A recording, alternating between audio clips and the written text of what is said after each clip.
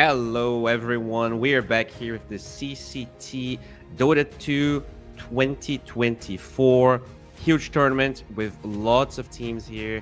And yeah, we're gonna start with a banger here: Hard Bass versus Winter Bear, if I'm not mistaken.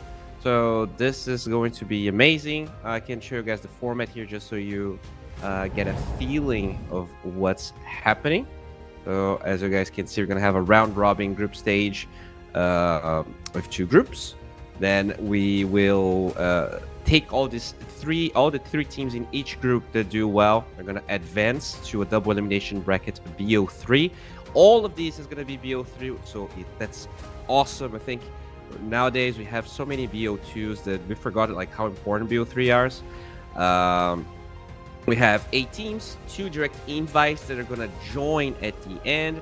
And as we said, 6 qualified teams, 3 from each group, that will eventually head to a BO5 final in the playoffs. So, yeah, pretty cool stuff right there. Then we have prize pool, as you guys can see, 30K for the first place, 10K for second place, 7.5K and 2.5 following here for third and fourth. Very pretty decent prize pool for an online tournament, to be honest. Then we have today's schedule here. You guys can take a look. As I said, Winter Bear versus versus Hard Bass is gonna be our first match. Then we're gonna follow up to Hervinia. I'm actually not sure how I should pronounce that, so I'm sorry if I'm butchering this one. Versus Level Up. And these are the 2 matches I will be casting. After that, we're going to have a different caster to cover Dragon Esports versus the Miga, as well as One Move versus Just Better. We can take a look at the brackets here, the groups. So as you can see, Group B is the group we're going to be covering right now, consisting of the Miga, Dragon Esports, Hard Bass, Monte, and Winter Bear. If you guys are not familiar with the teams, well, don't worry. Production got us covered here with a decent rundown of the players. So, I mean, even for myself that've been covering Europe for a while, there is a couple of players I am not familiar here. Out of Winter Bear, I mean, they used to have Mike in the team, but now they have a pretty different lineup. Stoic is the name that kind of jumps to mind, is one of the players that I actually do know. But in position 1, we have Ethereal, Inferno playing mid, Arrow in the off lane, Stoic being in position 4, as well as PO65 is their position 5, their hard support. Looking at team 2, there we go.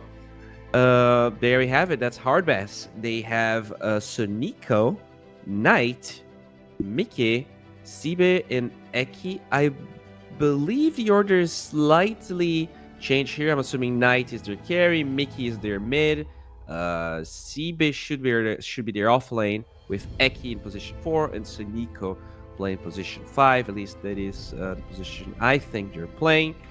And yeah, just looking at the names here, it's hard not to give Hard Bass the favorites. In my opinion, they have more known players, but Dota is interesting. A lot of the times, the favorites aren't necessarily the ones you think are gonna take it. But yeah, this is pretty much what we have so far. We are in the lobby already. All of the players are there, so hopefully it shouldn't take too much for us to start. We can take a look on the head-to-heads here. Yeah, as we can see, not that many matches here for Ethereal so far. 0% win rate, but that is tricky. I'm not sure which players he played, whereas for Knight, obviously a player that has a bigger, longer track record. In fact, he was actually playing for South America for a pretty long time. He played for the Thunder Awaken, I think, until last TI, and that's when there's a big shift. I actually didn't heard from him for a while, and it looks like he's joining the ranks here, just grinding again. Looking at the KDA, I mean, obviously, like, his stats are going to be better when you have 0% win rate here on Ethereal. Maybe we can check the mid lane as well in case we have some information for that one. Yeah, I mean, just looking at Knight, He he's a very interesting player. Actually, let me check where he's from. He is from Belarus. Okay, so the fact that he joined South America, that is crazy to me. Can always respect a player that's willing to change regions. I mean, even changing countries already such a big task for a lot of these teams. But guys, don't you worry. We finally have a draft in our hands. I believe we actually did connect to the lobby, and that's when the actual Dota 2 starts. Um, I mean, we actually didn't talk about this, but there was a C patch just yesterday, which means that we might have a couple of change-ups here on how the drafts are going to be happening. I think there was a lot of emphasis on Dark Willow. That hero had very much 100% win rate.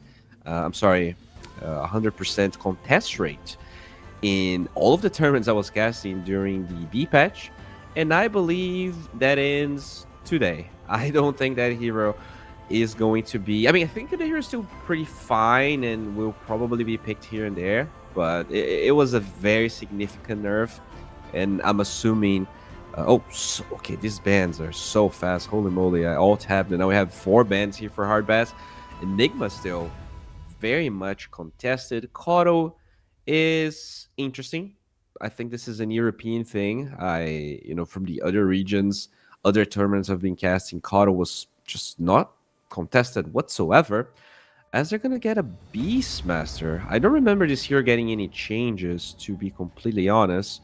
But all right, that is a hero. Yeah, looking at the C patch here, no Beastmaster changes. I think the hero is actually pretty solid. So maybe with a couple of nerfs, people decided that this is a hero you can actually do pretty well with.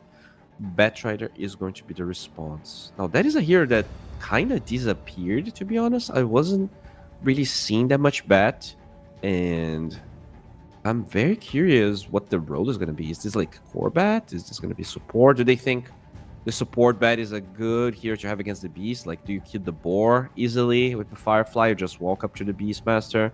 Because in lane, I wouldn't say it's necessarily that good. I guess the repositioning of the beast could be very strong, but if you just walk to the beastmaster, usually the board just slows you down, and it's kind of awkward to get firefly into the beast. So curious to see what the plan for the Batrider is. It's obviously a very strong hero. It really fell off hard on 736. I'm sorry, 736A, which was when they nerfed one of the facets. So we'll see what they're gonna do here with the bat. Link's ban. All right, these heroes. I don't think Link's was changed at all. Yeah, no Link's changes. All right, this is some very specific drafting here. Not at all what I was familiar with, and I gotta say, I was casting a lot of Dota on 736C, so curious to see exactly what the deal is here with some of these picks. Looking at heroes that were popular in the other patch, I mean, there's a lot. There is really a lot. We used to see a lot of like life stealer troll bans in the second phase, and they will take away the troll. Definitely, I heard it's pretty good against Beast in lane, and afterwards as well. Just the mischance on the creeps is annoying as hell. Rubik is usually a hero you see against the Batrider. Have instant catch, you have a save, you have lasso steal, but I don't think Rubik is that good right now, to be completely honest. So might just be ignored so far. What else? Yeah. I'm even kind of scared of predicting anything, because after seeing this Cotto and this Clinks, I feel like there's definitely a little bit of a change up compared to what the B patch was all about. Yeah, Phoenix was taken out. What else was like really high tier? Looking at supports here. Yeah, we're actually seeing a fair amount of. I saw a lot of Warlock in pubs. I noticed that the hero got a couple of changes. Looking at some strength heroes here. Oh, actually, they take away the CK. Yeah, that hero They don't really get a lot of nerfs. And they're gonna go for a clock. A hero that honestly got some significant changes. They're trying to buff the other facet, the hookup facet. Will they go for that one? I'm very curious. I think it might be actually pretty decent. There's like 5 or 6 heroes that they buffed the facets, like facets that no one really wanted to pick. They literally buffed it 3 times in a row, A, B, and C patch. Clockwork is one of those heroes, so I would be very hyped to see that one working out. Now for Winter Bear, you probably want something that doesn't care about cogs, right? So any blink abilities. Oh, Venomancer is usually not the hero you see. Hoodwink doesn't care about clock because you can just OT out of the cogs. The Venomancer, I think, is more of a Batrider response. You can just plant so many wards around the area you're going to be camping so that it's hard for you to blink into the enemies. Venomancer is more about controlling areas, and I think that's actually pretty good against Bat. Not necessarily good against Clock, because he can always just hookshot you, but it does match the vision that the Clock provides. So you can, plant Plague Wards on Roshan. Okay. Hoodwink actually got some pretty significant nerfs. I saw a lot of people complaining about the change on the cast range of her Q, and it is a bit annoying the way that they dealt with the Hoodwink cast range. I'm not necessarily a Hoodwink player, but I can see why people were a little bit annoyed. Maybe they're gonna fix the Bushwhack change as well, just so that it's less clunky. There are definitely a couple of heroes that got way clunkier with not necessarily the 736 patch, but I think Ember is one that I remember a lot of people complaining about. Just the small cast times on all of his abilities. It kind of throws you off guard. You probably can get used to it, but Hardbass, not a lot of reserve time here. They probably still need to pick 3 cores. So what are you going to do? Lifestealer's still in the pool. It's okay against Beast, but Roar definitely kind of. I mean, I guess you can go Lifestealer and pick the hard dispel facet, right? I would assume that's like amazing against Beast. Wouldn't be mad at all about that. You'll actually do okay against Venomancer. Gonna go Doom. Alright. 2 initiators against Venomancer. The Plague Wards can be a problem. You wouldn't be mad against a Lifestealer here if you want to pick your carry. It is a 17 pick though, so maybe I want to go mid. But it's just so weird. Like, you can see the offlane. It's going to be Beastmaster Hoodwink. So there is some value in picking your carry. I guess Lifestealer might not be the best 17 pick. Oh, wait. So this is core Batrider then. Right? This has to be core Bat. Interesting. Okay, so the Grimstrokes are going to be your hard dispel. I kind of like this. It means that you don't have to commit for your carry super early.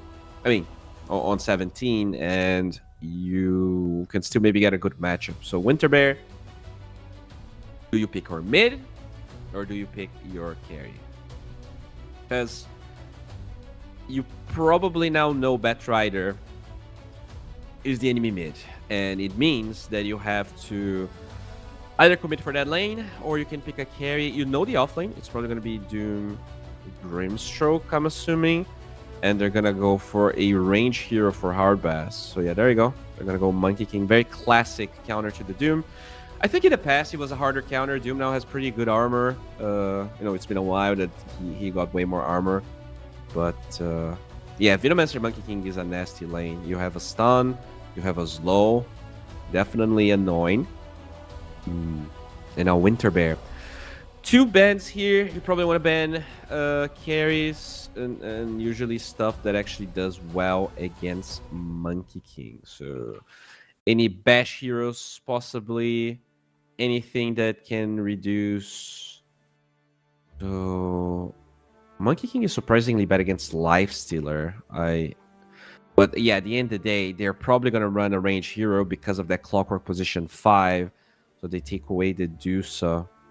Weaver is already removed, and there's not that many range carries that are good dispatch. So I'm curious to see what even is? I guess like Venge Carry could be something, right? Not exactly a scaling pick that they could go for, but it's a range hero. It is decent against Monkey King. You can just swap him out of Wukong's, although these days people are still, they're getting the other facets. So if you go Venge, you can actually adapt to that. All right, they take away the gyro. It is a range hero. I wouldn't say. I mean, it's also decent against Beast. I think that's actually a pretty good man, as they will claim the Ember here to lane against this Batrider. Can probably go the Chains build, and Bat doesn't really have that much kill potential on you. I think in the past, this lane was actually pretty hard for the Ember. But Ember's in a pretty good spot anyway, so especially when you go for your Maid's Lair, you're going to be reducing all of that Doom damage, all of the Batrider damage. You don't really care about Clock. The silence of the Grimstroke is really the one thing you have to worry about, as well as the Doom, obviously. And Hard Bass, Morphling, there you go. Range hero. Really utilizes this Grimstroke ability as well. I like both drafts. To me, the biggest question mark is the Batrider here for my key. So how well is that lane's going to be against Ember? Looking at the players, I definitely favor Hard Bass, and looking at the drafts, I think it's even-ish. I think the Morphling into Monkey King matchup is pretty good for Morphling. This Doom could be countering the lane, so that's when Winter Bear could maybe capitalize a little bit. But yeah, I think I'm going for Hard Bass. Just looking at their players, I would assume you need a harder out draft from Winter Bear, and I think their draft's solid. I wouldn't say it's necessarily better than what Hard Bass is. Obviously, this is a new patch. I'm not sure how good Clockwork is. Looking at the facets here, he's still going for the expanded armature, so not going for the hookup. At least that's the one he has selected. And yeah, there are no big changes on the facets of the heroes that are picked here. Some heroes, they get some facet changes, but overall, looks like we're seeing some pretty standard stuff here. Nothing major being changed up, and yeah, we should be starting very soon here, guys. So yeah, very excited to see how this game is gonna be looking like. Winter Bear versus our boys from Ethereal. All right, yeah, very curious to see how this is gonna pan out. Guys, if you're watching, make sure you check the CCT social media channels. You can find them in the bottom here in the Twitch channel. Yep, they're pretty new, and it would be awesome having you guys here. I'm just gonna mute Vimix here because I am listening to myself. But yeah, overall, we should be having a pretty good time. All right, so yeah, Batrider mid here. Just looking at the players. Oh, that's a pretty deep rep round from Winter Bear here. They want to find a Hard Bass, and they will control the triangle area of the Radiant on the left side. But yeah, it doesn't look like they're actually going to collapse. Just trying to get some vision. You see the Monkey King with his little courier form, but unable to really find anyone here. All right, so no level 1 fights in general. They've been pretty rare, right? I think when they expanded the map, we were seeing a lot of fights, and I'll be honest, I kind of like it. It feels like teams are being pretty safe these days with their positioning. Oh, wait. As I say that, we might actually just get a fight. Eki is going to get Venomous Gale. And yeah, my friend, the Stroke of Fate is just not going to suffice here. 1, 2, 3, 4. Ethereal gets first blood with December. And I mean, this is very welcoming when you're playing against a Batrider. Just getting that early boots, getting your early bottle is going to be amazing. And I think, yeah, we already see the courier sending boots for Batrider. So very nicely done here. That is, I mean, this is actually pretty big for Hard Bass. I feel like this could have been a matchup where first blood happens in the mid lane if the Batrider plays well, if he gets the level too fast. But yeah, now this changes things completely. This Ember is gonna be feeling really happy. Maybe I should check top. I think that is the lane where most of the kills could happen. This very annoying Venomancer plus Monkey King. This is definitely something that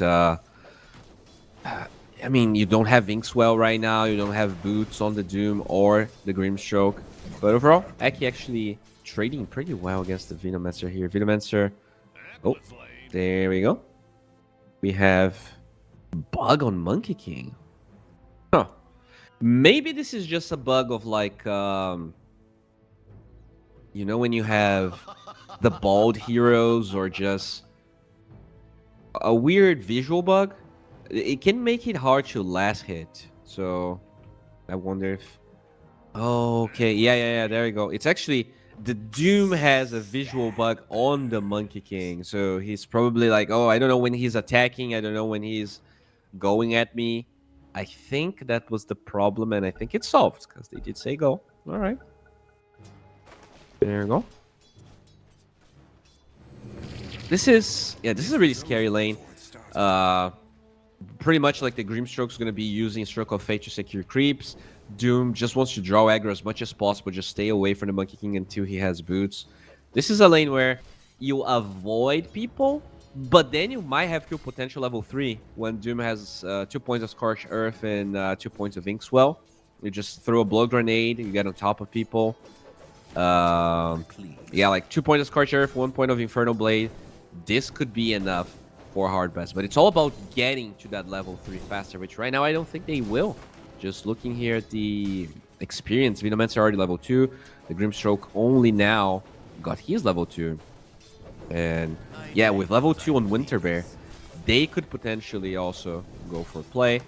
It's just that you need someone to be low. You probably want to go on the Grimstroke. He's the harder, he's the easier hero to kill, as they will drop the Gale, but yeah, the Monkey King actually scared to commit. Just avoiding here the Scorcher. Pretty, I guess, pretty afraid.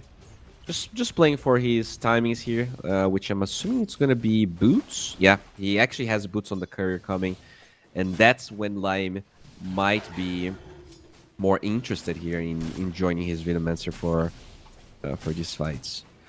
Pretty slow start, right? Like, looking at the HP bars of most heroes, everyone's full HP. Like, they are just CSing, not really trying to play aggressive. Even this Doom getting Chain Lightning, he's just going to be getting range creeps with that spell. That's actually pretty cool. I think that's kind of an underrated ability. Lotus goes for hard bass on the left side. Oh, bottom lane, so Nico, he's very low, being chased down by the Hawk. And that's going to be first blood for Winter Bear. They will claim that one. All right. Level 3 power spike on the Beast. The slow from the Hawks. I was kind of considering, you know, whether he was going to go for the creeps build. Oh, top. Oh, never mind. Morphling was just... It's always scary to cast Morphling here. You see his HP going down, but he was just morphing his strength to use the wand and recover some HP. Yeah, I mean, this is big. I feel like Morphling is such a lane dominator. The fact that they are actually getting first blood in this lane. Overall, I feel like Winter Bear got... I'm not sure lucky is the right word, but like, they're very happy with the way this early game started. Because I thought this lane was going to be good for them. I thought mid was going to be good for them. And not only they, you know, Ember gets first blood, but now you also get some money here, get some advantage momentum-wise for Winter Bear in this lane. And yeah, Hardbass, you know, the favorites here name-wise, but it doesn't look like that's what's happening, especially in top lane. They're going to use Scorched Earth. The Inkswell doesn't connect, but Sibe, he's so low. Lame as well. That's a double kill for Hardbass. And finally, I mean, I say finally, that's the lane I was the least confident in, and somehow they actually get a double kill. Very nicely done. They don't even hit the Inkswell, and surprisingly, that's still a kill. Just with the damage of the Chain Lightning, the damage of the Scorched Earth. Alright, Winter Bear. You gotta be careful here. This Doom, if he gets level 6 faster than the Monkey King, this lane becomes a disaster. Your Monkey King... All right, so there we go. Nighttime finally comes in. In the bottom side, this Morphling, you know, he's not doing super well CS-wise, but everyone's pretty tied up. And there you go. That's another kill, man. Zibe, he's on a killing spree. Ek, he gets the raindrops, and this is gonna be another. They don't even... Oh, never mind. Stoic, with the damage over time, will get the Eki kill, but after he's dead, so no experience. This game is actually a disaster here. I was trying to hype up Winter Bear, but okay, bottom lane, they get a really good Bushwhack on Knight. But he's a Morphling, and always has that attribute shift to work with. Should be alright. Just goes for the standard attribute shifteroo, then he should be okay. Now, this is the time here for the minute 6 rune in the mid lane. This is when the fights are gonna happen. Mike, he has that Inkswell on top of him, has Lasso, but doesn't even need to use it. So Nico gets it, I think, with the battery assault, and the rune is on the top side. No one from Winterbear to really do anything about this. The Ember, I think, had to walk back to the base. Oh, that's a dead Monkey King again. With now the Durecast and the Venomancer, this is a disaster. Winter Bear, get your stuff together here. Because Sibe's on a roll. The tips fly out, and this Doom is spinning like $1,000,000. Bottom side, though, Knight is fighting. He has his supports coming in from the top side. They're going to connect, and this is looking like a stomp. All right, this is how I thought the game was going to look like. Yeah, maybe a couple of hiccups here in the beginning of the game, but yeah, hard pass. Oh, and they're going to try and steal the Wisdom Runes on the dire side. It's only a Hoodwink against 2 heroes. The Squirrel gets silenced up. If they get this, oh my god, Winter Bear. This is just the nail in the coffin. Well, maybe I'm exaggerating. Aki's going to be found. He's probably going to be collateral here for Winter Bear. But at the end of the day, you really don't care. Look at the experience on the supports. They didn't even pick the other Wisdom Rune. And Clockwork's almost level 5, minute 7. This is huge. All right, so looking at the mid lane, my key, not a lot of mana. It looks like he actually tried to go in December. His lasso is on cooldown. TP from the Hoodwink here, maybe looking for an angle. We'll get the Bushwhack. No change just yet, but it's on cooldown. Sleight of Fist slow down with the Remnant forward. Mikey, he will be found, and he will finally be punished here. At a pretty good time, that's when the 8-minute rune's gonna spawn. Will the Ember get it? Even using the Remnant to try to secure it? Alright, that's an amplified damage. That is probably the best one you could have asked for. And now they're rotating towards Sibe. He seems to be aware, though, already in a pretty safe position on the left side. Just using the tree line. No one from Hardbast. Okay. Zibe, you're gonna be found, baby. There's a couple TPs coming in. In fact, there's many TPs coming in. This Doom, he's a tanky boy. He has a mech. He's gonna try and bait all of this. The Doom actually doesn't get cast, but with his cogs, they're gonna trap 2 of the Winter Bear heroes, and the punishment comes forward. Oh, never mind. There was a Remnant in the mid lane, so Ethereal, he actually gets another and will Remnant away. Winter Bear, they're punching back. All right. That was pretty solid here for the Ember. Will be able to survive. Let's see, Knight farming here. He's actually, even with all of these distractions happening everywhere else, not doing super well in net worth. Only slightly ahead of the Monkey King. Well, I guess slightly might not be the right word. Monkey King is actually very poor. He's by far the poorest core. Oh, and top lane, they're gonna find a Venomancer. Here's Zibe just going in. And even though he died, 6-1 in this game. Holy moly. This is insane. This is the fattest Doom I've seen in so long. Like, this hero wasn't really picked at all in the B patch, at least. I mean, it was definitely not the highest priority hero. I'm surprised we're seeing, you know, such a like against the Monkey King lane. But honestly, I think it's the Grimstroke that really amplifies him as lame. Looking, I mean, I think it's actually Eki looking for lane, because this Grimstroke is level 6. All right, so he realizes there's a lot of heroes. Oh, that ward is so good. Oh, Eki, the Boundless Strike is off the mark. what is going on here? Now Morphling is gonna get some vision. Goes forward. He's level 8 against this Monkey King, bro. This is just not gonna work out. Perfect OT. And now, oh, the OT actually wears off because the Venomancer dies. This might be really good for the Monkey King, but in the other side, Hoodwink dies. And this is 2 heroes dead for Winter Bear. Probably a tower falling as well. Well, Flame, he is gonna be okay. Definitely not where you want to be, but yeah, it's gonna be fine. Even using a dire scan there to make sure he's all right. Surprisingly, oh, bottom lane, they want to go for Beastmaster. Inkswell with the hook shot. This Beastmaster is gone. Knight secures the kill, and Hardbass, they're going hard on both side lanes. They don't claim the tower, but Winterbear, I mean, knowing they're not taking that tower, you should be aware that they could be somewhere else, and bottom it was. As a lot of action here in the game. Like, the lane started very slow, but after minute 3, Hardbass going super hard onto Winterbear, abusing the fact that, you know, the supports are not level 6. Speaking of supports, top lane, Stoic goes on Seabay, and they're gonna try and get this kill. Wukong's level 6. That's just not something you see very often. And there we go. Lane forced out of his own OT here as Doom will be ulted. Very good damage coming in. Double kill for Seabay. And he is still alive. The damage of the... Okay, finally the X's are going to get that kill.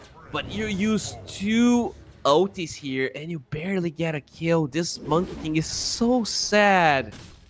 Oh boy. 1 and 6 on Stoic. 0 and 5 on Lame. Just not the performance you expect when you respawn the Doom with a Monkey King. Like, that's supposed to be a very hard lane. Okay, mid lane, hookshot on Ethereal. They will force him to Remnant out. Interesting move. Like, you obviously are not gonna kill this Ember. You force a Remnant, you force the rune usage. I guess that's fine. Just a lot of pressure here coming from hard base. All right. Not exactly. Alright, so finally, looks like we're going to be able to breathe a little bit here. The Morphling is farming towards his Manta. Doom already has Greaves, by the way, so he has a hard Dispel. Well, not a hard Dispel. He has a Dispel on Chains, Dispel on the Gale. A lot of abilities here that Winterbear has. In fact, Winterbear going for a smoke towards the Doom lane. They do have 1 ward. Doesn't really give vision of the Doom right now, but they see the Doom.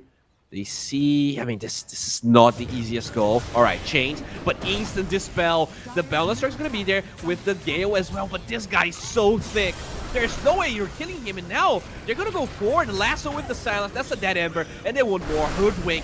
You're going to be stuck on the wrong side of the trees, baby. Venomancer being chased down here. Gets the slow on the Clockwork, but he's so fast, and they cannot stop. Samiko is just walking in like a boss. They're going to lose Stoic. And this Monkey King, holy moly, Winterbear, you're gonna have to get the hell out of this lane. You're gonna have to just give away so much space for this Morphling that pretty much has a Manta already. Beastmaster has been farming this whole time. Did finish his eggs, by the way, but at what cost? We barely got to see this Beastmaster play. I feel like that's how Beastmaster games in general go. Like, this hero's very greedy. He doesn't win a lot of lanes, to be honest. I don't know. To me, it feels like the cost of running Beastmaster is very often, like, giving up on your entire team. And when Beastmaster wins, like, your other lanes are winning anyway, so it feels like you could have been running any hero. We'll see, you know, if this Beast is going to be able to bounce back. But at the end of the day, he's all about healing, right? He's about out-sustaining, and you're playing against Doom. So whenever Doom gets cast on him, all of that healing is going to be nullified. And they're going to smoke here on the side of Hardbass. So that is both the Batright and Grimstroke smoking up. Lock now joins them, and they are looking exactly for these beasts. He's a tanky boy, has a great healing Lotus. Let's see if he's going to be able to tank through all of that damage. Lasso, Inkswell, stun duration. There's no way the Beast gets taken out. Winterbear, they try to connect the chains though. They miss. This Ember doesn't get the connection, which means the Clockwork, he's gonna run away. Oh, Winterbear, this is a disaster here. Hoodwink still alive, but Hookshot will claim that kill. And now the Greaves will allow Sonico to live. Winterbear cannot catch a break. They're just getting smashed down whenever they go. And Zeben looking for Ethereal here. No Doom available in the chains. Will lock him, but oh, look at the Morphling. Knight wants to connect from the triangle here. Alright, Remnant away. Ethereal will be fine. Hardbass will just push Winterbear out. And I mean, that's kind of the story of the whole game. Besides the first 2 kills that Winterbear got, it does feel like anytime Winterbear gets a kill, it's like a small little prize, but you know, it's not amazing. It never feels amazing. Look at Lame, he's going for a Maelstrom, but he's level 8. The Monkey King is level 8. The lowest level on Winterbear is level 10. Oh, wait a second here. Beastmaster is solo killing Roche, is that right? What in the actual game is going on? Can you solo Roche with Beast? I was not aware of this. It doesn't seem like you can. Inferno. Alright, this is entertaining. What is happening here? Okay, I guess, yeah, he has that extra attack speed from Inner Beast. Okay, alright. This seems to work. What the hell? Valve? Is this allowed? Is this... What? Well, they got Aegis. That's something. Usually you expect Huskers to be doing this, Ursus to be doing this. Is there any other hero that can solo Roche this early? I don't think there is. Troll maybe? Yeah, I guess a farm troll might. Okay. They have vision, but Winterbear, you gotta remember, the Aegis is on your Beastmaster, and he's very low HP at the moment, so trying to take a fight with the Beastmaster not ready could be a big issue. So, yeah, Hardbass still controlling 75% of the map, it looks like. Even the Ward, the Winterbear. Okay, Hookshot, they will find the poor Venomancer, and he will instantly die. Roar on Zeben, they're looking for more. Wukong's command with the change, locking down Doom. He does have a lot of tankiness from the Greaves, but that's not going to be enough. Mikey trying to drag this Beastmaster out, and he's tanky. He will take the Bat Rider with him. But now look at Knight, he goes forward, he gets 2 kills, and that is just the beginning here. Buyback from the Ember. They really want to make this fight count. Inferno, triple kill for the Beast, so he is definitely bringing value as the chains are going to lock down Aki. And can Ethereal die? He can. That's a dieback on him, but they want Knight. They really want this bad boy. He has a Menta. Can he survive? He will fall. So Winterbear, all things considered, I mean, that's rough, right? Your Ember has to die back, but you get a team wipe. So, I mean, honestly, this is not awful. The Monkey King surviving through it all, I think, is a big one. We were talking about the Monkey King being level 8 and the lowest level on Radiant being 10. Well, he is now level 12. He didn't actually get a single kill from that entire thing, but he is now level 12, has his Maelstrom, got a lot of gold out of it. So this is decent. He's actually now ahead of the Ember, net worth-wise. Not ideal still, because, you know, this Ember is very poor. But, yeah, I kind of like the commitment here for the Ember. You know, out of any hero that would have buy... Oh, mid lane. You're going to go for the Hoodwink here. Arrow has a little tree, but doesn't even need to use it. I'm not interested in casting his ulti there. Another interesting thing. Oh, never mind. Beastmaster died in the top side. The Doom is using the pack leader's aura. So he has this Morphling that has right now 219 base damage. And the pack leader's aura is going to give him, you know, a lot of damage. As the Doom gets cast line, he just jumped from the tree, and there we go. They have the hook shot as well. They're going to lock down this Monkey King. And just as it felt like Lane was recovering, he will be put down. Now in the mid lane, though, there is something brewing. There's a Radiant Ward, so Knight walking up to Stoic, and that should be an easy kill. Mikey actually gets it. And you're finally back here to the 9k goal lead on Hardbass. Still a really tough game if you're a Winter Bear fan. But I mean, they showed a couple of tricks up their sleeve. I think this Roshan Beastmaster definitely not something that I was aware of. So that was pretty cool. But now that the Roshan is dead, what's your timing here? Like, this Beastmaster has Blink, he's going for a BKB, so I'm assuming you have to farm this BKB. I guess the plan is you just farm. You farm BKB before next Roshan, and you fight Roshan / steal Roshan if you get lucky. The Monkey King is going straight up eggs, which I guess I understand, right? You're playing against Doom, so eggs is something that actually gives you value even if you get Doom. But okay, never mind. I talked about farming, but they will smoke. Look at the position of Aki here. This is a perfect smoke breakage, as they will...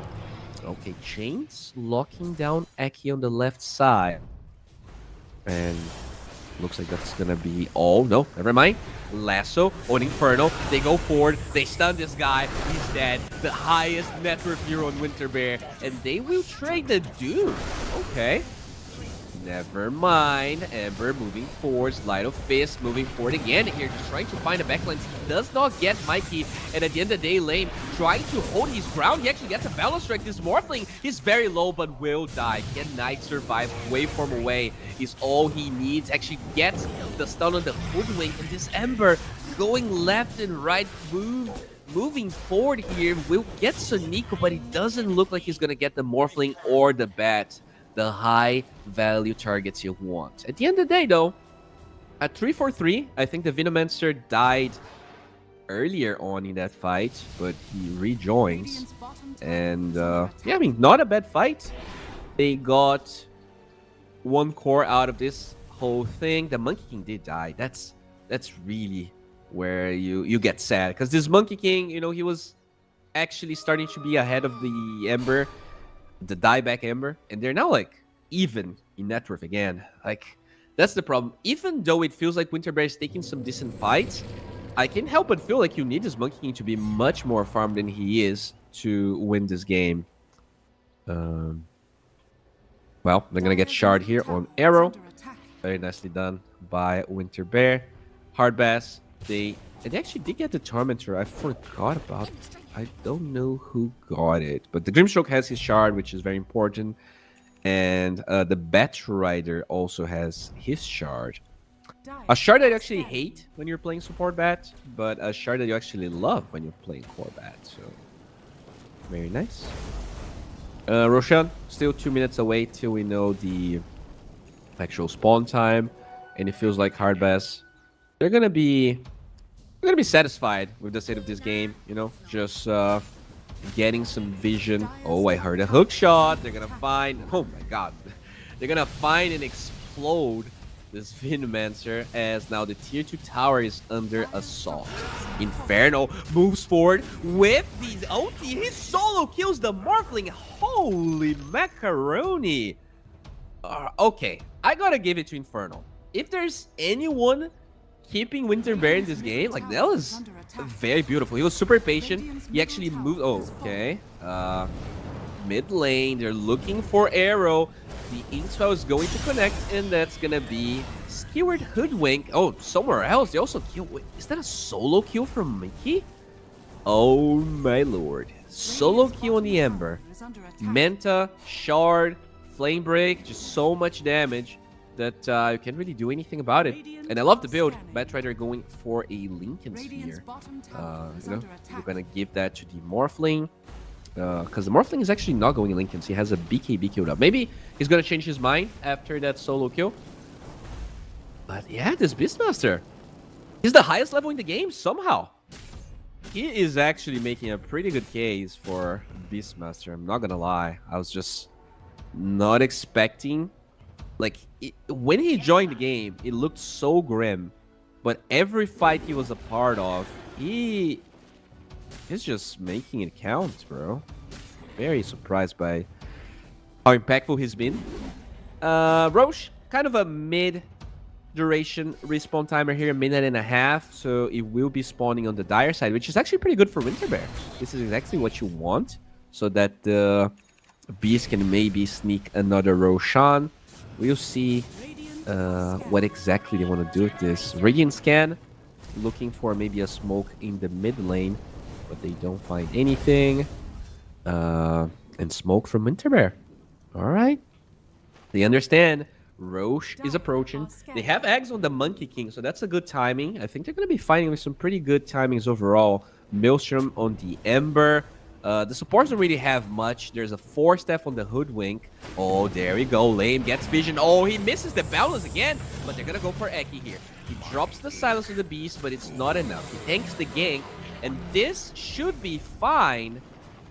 Looks like Hardbass, they will not force disengagement, knowing that having the Grimstroke actually matters a lot. He has the Hard Dispel for the Roar, he has Soulbind. It is definitely important that he is nearby, but the thing is, Roche will spawn. Thankfully for Hardbass. Oh, wait a second, what is that hook shot?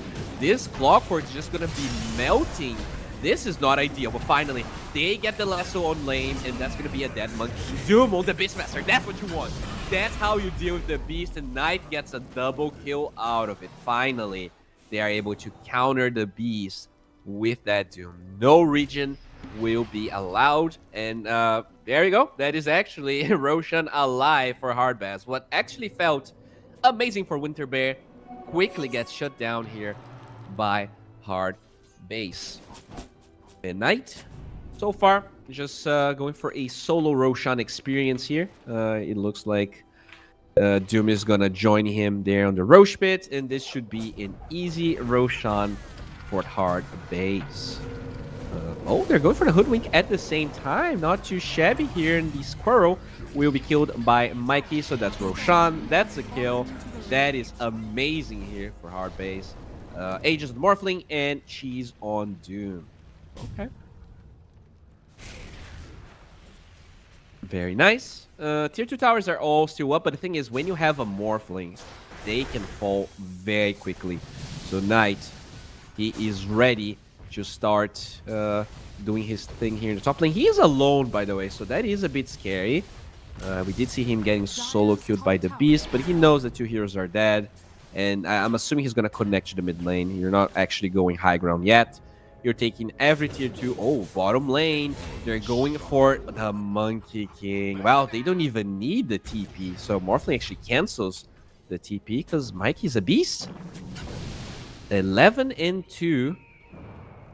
Oh, look at that ward. Look at that ward. So Nico, he gets vision, hook shots there. Can they get the instant connection? They don't. And now Roar onto the Doom, but he gets 4-step into Cogs. He has that Greaves, will allow everyone to be fine, and they will disengage as Inferno just gets right-clicked down. And look at Mick, he's jumping the base, diving tier 3, still gonna find a Hoodwink.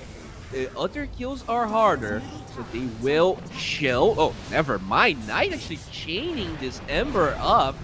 Gets Gleipnir, but should be careful, and he will wave from away. There is no backdoor protection though, so this is a tier 2. Age is still 3 minutes duration. It looks like Hardbass, they are ready to end this one. Let's see how hard they're gonna go. So far, no real threat, and I mean, this Beastmaster dead for 40 seconds. We talked about him. He was really, oh, there you go, Inkswell with the hook shot. Playing with Stoic, Clock doesn't dive, and they make sure that it is the Morphling that goes for there. Zebia gets the kill with his Scorched Earth, and they will be able to chill. There's still a cheese on the Doom, so it really isn't in any threat. There's not that much burst damage on Winterbear at the end of the day. Gleipnir, good bushwhack. The OT is not going to be enough, actually connecting on the Clockwork instead of the Morphling. So Knight lives, and he has 2 lives anyway, so Winterbear, they will actually keep their melee barracks. A lot of respect here from Hardbass, as they will not give Winterbear a 5 versus 5 fight. Okay, so Hardbass playing pretty cautious, I'll say. I think there will definitely be teams that will try a bit harder to end the game. Or, I mean, at least poke melee barracks, right? You're not ending the game. There's a tier 2 on the bottom side. But what they really want to do is find lane. They are hunting this Monkey King. Oh, the vision. They get it. They know exactly where he is. All right, the Wukong is gonna be there, but it's just not enough. They drag him out. This Monkey King. Oh boy, 1 in 10. I I'm sad for him. This is just not the performance you want. He's just being hunted down the entire game.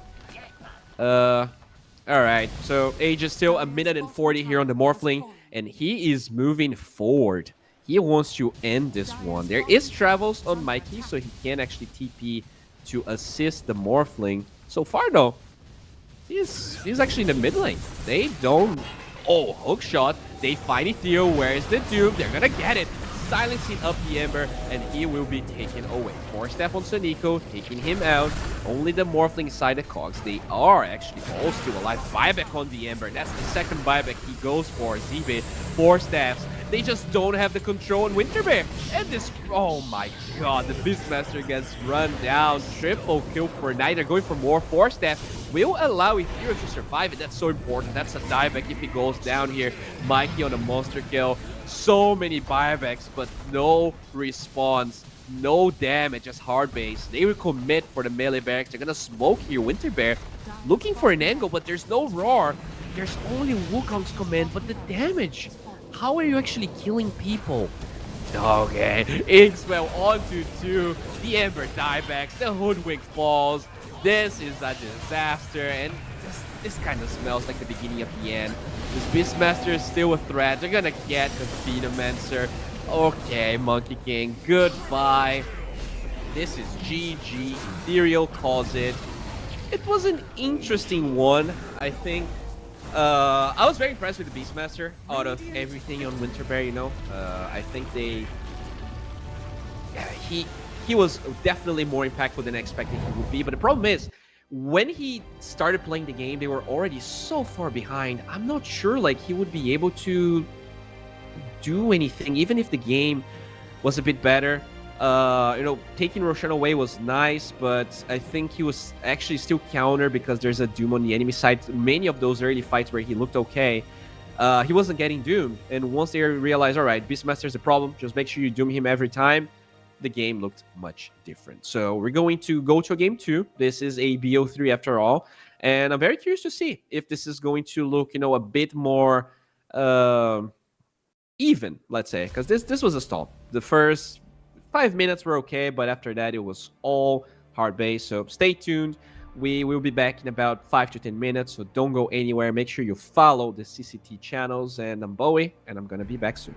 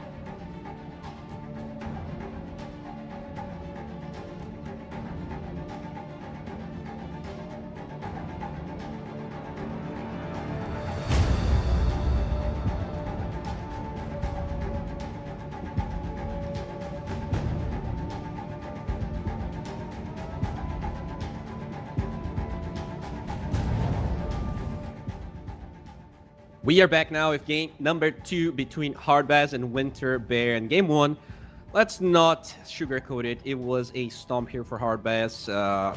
Honestly, even surprisingly, I think the lane that Winter Bear drafted to deal with them, that Doom lane, was completely stomped. Doom and Grimstroke absolutely destroyed the Monkey King.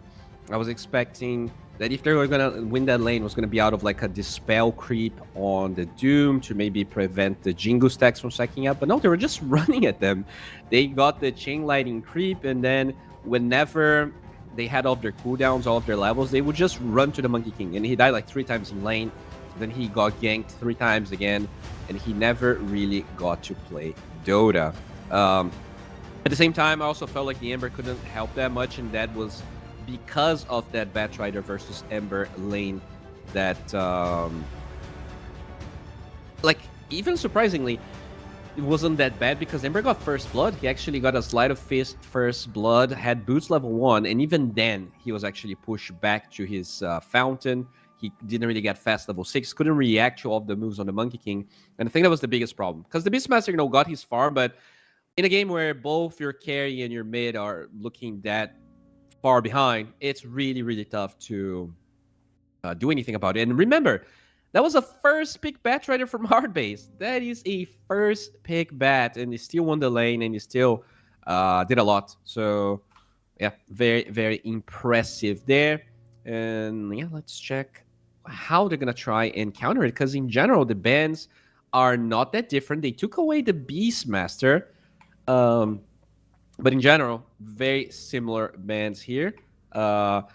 Mikey on that bat, first pick, and still looking awesome. I think he's a player that, Enigma had them in their roster in the past, and it kind of goes to show that I think he has a lot of future. He hasn't really found a team where he shined maybe as much as he deserves, but that was a great game for him. Let's see what Winter Bear is gonna draft. So do you try to address this lane instantly? Like, do you pick something that beats the Batrider in lane? No, you pick Darkseer. Okay, not what I expected, to be honest. These days we don't really get to see a lot of Oracle and Enchantress anymore. I think like in the past, if you would pick Darkseer this early, unless Ench and Oracle were banned, you would get like Giga countered. But not a lot of people willing to play either one, because obviously they provide a Dispel against Darkseer in the lane, which makes Darkseer's lane awful. Like, just don't farm, you don't really have any kill potential. So, will Hardbass go for any of those heroes? I guess Winter Bear could ban one, pick the other, if like you really want to be safe about it. Very curious, if Hardbass even cares about this at all. Or if they're going to try and do something else. As they are thinking hard about the bans here. Do you actually ban maybe a pairing that the Darkseer wants to play with? Your Spirit Breaker, your Tusk, Tiny is banned, so they don't really have to worry about that one.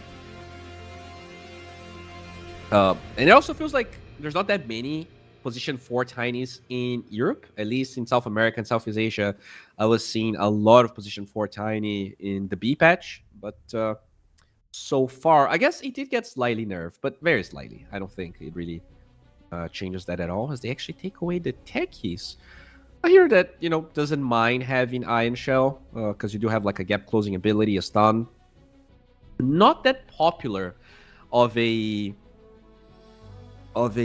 pairing for Darkseer, but I think it's a counter to Batrider, right? Like, you're all about smokes, you're all about kind of surprising your enemy with the vision that Batrider is going to provide, but the techies, just having the mines is quite annoying, as they will remove Doom. All right, definitely an incredible performance from Sibe.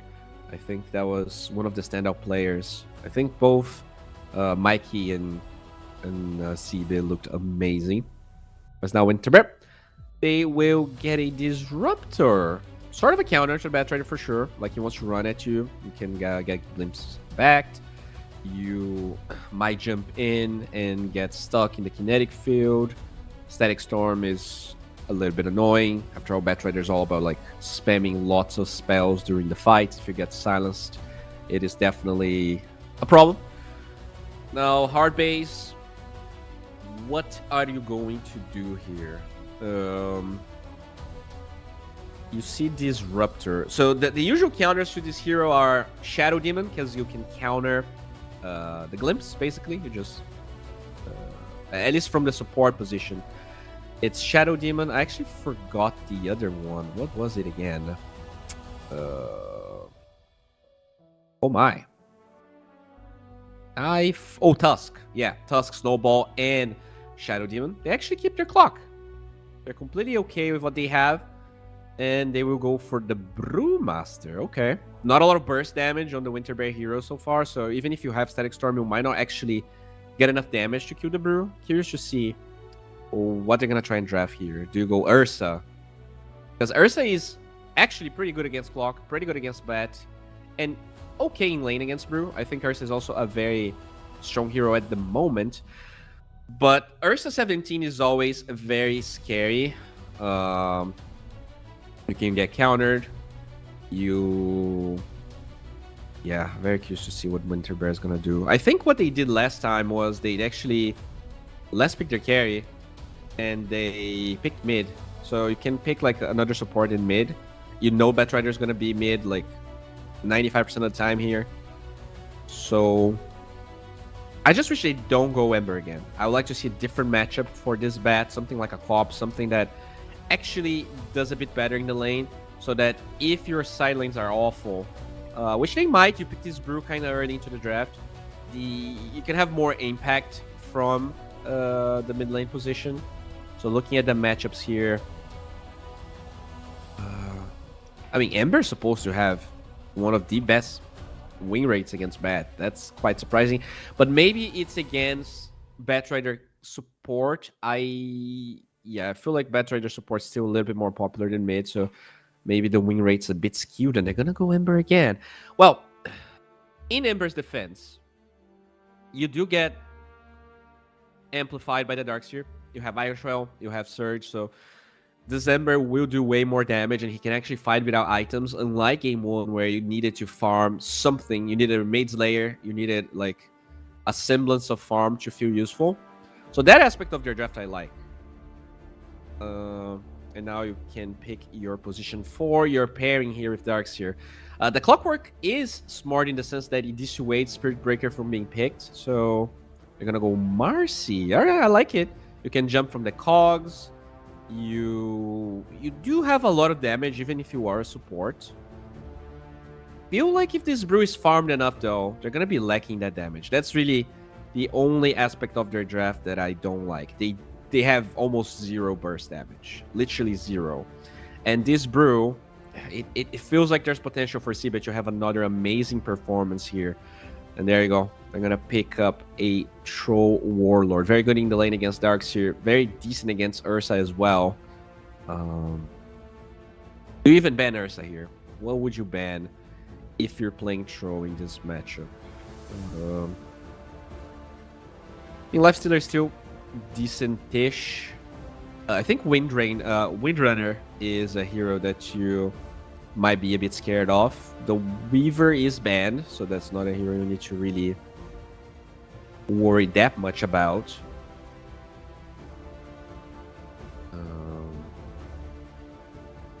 So let me just check here the worst win rates for carries. I guess Clinks actually. They banned Clinks game 1, right? That was kind of odd. Why are they banning Monkey King? Okay, so they feel like Clock's position 5, and they want to ban Monkey King position 4. Is that it? Okay, very specific ban right there.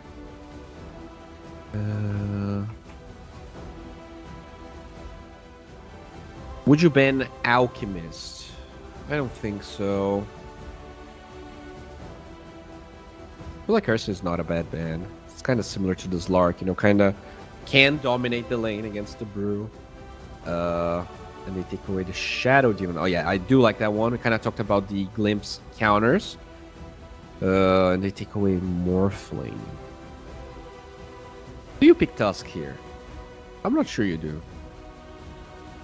I think Tusk is good with Troll, actually. Both facets are good with Troll. Oh, wait, what in the actual Gaben? Is this support bat then?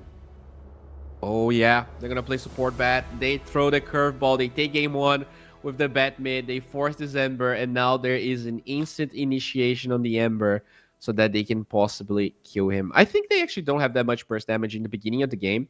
But, you know, once the Troll is joining fights, once the Brew has Radiance, you might actually be able to control this Ember and kill him down.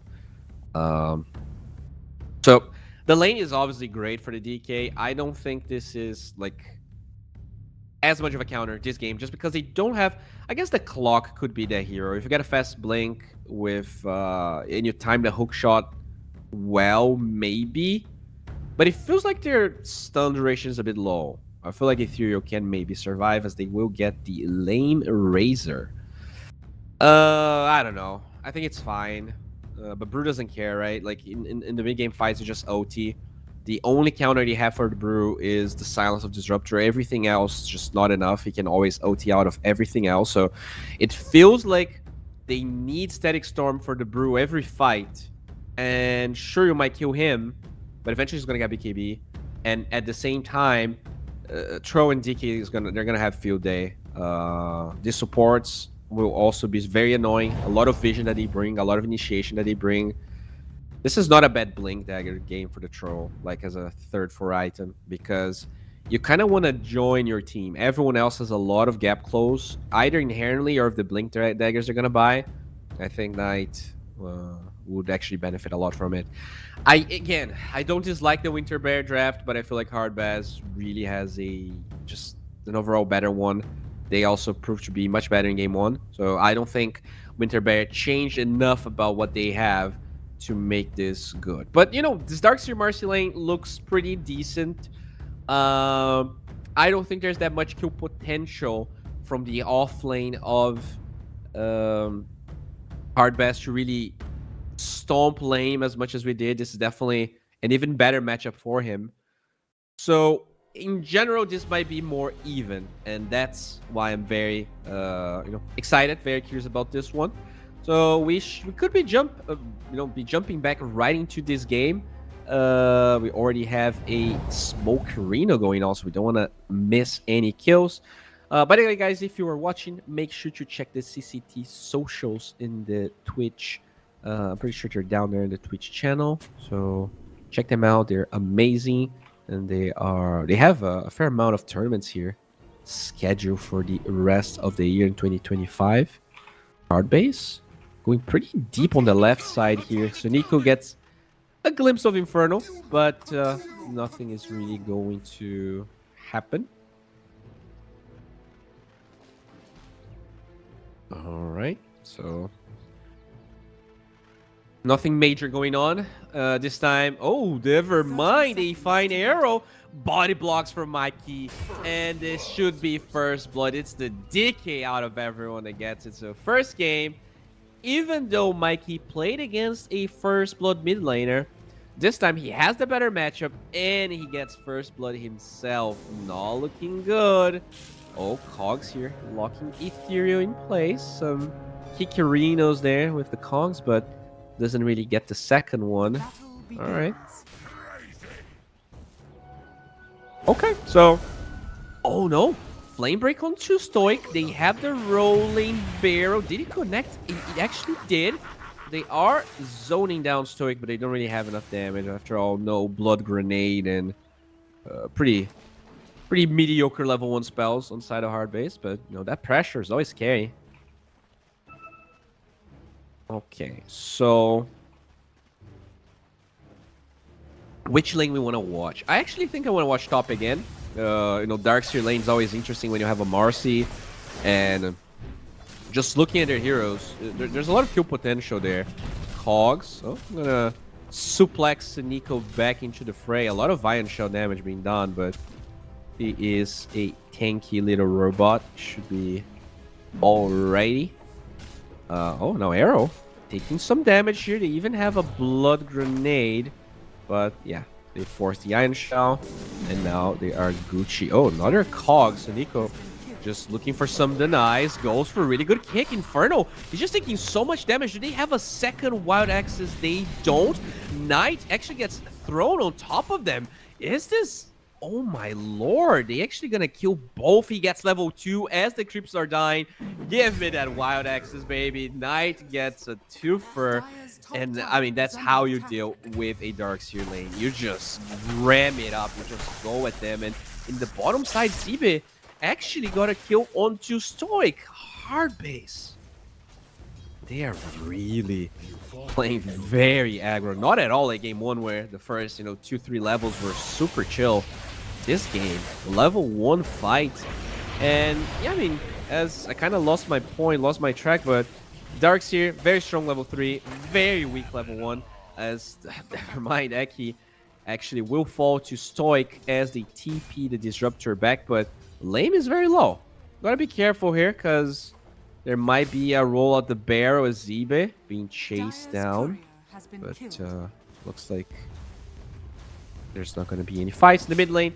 DK stomping Ember, no surprises there. Just get your Dragon Tail. You just deny a bunch of stuff. Bottom lane, looks like Zibe will be glimpsed back, and Lame gets another. So finally, Winter Bear getting some revenge in that bottom lane. So Nico will also fall in the top side. All right, so 7 kills, 2 minutes. This is crazy. Those fast respawn timers just making this quite chaotic, I'll say.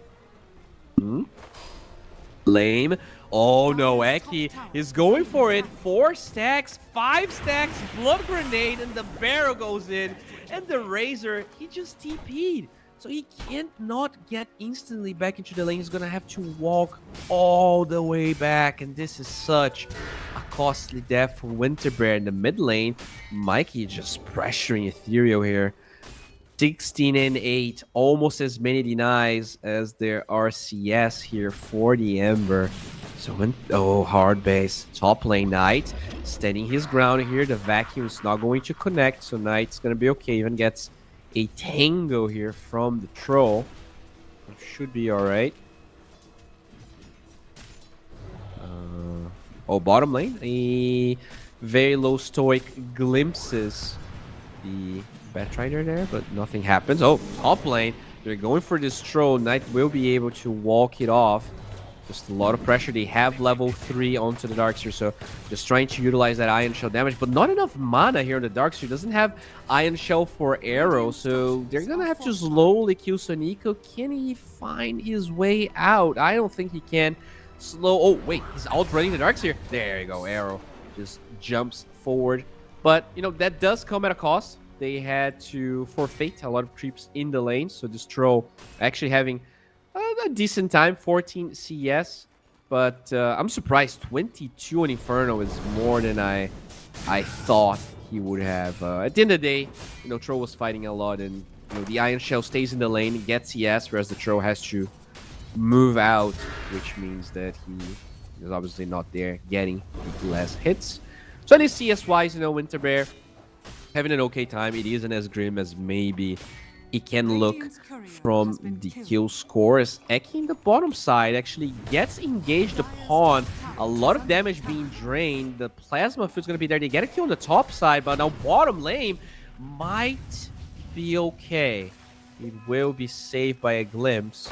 And yeah, just very low here. Has to use his last tango. But yeah, Darkseer 0 and 2. Oh, they're going here. Good flame break. The clap is there in lane. Will be taken out. The last right click finds the kill. And Zibe, another amazing performance here. 2-1 and 2.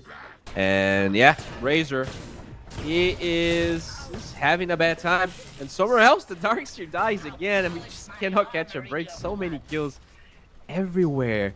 And yeah, Knight looking pretty good. His CS is now recovering. He's about to surpass the Darkseer. After all, I think Darkseer doesn't have a TP. Yeah, he's going to have to walk back. 47-second TP Cooldown. Mikey, though, very low in the mid lane. Ethereal is looking for the Sleight of Fist, but it's level 1. You're just not gonna get that kill. And now with 3 heroes chasing down this Ember, can he make it out? Slight chains. Actually, one of them connecting on the creeps, and he just lost too much time. That Sleight of Fist took so long. Marcy will at least deny the rune, so the Dragon Knight's not gonna be able to yoink that one. Not that it matters, not a bottle hero, but yeah, hard base. Very swift answer in the mid lane, and they will punish the Ember Spirits that's still actually having an awful time. 21 denies against the 18 CS of the Ember. Just let that sink in. More denies than CS. Okay, Knight is gonna be engaged here. Double Iron Shell. That is very hard to deal with. And now there's a TP from Stoic. Only level 1 glimpse, but it looks like they have damage anyways. Knight doesn't have his ulti. He's trying his best to fight it, but at the end of the day, it is Inferno that gets that counter kill. Very good recovery here from Winterbear. They needed something. And this Darks here, like, he's going to be the enabler of the Ember. You need this Darks to be level 7 ASAP. You need that max level Iron Shell so that the Ember can recover. Because once again, 2 lanes here from Winterbear are just disastrous. Like, there's no real... Okay, they glimpsed the clock in the mid lane. Sleight of Fist did miss, but the chains are there. But Suniku's too tanky. Too tanky as the Razor. He gets run down. Mikey with a rotation to the bottom side. It's Seabay that picks it up. They don't even have to ulti for that, mind you, as they will pressure the bottom tower. I honestly hate this Dragon Knight cosmetic. He looks like a parrot. It looks like a big, weird parrot, and it annoys me. But, oh, top lane. TP from the Batrider. They want to punish this. Can they get a good flame break? Yes, they can. Inferno surges on cooldown. In fact, 20-second cooldown. He's not running away from this bad boy. Knight claims another, and that's a 1-4-2 Darks here in the mid lane. Oh, the clock actually got glimpsed back to the fountain. That's unfortunate. He was trying to secure the rune, and the rune will be top. So Ethereal, at least he has that going for him. Gets a haste rune for his trouble, as they're chasing Stoic, and I don't think they can really protect him. He will be taken out. Another move here from Hardbase. Finally feels like we're going to be able to chill for a second. You know, I'm not asking for much. I'm asking for 1 second of downtime here so I can drink some water. Oh, look at Eki. He's super deep in enemy lines. Doesn't have lasso though, so it is kind of an awkward engaging as they are actually going to the top side. So Nico wrapping around, Eki following suit. There is no vision from the Radiant that this is happening. And yeah, feels like they're gonna get a pretty good one here. Oh, the cogs, that's all you need. You're gonna glimpse the clock, but the cogs are there. Eki though gets chained up. Will be flame breaking those heroes away. So there's a response from Ethereal, but they don't really get any counter kills. Good Axe is slowing down Stoic. TP from Mikey. He is here. Dragon Tail. Your Surge means nothing. And the Dragon Breath just slowing everyone down. Aki will be controlled and killed, but another Cogs just locking everyone in. An arrow will follow suit. Ethereal is the only hero alive, and he's forced to TP back to the fountain as the Razor is jungling on the bottom side. Oh man, and another game where they have so much siege. The Parrot DK with this troll, that is going to be a tier 1 tower down. I mean, even if they glyph it, it will eventually fall. 5k gold in a 9. That's a stomp. No sugar coating around it. It is literally what a stomp should be called. Alright. Yeah, that's a tough one. That is really hard. Aki actually stealing some stacks on the bottom side. Very happy. He actually found some dire stacks, and he is about to get his 6. Very close to it. No Blink Dagger just yet. Actually pretty poor on the Batrider, but I feel like he actually had a lot of impact, so I don't think it matters all that much. The Troll is going for a Battle Fury. The Razor is going for a Maelstrom. He definitely needs to farm. He really needs to farm, but look at that ward from Eki in the bottom side. He actually, yeah, they're pressuring mid, but Eki has vision of this Razor. He gets the flame break. Where's the lasso? Finally goes for it, but with the split, that glimpse means nothing. They have the control. So many Broolies running you down, and now this TP from the Darkseer might not even matter. They still have hookshot. They're looking for this Darkseer. They're just holding on to it so he doesn't run away. Oh, wait a second here. The Fox actually gonna die. Really good wall placement, as now they want to punish. Where is the glimpse? They have another one, but it's a cast range. They need a cast range, and the surge will allow Stoic to find a range to get it. But look at that clap, just slowing 3 heroes down. This Brew is a tanky boy, but the Iron Shell is doing some work here, even though he's tanky. And finally, with Ethereal showing up, they will claim 1 kill. But that is 5 heroes from Hardbase in the bottom side. The mid tower did fall by Mikey, and the troll is farming on the enemy triangle. So, yeah, with all of those caveats, they did find 1 kill. So there is at least something good happening here for Winterbear. By the way, just looking at Mikey here, would love to see an Orchid. He's having a really good game. But he actually kills a Mage Slayer for now. I think having an Orchid, you know, would give you more control over this Ember. Oh, Invis on Knight. Can he get a good route? The Remnant away, but it's actually a super close Remnant. It's not enough. Static Storm in the middle. You know, they're looking for Mikey, but the arrow, Marcy just does an absurd amount of damage. Flame Break trying to push them out, but 4 heroes from Winterbear connect, and finally, they take a convincing fight in the mid of the lane. So actually kind of nice that Knight didn't commit it. I think losing Troll there would have been massive. He's very close to his Battle Fury at the end of the day. So still, pretty good fight. The biggest problem I see, besides the Razor dying here in the bottom side, is that the siege on Winterbear is egregious. It is really bad. So even though they can take these fights, they actually, you know, took mid tower. Oh, hookshot onto Stoic. Where's the glimpse? They're holding on to it. Stoic taking a lot of damage. Finally, the glimpse comes forward, but it's only onto the Batrider, so the Disruptor will fall. They're looking for the Darkseer. Where's the root? 1 hit, 2 hit. Good vacuum. Actually, oh, that vacuum was amazing. They're gonna use the split, looking for someone. Dragon Tail onto the Darkseer. Surge is available. He's actually pretty tanky, but the stun of the Brew will lock him down. Infernal falls for the 6th time in 13 minutes. So definitely not the greatest showing here, as Mikey will blink out in the mid lane, making sure that he doesn't fall. So, all right. Battle Fury ready for the troll. But yeah, going back to my original point, I was just gonna say that Winterbear, they don't take towers very easily. Oh, wait a second here, Mikey, he will be found, gets chained up, 3 versus 2. Static Storm zoning the fight. They don't have Brew split, so yeah, just abandon Mikey. And another pretty useful rotation from Stoic. I gotta say, his Static Storms have been really impactful in this game, so nicely done there. Knight was going for a Wisdom Rune steal, but... Oh, wait. Is that a dead Marcy?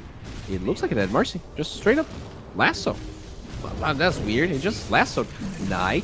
He is in a bit of a pickle. Has his ulti, holding on to it. Finally goes for it. 1 root. Where is the second one? There it is. Glimpse. Holding this troll down. He needs the access. Not enough damage. Looking for Infernal. He's not gonna get it. And now Ethereal dominating streak. So... a little bit more sloppy here from Hardbase. They had a really good start, but just having some hero, they're playing very far apart from each other, and I think Winterbear using the Disruptor very nicely, but bottom side, well, that's where the problem arises. And Lame, yeah, that's the problem. He had a pretty tough game 1, and looks like it is no different here. Ethereal apparently with some connection issues with DC. Hopefully it's nothing serious here. But yeah, definitely a tough one here for the Razor. Oh, okay. Very quick reconnect from Ethereal. Should be... there we go. Maybe just a little bit of a internet spike. All things considered, though, I think... you know, I felt like maybe this was going to be a 20-minute game for Hardbase. Like, they were literally stomping every single lane. The supports on Winter Bear were not level 6.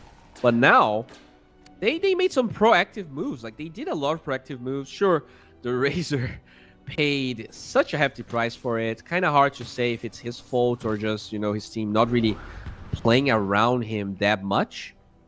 But what matters is Winter Bear isn't that far behind that it feels like this game is over, you know? I think this Darkseer Ember combination is pretty deadly. This Ember is actually having like a really good one. Oh, wait a second here. I heard a hook shot. They found Arrow, and he will swiftly be taken out. Now, good ward here from Stoic. We'll give vision of where Sibe is, but he has a Radiant, so this brew is really hard to handle at the moment. You gotta be very careful. If you don't static storm him, he will be a big problem for you as Sibe just moves up the triangle. Just getting some vision as they will Dragon Tail Stoic on the backline, so Disruptor will probably fall. Drops the Static Storm, but they don't have the burst damage. We talked about it during the draft. They do not have ways to kill this brew if hard base is ahead. And well, ahead they were the entire game. Oh, that is a great vacuum. Double Arturo here onto the cliff. They have Blink on the DK. And I guess the brew can TP out if he wants to. Could also split. I'm assuming if he split... Oh, that was a great call. Just putting him into the low ground as they blink forward, but they are actually kind of split in the fight. Do they have enough burst damage to run away here? Glimpse is gonna be there. Can they find Inferno? Yes, they will. The Batrider connect. Good Sleight of Fist, though. They're gonna lose the clock in the meantime. Hard base forced to disengage here. The Earth Panda falls in hard base. Somehow behind in this fight as the Sleight of Fist finds Aki. He doesn't have a Blink Dagger. In fact, he might die before he even completes it. Never mind. They're looking... Oh, beautiful TP. Beautiful TP from Aki. Actually makes it safe and sound back to the fountain with a Blink Dagger. So they could actually go for the smoke play pretty much now. Oh, wait a second. Look at that. The troll will find two. There is no Static Storm, and Mikey with the control. Stoic might be the first one. They actually blink out here. Knight going for a different target, but Sonico, he will connect onto the Razor. This is a weird fight. This is such a split fight. I don't know what the hell's going on. They're gonna control lane. Do they have a cancel? They do. This Razor cannot catch a break. No hook shot though, so Razor, they don't have control for him. He's pretty fast, will move out as Arrow dies in the backline. Mikey with a double kill, but Razor still being chased down. As we do see Blink Dagger in 4 here for Mikey. Can he find anything? He doesn't. In fact, Sonico might be in trouble. Has a mech. He baits the Razor in. And now with the initiation, Mikey secures a third one. Lasso onto the Ember. He actually gets put into the high ground. Has another ram. That Static Storm just zoning out the fight. Finally feels like hard base. They force such a weird fight for Winter Bear that all of the spells get used on single units, and this is a decisive winning fight here for the Dire. They're gonna take a tier 2 tower mid at 18 and secure an 11k gold lead. This could even be Roshan, possibly. We'll see if they're interested here, as we do see Sibe just chilling in the jungle, yeah, using his Radiance. Always nice to see a Panda farm. And speaking of Roshan, it is being taken away as we speak. The troll inside the pit, and yeah, there you go. Straight up Aghanim Scepter for Knight. Holy crap. Now they have the Dispel we talked about. Dispel on the Iron Shell, Dispel on the Surge, Dispel on the Flame Guard, Dispel onto everything. Yeah, and this troll is now very tanky as well. Mid lane, Amplify damage gets scouted, so you know, that's one thing, I guess. Could allow this Ember to take a good fight, as he is the highest net worth hero on hard base, although that doesn't mean much because he is lower than anyone on the side of hard base. In fact, hard base, they are going to posture here for the Tormentor, so very nicely done. Minute 20 mark is approaching, so they're just gonna steal this Tormentor. Winter Bear doesn't feel like they can punish this, doesn't feel like they're interested or even aware of this happening. So, Shard is gonna go to Sonic, pretty good one. Definitely a nice shard to have. And I mean, they are posturing here. Is this a high ground? No. They're actually gonna smoke and try to find Lame. Oh no. Is always the one that gets found. And it looks like he will. Oh, actually, he gets vision, gets the lasso. Oh my lord, we've seen that movie 75 times. That is just a rerun on cable television here. Yep, that's a tough one. That is rough. 8 deaths on your Razor. 8 deaths on your Darks here. I mean, December, surprising, he's 5-1. Kinda crazy how good of a game Ethereum is having, despite how catastrophic this game really is.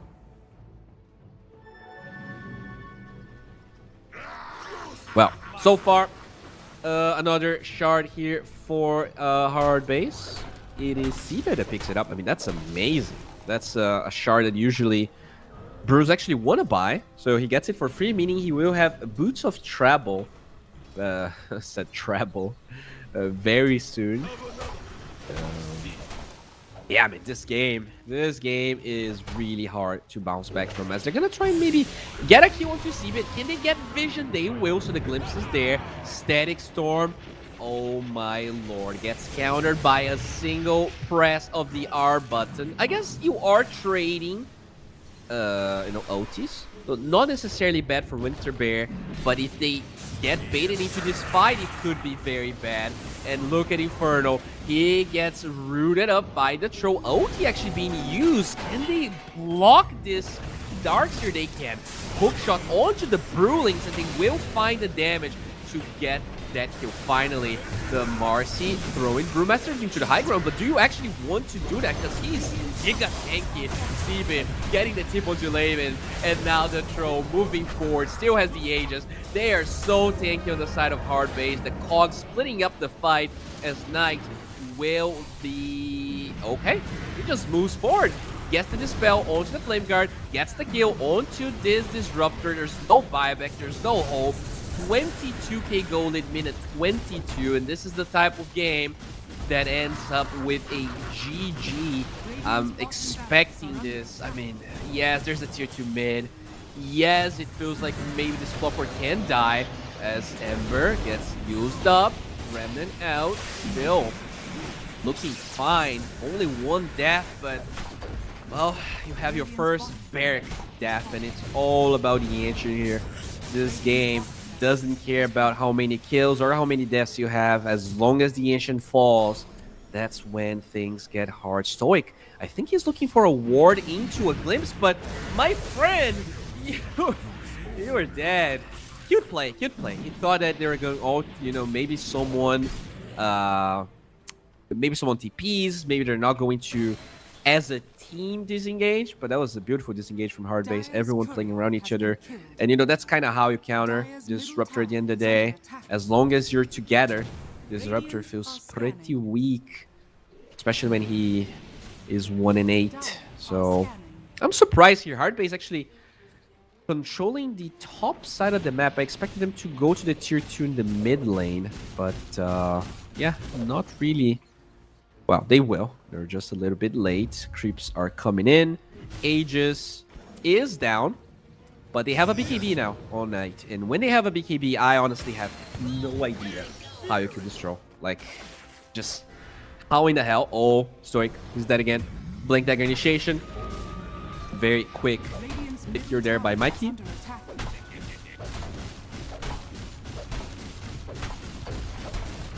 All right. Tower will fall. Do you go high ground, I guess is the question. Oh, I heard a lasso. Oh, okay, is that a solo kill on lane? Oh my god. It was not a solo kill. The Clockwork was there. He was watching. It was not a solo kill, all right? It was a group effort here for hard base. I don't want to pie on the lane enough. Like, this is enough. It's hard for me to watch. It's hard for you to watch. I'm sure it's hard for him as well, so we're not gonna harp on this as the Marcy from Arrow gets taken out by Sonico, but it means that some supports are away.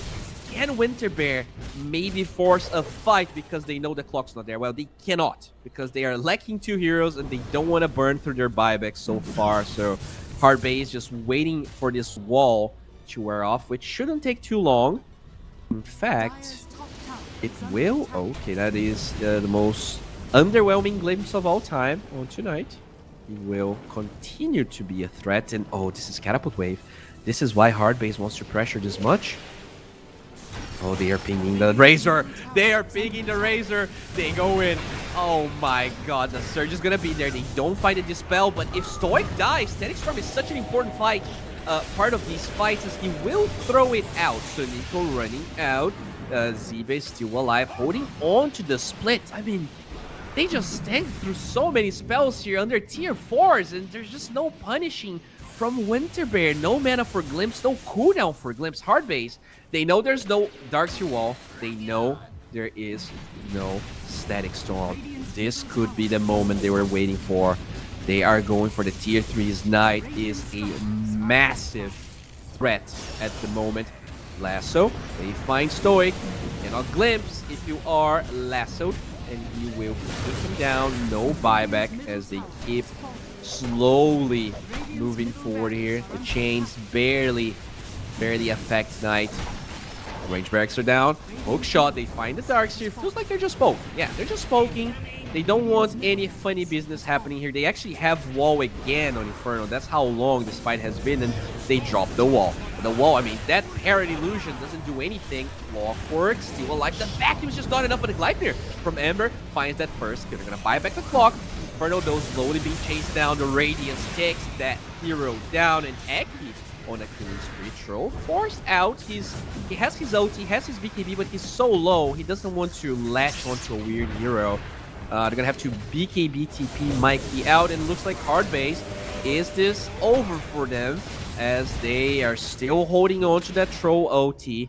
They're trying to pressure this TP from the DK, but they don't have what it takes. Static Storm gets used only on 2 heroes. As Troll finally moves forward with the BKB, with that level 3 OT. Dominating streak for this Troll, and can they finally get the Ember kill? No. Remnant onto the Cogs. He gets pushed back, but it is deep enough. The Knight doesn't want to dive.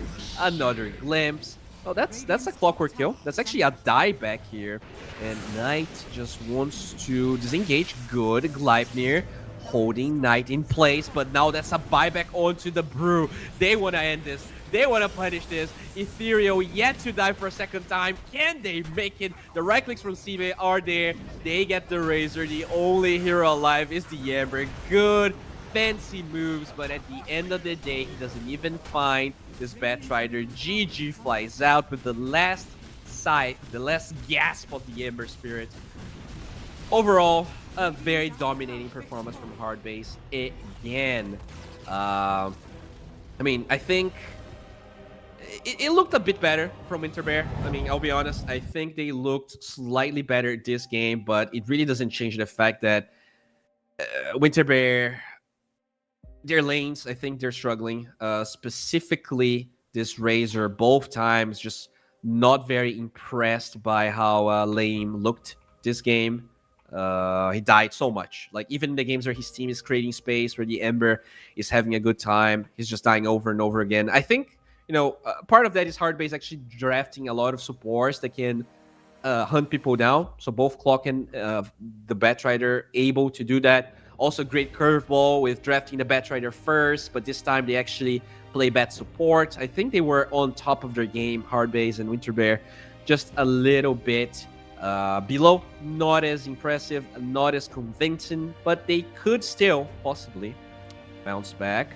In terms of the standings here, Namiga still looking pretty convincing. They are actually 6-0, if I'm not mistaken. Whereas for Hard Base, they are 3-3, but I don't think this. Yeah, they should be 2-1 with this victory here over Winter Bear. Yeah, Winter Bear so far only losses 0-3. A little bit unfortunate for them. I'm not sure if they're like 100% out, but when you have, you know, 5-team groups like this one, 3 losses looks like your limit. Like, you probably cannot get to top 3 anymore. Uh, Never mind. Maybe you can. So yeah, I'm not gonna say anything. I'm no mathematician. I'm just a caster. This was a very entertaining match, but unfortunately, guys, we might have a little bit of a delay. This was such a fast and convincing stomp from Hardbase that we might have a 1 hour and 10, about an hour break. So don't go anywhere. Maybe play a pub. Maybe get your breakfast. Not sure, where you are time zone wise, but we should be back in about an hour. I'm Bowie. This was the CCT Dota 2024 tournament. We're gonna have a series of tournaments, so make sure you stay tuned. You follow the channel, and yeah, we're gonna be back in about an hour. Thank you so much.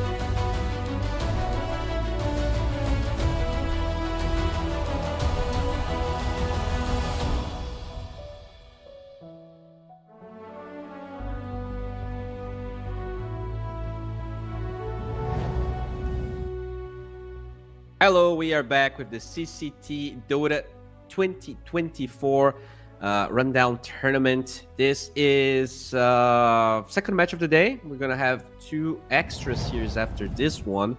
I'm only covering this last one, and yeah, maybe we should check the format of the tournament here if you're not aware of what's going on. So there you go.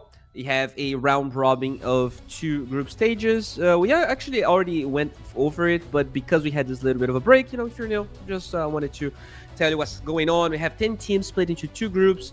Top three is going to advance. We have two teams waiting as direct invites, and we're going to have a total of 8 teams for this double elimination bracket BO3 with a BO5 final. I mean, it's so hard these days to get tournaments with actual BO3s all the way through. So it's just really cool to be a part of this. Now, moving forward here, we can take a look on the schedule of the day. So as I said, this is the second series of the day, Hirvania versus Level Up. Going to be a pretty interesting one. A lot of teams, I guess not teams, but I mean, Level Up, this is kind of a different Level Up. It's, I think on Liquipedia, they are called Level Up Mars Bahis. So it is a lot of Turkish players. They have 3 Turkish players and a Belarus player, whereas for Hirvania, we have a full-on Ukrainian stack. After that, we're going to have Dragon Esports versus the Miga, as well as One Move versus Just Better, but I'm not going to be casting those ones. We're going to have a other lovely caster to go through those ones with you. So yeah, this is Group A. We have Just Better actually doing really well already here. One Move being second place. Hirvania yet to play anything. And then Seaver and Level Up already with a loss. Okay, this is going to be an interesting one. First match here for Hirvania. Level Up trying to bounce back, and maybe we should take a look on the teams in case you're not familiar with these players, because I'll be honest, a couple of these I'm also not that familiar. So for Hirvania here, we have UI, Nish, B-Body, Fernandes, and Flacco. So these are our Ukrainian players for Hirvania, and then we can check the second team here. As I said, with a lot of Turkish players. So we have Koblak, we have BB Billy, Ififall, Gizzy on position 4, as well as Waveform. I do like that that tag, that handle. And that is going to be our Mars, our Level Up Mars lineup right here. And yeah, as I said, we already have everyone in the lobby. It really shouldn't take too long for us to start, and I'm very excited here to see what Group A is going to be about. Honestly, the first series was a little bit of a stomp, so I'm hoping here for something a bit more, yeah, a bit more competitive. All right, let's get some competitive matches here. And then we have a head-to-head EOI with a pretty convincing 56% win rate here versus Koblak, the carry player, with a 34% win rate. Very, I mean, not that many matches, so 34% might not mean that much if he's playing against harder opponents, but in general here, a little bit of an advantage on the side of Hirvania. I even looked at the chat. Some people were saying it's going to be a 2-0. This is my first time casting both of these teams, and I don't really have any opinions, but looks like the stats at least do indicate that the carry here on Hirvania is doing a bit better, is having more success. So here's to see exactly how they're going to perform. After all, it's not only about carry, it's about the whole team, it's about the draft. We just got a new patch as well, so lots of different variables here that could throw away all of those predictions out. So yeah, this is what we have so far. Everyone seemed to be in the lobby, and hopefully we were gonna have series number 2, game number 1. Back to schedule here. It is a pretty interesting series. After all, we have full Ukrainian stack, pretty much a Turkish stack on the other side, with a Belarusian and Russian player on the other side. in terms of like new heroes. Like from the at least from the first series we were casting, there was no Dark Willow, so I thought that was interesting. You know, initially, at least in the B patch, Dark Willow was just being picked so freaking much. Like literally every competitive game, either ban or picked. Looks like we're gonna be straying away a little bit from that, and hopefully get to see new heroes. No hook shot, no hookup facet on the Clockwork. We actually cast two Clockwork games, I want to say. Both of them had the other facet, so hopefully maybe we can see some reinvention there. Storm completely ignored. I think that hero was kind of the pest of the beginning of 736, and it feels like the nerves have balanced the hero at least slightly. It was really not forced, not picked, not really nothing major storm wise happened. But yeah, overall, I'm very curious to see how both teams are going to draft. In terms of performance, as we said, Hervinia first series that they're going to be playing today, or as level up, they did lose and they lost to one move apparently. So one move only played one series as well, and it was a 2-0. So a pretty convincing win here from one move. Although to be honest, one move, they are a, let's say, mean, they've been around for a while. I think they actually had changes, but as far okay, let me double check. So on May 28th, they actually swapped the Sphere and Aincrad, and now they have two new players. Okay, all right. Overall, I'm not sure how much I can take out of that one move win, just because they are a one of my favorites actually for the whole group. They're definitely a team that I rate pretty highly. Whereas for Hervinia, no matches from this tournament just yet, no matches in this patch, which makes it a bit hard to really uh, predict what is going to happen. Apparently, we do have a little bit of a delay here, guys. So maybe we could go on a break. I'm not sure exactly what happened. Everyone seemed to be in the lobby, but maybe a little bit of a internet problem. Um, so yeah, I think we should probably go on a break, and whenever the game is ready, I'll be right here with you guys.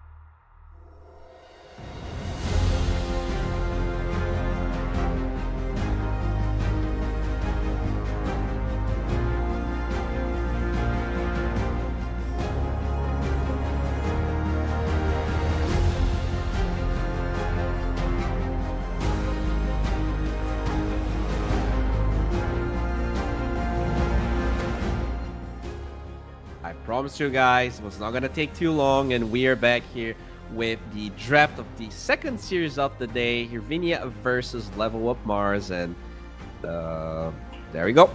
Draft still on the way here, but yeah, looks like all the internet issues, whatever issues we were having, are now fixed. They were all in the lobby, so it's really something, I think, probably a small minor issue. And I mean, there we go, the Beastmaster being banned, man. We saw Beastmaster just absolutely almost like come back from a stomp. So this hero apparently growing in popularity here, at least in Europe. and level up already taken out. Very surprising to me because at least from the B patch, Beastmaster showed up here and there, but I would never consider this hero to be broken. So I'm curious because it didn't had any changes in the actual new patch, but maybe the other nerfs, the way that things ended up panning out, means that Beastmaster is now good, viable, whatever it means. It is banned, so unfortunately we're not going to be seeing it. But Shadow Vein still as menacing as always. The hero, I think, actually almost got no changes. Um, I can actually double check the patch here just to be sure. So looking at the C patch, Shadow Fiend got exactly... Oh, never mind. It had like a small move speed slow on Shadow Rays. I mean, it's mostly a lane change, I guess. You know, the hero is very strong in lane. And they also changed Necromastery. Apparently, you could actually get souls when killing cogs. That's interesting. But yeah, going back here onto the draft, they banned the Phoenix, and Darks are being taken away. So in general here, we level up focusing on offlaners. Darks here is for sure one of the strongest heroes of the patch. He got like some small nerfs, but he seems to be one of those heroes that players are not afraid to first phase pick, and that's even like in a patch where Oracle and Enchantress are not being banned in the first phase. So even though there are these, let's say, answers for it in the lane, people think those heroes are so weak that it's not worth kind of picking a bad hero just to deal with their in lane, which is very interesting. Tiny being removed, nothing major there. This hero is just strong in any position. Flexible, strong hero, always going to be favorable in the first phase. I guess Shadow Fiend similar as well, can be carry, can be mid, and if you want to grieve your game, it can be a support. But yeah, as far as I know, mostly a mid/carry. And now Nvidia here, definitely taking their time as they ban Spirit Breaker. Okay. Not a hero I have saw that much. I think this hero started really strong in the first patch, then got discontinued, kind of bounced back slightly on the B patch, but as far as I know, no changes, right, on the Spirit Breaker. Oh, never mind. They nerfed it. They nerfed the hero and still beat first phase ban here, at least by Ravinia. We'll see what level up last man is going to be. Looking at the heroes that we saw in the last series, we had what? It was Beastmaster and Darkseer in one of the games. We had Ember in both games. We had a Brew in one of them, and there you have it. First phase Brewmaster. A hero that I think you gotta punish if it goes this early on. Like, you need some sort of Slark, Monkey King, Ursa, whatever lane that punishes this. The problem is this hero, it's just too strong in lane. Honestly, this hero is too strong in lane, and I think something has to be done about it. Weaver will be the pick here for Hervinia. I mean, I like it. It's flexible. It is... Could be 5, could be 1, could be 4. Very open-ended. Whether it's actually good against Brew, I'm not that sure, right? It doesn't have a silence, doesn't have a stun. Usually, that's the type of hero you see against Brew. Your disruptors, your very long duration silence or stuns. We'll see if Hervinia here is gonna get a better response. I wouldn't say Weaver's that good, right? Because like the bugs, I guess you can bug the Brewlings and maybe take them down a little bit easier. They aren't that fast at attacking. I would have assumed that they even take longer to break the bugs. So maybe that's one way. It's not burst onto the Brewlings. It's maybe a solution in case the split does go through and you can still get that kill. As they will remove the TA. Okay. TA definitely a scary one. Surprising that not only doesn't get first phase ban, but after getting Brew, they banned the TA. Because I would say Brew is actually a pretty decent response. You can always lift her up. Sure, she has a little bit of refraction to deal with the Brewers, but you can always split them. The Radiance kind of takes away the refraction charges. I wouldn't expect... I guess the lane is hard. Maybe that's what you're afraid of. You get like 2 minus armor heroes, Weaver plus TA, and because Brew is melee, that's when he would struggle. We're gonna take away the Centaur. Now the last ban here for Ravinia. What is that going to be? Looking at the most played heroes,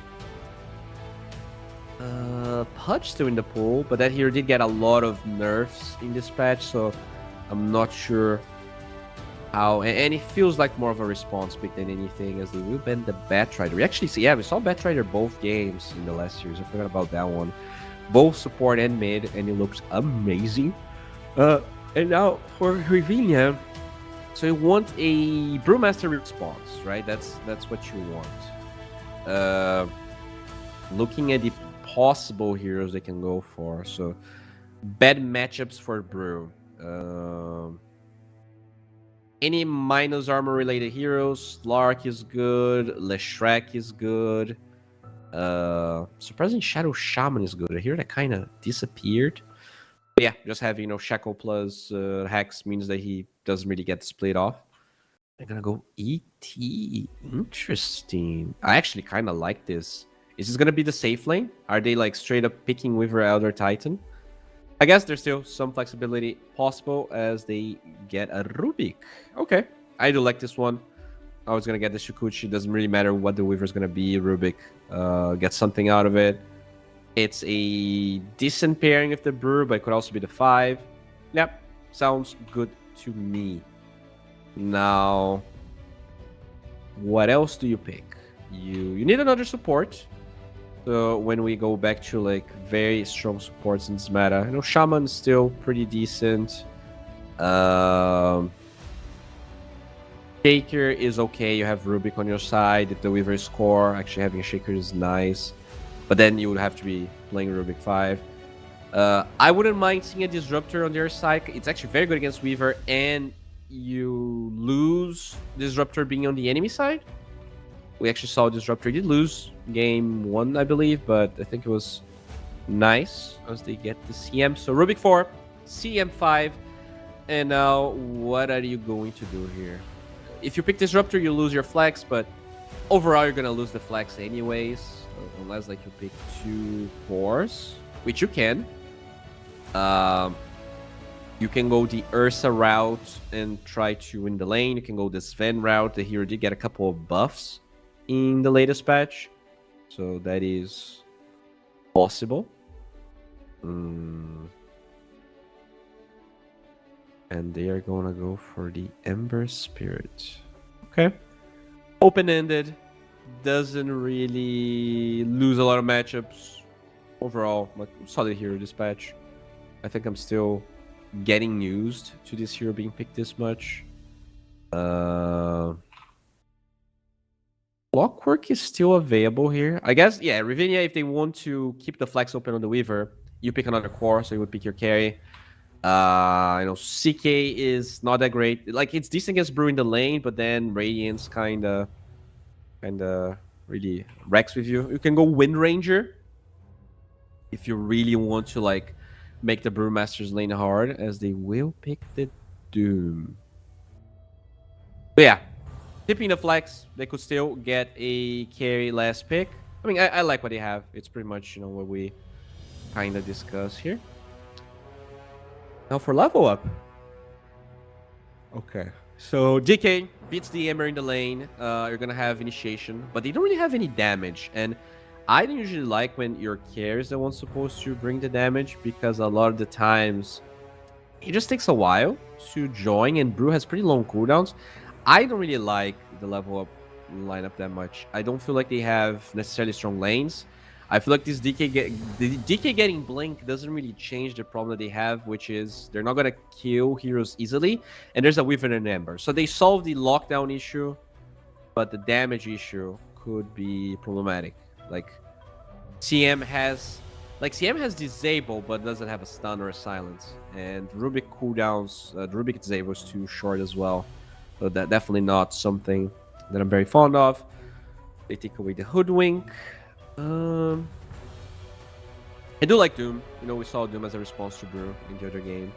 I think it's pretty neat. And they're gonna take away Ursa and CK. We also saw a Monkey King. I wonder if Monkey King would be the ban here. Either Monkey King or Slark. Slark was banning one. Monkey King was picked on the other. Both are good versus Brew in the lane.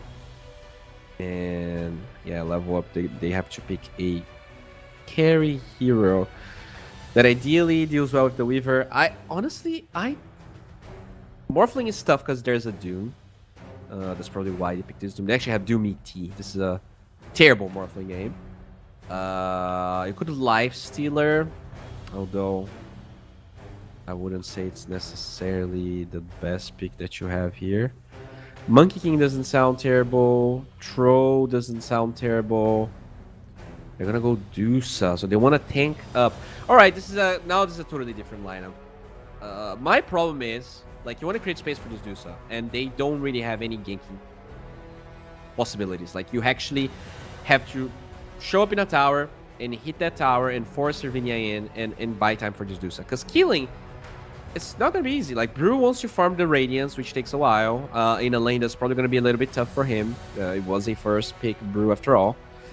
But like, for the game, I understand why this Dusa is here. It's very good against Doom. They don't really have any burst damage on Hervinia. And now they're going to figure out, do we go PL or... Alright, so it's going to be a Shadow Demon. I like this. I really like this. Dusa Illusions are great. Brew Illusions are not bad because you get the Radiance. You can get stacks for yourself with the Shadow Demon. Not that they have the best stacking, like, heroes to farm stacks. I think I'm going with Ravinia. I feel like Level Up can win this game, and Dusa, I'm not sure how strong Dusa is at the moment, but in general, the lineup on Radiant just seems easier to execute. The timings make more sense. Like, you have this Ember running in, Wither wants to help, Elder Titan can help. You have a little bit of combo there with the Disruption and the Spirits, whereas for Level Up, if the DK doesn't have a really good game, if the Brew doesn't have a really good game, I see this Dusa struggling. So overall, more rounded, the line of the Radiant, more consistent. So yeah, I'm going with them. And I wonder which one you were going with. Honestly, Dusa is a bit of a weird hero. It is very good against Doom. But if you go super late, it's not like they don't have scaling, right? Doom is a great scaling hero.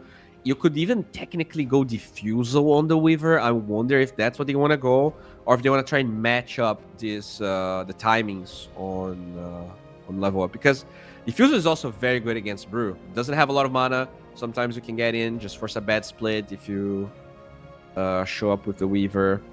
We do have a little bit of a pause, but hopefully we're going to be ready in no time, my dudes. Yeah. Game 1 of the second series here. Very excited to see what's going to happen. This is a BO3, of course, so this could definitely go the distance. We could see a pretty good game going on. But yeah, as soon as the pause is resolved, hopefully we will be jumping right into this one. Yeah, I'm gonna take a look on the facets here just so we understand what's going on. So Shadow Servant is the one that the Shadow Demon got, so very normal. Skitter Step on the Weaver. Devil's Bargain, I think, is growing in popularity for the Doom. It is going to be the double impact on Ember. I think that is actually one hero where the facets both make sense. And Deconstruction on the Elder Titan. I really like this one. It's actually kind of crazy. You just get so much minus armor. And you're already a hero that takes all the armor away with Natural Order, so definitely a good one. Arcane Accumulation on the Rubik. The DK with the standard Corrosive Dragon. Like, no one really picks any of the other two. Brewmaster, just, roll out the barrel is what seems to be the case.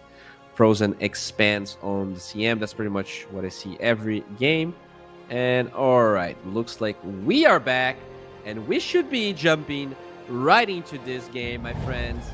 There we have it. Dota 2, straight up from CCT. Yeah, let's see what's going to happen. This game, A lot of unknowns, first game of Hirvinia. Level up playing this Medusa here that I just haven't seen too much ever since 736 dropped. So we'll see what's going to happen. Wards being placed. Both are smoked. Nothing is going to be scouted, it looks like. But the rest of the team here on the left side, they're going to get some high ground. They will find the DK. All right, we're going in, boys. Elder Titan dropping the spirit. It's back. Do they have the damage? This Doom is just blocked by ET. Poor Doom just freaking dies like a creep, man. Oh, he got blocked so hard. There's going to be a counter kill on the CM and a counter kill on Flacco, the ET. But the Dusa starting with a double kill and 3 kills going the way of level up. Definitely not what they wanted happening there. That is very unfortunate. Oh my god, look at this Dusa.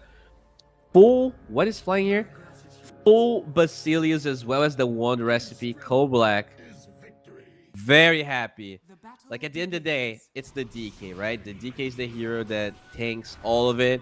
So he's a tanky boy, gets that Brief Fire. And I mean, once the Brief Fire is out, good luck getting any kills. I think the ET really thought...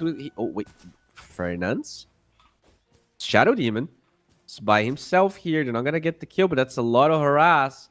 And that's a Shadow Demon with Disruption level 1. So at the end of the day, not really the strongest laner. Already starting here with a kind of a low HP pool. Has a lot of tangos, so maybe, no, not going to matter that much. Okay. Interesting game. As we see a lot of things there for the range creep. Just your standard CSing from the Willow. On the other lane, we have the Weaver ET, which I think is kind of weak level 1, but level 2, level 3 should be very powerful. Especially this Rubik, I think, should probably struggle a lot. And the Bruto, I don't think he's going to struggle too much. Oh, Weaver going forward. No level 2. I mean, so close. The Weaver is 2 experience away from level 2. Yeah, if he had level 2 there, this actually might have been a kill. As you would have the Swarm. A little bit unfortunate for you. Why, as we actually get a kill? The Crystal Maiden is going to fall. So I was a bit afraid for the Shadow Demon in this lane. But yeah, Crystal Maiden just kind of a creep. Just a blob of nothing. A blob of ice, maybe. In terms of the mid lane, DK is winning, but the Ember is actually tied up as in the bottom side. The Rubik will fall.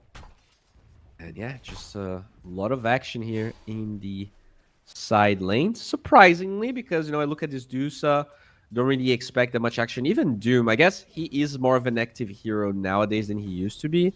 But I think it's more of the Crystal Maiden being a weak hero in the lane than Doom being a strong laner. There's a couple of heroes that can enable the Doom, like Grimstroke and whatnot, but generally speaking, it is not the type of hero that just gets a lot of kills. Medusa having a good game.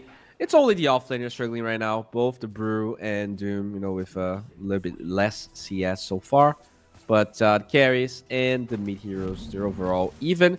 And I think that's an advantage for sure for the Radiant, because I think this DK should have been winning the lane a bit harder, especially when he was a part of so many kills. Camaro's being chased down, will get the ice out, but will be taken out by Fernandes again. Crystal Maiden Dusa, not the strongest lane. Oh, Rubik is very low on the bottom side, but will be fine, which means that the Lotus is going to be picked up by the side of the Radiant. Very nicely done right there. Lavinia definitely happy with that Lotus. And yeah, offlaners still just being punished really hard. This poor Doom just cannot catch a break. And at the bottom lane, a lot of aggression as well. Fernand solo, 20 HP. Oh, there you go. There you go. Crystal Maiden from downtown goes through, gets the Crystal Nova. They could go for body as well, but he's going to be fine. But on the other side, it's the Rubik that falls here. UI gets taken away by GZ the Rubik. Okay. So mid lane, very boring, but now going back to the mid lane, finally we have the DK where I expected him to be. 24-9 against the 13-0. That is exactly how this lane's supposed to go. Refire is just obnoxious as hell to play against. We see Cold Black actually taking some damage here. 3 stacks. Can we get a 4th one? The Arcane Boots gets used. They would need a disruption to buy time. But yeah, not enough. A lot of mana being taken away from the Dusa, but it is not going to be a kill. Disruption was on cooldown after all. Bottom lane, we do see the ET just hammering the hell out of this Brewmaster. Just get the hell out of my lane, he says, and he will zone down the Weaver. I mean, the Brew for the Weaver. As the Brew gets so pissed that he pauses the game, and he's just angry at his teammates. Apparently, we have a... Oh, I guess that's Discord. I have a little bit of a Discord issue, hopefully. All right, there we go. Very small little problem there.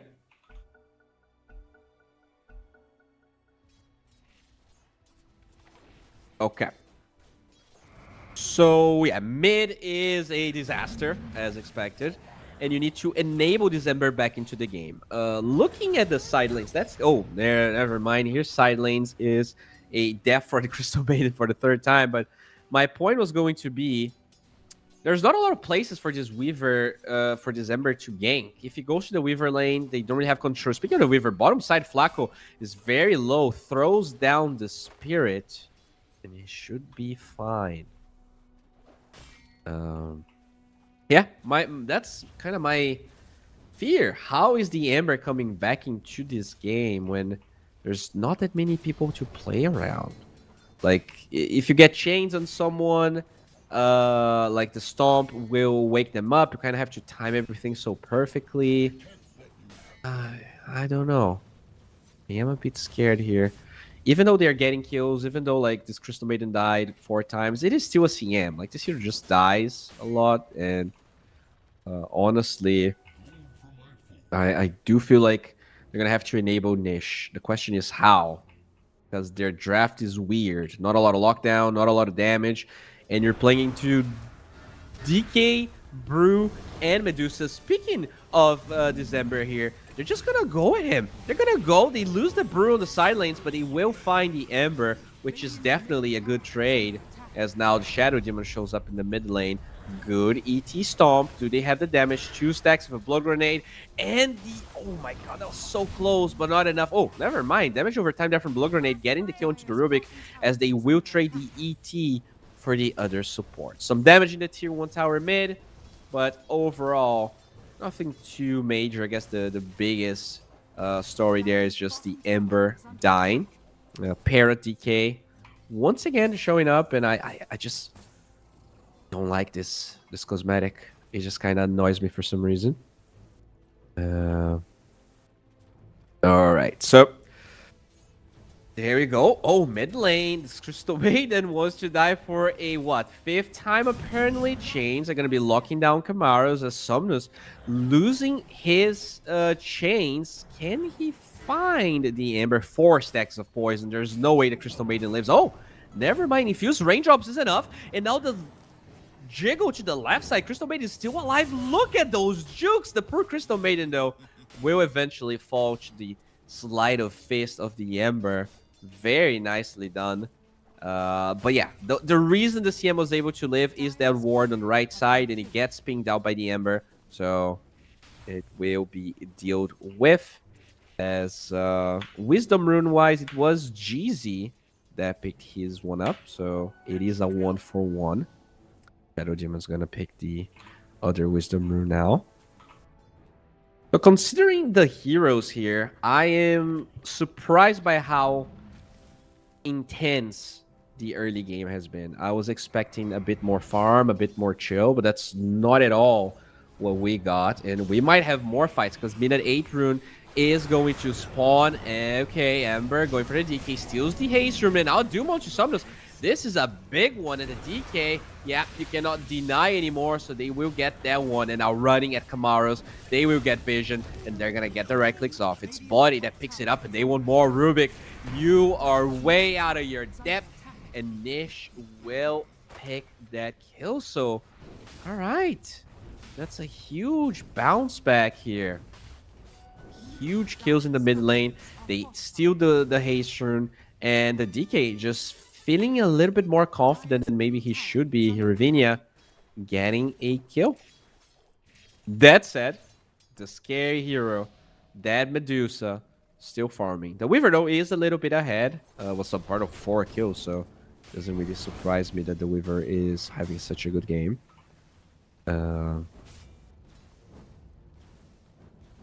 But Medusa, just going for a straight up Manta here. Nothing crazy. I think in the past we would see a lot of Disperser against Doom. But at least so far, no Diffusal. No indication that this is the build that Medusa wants to go for. DK is just farming. He's actually pretty close to his Blink Dagger. You know, even though he died, he still did really well in terms of farm. So having a pretty good old time here.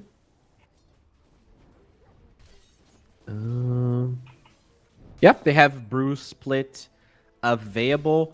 This is probably, I think the timing for the Dire here is going to be that Blink Dagger of the Bruce Split, as the DK actually just finds a Doom casually walking around. Disruption is going to try and save him, but they do have some chase potential.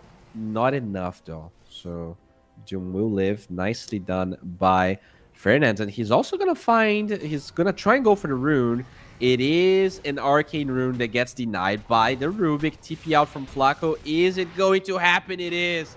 Kamaro's not there in time. And once again, a little bit of an outplay here. All right, Ravinia definitely giving level up a run for their money. All right.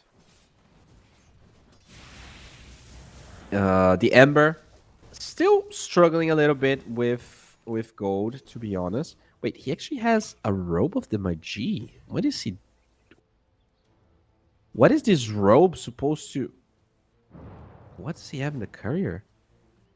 Why would you have the robe? Did he miss? I think he. This seems wrong.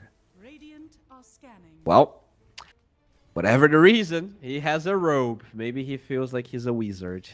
And yeah, feels like they're gonna pressure this tower here. Ravinia ready to take out this tier 1. No response from level up. Never mind. The DK is on the bottom side, so they can utilize the Dragon form here to try and pressure this tower. Just looking at the top lane, much faster response from Hydrinia, so they will take that one. It's actually the Shadow Demon, I guess, the right click. It's going to be pretty good for him. He wants to go Blink/Aether Lens. But it's Brew very quiet, just farming his Radiance, which is, you know, what I expected. Medusa doing the same thing. And so far, they were not punished as much as I thought they were going to be. We'll see, you know, how much Ravinia is going to be able to do, as we do see a smoke from level up. Actually, both sides smoking the mid lane. Yeah, they have that Blink Dagger onto the DK. Okay, they're going to initiate. Okay, with the Frostbite and the OT, that's enough. That was perfectly done. That's such a low percentage play, but they're able to execute that perfectly. Crystal Maiden's so slow and will die as they are looking for more. Elder Titan's going to be stunned up with the split. That's a lot of damage, and they should be able to take Flaco down. They're going to move him a little bit, and that's a kill. Can they go for more? They lift up this Doom. They pressure the tower. They even glyph this one as Jeezy being chased down by Weaver, but should be okay. Doom is available though, but Somnus or the Dragon Knight just instantly blinks out here. Okay, so... Alright. Finally, we get a little bit of a breathing room. That's gonna be the time here for them to farm, it looks like. Very... Dire's middle tower is under attack. Very chill. This'll come in handy. Okay, so they're gonna find fairness here in the big jungle of the Dire. Somnus does have that Blink Dagger, stuns the Shadow Demon. Ult is gonna be used, but he's already dead. Now, can we get some counter kills? Kamaro's very low as the Medusa ult is gonna be used, looking for someone. They doom the DK. He gets bounce back and should eventually fall. Yoi gets that one, as that's a 2-for-1. Make it 2-for-2 with the Brewmaster showing up. No split, but actually willing to be a part of this fight. Skull Black trying to do as much damage as he can and will eventually force Ravinia away. So it is a 2-for-2. Looking at fight recap, pretty close fight. They have to use Doom for that one as well as the Earth Splitter. But overall, it doesn't really change the state of this game, which I think benefits level up. At the end of the day, if these fights are even, or if Ravinia is slightly winning these fights but cannot really push any buildings, that's when the problems are going to arise. This Deuce and this Brew are going to get fat, and I feel like you need to be ahead to really deal with that. Like, this Weaver did go for like a Dragonlance Gleipnir build, so there's no Diffusal Blade. Like, how are you actually doing damage to that Dusa, as they will get a tower in the mid lane? The split... Earth Splitter is being held here. It's on cooldown, actually, as the Brief Fire is going to be used. Dragon Knight gets taken down by Fernand's OT. And he trades his life for a tower. Not ideal, to be honest. Considering how good of a start this DK had, it is a little bit of a shame that he dies for the third time. But, you know, this is a 4 Protect 1 type draft with this Dusa. So maybe they don't care that much, as the chains are going to be used. Don't really hit the Rubik, and should be the end of this fight.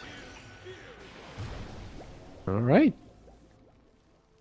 Radiance, not up on the Brew just yet. He already has the Talisman of Evasion. Needs about 1,300 gold for the Radiance. Yep, looking at it here, looks like some stacks are going to be made, are going to be farmed on the Triangle of the Radiant. Kind of talked about, you know, the Shadow Demon being able to get stacks, but they don't have the best heroes. I guess when you have ET, it's okay. Like, the ET just gets so much damage from the creeps that he's going to be fine. But yeah, this game is way too passive.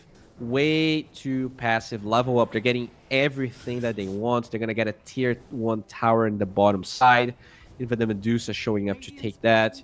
And what's the response here for Ravinia? They don't really smoke. I guess they have a Midas on the Doom.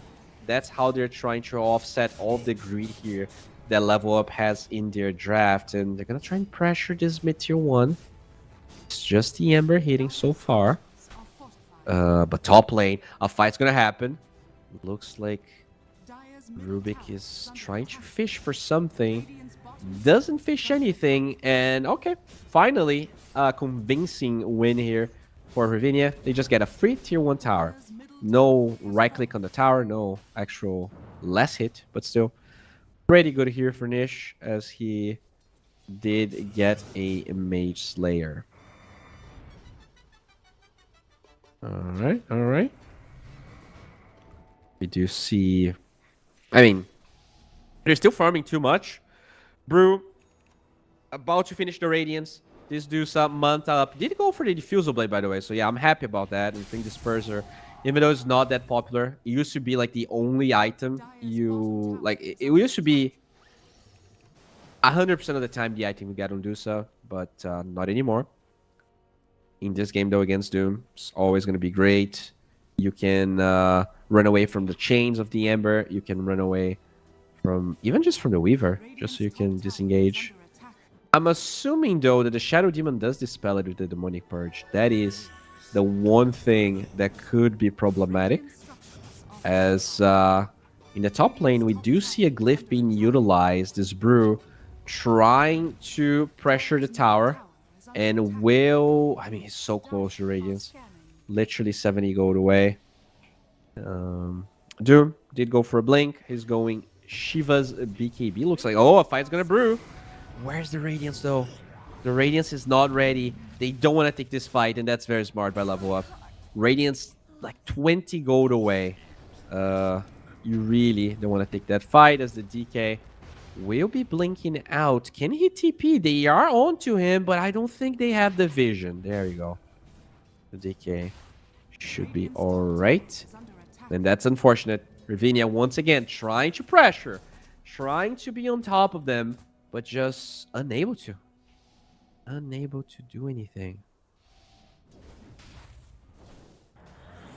Bottom lane, GZ just chilling with his Sukuchi. Will actually get vision of UI, but yeah, I think this game is gonna go super late because Dire, they don't have ways of killing anyone. Radiant also doesn't have ways of killing anyone, but I just feel like Dire's draft scales better.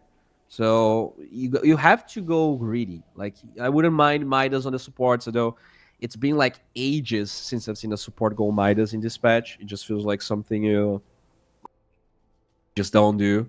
Feels like kind of a crime pretty much, whereas in the past, was it during TI? Yeah, I think during TI, like, there's so much Midas being bought. It was crazy how prevalent that item was. Overall, pretty chill game, I would say. Nothing crazy going on. Oh, they're gonna go for this Weaver. The dust gets utilized, but just not in the perfect position, unfortunately. Not exactly what they needed. Yeah. 2k gold lead here for Ravinia as they find Flaco DET. Stomp gets baited but not used. At the same time, though, they find the Ember. There's an Orchid on the DK. Do they have the damage with the Frostbite? They're going to lock him down, but they don't have the damage, and Kamaros is going to fall. And yeah, this Ember feeling pretty tanky. As on the other side, Rubik will steal the Sukuchi, try to run away with the lift. This might be enough. Just using the Sukuchi here towards the bottom side of the map. And yeah, really good play. They only lose the Rubik. I'm sorry, the Crystal Maiden. Okay. And guess what? Dusa keeps on farming. Full eggs on the Dusa. Actually, didn't go straight up for the Disperser. Got an eggs first. Very interesting. I mean, they are lacking lockdown. So in that sense, I love the Dusa build. And I wonder if the plan is to actually join fights. Yeah, that's exactly what they want to do. They have Radiance on the Brew. They have these eggs on the Dusa. They're just looking for one opening. And the Shadow Demon smoked behind his Ember. That is obviously the bait. They're going to go in. A nice save coming from that Shadow Demon. But they have the Silence also to Doom. He's not going to be able to use it. And he will be taken down. Nish is on a killing spree. Found the DK somewhere else. But look at that Dusa just pumping damage through. That's a 2 for 2, but looks like they can find more.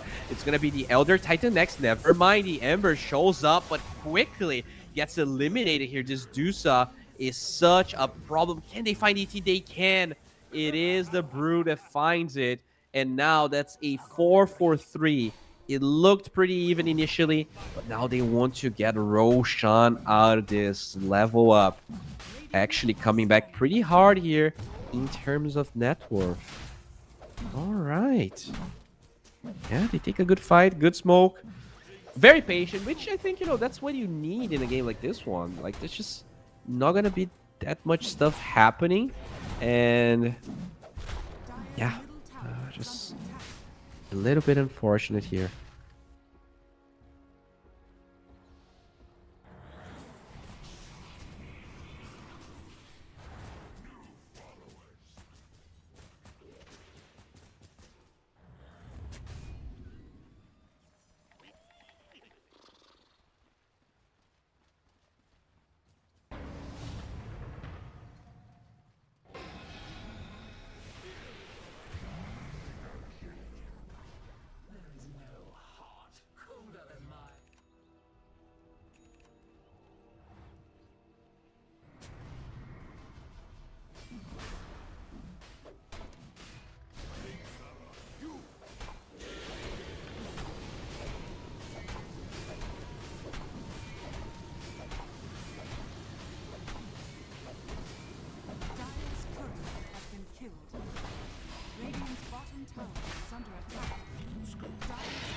Okay, looks like I had a little bit of an internet issue, but we appear to be back. We appear to be back. I apologize. Yeah, it was just a very quick internet spike. Hopefully, you didn't really miss anything. Aegis still on the Dusa. All right, yeah. I am having a bit of a problem reconnecting. There we go. We're back. We're 100% back. Can Ravinia, though, come back into this game? So far, I do feel like it's getting harder by the minute. I do feel like they're in a little bit of a timer. But let's look at the bright side. Weaver has a Gleipnir, so that's a great timing. Shadow Demon with the Blink, so a couple of saves can happen. Straight up Shiva's on the Doom. I wonder if the plan is to actually try and kill the Dusa. Obviously, after Aegis. Like, I don't think you want to doom this Dusa now. Or if the plan is we kill the Brew or the DK and we just ignore the Dusa. I guess the Elder Titan does allow you to ignore the Dusa. You can actually just stomp her. But yeah, can you ignore this Aegis Dusa knocking at your tower? So far, I don't think they can. And I'm very curious to see if they're going to try and go for all tier 2s or if the goal is maybe even poke tier 3 so you force Ravinia back because they are trying to make a trade of their own. They are hitting tier 2s. Yeah, I think you have to go high ground here. You need to force. This is way too cocky out of Ravinia. And yeah, they're going to use the glyph. No one set up here on the side of the Radiant, so this is going to be a fair amount of damage, it looks like. Tier 2 tower from the Dire still standing. Finally, the Ember shows up. Has changed, but it doesn't really stop this Dusa from hitting, and the damage is piling up. Finally, Echo Storm locking the Dusa in place, and they're gonna get some Dusa illusions. Not too shabby. They do have enough burst damage, though, to wipe those out of existence, and UI in the top lane gets a tower. So they forced some back. They did very significant damage to the tier 3. It was like about 90%, and the age is still at 2 minutes 30 seconds duration. This is still a solid position here for level up, but the GOAT lead actually on the side of Ravinia. They've been playing together for a while, right? On the side of level up, which means you are bound to be out-farmed, and that's what they're doing. They have the Doom, they have the Midas. BKB already on the way for the Doom as well. Really, can they really bounce back strong with this Doom power spike? That's the question. The Ember, he has a gem. I guess his goal is going to be to hunt down the Rubik. He just doesn't want this Rubik with Sukuchi just roaming around the fights, getting good steals. And yeah, that's going to be his job. Do they have a Glimmer on the side of level up? I don't think they do. So it's pretty much only for the Rubik or to get map control, which is obviously nice. And now they're going to start pressuring this tier 1 tower. Aegis duration, about 1 minute and 30 seconds. So you can probably like get a tier 2, but I don't think you can get that much out of it. And I think as soon as this Aegis is over, you might even see Ravinia trying to pressure this. Because at the end of the day, you already use your Dragon Form. So both Aegis and Dragon Form are going to be down. This is not a bad timing for the Radiant to try and be aggressive, especially because their gold lead is increasing. They're already at 4k here. Yeah, do say illusions. I'm gonna go up the guy at high ground, but they know this is over. Like, you don't want to pressure too much more than this. That's the thing. Oh, a little bit of an invasion from the Weaver and the Elder Titan in the triangle, but only the Rubik finds them, and the Rubik also gets a Sukuchi out of that, so definitely not bad.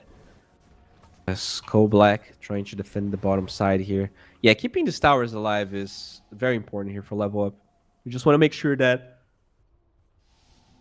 this Weaver doesn't split push too much. At the end of the day, like, your entire goal with a draft like this is to posture, go high ground once you have the second Aegis, And you don't want this Weaver split pushing, because she actually does some pretty decent split push damage. Just Flacco trying to TP out. Can they cancel it? Yes, they can. Quick fingers onto Jezzy.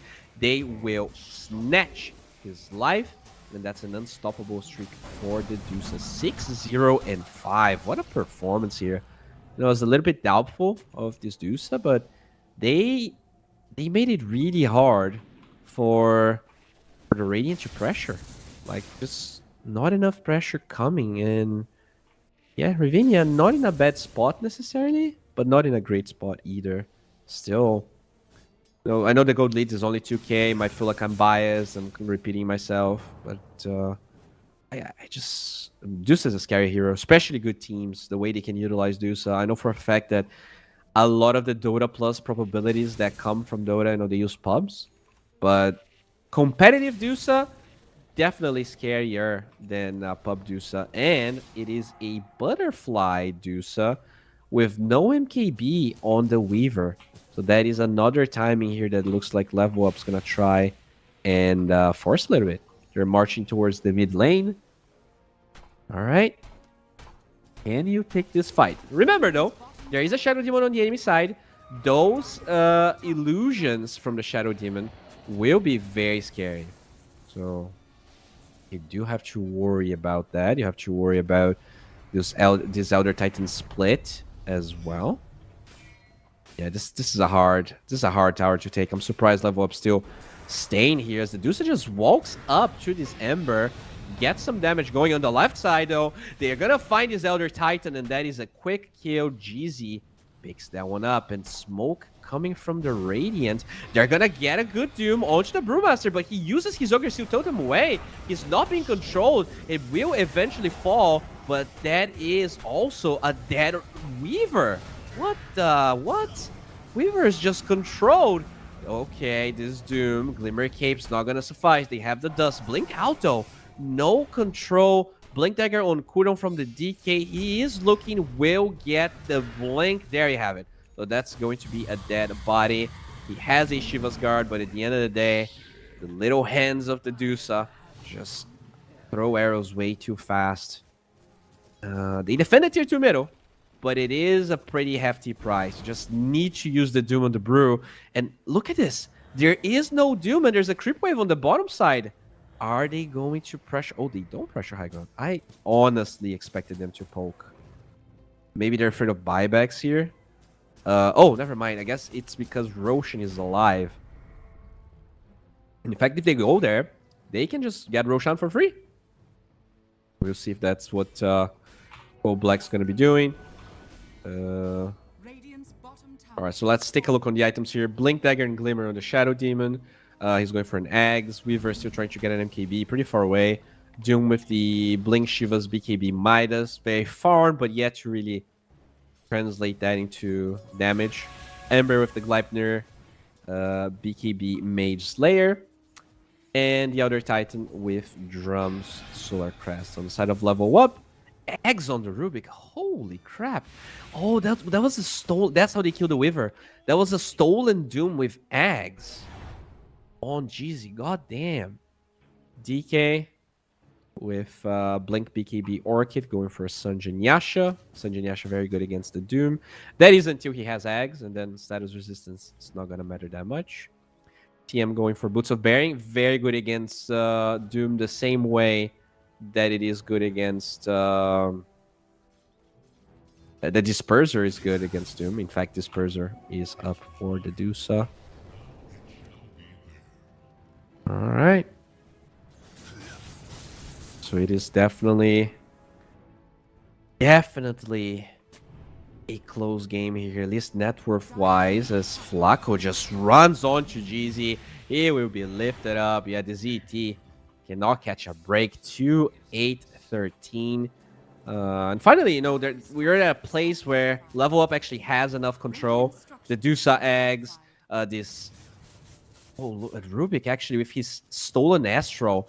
He actually gets the spell immunity. That's very scary. He also has a stolen Flame Guard on the Rubik. Very scary Rubik to be playing against.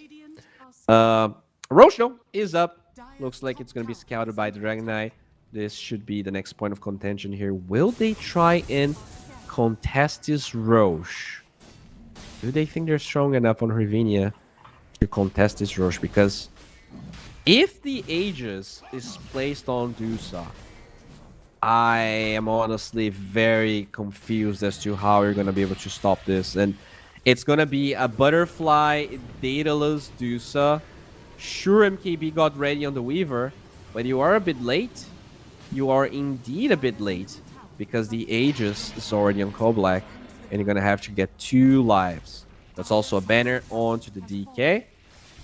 Weaver, though, did trade that for a tower. So, no, all the split pushing shenanigans we were talking about, they will be happening in this game. Definitely going to be happening this game. Oh, DK. Maybe under threat here. He thinks he's just a careless little parrot. Gets engaged upon, but they start with disruption. This actually buys time for a reaction, and this will force... Okay, this does force the entirety of level up back. Time lapse away. They do have Frostbite onto the Weaver. Koblack finds another kill onto the Shadow Demon. Somehow they're chasing for something.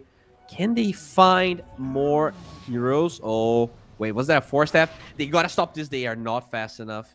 And the ET will go away.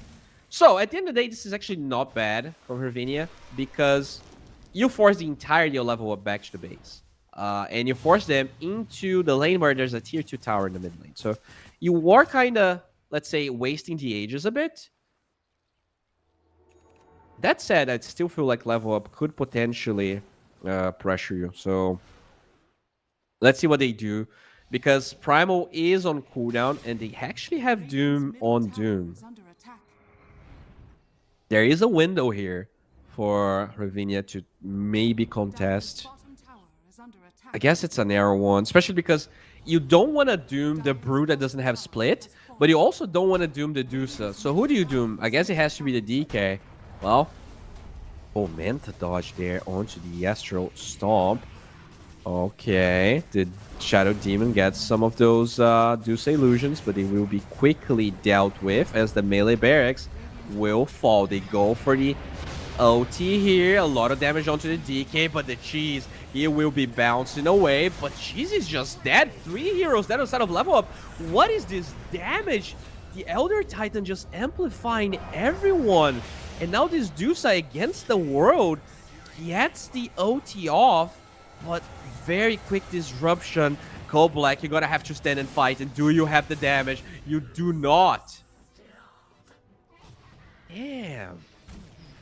This MKB Crystallis Nemesis Curse Weaver just doing way more than I thought he would. God damn. Well, they did get melee barracks.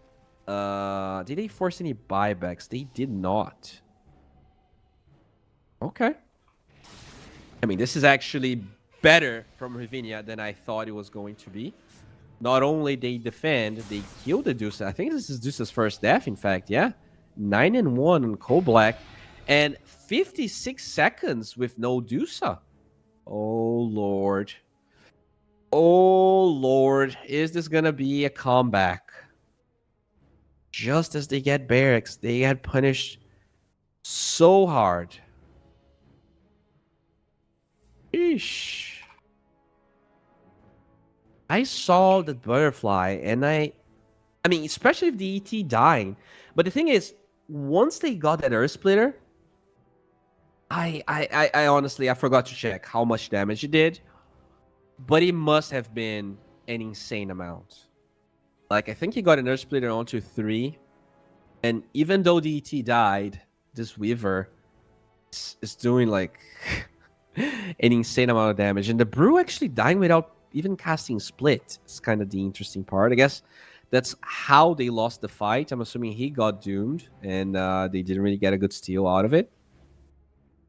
All right. So, time to go high ground, I guess. 55 seconds with no Dusa. This, I'm not sure this is going to be barracks, but this could very well be a tier 3 tower. Once the DK spawns and the Brew's alive, maybe they're gonna feel a bit scared. Oh, doesn't really look like it. Gleipnir usage. Not gonna find the Rubik. Shukuchi out. Fade Bolt.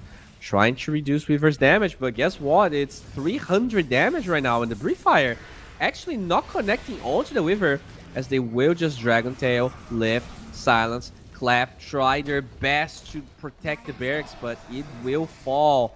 The Deuce actually got buyback through the fight, but I think it is the right idea not to use the buyback there. All right, this is suddenly very scary.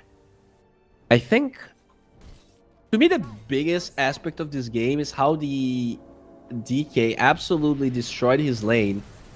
And now, oh, wait a second here. They're setting up.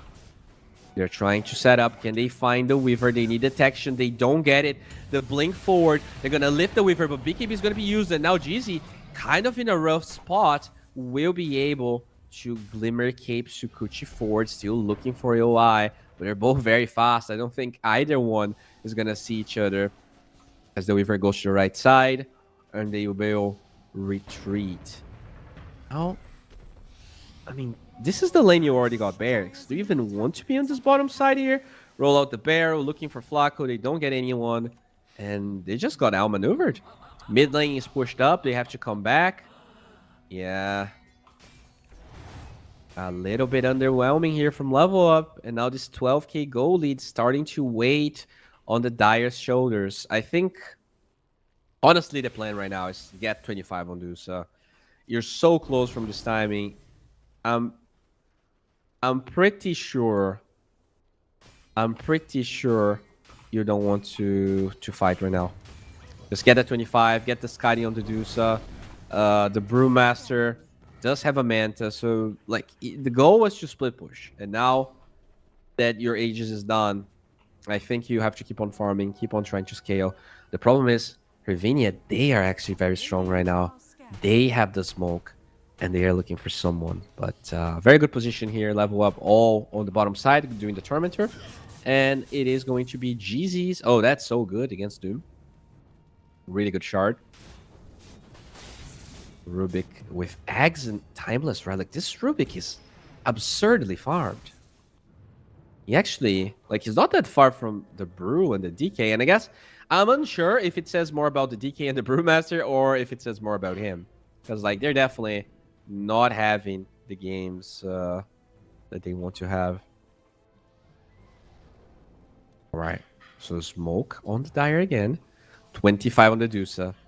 That is the timing you want. Actually, going for the Mana Shield talent as Doom will pop the Shivas. They're going to grab, okay, two targets at the same time. Flacco gets found on one side and the Doom gets found on the other. Split's going to be used and this Doom will be running away, I guess. DT is dead, has buyback, and they keep on chasing here. BKB is gonna be used. TP is available, but the Doom not really going for it. It's just a weird fight. Wait, the Dusa died somewhere else? What's happening? This just should not be happening. The Doom zoning everyone. Okay. That's absurd. The Dusa should not be allowed to die. Well, it looks like they're not gonna lose anyone else. Roche is still kind of far away. But this is very preoccupying.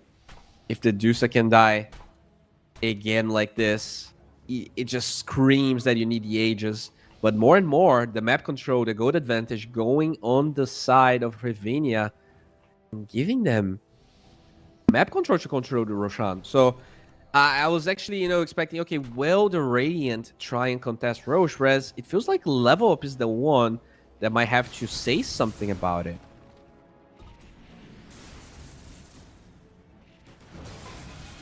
Oh boy. Okay, we have a fight going on here. BKB on the Ember.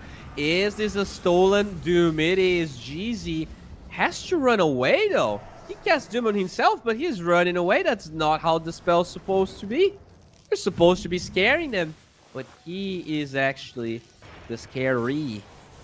As nothing happens, I guess. They push level up away, but no one truly dies. BKB on Ember being the only thing they were forced to use. It is an Octarine BKB though, so overall cooldown is gonna be short. Roche a minute away. It's gonna be on the Radiant side, on the side of Hervania. So yeah, level up. You're gonna have to somehow get map control for yourself, somehow be ready to fight, prevent this brew from being doomed, which might be hard. He's not going Lincolns, he's going AC. They feel like they lack damage. They feel like they need to give Dusa a bit of extra armor, and I mean, she has 37 with a freaking mana shield. Like asking for more feels wrong. And in fact, they will smoke. But the Dusa is running into the opposite side. The Dusa is like not joining the fight instantly here. And because she's not, Jeezy will be picked off with no buyback. And now Kamaru seems to be the next one. Ghost Scepter TP out. Can they cancel it? No, they cannot. Gleipnir. Both Gleipnirs on cooldown, surprisingly. But this means Tier 2 tower will fall. Rubik dead with no buy, and Roshan alive on the Radiant side. Everything is connecting. The dots are lining up, and it feels like Rivrenia, he might be in a position to actually take this game. Dire's bottom tower is under attack. Okay. Oh, they're actually going high ground. Never mind. They're doing an absurd amount of damage. Tier 3 is down. They have creeps. Backdoor protection is turned off. There is a glyph, but it's not going to suffice into the Rubik's here. Do you take this fight? No, they actually just let it fall. They're scared. And there you go. They're going to disengage. Level up. You're giving too much away. This Dusa timing never really seemed to come online. Like, she's still very farmed, don't get me wrong, but everyone else is poor as hell. Okay, so this is gonna be a free Roshan here for the Radiant. I mean, Dusa has to go Rapier. Like, you gotta go Rapier, but looking at her items, she seems to be maxed out. I guess she just bought a fresh BKB. Okay, this BKB is gonna matter. I'm not sure. Something tells me that it's not gonna be enough. We'll see. I mean, they get the amplified damage, but at a time where they also cannot force the fight. So this Dusa maybe could have forced something. And they're camping high ground.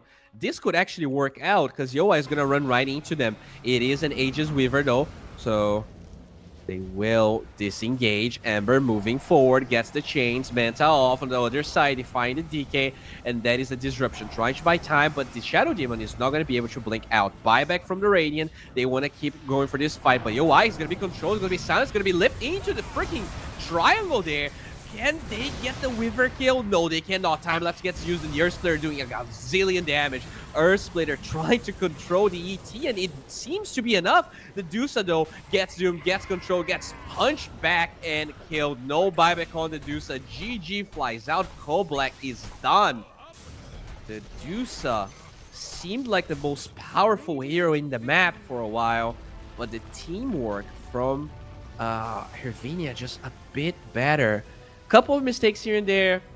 Honestly, very surprised that this DK didn't really get online. Honestly, I'm saying surprised, but I was not surprised. We talked about it in the draft. DK is good against Ember because he brings you the lockdown, but they didn't have anyone to kill the Ember with. You have Siam and Rubik. They got like one kill with the first Blink Dagger purchase, but it's so hard. Like, you need two supports at the perfect time so that they can follow up to your stun. CM's super slow. Rubik has no lockdown.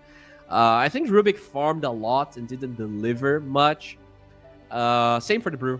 I think he got pretty delayed timings, and I guess that's expected because of the Weaver pick. But, you know, that's a first pick Weaver. They kind of knew about it.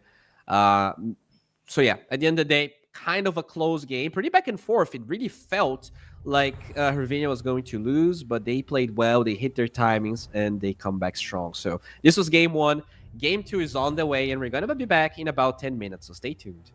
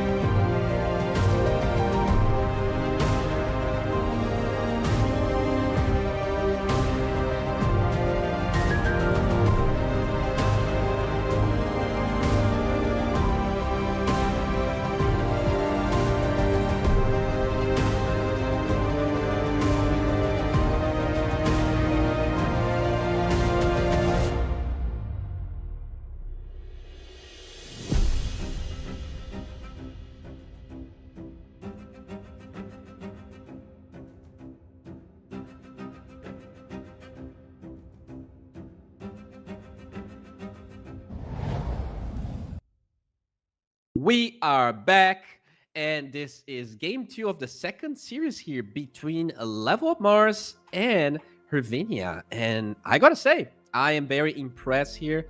I think a lot of people in chat were saying they were cheering here for Hervinia. They thought that they had what it took, and they proved to be very tough opponents. It was not a game that they stomped. I think they were behind for a significant amount of it. They, in general, also didn't really had a lot of farm in the heroes that they needed, and so the game was kind of passive by nature. And I was very impressed with the way that they itemized, with the way that they were patient, and never really felt pressure to make unnecessary moves. Of course, I mean, their lanes could have been better, but Ember versus DK, I think, Ember is going to lose that 9 times out of 10. The Weaver just needed more time as well to itemize against the Dusa. I was impressed by how weak Dusa felt, considering how farm she was. I think there's definitely more heroes that were not banned in that game that if you gave them those heroes, I think you would probably see a level up win. So yeah, maybe let's rethink about that Dusa situation. I don't know. I haven't seen that much Dusa in this game. Definitely didn't really make a great case for it. I think the hero was like free farming the entire game and not winning in a situation where you get the first 2 Aegises just feels a bit off.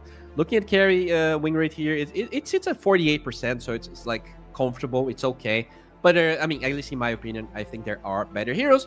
But my opinion doesn't matter. What matters is the draft. And in terms of bans, Level Up actually taking away the Brewmaster here because there is first pick available for Ravinia. DK also being removed. They were not happy playing against the DK, even though, I mean, the DK won the lane, but I was not that impressed by his performance. Obviously, it was more about the supports that you draft with it, and Level Up could potentially change that in the second game. So I guess it is totally warranted to ban those heroes, but it means some other boys and girls are gonna sneak through. Looking at those here, Tiny still available, Clock still available. Oh, never mind, they did ban Tiny, and Pungo going through. All right, still very flexible. Can be played mid and can be played off lane. I think this hero is somehow, some way, still first pick material apparently. Yeah, Valve. They're big fans of Pangolier. That's the only answer. But Batrider, that did get banned first phase, I believe, now goes through here for Level Up. And I saw Batrider winning every single game of the first series. So curious to see what the plan is initially. Is this going to be a core hero? Can they flex a core? Or is this just, support and they don't care? Obviously, lasso into Rolling Thunder is always nice. And now, Ravinia here, trying to figure out their next plans. They're going to take away the Primal Beast. Okay. I'm assuming this is mid Pango then, because I feel like Primal, I don't know that much about the level of players, so maybe they just know they have a spammer. But because this hero was ignored in game 1, and because it is banned after the Pango pick, I'm assuming they're kind of locked down into playing this mid Pango. And maybe that's why. Maybe they feel like it's a good matchup against Bat. I am not sure, to be honest. But now that you have an all damage barrier, it's probably decent against Bat, I would say. You have a moving spell, you have a barrier, you can kind of just mess with the Batrider in the fight with the Rolling Thunder. I can see why you would respond this way. As now Level Up, they only have 1 ban, and they are wasting a pretty significant amount of their reserve time here. Yeah, this ban is really hard to guess, because at the end of the day, it's going to be a ban to cover your next hero. And so, yeah, like, what do you ban? I don't know what they want to pick. And it's only their second pick of the entire thing. Pretty hard to really guess. In the first game, they had what? They had Rubik, Crystal Maiden, with Brew, Medusa, and DK. DK is banned. Rubik's not bad against Pango, but Bat Rubik sounds a bit off, as they're gonna get the Beastmaster. This hero was banned in the first game of this series. Okay, So do you Doom now if you're Hervinia? Because you can potentially respawn with either a 13-14 Doom or an 8. Oh, IO? What in the what? I get this. Instead of trying to counter the Doom, what they're saying is you have a beast, you cannot pick Doom, and so we can pick IO Gyro without being countered. I do like this a lot. IO also gonna have the tank ability and the sustain to go through this Beastmaster. This is very interesting response. I haven't seen a lot of IO in this patch, so very curious to see what this is about.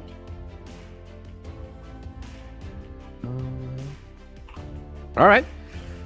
Ember pick here on level up. They're gonna snatch down one. Feels like Ember just being very contested. Just a hero that people do love running. I was expecting maybe mid bat, but now we're pretty much set it's a support bat, and I think they're gonna pick a support here as well. They do have 24 on level up, so they go Wyvern. Very good against the IO. Very good against Pango.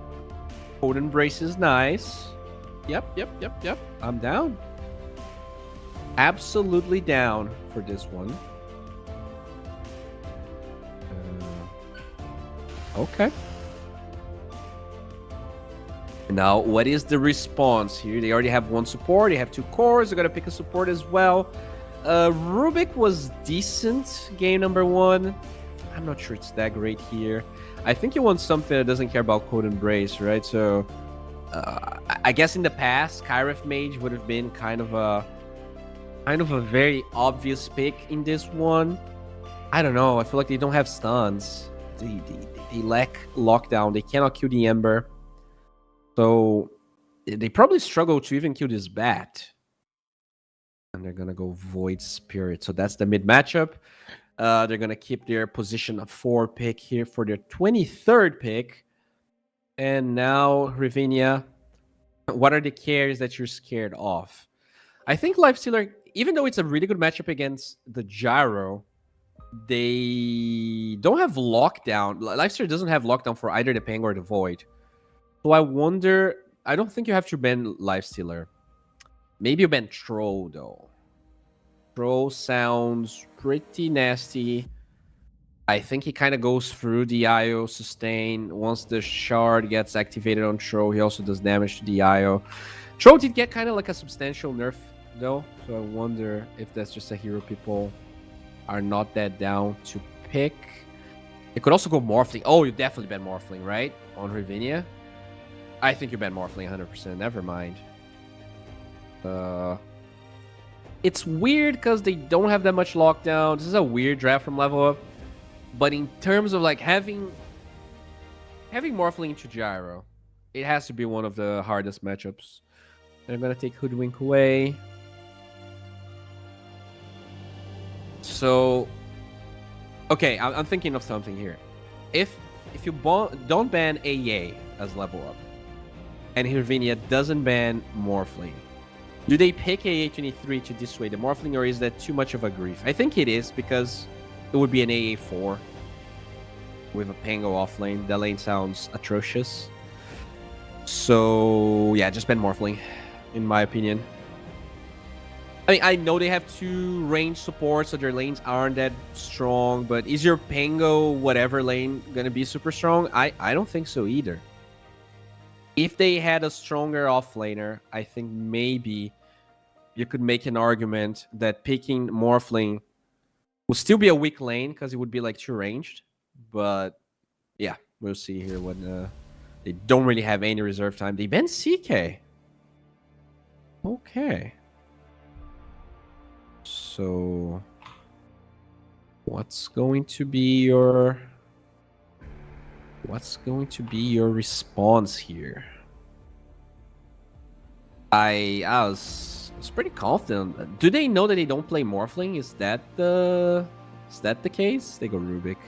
Yeah, kind of talked about it. Oh yeah, I guess they don't play Morphling. Monkey King.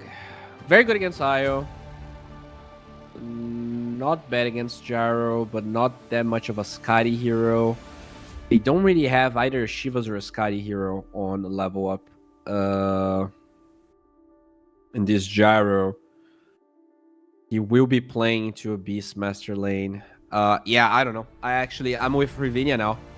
I think level up didn't really draft the best heroes. I feel like this Gyro actually lanes really well against the Beastmaster.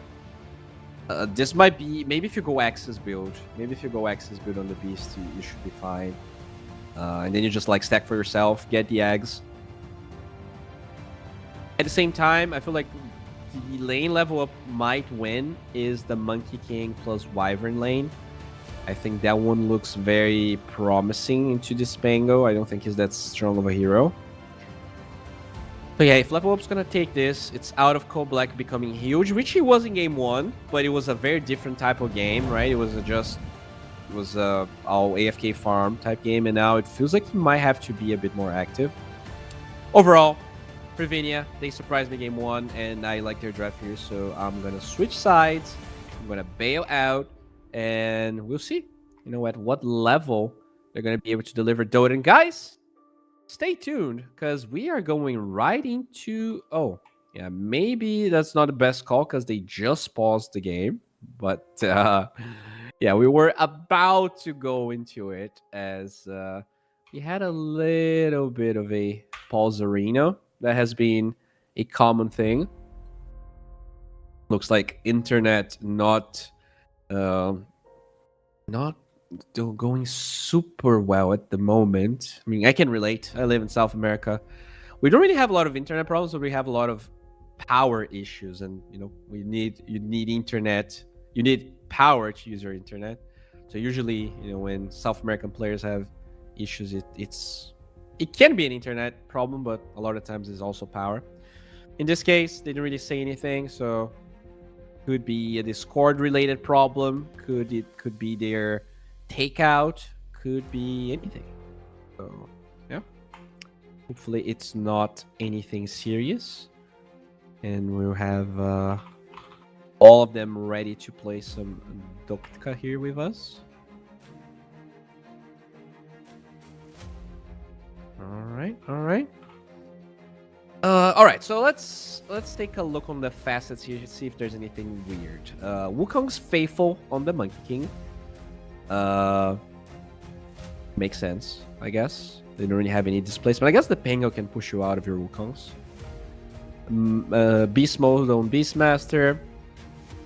Slide of Fist on the Ember. Wyvern going for the Essence of the Blue Heart. Interesting, because I feel like the other one's still better. Like, the mana you heal on that one is so little, but sure. And the Batrider did go for Stoked, so that seems to be the facet you pick up regardless of what happens. Whereas on the Dire, Sanctuary on Void, that's pretty much the only one. Okay, guys, looks like he is back. The Void Spirit reconnected, and let's jump right into this game. Thank you, production, so smooth. And Pangolier here with the double jump. Jaro with Rocket Barrage, the Afterburner one. And I with Chris Krieg. I mean, I pretty much never saw the other one. That's definitely a hero that we don't really see swapping facets, even though they actually buff it once, but they didn't really did it again.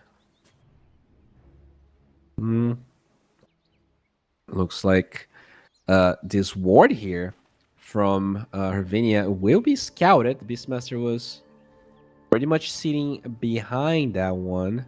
And do they have a sentry? They have a sentry on the bat, but it's actually holding on to it. They have 2 sentries on the Wyvern. I'm very surprised they didn't try to deward that one.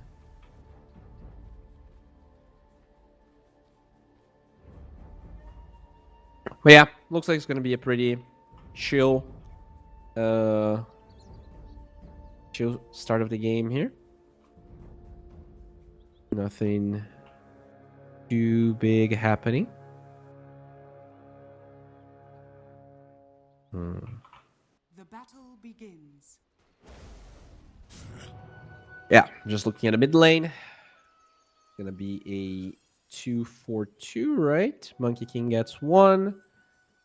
There you go. Oh, it's actually black hole that dewards on the enemy triangle. All right. Kinda.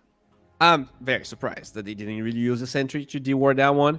As on the top side, going to be a Jaro Io against this Beastmaster. Okay, yeah, he does start with the Wild Axes, which I like. I think going for the boar here would be game losing, pretty much. That's why they even drafted this Jaro in the first place. On the bottom side, the Monkey King actually started with Boundless. They don't really have a reliable way to get the range creep because the Wyvern did start with Arctic Burn and bottom. Like, so much pressure here. Everyone's super low, but mostly level up being low. Yeah, that's not how I expected this lane to be. But you know, at level 1, it does make sense, especially if you don't have a support that can get the range creep for you, and you're forcing to this Boundless. You're just not gonna have the sustain or the harass or the pressure to really dissuade this Spango from doing anything. The top lane, just gonna be your standard flat cannon Black Cannon show there. Just watch the gyrocopter hit you. This lane definitely has some potential for the Radiant, but I think you need level 2. Oh, speaking of level 2, they actually already got it here, and they're going to be zoning away this Beastmaster quite a bit. But the lane is pushing, and the Beastmaster, yeah, he's going to have to walk all the way around there.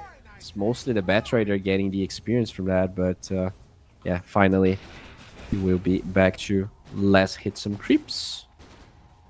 All right, so pretty boring lane, honestly. It's a lot of poking, not a lot of action. I think bottom might be more active, especially once we get level 3 on this Monkey King. The mid lane is pretty even. Like, I feel like that matchup is always kind of even. But this Monkey King, I really want to see him pressuring the Pango more. He even started with an Orb of Venom, so the Monkey King should be pressuring. But yeah, mid, it's one of those classic matchups. Feels pretty good to have that going. And he's going for the full-on corrosion on the Monkey King. That is crazy. He really wants to pressure as much as possible. But yeah, it's just one of those very boring laning stages. Often you're struggling, right? 8 and 8 on both the Beast and the Pangolier. Carries having a decent time, and mid laners having a decent time. Kind of reminds me of game 1, to be honest, as they're trying to go on the Rubik bottom, but they don't really get the connection. And now, trying to go for the Pangolier, he will get the Jingo stacks. So, it is a very scary Monkey King there. Could even go for the Boundless, but he's holding on to it. Okay, so when and where is first blood gonna happen? Like, looking at the HP of everyone's super full HP. So, just not a very interesting laning stage just yet. Just secure range creep, poke someone, as they are going for the Pango to actually throw the Monkey King under tower. Koblak taking 3 tower hits, definitely something that is problematic, but he still has so much life still that he will push away, body away. And yeah, a lot of pressure, but not necessarily. Oh, they're gonna dive. They're gonna try and dive here, just pushing the Pango away from the last hits at least, as he goes for the Boundless. 1 hit, 2 hits. Oh no, it's not gonna be there. The lift from this Rubik pushing the Monkey King out, but he gets a courier. Not that important, just awarding a smoke. But yeah, that's how this lane is supposed to look like. You have to pressure this Pango. You have to make him regret first picking the hero. And overall, I think they did a good job.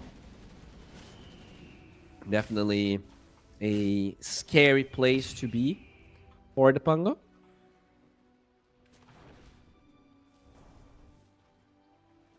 Looking at the other lanes here, nothing major happening. Beastmaster struggling just as much as the Pango. Mid lane, literally a tie.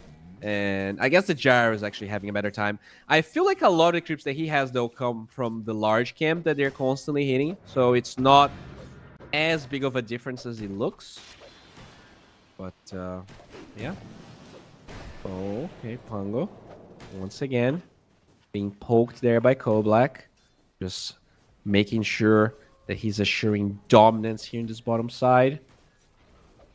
reminding who is the primal animal. As they're going for Camaros, they have the slow from the shield crash, and that's somehow first blood. Fernandes get that kill, and now you see Koblak trying to change targets, going for Nanda. Somewhere else, the Batrider did die, and they will get the gyro in response to the top lane, and the Beast dies. We're watching bottom, but the Bloodbath is in the top lane, and the Eye is the sole survivor of a massacre. Well, I'm sure he's going to be happy about sapping all of that experience, but killing the gyrocopter definitely quite good for level up, but it does look like it was better um, overall here for the boys on Hervinia.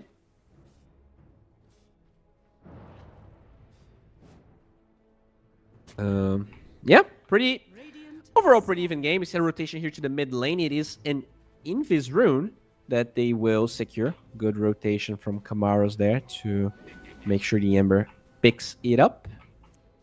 Dire's middle tower is under attack. Yep. Still a pretty chill game. The Gyrocopter, very, very farm, just going straight up for Crystallis into Aghanim Scepter, I'm assuming. But with both the Ember and the Void Spirit being level 6, that's the heroes that we actually have to watch out. Those are the heroes that will rotate. Rubik, though, actually falling the bottom side as Koblak just going for body. And it's so many slows. It's just impossible to walk. He goes for the shield crash forward, and he will probably survive rotation from Nish, and he gets a 2 for Pangolier with 100 HP. That shield crash is crazy, and he lives through it all here somehow. Very nicely done. A little bit of an overextension from level up, and they pay a hefty price. This Void Spirit coming online already. Oh, rotation from the Ember. He will find a kill and instantly Remnant back to the mid lane, so nicely done. Not too shabby in terms of net worth. Both mid laners doing pretty well. The Ember is actually even slightly ahead, surprisingly. Looking at the carries, definitely a big advantage. I mean, look at the difference in net worth for the Gyrocopter. He is 1,200 gold ahead, and they're chasing for GZ. The cooldown will not connect. Good flame break, pushing Yoe away, and that will not be a kill. Just a wasted cooldown. But mid lane, it's time for the 8-minute runes, and that's where the second fight's gonna happen. Who will pick it up? Sunmu's looking for it. It's on the other side. Gets denied by Fernandes, and they do not have the control to stop the Rubik. Now the lift. Nish looking for an engagement. Doesn't have his Remnant. Cold Embrace buys time. But for what, my friend?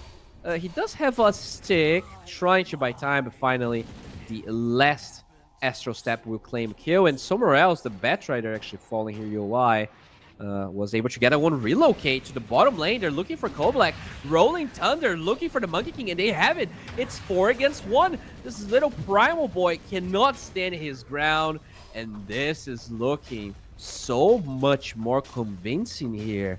This is night and day difference from the beginning of game number 1. Hervinia just on a different wavelength at the moment.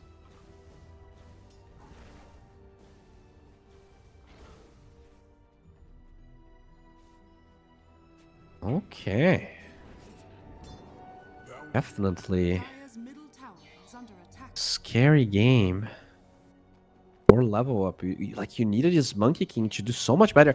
This is the second time I see Monkey King being picked, and the hero just doesn't dominate the lane whatsoever. Like, what's this hero supposed to do if you don't dominate the lane? As they will find a kill on the IO. It's Somnus that picks it up, and now Void Spirit can just Astral Step away.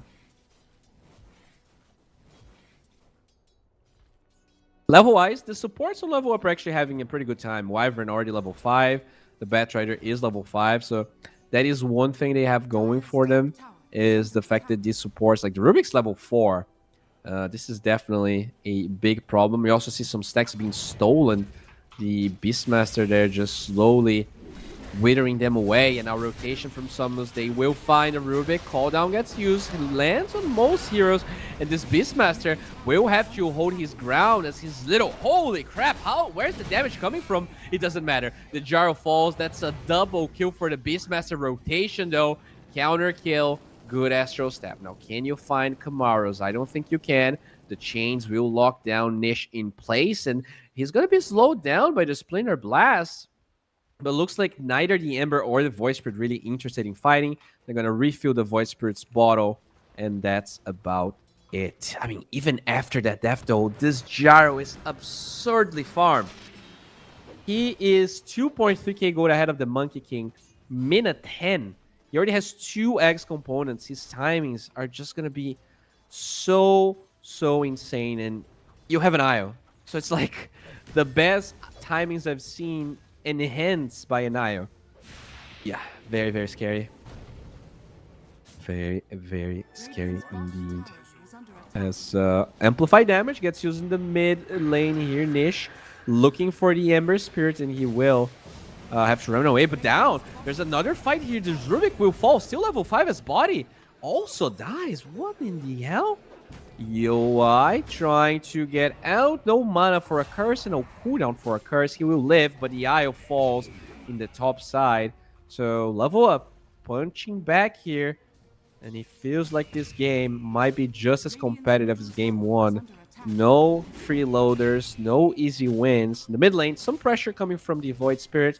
Does have that Amplify damage rune and did do a lot of damage to the mid tier 1 tower. Aghanim Scepter is very close to Iffy fall. He is 1,000 gold away. The Gyrocopter also getting close to his eggs. He's 1,000 gold away. So they're probably going to hit the same timings pretty much. Good job there from the Beastmaster, just pushing the tower, just dragging the creeps, so he's in no fear, no danger of dying.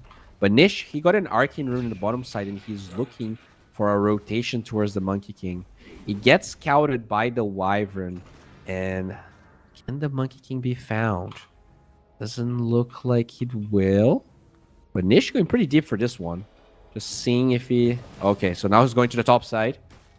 And okay, that's underwhelming. Nothing's gonna happen. There's nothing to happen there. Mid lane, Somnus just pressuring the mid tower. There is a little bit of a fight here, but Somnus actually starting to lose some HP. Will Remnant away. Does have Kamaros nearby. Smoke though.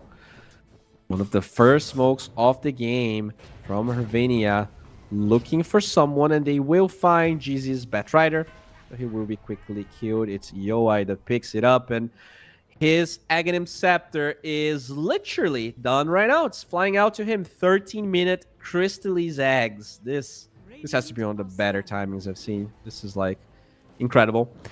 At the same time, Beastmaster's eggs is also done, so he will collect the bounty for that one. There we go.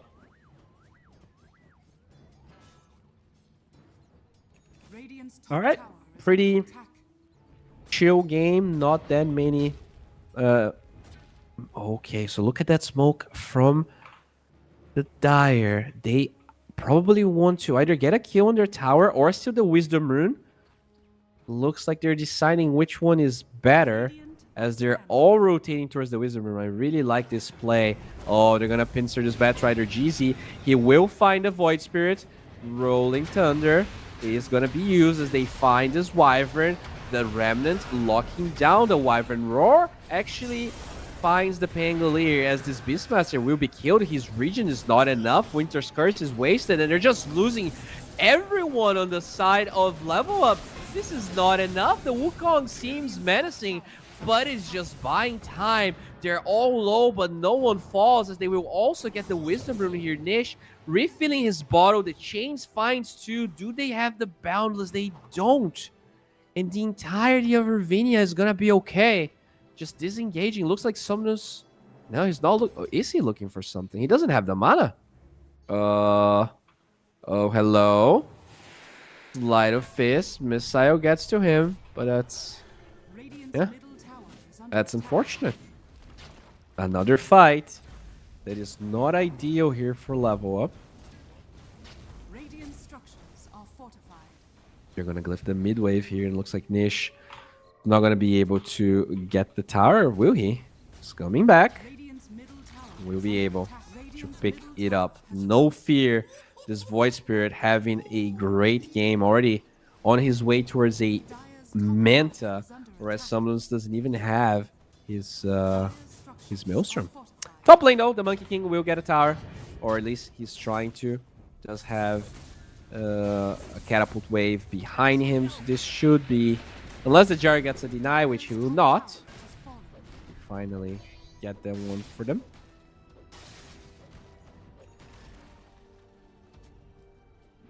Alright, so Beastmaster trying his best to be active. Monkey King, oh, they're gonna try and go Roche. We saw that play.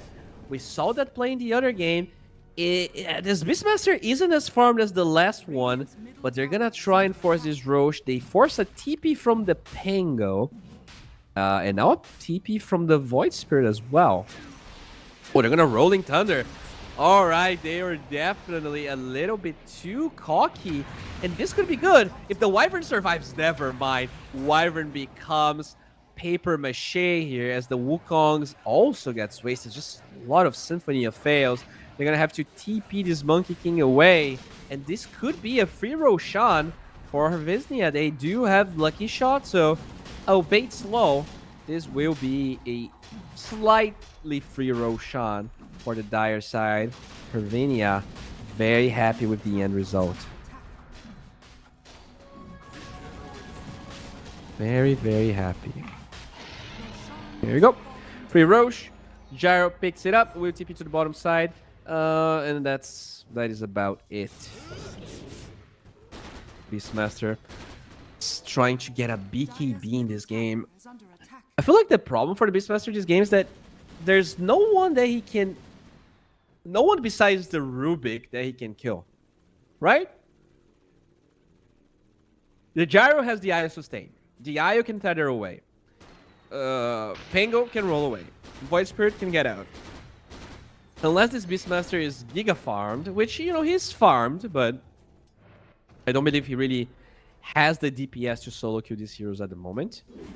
His farm is kind of meaningless, and he's going for this BKB instead of the Blink. I feel like maybe Blink would have been a better item, especially in this game where they are lacking the lockdown, although the Batrider Blink Dagger is finally done. GZ does have that one available, so maybe that is their goal in the next fight. Just utilize the Blink Dagger on GZ to get a kill. Even if they use it though, I wondered, like, can you kill Nish? 1800 HP, Manta style done, can actually deal with your chains.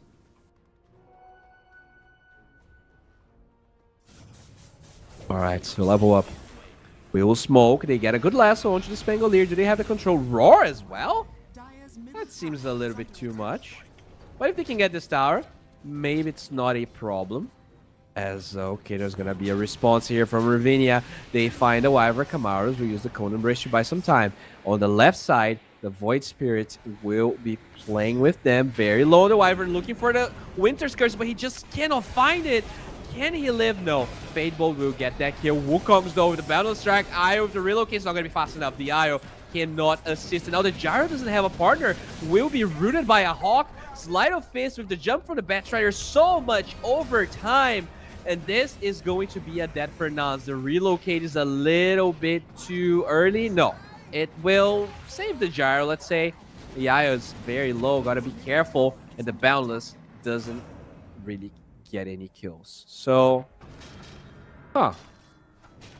interesting fight. Same time, they will get a counter kill there. Okay. Not too shabby of a play. The fight recaps quite even, honestly. 1600 gold going for everyone, but the goal lead still on the side of Ravinia. And once again, a game where the care is just dying too much. 3 deaths already on the Monkey King. He only has a Maelstrom. Didn't even finish his Gleipnir. Just tough position to play from. You really need this Beastmaster to scale a bit more, and we'll see if it's gonna happen.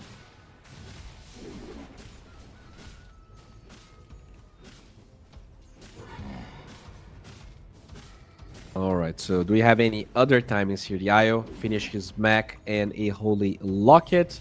The Gyrocopter already has a Sanjin Yasha, very strong against the Chains, and against the Roar, and against the Lasso, and against the Winter's Curse. Really nice. The Pongo going for an Eggs. Rubik with a Blink Dagger. And Void Spirit wants his own Aghanim Scepter for the silence onto everyone. It's a really good Void Spirit Axe game.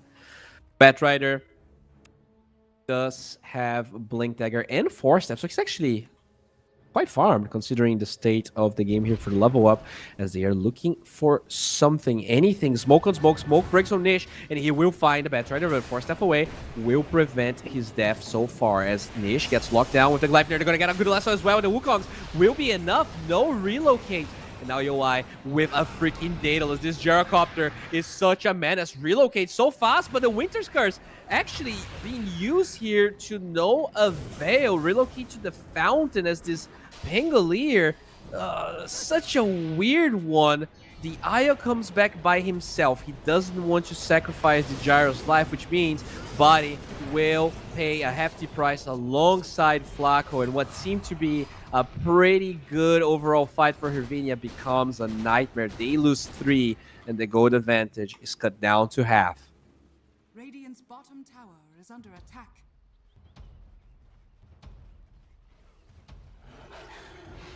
Right? Pretty back and forth game here. They are fighting tooth and nail on level up to try and bounce back. It is a BO3 after all. You can still get more points from this series if you come back. The Monkey King actually, I mean, it feels like he's recovering, but look at the size, the magnitude of this Gyrocopter. He is 7k ahead of the Monk. How is it even possible, UI? How can he be this farmed? I don't know how it's possible. But he is gigantic. This Gyro is a beast, an absolute unit. Satanic's going to be the next item, so that's going to be the Dispel. The lifesteal obviously very good against the Winter's Curse. Allows him to reset the fights. Looks like they're going to go for Tormentor here on the Dire side. Ooh, I guess the Rubik's good. I mean, both are pretty good. And I think the Rubik's better this game, honestly, than Yayo. Mid lane, Summoners will brute force the tower, so that is what you get out of knowing they were doing the Tormentor. Ages, still 1 minute and 30 seconds until we know the respawn timer. And yeah, they're all farming here. BKB did get ready for the Beast. He also farmed a Blink Dagger. And the Beast actually considering a Crimson Guard, which I like a lot this game. You're playing against Swashbuckle and Gyro. So a lot of value on having the Crimson Guard.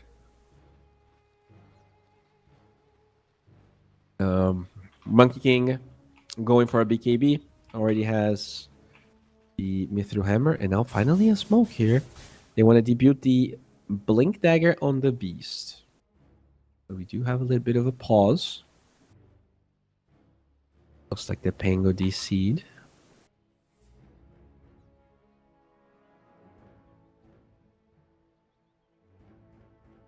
Okay. Hopefully it was nothing very serious here. I mean, the smoke from level up would have some pretty big implications. Maybe you kill the Void Spirit. Maybe that gives you map control to Roche. Although Roche will more than likely be on the Dire side. So it's definitely not going to be an easy Roche taking for level up. I guess the Beastmaster is pretty good at doing it. But I don't think it's fast enough. They don't really have any other Roche heroes no minus armor whatsoever. The Monkey King is pretty weak right now. Both Wyvern and Bat really do no damage to Roche whatsoever.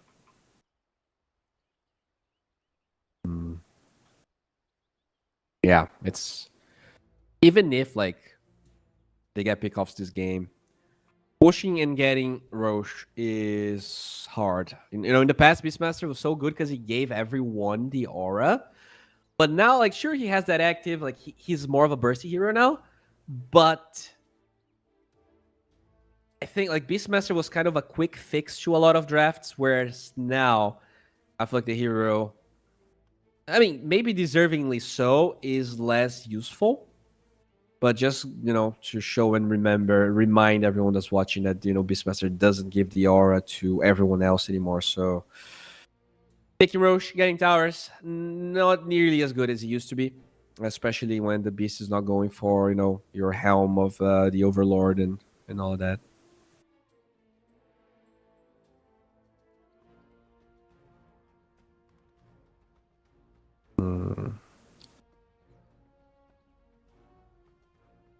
Yeah.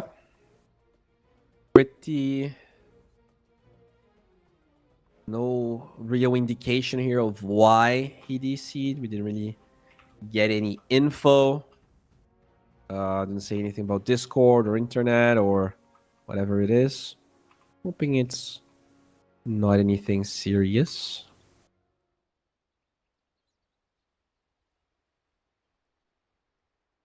A flash of inspiration. This reward transcends expectation. I've always wanted to be a giant space crab.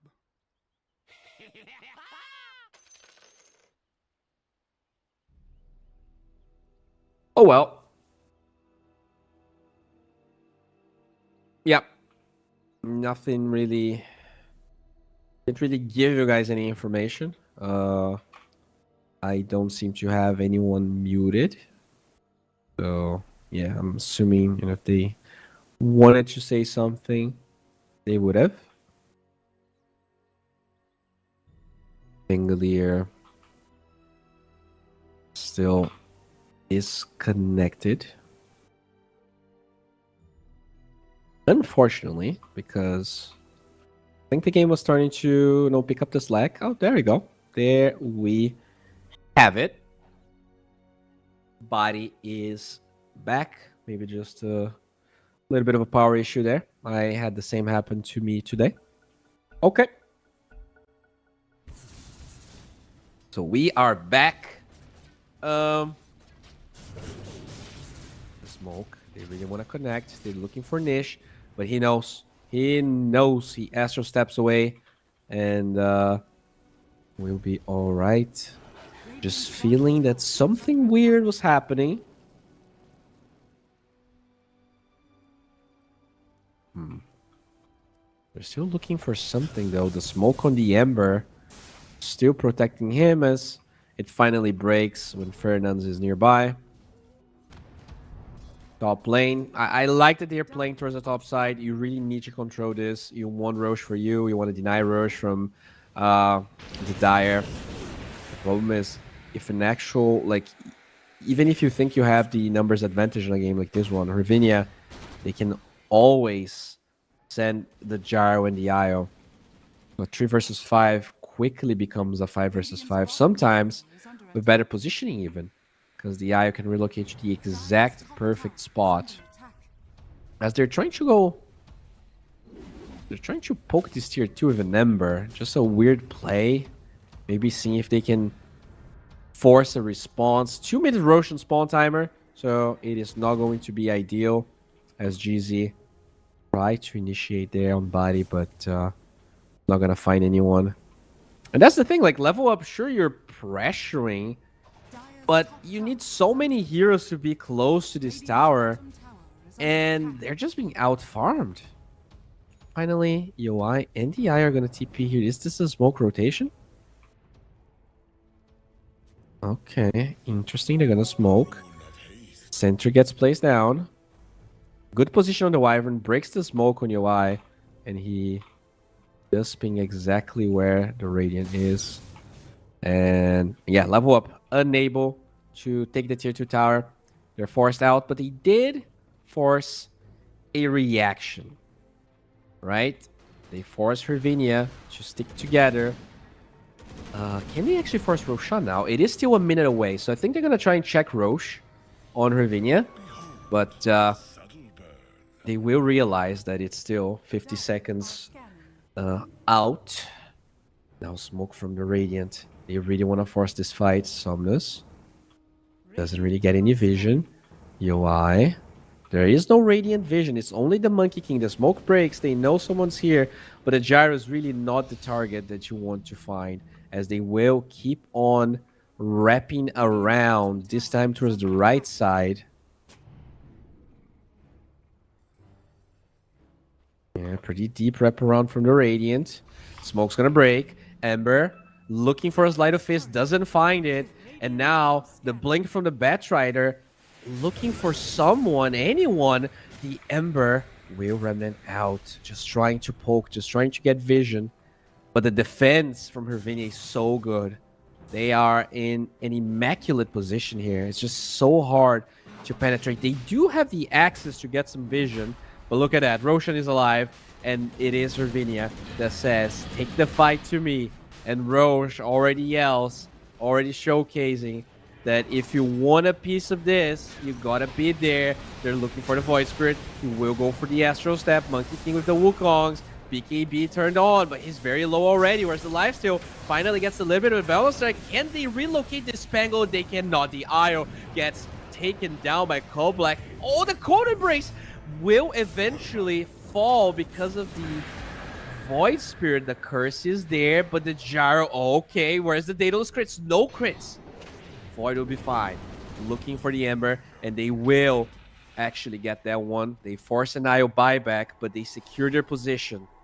They are not strong enough to take level up, and Hervinia will probably claim Roshan for themselves. Alright, yeah, Kamado's just trying to look for something, anything. Fernandes, though, too hard to bring down, and there you have it. Cheese on Void, and the Gyrocopter getting the Aegis.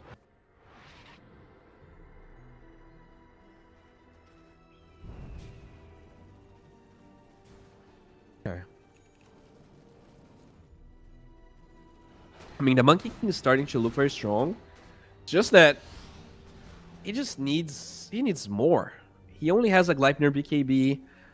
He has some pretty good items. I do love that he has Corrosion still to deny the region and the lifesteal. He does have Orb of Destruction. He's going for a Skadi, but Skadi's too late.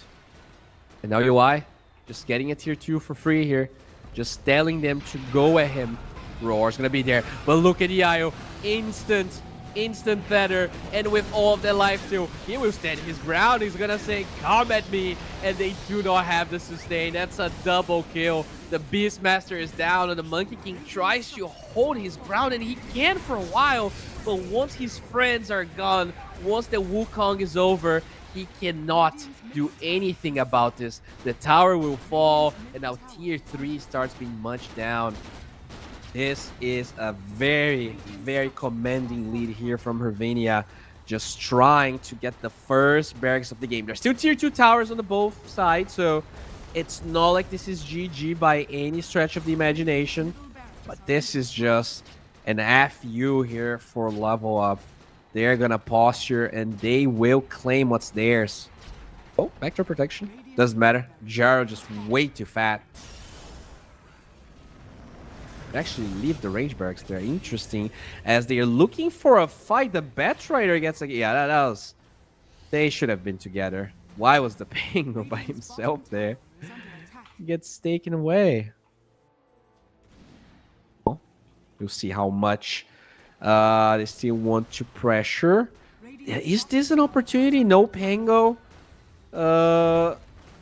It's just you have to go on the Gyro, and he might be too hard. The Gyro Butterfly, mind you. They find the Batrider somewhere else. Nish did find him. And now it's a 4 versus 4. 5 if you count the Aegis. 6 if you count the IO. This gyrocopter is just a killing machine. He's almost twice as farmed as everyone on the side of level up. 30 minutes in, and this guy, it is just incredible. Oh, look at him just clearing both waves. This is a masterclass of a gyrocopter game. They don't even use the glyph because it makes no sense. They realize those barracks are gone. Those barracks, they belong to the Dire now.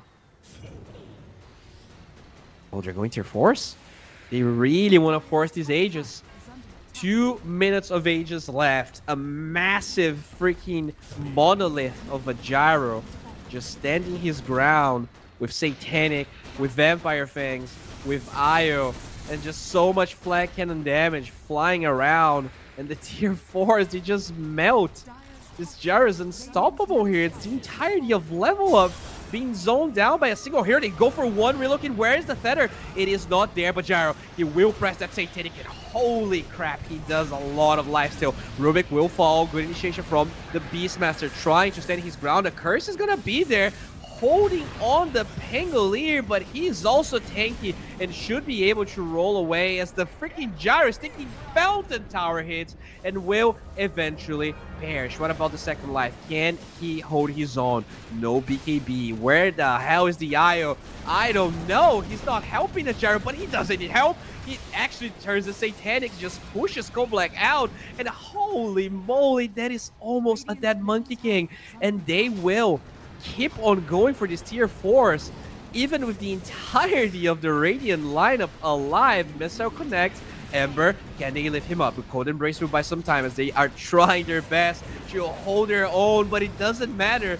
Even with a Crimson Guard, even with the Fountain, even with all of it together, this gyrocopter is a menace that Radiant is not born, was not meant to control, and they will be in their Fountain. That wasn't the actual game, but he's just surviving the tower hits. He's killing the Monkey King in the base. That's one. Okay, finally the Cold Embrace. That's 2 and 3 and a Rampage. What am I casting here? The rest of the heroes hitting the Fountain. They're like, bro, please. Just end this game. And now Nish fighting here. There's a buyback. There's Boots of Travel on UI. That's a second Rampage. That is game. And what a way to end the second series of today. We end with a bang, and we end. I mean, that is the first series played by our boys from Hervinia. And yeah, they are definitely showcasing here Dota that I honestly, I didn't expect this to be one-sided. You know, level up, they are known org. I think the players, they are also at a pretty good level.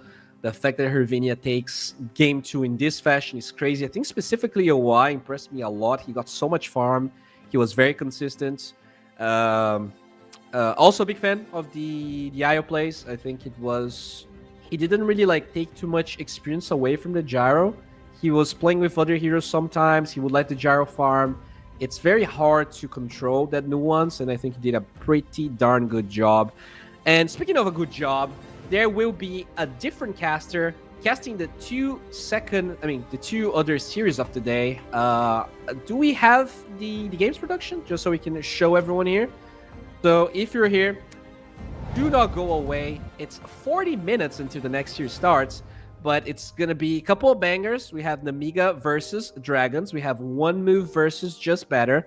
We are, about 35, let's say, minutes away from that series starting. I'm not going to be casting here, but I'm sure CT has some great casters just waiting for you. So make sure that you check it out. Also, check their socials. You can find them on Twitch. And yeah, they're really good. They have a lot of tournaments planned for this year, and you definitely want to be following them when those tournaments arise. I'm Bowie, and it was a pleasure. So see you guys around.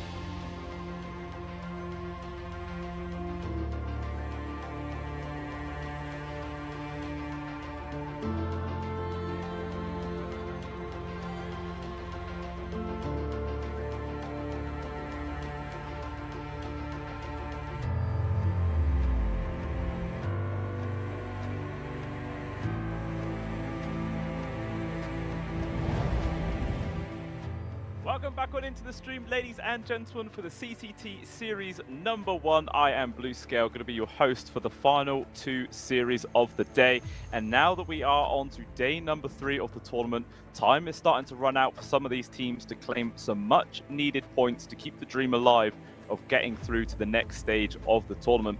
One team, though, that doesn't really need to worry, and is the team playing up next, is actually Nemiga. They are the next series, playing up versus Dragon, but they've already played 3 series so far, and they've won all 3 of them. So they are guaranteed to actually be going through to the next stage, no matter what the outcome of this series. So I'm very interested to see what they're going to do with that. Maybe they might try and play around with some different strategies, whatever. You know, potentially give some things a little trial that they might have been cooking in the kitchen without people knowing. Or they're just going to play very standard Dota, how they've been playing pretty much every other series so far, and just try and get an easy 4-0 to the groups. But that is all down to Dragon Esports to try and make a difference. They themselves are in a pretty decent spot. They've only played 1 series, and they did manage to take it 2-0, and that was against Winter Bears. So they're in a pretty decent spot themselves. Still plenty of other matches to go after this one. Like, even if they do lose, they're still actually going to be sat in 3rd, considering how Monty have played 2 and lost 2. So it's not a terrible position. Like, there's not a huge amount of pressure on them right now. But if they can get the win here, they'd feel extremely comfortable being able to make it through to the next stage as well. So, you know, if they want to just have the next 2 series after this one feel a lot better, try and bring the A game right now, get the win as best they possibly can. But that is not going to be an easy task whatsoever. You know, we've seen it many, many times before that Nemiga just come out with some very strong draft, and they're able to play really, really well. I always say the main person I focus on is Skylark coming in as the position 3. He's an absolute beast. It's just so hard to play around, and yeah, hopefully Dragon are going to be able to deal with him as best they possibly can. Like, a lot of other teams are just banning out all the offlaners they possibly can do, which I completely agree with. You know, this guy has a really wide hero pool. Sorry, not Skylark, it is Mixer. Yeah, he has got a really wide hero pool. It is difficult to play versus, so we will see what they're going to be able to do into this one. Let's have a quick look. We've got the 2-team lineups right now. We'll have a quick look at Nemiga's first. As you know, you've already seen many series these guys have played already. They've been around the block a long old time. All these guys are really well known. The only person lacking a profile picture, though, is Jess V, which is very sad. But to be honest, the way he plays, he's an absolutely solid player. So I can definitely see this squad sticking around for a fair bit of time, in which case he'll definitely be able to get his picture up there as well and get a jersey, hopefully. And, you know, that's just like an intimidation factor in itself, having a full team, like, profile pictures going on. That alone is enough to put a lot of fear into different people. So I like to see him get it. But yeah, this team has just seemed really, really solid. I've been liking what they're bringing to the table here. Nicky Cool feels a pretty stable mid laner as well. He's always able to have a pretty good time. Even if he comes up behind in the laning phase, he just plays in such a way that he's able to always claw himself back. He finds ways to get the farm and not just hemorrhage kills again and again. So yeah, they're a very calm and collected team. Like, even if they're behind, they'll still play how they want to play, and they'll eventually just come back and get the win somehow. So it's going to be up to a Dragon to try and put a stop to this team. And speaking of Dragon, we'll have a quick look at their lineup themselves. Obviously, myself haven't actually been able to cast one of their games yet, as they've only casted one. They've only played one so far, but that was a solid 2-0. So they did take that one nice and clean. But on the flip side of that, it was actually against Winter Bears, who have not really been having the greatest showing so far in this tournament. I think they've lost all 3 of their series 0-2, so yeah, kind of a rough start for themselves. But hey, it's a nice way to start off the tournament for Dragon. Obviously, I think Jewel Raze is the one I probably know the most. Has been around for, I think he's been around for a fair bit of time now. He's not bad of a mid laner either, so I feel like he's kind of the main powerhouse for this side. And we'll see what he's going to be able to do. But obviously, going up against Nicky Cool in the lane isn't going to be easy at all. So we'll see if he's going to be able to withstand the pressure and potentially get a good start for the rest of his team. But again, a lot of these games do come down to the draft. Nemiga's has been pretty standard in the current meta. They've not really been going for anything too crazy, too out there. just all the standard off laners also grabbing up Visage whenever they can, because that is another Mixer level 30 hero. Like, he absolutely loves this one, and for good reason. He plays it absolutely fantastically. So it's just so hard to carry him out. Maybe the trick is not to waste all your bans onto the position 3, because he's going to get a good hero no matter what you do. So maybe just try and focus other things down. Yeah, we'll have to wait and see. But yeah, on the side of Dragon, yeah, just very standard on the picks. Played a hell of a lot of Crystal Maiden. Like, tons and tons of Crystal Maiden in 7.36. They've played 18 games with it, and they got 40% win rate. Quick math, what's that? Like, 8 wins and 10 losses? I don't know. That's just off the top of my head, but that seems about right. So it's not positive, but even still, it is something. Clearly a comfort pick for themselves. There is actually a little bit of history between these two teams as well. Like, they played, I believe, against each other in the Leon Bet Masters a week ago, and Nemiga actually did take that series 2-0 as well. So just going off the history and how the rest of this tournament's going, I feel like everyone's going to be slightly favoring Nemiga here. But again, and obviously the history for it, but you know, there's always a chance that maybe Dragon Esports learned their lessons in that previous series. They've been watching how the other games have been going so far here in the CCT Series #1, and they know how to counteract what Nemiga's going to bring to the table. Fingers crossed they do, because we all want to see a nice close series. There's nothing worse than just seeing a stomping game with Dota 2. You know, it's not as action-packed as we all hope for. But I'm pretty sure Dragon Esports are going to be able to, you know, put this one up nice and competitive for us here. Only time will tell, though. But it's not going to be easy. Not going to be easy at all. But again, like, maybe Nemiga are going to do something really wacky. Like, they don't need the win. So maybe they'll do something nuts. We'll see here on the player matchup. Lots more games for Lucas. Higher win percentage as well, and a better KD8. So just all 3 points going the way of Nemiga straight off the bat there, which is also a little terrifying aspect for it. So there's the stats that are against them. There's the history that's against them. Yeah, I don't know. If you look at it too deeply, it feels like there's very little hope here for Dragons. But I believe. We'll just have to wait and see if Nemiga going to do some crazy stuff. I'm hoping for like some pudges or something like that, you know. Because again, they are guaranteed to go through to the next stage of the playoffs. They don't really mind. And yeah, I hope that they're going to do something nuts. But the draft is now underway here, ladies and gentlemen. Let's see how it goes down. Dragon Esports, of course, take away the Enigma. Has to be done. They take away the Bat Rider as well, because Jessivs is a fantastic player on that hero. Again and again, he gets such solid catches with Flaming Lasso that you just got to take out of his hands, no matter what. So I'm not too surprised to see them go at all. Witch Doctor also been removed. I believe Nemiga hasn't actually played a massive amount of Witch Doctor, to be honest, in 7.36. Actually, yeah, going off of the stats, they've not played Witch Doctor a single time. But maybe that's just because it's always banned, which, to be fair, is banned a heck of a lot of time. But, you know, they're going to take away either way, as well as the Shadow Fiend. Just another very staple ban for this current meta. Question is, what are Nemiga now going to remove? They took away the Io and the Darkseer.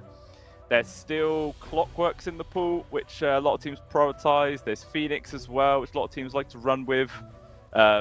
Maybe they just ban out the Maiden, because clearly that is a Dragon Esports favorite.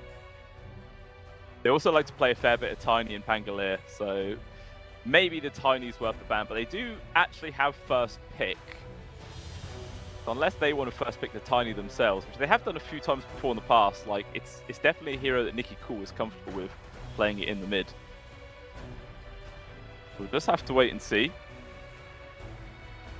Actually giving this this ban a lot of consideration. I'm kind of surprised the amount of time they're spending on it. And there you go. They do remove the Tiny, and they're actually going to snap up the Weaver instead. Obviously, there's a lot of flex for the Weaver. Could go either the carry or support. Completely dependent on the matchup of the carries on the other side. I feel like if Dragon Esports just first pick up Chaos right now, I feel like it's just guaranteed to be Weaver support, because every single time I see these two heroes go up against each other, the bug just gets squashed no matter what. Like, it's just way too overwhelming amount of damage for them to deal with. So maybe Dragon Esports will go down that route just to sort of guarantee this Weaver gets pushed onto support. And if it doesn't, then they're happy. They'll be very happy with that matchup. We'll wait and see. And hero of choice is actually going to be a Rubik, which is fair. Again, it's not bad versus the Weaver. You steal level 4 Sakuchi, and you are a big old pain in the ass as well. I use Sakuchi and just Fade Bolt down waves, like you just flash farming yourself, and it's actually really, really annoying to deal with on the side of Nemiga. So I like to see it. We'll see how the rest of the bands follow. But also, guys, if you haven't done so already, make sure you head over to the CCT_Dota X page and give that a follow. They always going to be. They have 5 different tournaments scheduled and planned throughout this year and next year. So if you want to stay up to date on all the future projects these guys are going to be bringing out, that is the way to do it. And also it keeps you up to date on the current events of the tournament going on right now. So make sure you do go and give that one a little cheeky follow, because it's always good having the latest information. Always good. Bands coming through here. Angolier does get taken out. Again, one of the most played heroes on the side of Dragon. Next up is the Beastmaster, so maybe Nemiga ban that one out, but they do get rid of that Chaos Knight. So already feels like they're planning on putting this Weaver into the hands of Lucas for the carry.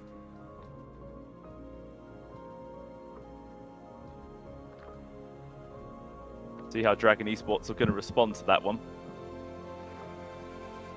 Not really put a lot of emphasis on banning out Mixer. So his hero pool is pretty open right now. He could go for his Visage. Maybe the Beastmaster if Dragon Esports doesn't ban it or pick it right now, but I wouldn't be too surprised if they ban something else and then pick up the Beastmaster. He's still in the pool, right? I'm not blind. Yeah, I'm not. That's fine. That'd have been awkward.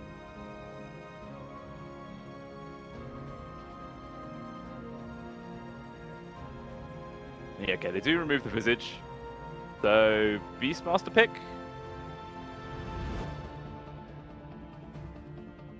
It feels quite safe. Just having the raw lockdown for the Weaver alone is pretty damn solid. Pretty much whoever you get is going to be able to do a heck of a lot of damage to him.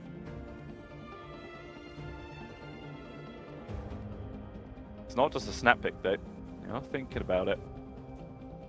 What else could they be thinking? I don't know if they want to try and grab up some more of the supports that are in the pool. Like, there is the Clockwork. Maybe they might go down that route. Because an Amiga does play Clockwork themselves, but it's not super frequently. And I think they would definitely put it into the hands of Ake as the position 5. But it is actually going to be the CM. So, once again, there's that comfort pick coming through from Dragon Esports. Like I was saying, 18 games played with it in 7.36 alone, but only a 40% win rate. So it's not like this is a free win, you know, that they pick the same hero again and again, because they always have solid success, but clearly a comfortable one for them to go down with. And there is actually going to be the DK pick in response from Nemiga. Could be off lane or mid, leaving that open, paired up with the Hoodwink. Pretty safe as this one of the supports there. Unless again, Nemiga, as they've already gone through to the next stage, they're doing something crazy. Carry Hoodwink and support Weaver perhaps. I think that's a terrible idea, I really do, but I don't care. I think it'd be great to see. It's what we like. Shenanigans, mate, shenanigans. Dragon Esports looking at their 3rd and 4th pick right now. They've got the support duo already secured. They're probably looking at their offlaner and mid right now. Generally, whatever mid you're going to go for wants to be able to lane up versus the Dragon Knight quite easily. It feels like it could be, you know, standardly going to be a DK mid, but could go to either role. Some teams are even very happy to put Dragon Knight as the actual position 1 carry as well in certain situations. So it's very hard to just try and counter pick that guy for a single lane just yet. Very open.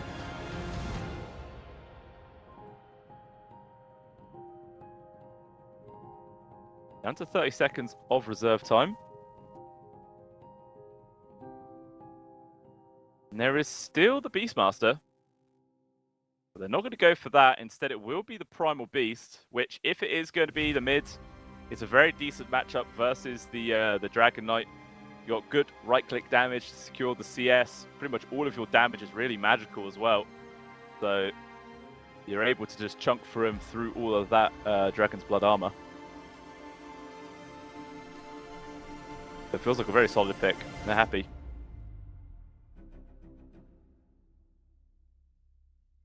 And then looking for their offlane themselves. Again, I just think Primal Beast, surely.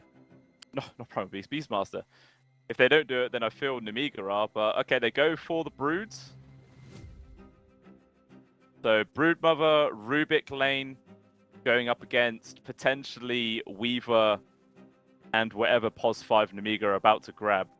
Unless now they're thinking against the Primal Beast Broodmother, they don't feel comfortable with the carry Weaver anymore.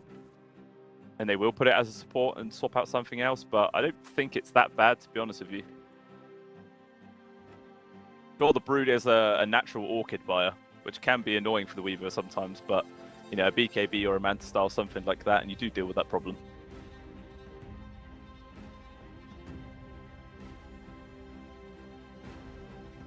Choices.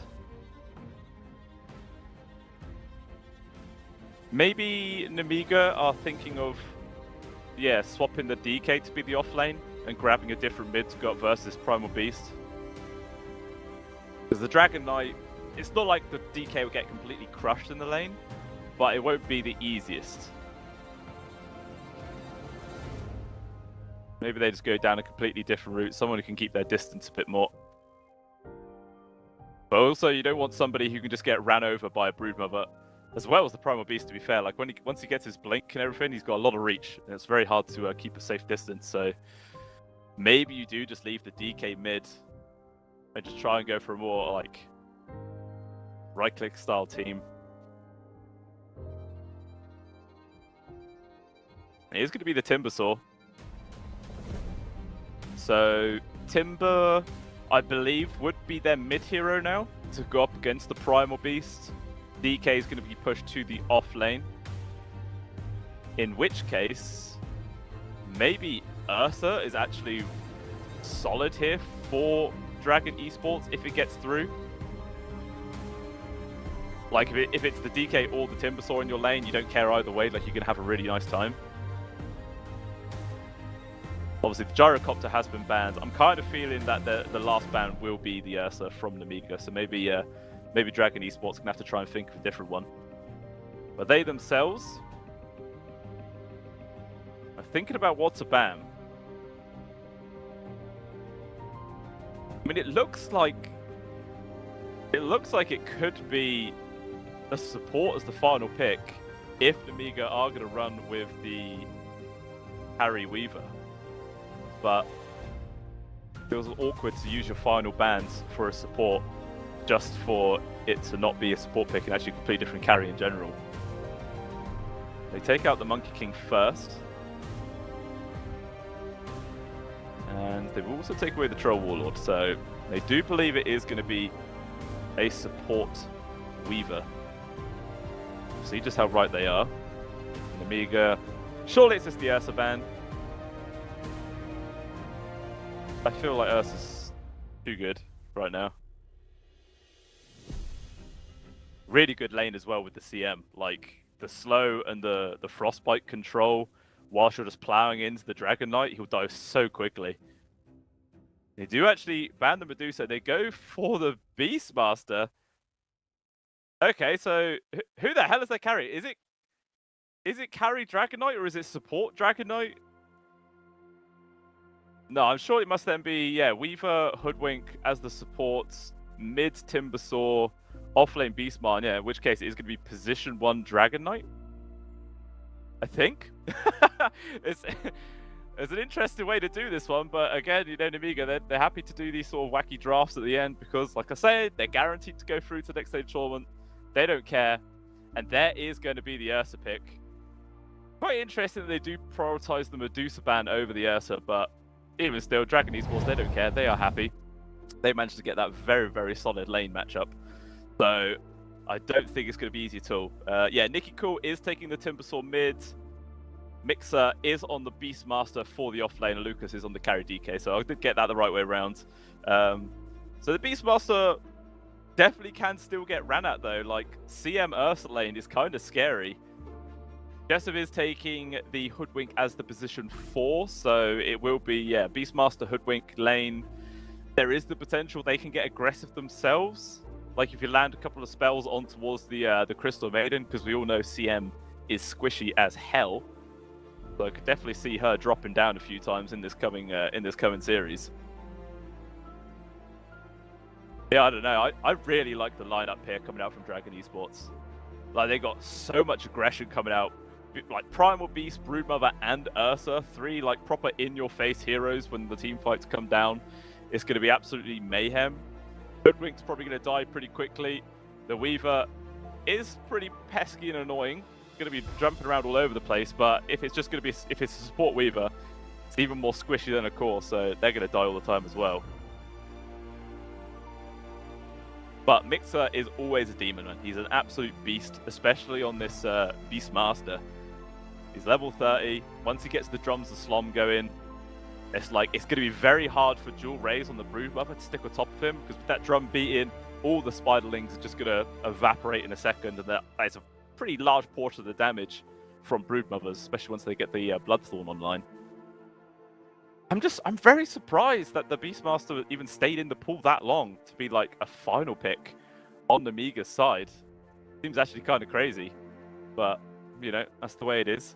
Yeah, I mean, I feel Namiga's the better team, but the lineup just seems so solid from Dragon Esports. I'm going to go with Dragon Esports. I feel they could definitely take this one.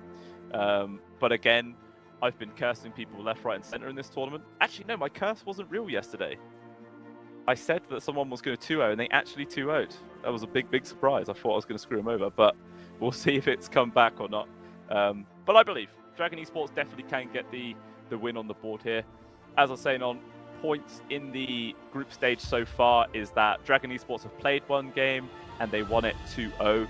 So they're already in a comfortable position. It's not like they're behind on points already, so they're not feeling too pressured right now. But if they can get this win on the board, it will feel like they're nearly guaranteed to go through, just considering the fact that Cyber Team as well as Winter Bears haven't won a single game, and they're at the bottom of the group stage already.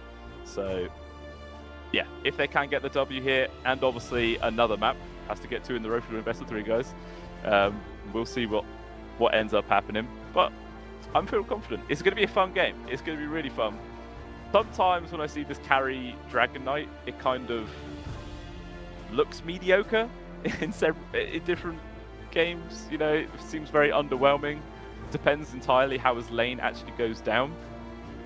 But what is it? It's going to be Dragon Knight, Weaver, laning up against Brood Rubik. So I feel like the DK is probably going to be fine. Unless he gets caught out of position, no support around to help, I don't think he's really going to fall. So we'll see how that lane goes down. Could just be a big skill matchup there. We'll have to wait and see. The game hasn't started yet, guys. We do have a pause just starting things out. I believe someone's having Discord issues, and that is on Dragon Esports side. So hopefully that is something that gets resolved pretty soon, and we can get the game underway for you. Make sure you put it down in the chat. Let me know who you guys think is actually going to come out on top of this one, considering the draft. And obviously, who you're favouring. I see in the chat a lot of people saying that they're Dragon fans. They want them to win. Whether or not you're actual fans of the team or you're just hardcore bettors, I have absolutely no idea. But hey, it's nice to see some love for Dragon Esports. I believe as well. Obviously, I do think Namiga is just a solid team, but I like this draft. I like it. It feels like they've given themselves the best possible chance they can to get this win on the board. Hopefully the game will start soon.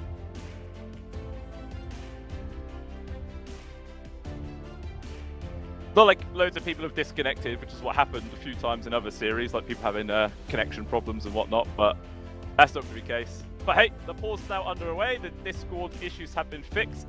So let's jump on into the game and let's see how this one starts off. I feel like in pretty much every single series, we've seen like smokes at the start, one team trying to go for first blood play, but it looks like this time round, neither side is actually interested. They're just gonna get their wards down and wait for the other team to come to them. Unless, of course, Nemiga are going to get aggressive. They're all grouped up by their triangle for now. But yeah, I think it's just trying to set up some sort of counterplay, which isn't going to come. Not going to happen.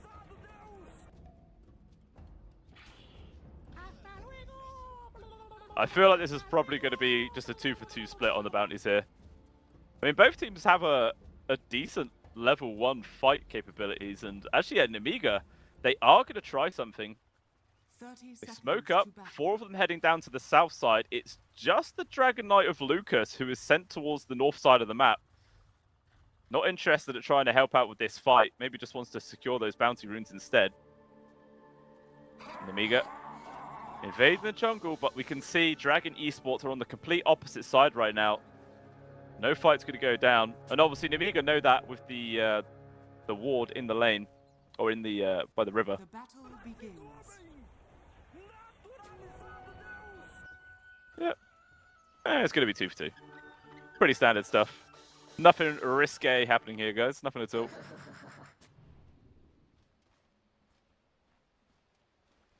Actually, I've only just realized that it's not the Primal Beast mid. It is actually Jewel Rays with the Broodmother going up against the Timbersaw.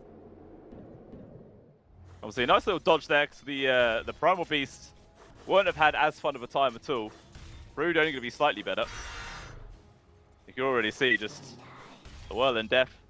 Solid harassment. Even just the right clicks are adding up here. Radiant's courier.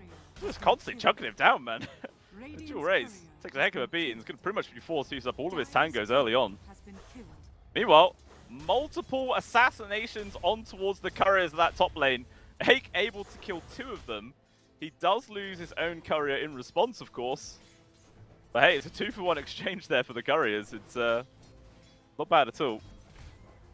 Like in total, killing 2 couriers like that, it's what, 250 gold? The entire team? Doesn't sound like much, but at this stage in the game, super early on, all that money makes a big difference.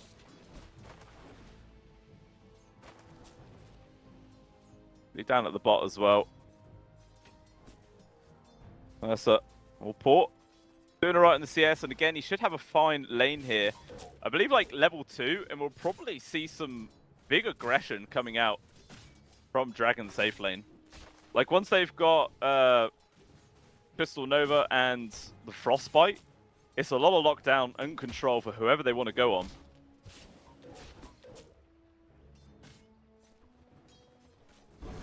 Very scary to deal with indeed.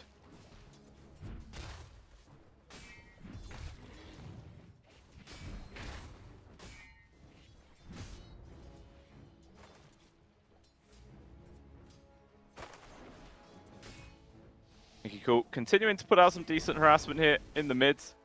Obviously, Jewel Rays 2 points into the Insatiable Hunger now. He's easily able just to heal back up off the creeps. Easy peasy. But all 3 cores on the side of the Amiga actually top of CS chart for now. So having a really solid start. Obviously, as the levels start piling up, that'll probably start shifting, as I was saying. The safe lane of Dragon's going to be able to get pretty aggressive soon.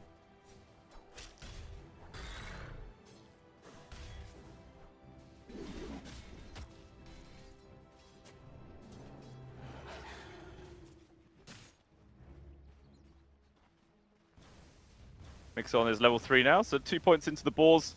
Gonna make this constant harassment on towards Poor quite frustrating to deal with. Meanwhile, support's having a little 1v1. But it was just to get the camp blocked, which will get removed, no problem.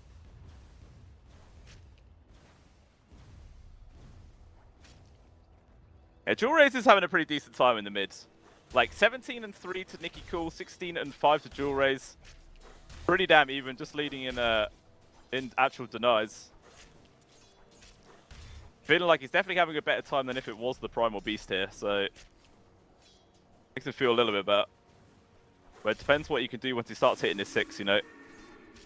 Thing about Broodmothers, they don't really like to rotate all too much. Generally, they're just going to sit AFK in their lane and just farm up to the end of the earth. You all up top, Lucas. Let's take a bit of damage. There was no Weaver. As he's head down towards the bottom, going for this gank attempt. Looks like the CM going to try and survive this one. Actually, will be able to get himself away. Axes not going to connect on towards the Maiden. Instead, they're just focusing all on towards the Ursa. And that's generally not how you want that trade to go in the lane. Like, the CM's the one who's supposed to take the gank and die here, keep the core alive, but it doesn't work out the way, and he still ends up dying! The big rotation comes in there from Akon the Weaver, ends up netting a double. He's head straight back up to his lane. So I was saying that there's a lot of possibilities for Dragon to get aggressive, but getting shut down pretty early on there, it's going to be hard to deal with now.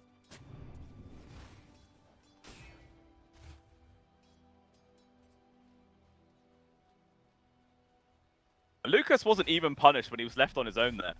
Like, completely abandoned in a 1 versus 2. But already no pressure that came his way. He's still happily getting a lot of CS. 26-3 compared to the 18-3 of Norma. So he's sitting pretty.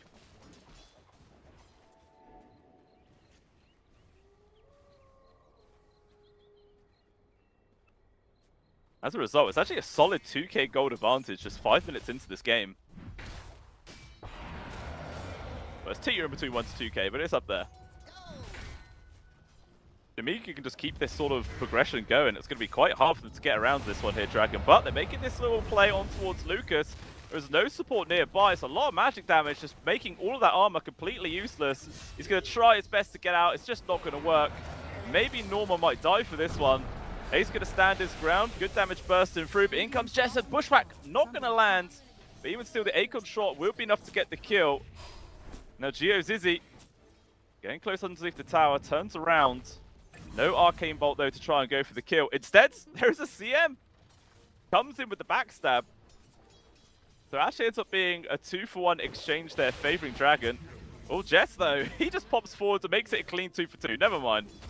Everybody in this top lane dies. It's just the foreigners who come on through to get all of the actual credit. Obviously, the big one being the fact that Lucas was the first person to die, so the Dragon Knight not getting anything out of that.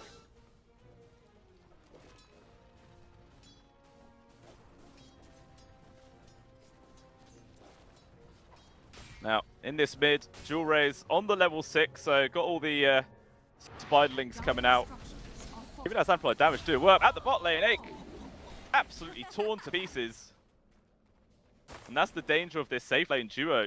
All the control just gives free hits for Paw to do whatever the hell he wants. Especially on a squishy hero like Weaver.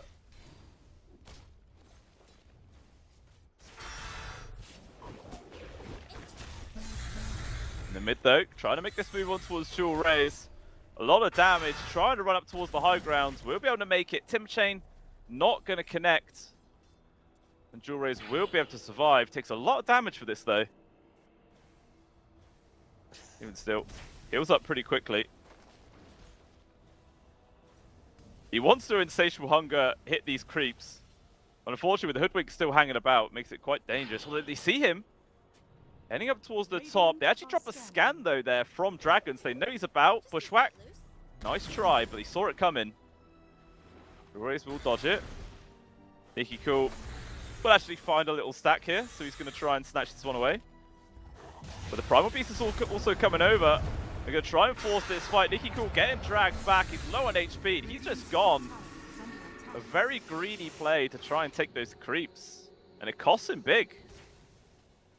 It's exactly what Jewel Rays wanted. And now, it's been pretty close between these two mid laners for the longest time. He's going to be able to start gaining a lead here. Even applying a lot of pressure to this tier 1. Meanwhile, down to the bot lane. Trade goes through, Mixer will fall. It's only the trade of the Crystal Maiden, so Dragon very happy with how that one turned out.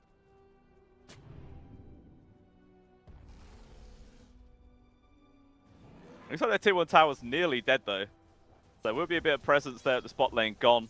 Just going to make it hard for Paul to play around in this general area. Oh, GeoZizzy! He cliffs up Egg, forcing him to TP away. It's a long TP, actually gets cancelled. Now, the biggest meme right there would be to actually not kill him and just leave him up there. He'd have been stuck for a solid 70 seconds, in which case they could just drop vision and did it again. That'd been absolutely hilarious. But, you know, it's nice just getting a free kill regardless. They'll take it. Meanwhile, Jessup in danger as well. Dragged back, and just the supports alone nearly doing all the work. Dual Rays will just come in for the final tap. That's also Chakram stolen from GeoZizzy.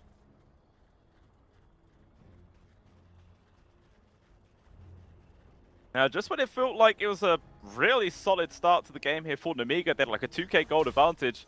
It's been brought back down to nothing.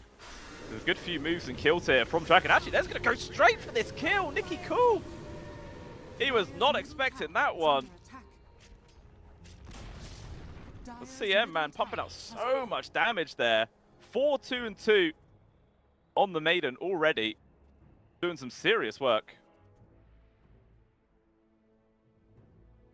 And now with that tier 1 tower gone, Dual Rays is going to feel comfortable just taking over the entire dire triangle area and just farm up all this area, where I believe there's actually a couple of stacks made as well.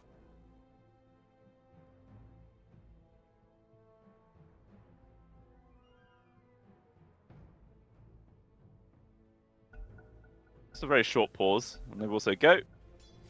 Maybe another bit of Discord problems, but it gets dealt with.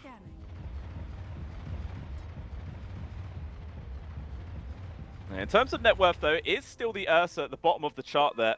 Definitely the one lagging behind. But he's been kind of left to his own devices now, so slowly but surely he's going to be able to recover into this game. Still a long ways away from having his Battle Fury completed, though.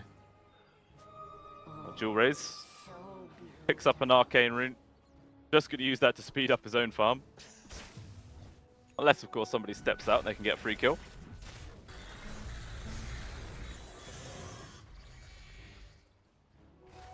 GeoZizzy, man. Using the stolen chakram to try and snatch away some of Nicky Cool's creeps here. Actually, speaking of, jumping on towards Norma. There is Lucas nearby. Can't quite get close enough, though, for a Dragon Tail stun. It doesn't matter, though. It looks like Nicky Cool's still trying to chase, but the telekinesis makes the room. He's gone. Low down the lane. Sharpshooter will connect on towards the Maiden. Ake trying to finish this kill, getting really low. They will actually die as a result, but even so, it's a trade of supports. Dual Rays tries to focus on towards Nicky Cool, but all of his Spiderlings, man, disappear in a second from that burst damage. And at this stage, really does rely on them to help rack up that damage as quickly as possible. And Amiga still posturing like they want to force this fight. Just can't quite get the catch. There is a Blink Dagger online here for Lucas. They could potentially use that soon to start looking for some engagements and kills, but just going to hold off for now. Maybe want another couple of items on Nicky Cool and the other cores before them.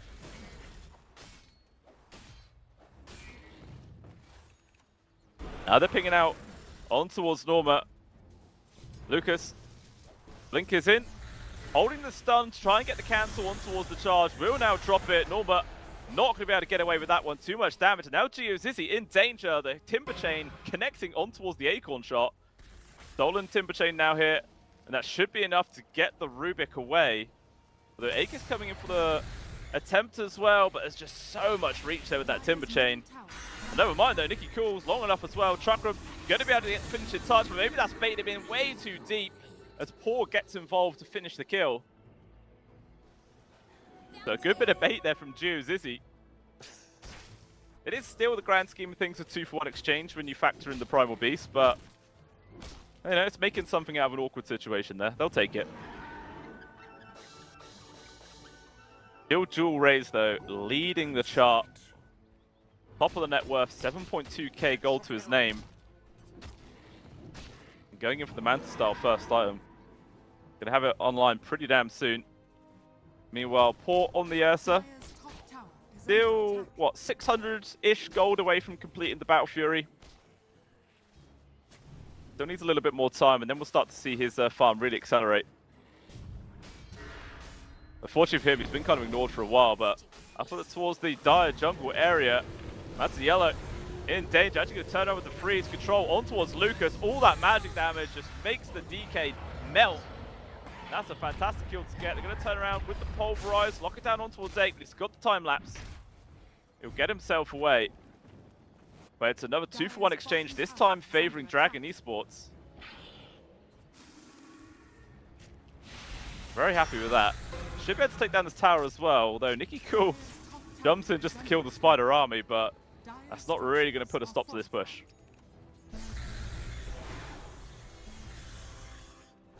Although, looks like Ake, whilst the distraction for their tier 1 tower is going on, he's going to head down to try and snatch this 14-minute Wisdom Rune, I think. Up in 10 seconds. Mattarello. Is he going to get here in time? He's still 4 seconds away. Oh, he doesn't actually go straight for it, because he went for the stack instead. And there is going to be the Wisdom Rune still, and I'm sure Ike, yeah, he's just going to TP out. He's fine. Nice little move. Radiant are scanning.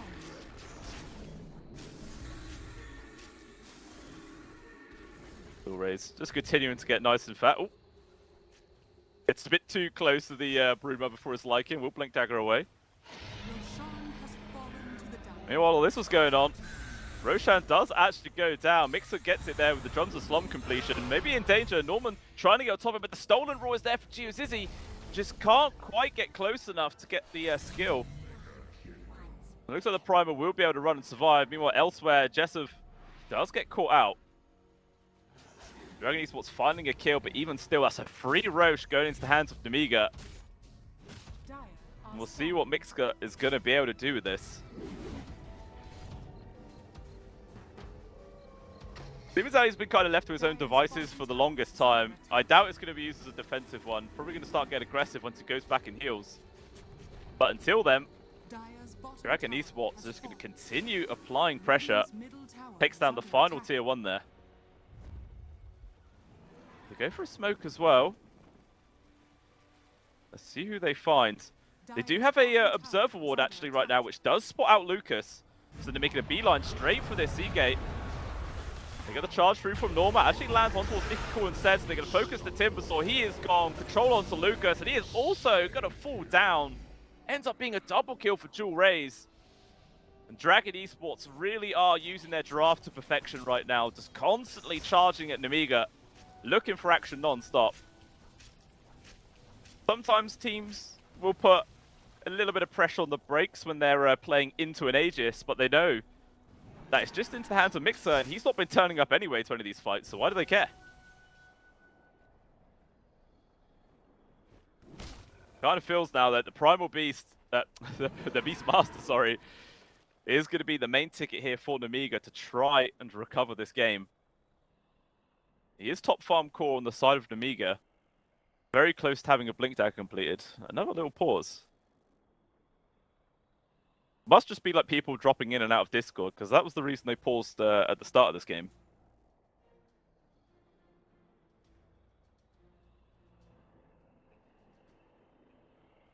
They say go, but apparently Nemiga are using this as a free pause time themselves. Maybe a bit of strategy time.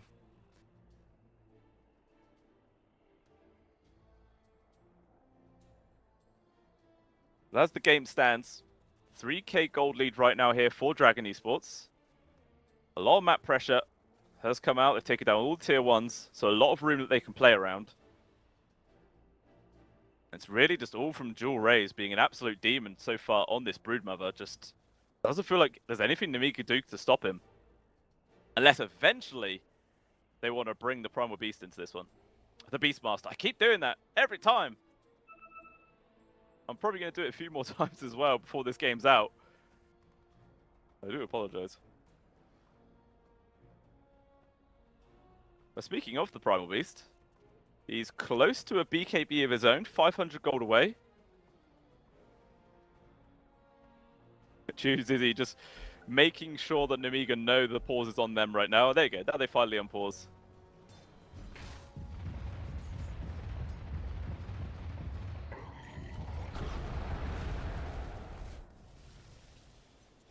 Mazzarello warding in a very dangerous part of the map. Ooh, we'll actually just get spotted on the tail end of that TP there from Ake. They believe there's a ward placed to the left side now, but unfortunately for them it's not. It's actually on their high ground inside their base. That's a ward that is going to go uncountered, for sure. But we can see Mixer is finally coming and joining the rest of his team. Meanwhile, though, fight's already brewing. Nicky Cool getting burst down. Just so much control and damage. This is meant to be a tanky hero, but it does not feel like it. They got the control, though, on towards Norma. He will fall. Good axes as well as the lockdown on towards GeoZizzy. Here comes Jewel Raze, though, with the help of Paul. They're going to try their best to turn this fight around. Luke's getting control, but there is the bushwhack that holds him back for now. But Mixer on its own gets torn to pieces from Jewel Raze. He has the second life. But is there anything he can do? He needs help with the rest of the team. He's just not going to get it. Look how quickly he dies. And that's 3 people dead for Nemiga. All of their cores are gone. Only the supports to get out of there alive. But a big, big win. Coming out of the way of Dragon Esports yet again. And Jewel Raze, I feel like now the Raw has to be used on the Broodmother and burst him down. Can't use it for anybody else. I feel like even if you use on the Ursa, Jewel Raze is still just going to have an absolutely free time and crush you afterwards.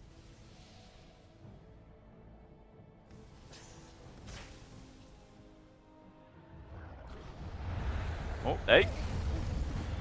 They're doing some Sakuchi plays, running around. We'll actually get the time lapse backwards. We'll survive, making it look a little bit scary though. I believe Jewel Raze has a full completed BKB also now coming out onto the courier. If you didn't think it was hard enough to kill this damn spider, it's now a lot harder. Until it eventually comes out here.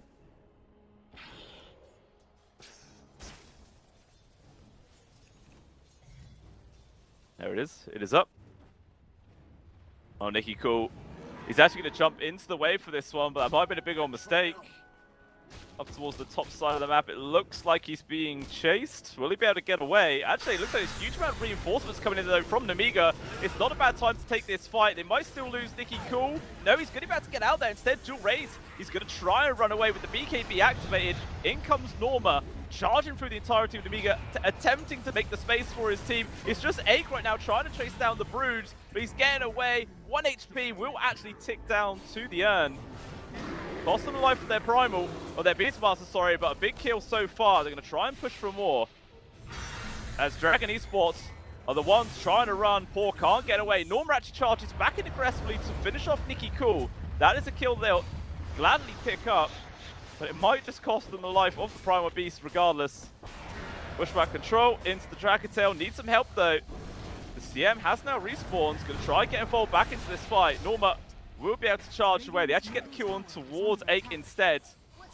The long route onto Lucas. The DK just can't get away. He also is going to fall. This started off such a nice fight for Nemiga, but they've just hemorrhaged nearly every single player. Question is, can Jessup get out? It looks like he will. They give up the chase. But that is a classic case of biting off more than you can chew. If Nemiga just settled for the kill on towards the Broodmother, that would have been a massive victory, but they end up throwing everything down the drain for some more kills. They'd also killed the Ursa, to be fair, but it's not even done yet. Nicky Cool will just burst GeoZizzy. Jewel Raze going to walk himself away. It's a very chaotic fight, that. Maybe looking at the fight recap, it is actually Nemiga coming out ahead still after all of those kills. An extra 1,000 gold and 1,000 experience. They'll take it.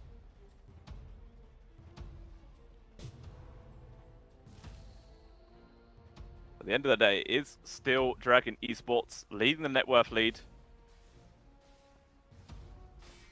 And in terms of general momentum as well.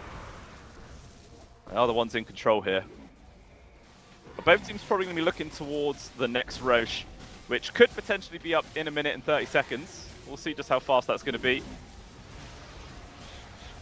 As this Tormentor, jeez, nearly killing the supports. Got a free shard over towards the Weaver. It's not bad. Obviously better for a core Weaver rather than support, but it's still not bad.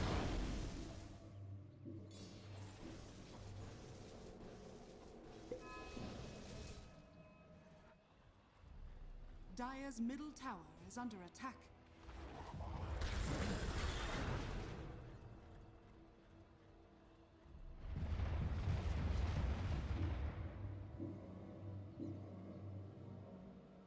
Everyone, just trying to get some next items online before the next engagement comes on through, which I feel is probably going to be either in the Roche pit or very close to it.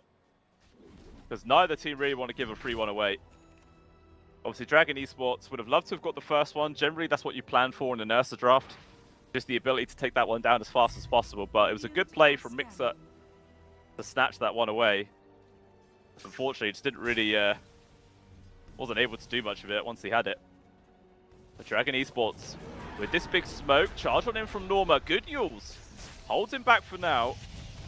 And it looks like this little aggressive move has put an immediate stop to. Well, that observer wall that just got placed is barely out of the radius of the sentry.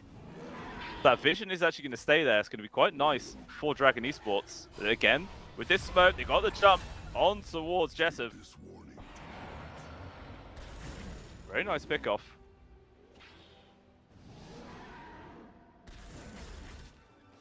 And Roshan, really quick respawn actually. It's already up. They've still got another 2 minutes on the Radiant side. It's going to be a quick, easy claim for Dragon Esports. Nothing that Nemiga could do to stop this one. Unless they all just start showing up right now. They are in the general vicinity, to be fair. Let's see if they go for it. Akon the Weaver probably going to scout this one out once he throws the bugs into the pit. In they go. Yeah, they get the vision this is going on. But it doesn't look like Dragon Esports actually care. They're going to carry on hitting into it. Down to half HP. Nemiga trying to set up for a big play. All comes down to whether if they can get the solid jump. In they go. Try and do the burst damage on towards Paul, but the Roche is dead and Aegis is into the hands of Paul. This is already a solid start here for the side of Dragon Esports. A lot of damage onto Lucas as well. He has to disengage, but his first life is gone. Dual Race trying to focus on towards Jessup. That's going to be a dead screw, although the immediate re-engage wants to fit. They focus on towards Aegis, only support Weaver. They don't care about that, and Paul is actually going to be the one to go down here. Charging through yet again. Fantastic CM ultimate placement. And it ends up being nearly a whole team wipe coming the way of Dragon Esports. Nicky Cool, the only survivor. And he's going to go for a TP. No Cantle's close enough to stop him. So a big victory there for Dragon Esports. They do lose the Ursa and the Aegis. But you still pretty much wipe the entire enemy team. Golden experience all in your favor. And now they're probably about to take this bottom tier 2 as a result. But they are very happy with that.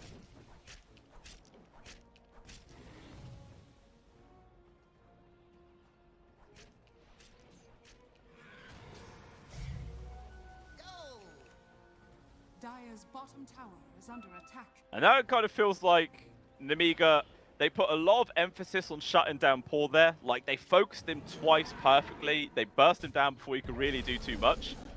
But it feels like the real damage dealer is Dual Rays on this Broodmother. He has to be the primary focus, I feel.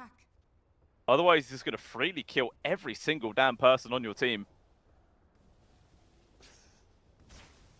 He's going in for a Kanda next, which... How far away is he? Oh, he just bought it out. Okay. That's how close he is to it. That's going to be another big, massive source of damage here coming through from Dual Rays. Speaking of... Looks like he's hitting Jess V, but he's fine. No problem. I need to see like I need another pair of legs. Lucas trying to do what he can, but this is not an easy position 1 Dragon Knight game. Like, all he has is a Hand of Midas, Dragon Lance, and a Blink. That's literally all he has to his name. We're 26 minutes into this one. He might be forced to TP back as the fight looks like it's ruined. Jump in from Nicky Cool. They got the Raw on towards Dual Rays. It's the right target, but an easy 4-star push away means they net absolutely nothing for that kill. And now here for Dragon Esports, it's the time to make a move. No Raw for a solid minute. Dire's top tower is under attack. Dire's structures are fortified. Radiant's bottom tower is under attack.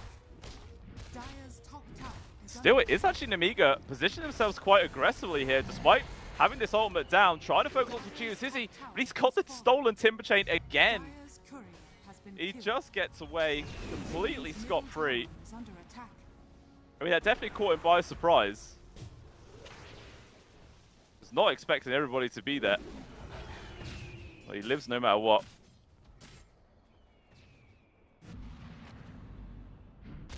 Now Dragon Esports actually going to start pushing in towards this mid-tier 2 now by the looks. They were playing very cautiously. I mean, Primal Roar is actually off cooldown in 5 seconds. Radiant's They're basically ready to fight here, Namiga, but it's enough time anyway for that tier 2 to go down.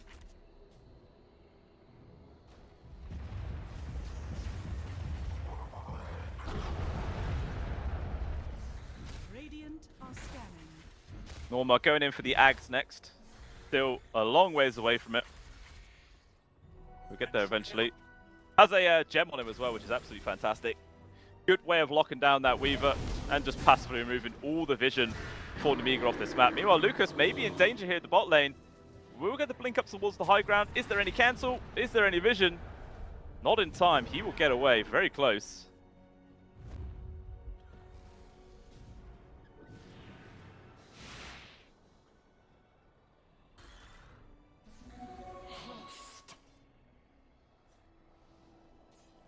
I do have smokes on both sides right now. Looks like Namiga are baiting out Nicky Cool in the mids, not getting involved in this smoke play. They're just seeing if anyone's going to come farm up these creeps, which might be Jewel Rays. He's a perfect target to find, but there is actually the entirety of Dragon Esports coming from the other direction. They're starting things off onto Nicky Cool. Raw on towards the Rubik though, so he will go down, but that's a big expensive ultimate for such a simple kill. And now Lucas just going to get ran down, nothing he could do. Focus on towards Mixer, he too is dead. They are able to get the trade-off on towards the Crystal Maiden, but you just sacrificed 2 cores for the kill onto 2 supports. Not a worthy trade whatsoever. Nicky Cool Radiant's courier desperately has trying to been run killed. away, doing his best he can. Taking the twin gate, he will be able to get away. No stop for this one. Whew. That's still quite a lot of damage. Actually just going to chase him with this one through the twin gate. Actually, no, he cancelled. He gives it up.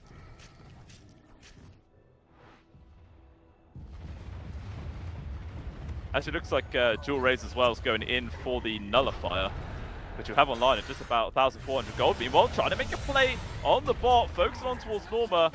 They got good control, good damage. He's still alive for now, but eventually he will actually fall. That's a 5 kill streak as well. It's a good amount of money towards the Timbersaw, but actually here comes the rest of Dragon Esports for a little bit of revenge. Jessup being hunted by the Spider. Bushwhack will land. Ache down an awkward spot. Gets rooted. Will time lapse out. Once again, Raw used on towards the Rubik. They're going to be able to get that kill, but look at the damage coming through. They lose Ike. Mixer as well. 4-star down to the low ground, but Jewel Ray's not caring about it. It's going to carry on charging forwards. He is gone. Turning from Lucas, though. They got Solid to Spore, but he's going to be able to pop his ultimate. And now there's just nothing they could do. They're probably going to die. He does have the reactive armor buff, but unfortunately, as soon as that runs out, he's probably just going to die. And yeah, he will fall. Lucas, nothing he could do but run. And I'm not entirely sure why they keep roaring the Rubik here. I mean, sure, he's done a couple of saves with like the telekinesis and whatnot, but you really need that ability to kill this Brood. He just has a completely free game without it.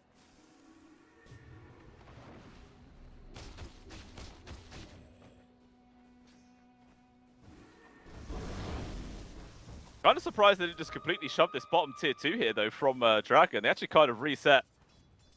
Went to a few of the side lanes, although they do see Lucas farming up top. Norma, he's going to start things off there with the Pulverize. And here comes Jewel Rays as well, with a freshly completed Nullifier. Does use the old Hurricane Pike to make some space, but it just delays the inevitable. He dies anyway. His bottom tower is under attack. It just feels like nothing they could do. Meanwhile, down bottom, Port is on his own. There's 3 members of Namiga around him. They're going to try their absolute best to get this kill. Silence him up. He can't drop his ultimate. With the sharpshooter control, they will actually kill him. That's a really nice free kill. Close to 1,500 gold as well, which they'll gladly take, but unfortunately, that kill in itself does not really change the swing of this game whatsoever. Unless, of course, this Roche is nearly an instant respawn, which... It's a minute. Okay. There'll be like a 10-second window where there is no Ursa when Roche respawns. So if Nemiga can somehow get themselves in the pit when that happens, they might be able to snatch that one away. Ake playing very aggressively. Control from the Pulverize. He is dead. In comes the rest of the team though. Raw will be dropped on towards the Primal. We're going to lock him down. A lot of damage. He will fall, but again, it's going to cost Mixka his life because Dual Rays left unchecked. And just tears into pieces. Nicky Cool though. Gonna try and burst that onto Mazzarello. Ogre Seal plus 4 staff. Little jump there with the Crystal Clone as well, which actually pops. Connects onto 2 of them. Turn around here with the Nova. It's a lot of magic damage. Dual Rays as well. Trying to do what he can. They will lose Jessup.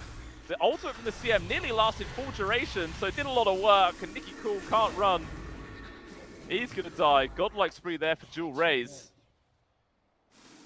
Once again, it's not a great fight for Nemiga, and that was them taking it without Ursa even being alive, and they still lost. Really does show you what Dual Rays can do. And yeah, looking on the damage chart, the CM did 2,500 damage with that ultimate, but it was still Dual Rays that did the most, 7,500 damage just by right-clicking people. That's how ridiculous this hero is. It just doesn't feel like there's anything that Nemiga can do to stop him. He's just doing completely whatever the hell he likes in these teamfights again and again. Dire's bottom tower is under attack. 25,000 net worth as well. Working towards a Bloodthorn next. Which, the rate that Dual Rays is progressing, it's not going to be long before he has it. And then he will be officially 6-slotted. I mean, he's already 6-slotted technically, but it's with a free upgrade. Roche going down here. This will be Aegis, Refresher, and the Roche banner. Banner? Okay, they'll leave it for supports. Mazzarello's going to take it. Dire are scanning. Now there's a big hold coming their way here for Nemiga. They're 15k gold behind. They're going up against an Aegis, a Refresher, everything else. A ridiculously farmed Broodmother. It's not going to be easy to keep themselves in this one, although they're going to be able to get free jump here on towards the Ursa. Again, Paw is separated from the rest of his team. They may be thinking about sticking around, but they should just back on out. Because that is a free victory right there. This is a couple of times now, Paw just left on his own. There's a massive play. Brawl will actually land here on towards the Brood. They're going to try and burst it down. It's a lot of damage. Therese is gone. Here comes Nemiga. They're turning this game around. They've killed GeoZizzy. The Primal Beast will survive by just going for the BKB TP out. Paw, does he get found? 1 second. No, he won't. He's going to be out. Can't say the same for Mazzarello, though. As eventually, I'm sure they're going to die. Yeah, nice bushwhack. But what a massive turnaround. Literally, just when I was saying that this is going to be a difficult hold, they take down the Aegis for free. Perfect initiation on towards the Brood. There was no save from the supports nearby. And that is absolutely colossal. Huge amount of XP and gold going into their pockets. And let's see what they can do without this Broodmother on the map for a full minute. Gotta do something on this map. Take down some tier 2 towers at the very least. I mean, there's still a tier 1 mid and top for crying out loud. It's 35 minutes in. Someone kill him. You do have a pause here, as it looks like Mixer has DC'd.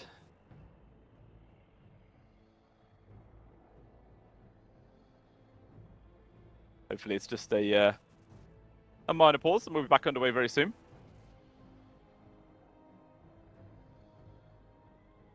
Yeah, this is what happens. If Dragon aren't grouped up all the time and ready for those sort of counter plays, it's just such a solid way for Nemiga to get back into this game. And at long last, it's a time where they're like, okay, there's no Rubik. I don't have to raw him anymore. Not that I ever really needed to. Focus down towards Dual Rays, and you see the amount of damage they actually have.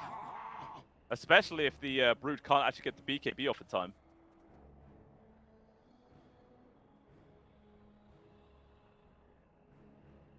Lucas still doesn't really have any items on this Dragon Knight, in all honesty.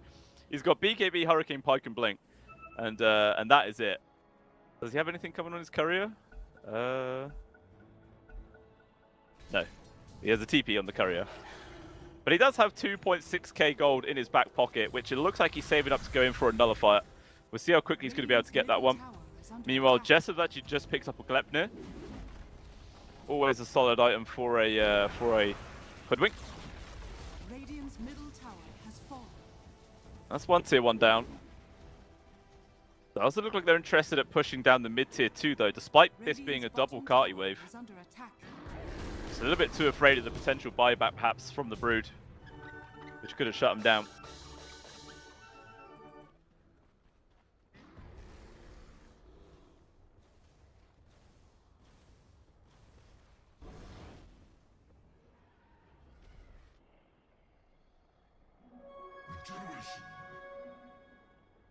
Nicky cool as well. Looks like he has a Cypher Vice queued up, which I don't think he's too far away from. 4.6. He's like 600 gold, I think, away. And Nicky Cool will have a fantastic means of lockdown again for Jewel Rays. Radiant's top tower has fallen. There will just be a solid chain stun, unless there's some big save that comes in for the Rubik with like a telekinesis plate. It's going to be difficult for the Spider to survive, I'm sure. But we do see a 5-man smoke here from Dragon. They're heading in the right direction where Lucas is farming, but he's able to kill that camp just in time and get out. If that took him any longer, that would have been a very free kill for Dragon. And they would have loved it.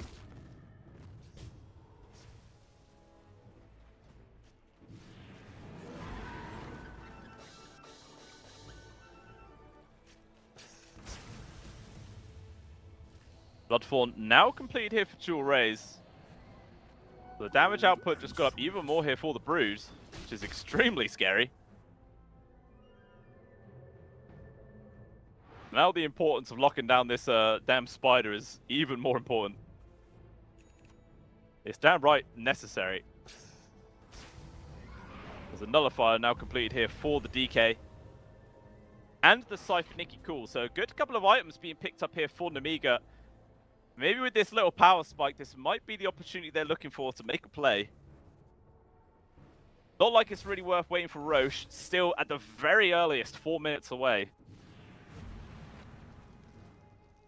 We'll see if they do anything with it. Actually just going to be able to farm up these tier 4 tokens. Mindbreaker actually for the Dragon Knight, that's a really nice pickup.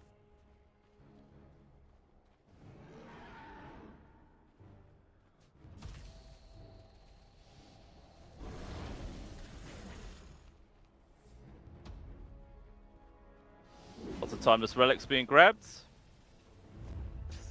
Avian's Feather for the CM. It's an interesting one. The evasion's kind of nice, to be fair. Apart from that, a little bit of a meme.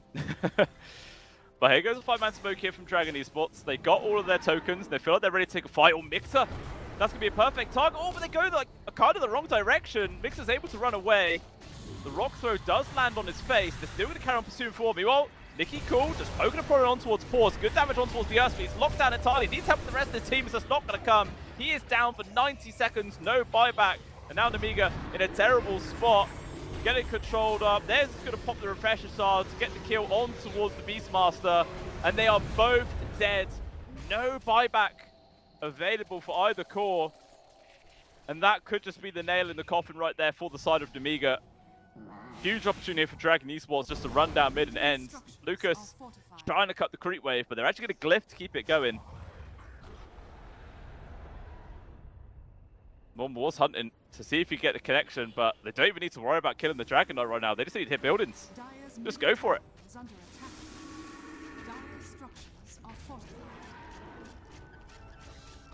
That's the beauty of a Brood Mother. Even if you only have one creep to protect, all the Spiderlings will sponge those hits for you.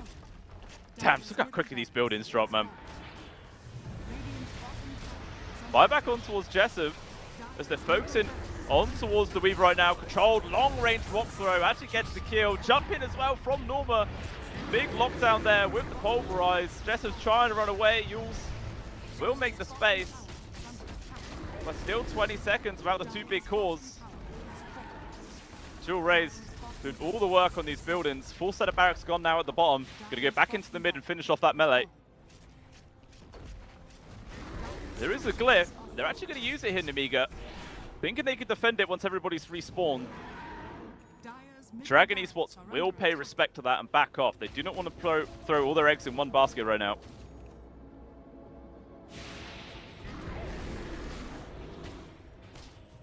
Now, just when Nemiga took a solid fight, was able to bounce back, they immediately get punished hard. Back up to an 18,000 gold lead here for Dragon Esports. Potentially, next Roche on the ticket for them, although Nemiga moving out with this smoke play right now. They spot Lucas walking down the wave. Dragon Esports huddled up inside the dire triangle area. Maybe they can get back to that, but actually, they might just go and start pushing the base again, realizing that nobody from Nemiga's home. Yeah, they're all going to have to TP back. These buildings are going to drop so quickly. Just a TP from the squirrel for now. Even still, Arok's gone. And they forced 2 TPs. So now, Dragon Esports just going to do a U-turn and charge straight back down to the bottom side of the map. But they know Roshan could potentially be respawning very soon. Charge on in. Ake has been grabbed. Telekinesis. Hold him in place with the Pulverize. Gone for a minute and 10 seconds. No chance of rejoining the fight. Fortunately for them, Roshan is still 2 minutes 20 seconds away, so if Dragon Esports wait around for it, the Weaver will definitely be back up. Illusion.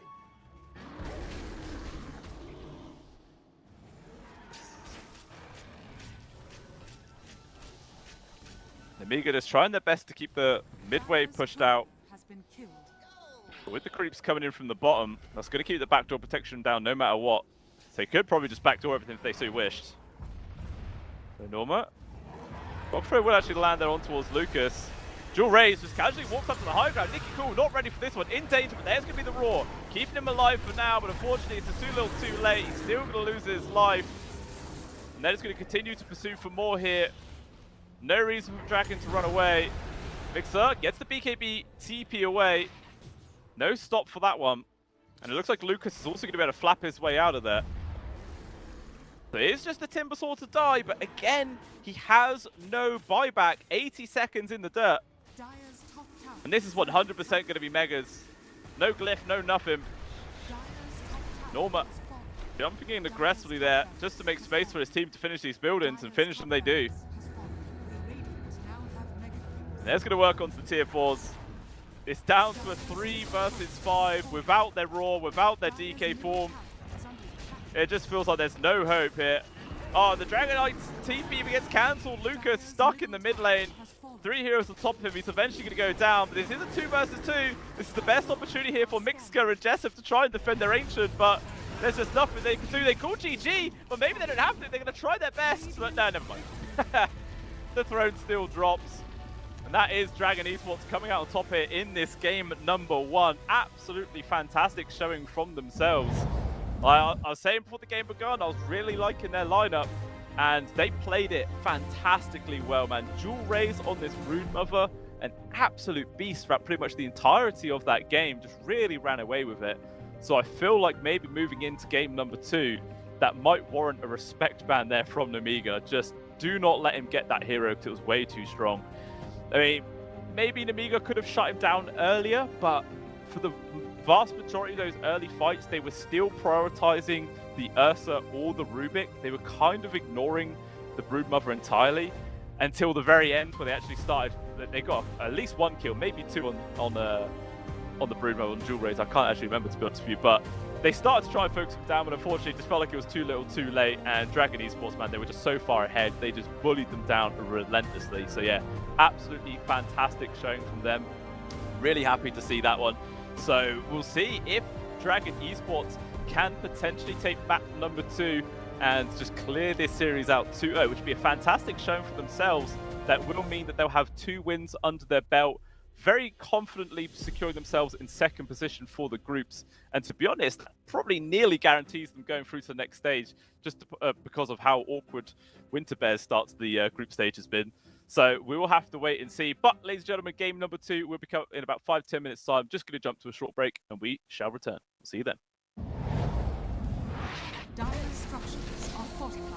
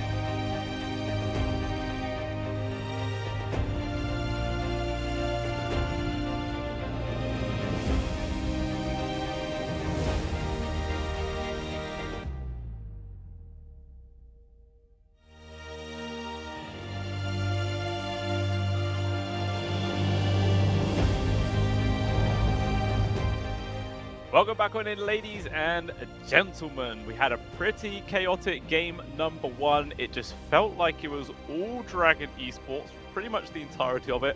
A couple of times when Amiga was able to take a successful fight, try and bounce back, but as soon as there was any push at all, Dragon Esports just came back out in full throttle and completely smacked them down again and again. It just really felt like there was nothing Amiga could do in that one, just felt extremely one-sided. So we'll see what adjustments Nemiga might be making here going into the game number 2, or whether they might just try and do roughly the same. I definitely feel like the carry Dragon Knight was pretty awkward for them. It ended up not panning out all too well. I'm not sure how comfortable Lucas is playing position 1 Dragon Knight, because didn't really feel like there was a lot of impact there, in all honesty. So we'll see where the draft does end up. But remember, everybody, that Nemiga has already qualified to go into the next stage of the tournament. So maybe it's like a bit of practice as well. You know, try and get him a bit more comfortable playing the DK in this professional setting and get a bit more used to it. You know, it's something to consider. Maybe keep that in mind as well. But yeah, apart from that, it was just a fantastic draft that came out from Dragon Esports. Like, it was beautiful, had tons of control, a decent amount of save as well, and all the aggression they could possibly hope for. And really, it just had to be MVP for Jewel Rays that game on the Broodmother. Just ran away with it non-stop, had great mid. It wasn't like he won mid by any means, but he didn't lose mid. He did fine. And then shortly after the laning phase, he just found kill after kill and just became an absolute demon. So I'm sure that Nemiga are going to ban it out this time round. Whether they'll ban it first phase or not is another thing entirely. I don't think so. I mean, I doubt there's much chance that it's first phase pickable, really, for the side of Dragon Esports, unless they just felt like Jewel Rays had that good of a time, they're going to double down on it. But you can't always guarantee that a Broodmother is going to be good in the mid lane. So it was just a good counter pick. It was beautiful. It worked out exactly the way they wanted. So we'll see what's going to happen as we are now jumping into the draft for game number 2 here. And let's see if there's any sort of adjustments that are going to get made here from the Nemiga side. They're once again going to remove the IO. They've done 2 times in a row now. Is there much... Has there been many games where Dragon Esports have played IO?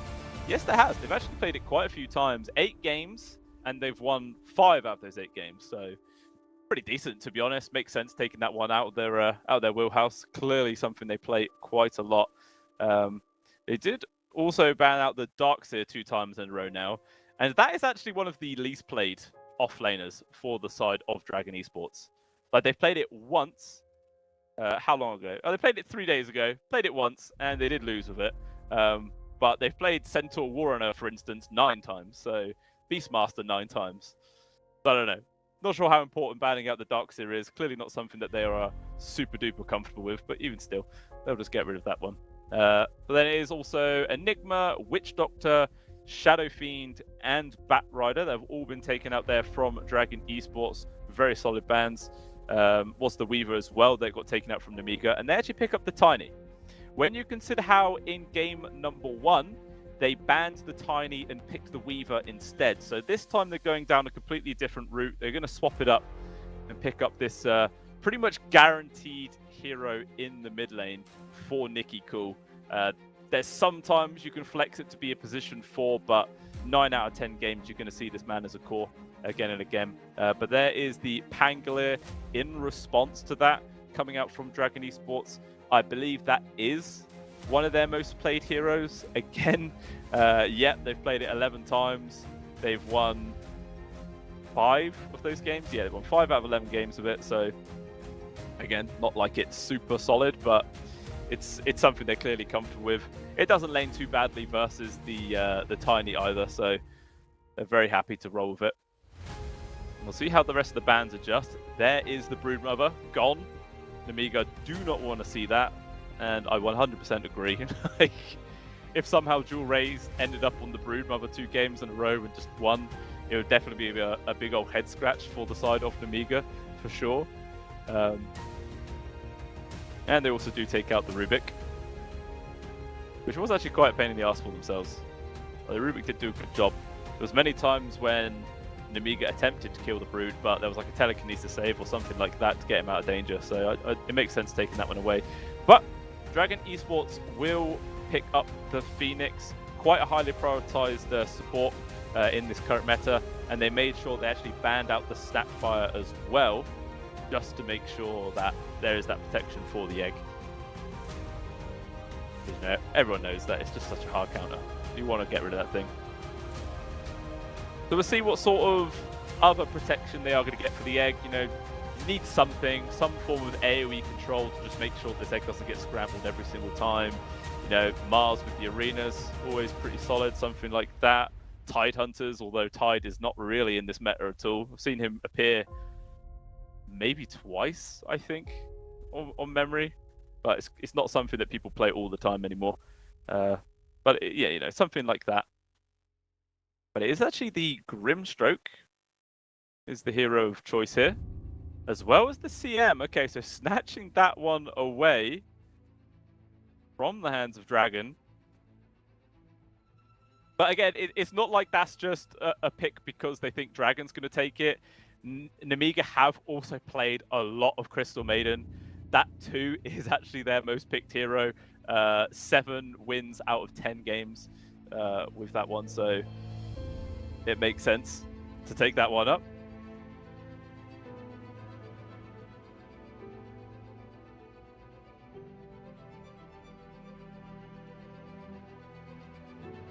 Looking for the third pick here. Will be the follow-up support for Dragon and potentially their offlaner. I imagine they're going to grab someone that has the flex, because you can either have the Pangolier or like mid or off lane, completely dependent on how the draft goes. They might just leave that slight little bit of flex there.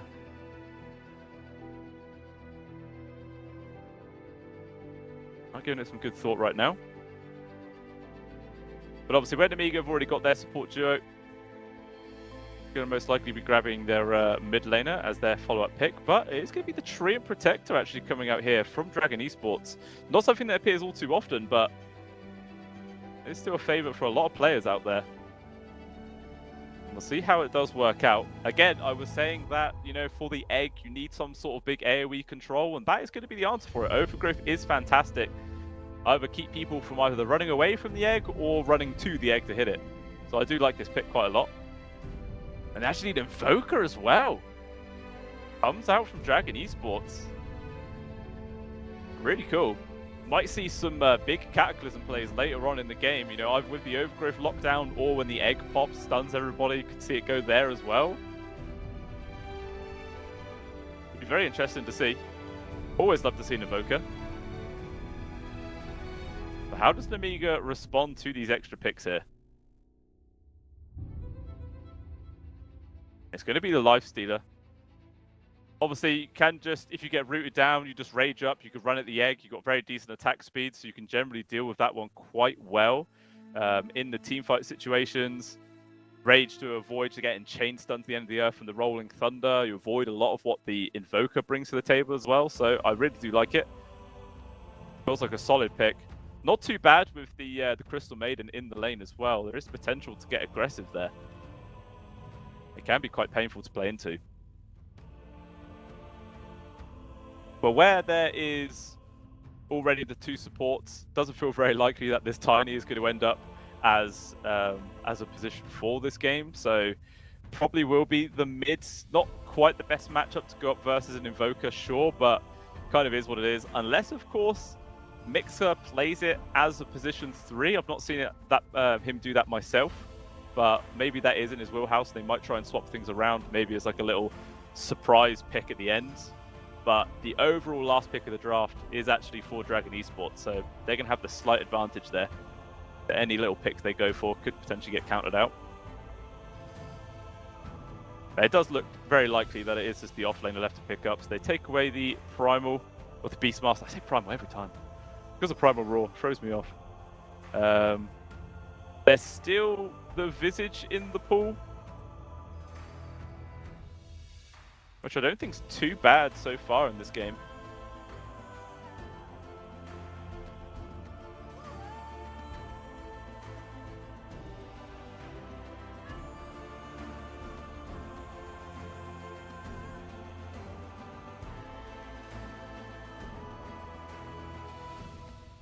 What do you think about this final ban here? Because it does look pretty confident that it is going to be a carry here for the side of Dragon. Final ban. Maybe it's just worth taking out the Ursa again, unless of course they are thinking of going for the Visage, in which case maybe you don't really mind too badly. Like, Visage can play up against that one. Doesn't work. It works not badly as well with the Grimstroke. You know, with the Stroke of Fate, you can rack up damage quite quickly, which gets those Soul Assumption charges going. Helps with the extra bit of burst damage.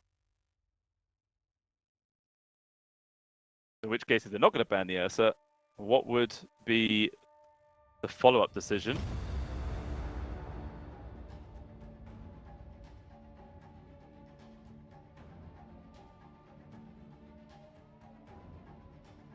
There's still a Gyrocopter in the pool, which is one of the favored carries so far for Dragon Esports.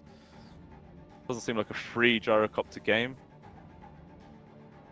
But maybe they could go down that route instead.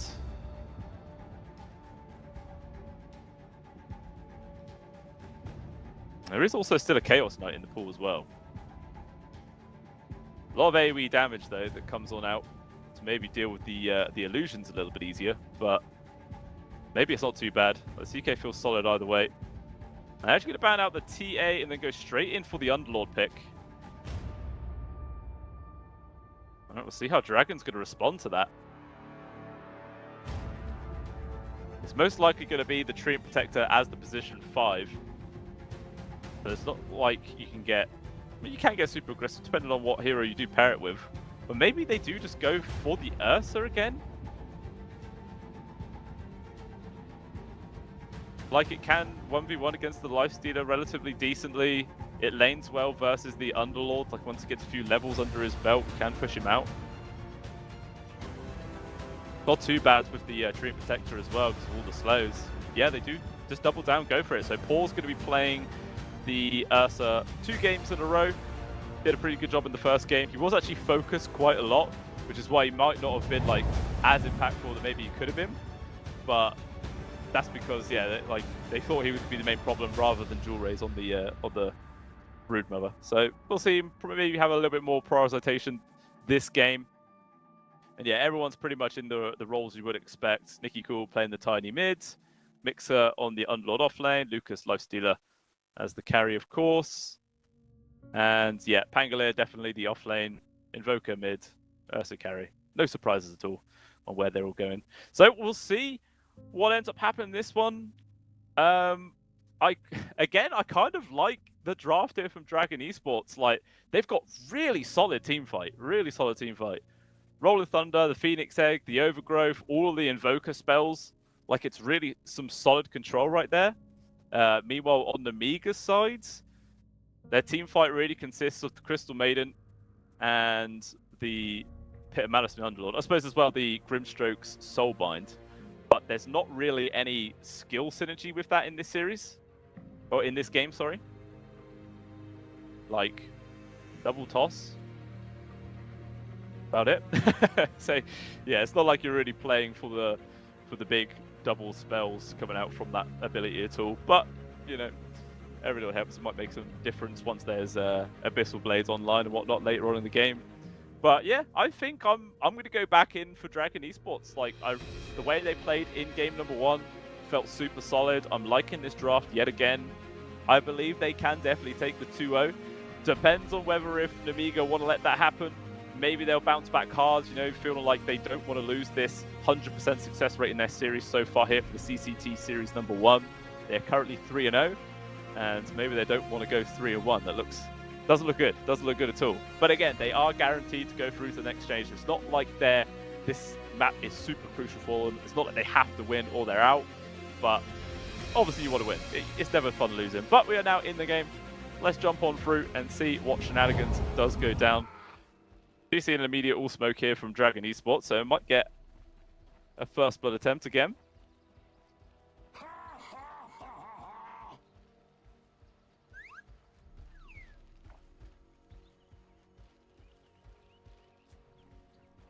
They're actually wrapping around the bottom part of their jungle where It looks like a majority of Nemiga are also gathering up. Stars were aligned. We might actually get a 5 versus 5 fight here, minute 0. It's like they know. Dragon Esports, they're waiting. They're like, please, someone come close. The smoke has now ran out. Mazzarello will walk forward, see the fact that all the trees are basically cut down. He's like, okay, that's not fun. But Nemiga doing a counterplay. They actually fall back, go for a smoke. But they don't just charge up the high ground. They're actually still splitting. Looks like Lucas on the lifesteal is just going to guarantee the grab on towards the bounties at the top.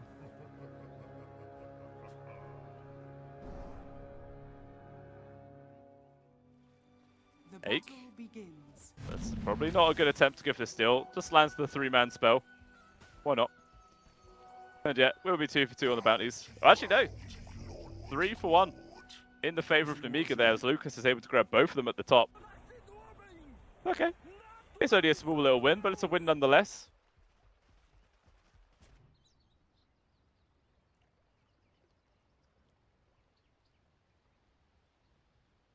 And yeah, I feel like Lucas is going to have a fine time up here. Like, can be kind of a decent amount of harassment that comes out from a Pangolier and Phoenix. But all in all, he should just be able to get his CS going and be perfectly okay. Might be Ake the one who suffers the most. Meanwhile, the mid, Nicky Cool knows this is going to happen. He knows he's just going to get endlessly EMP'd and his mana slowly going to get drained away, but there's nothing you can really do about it. As long as if he secures his CS, he'll be fine. He'll be happy.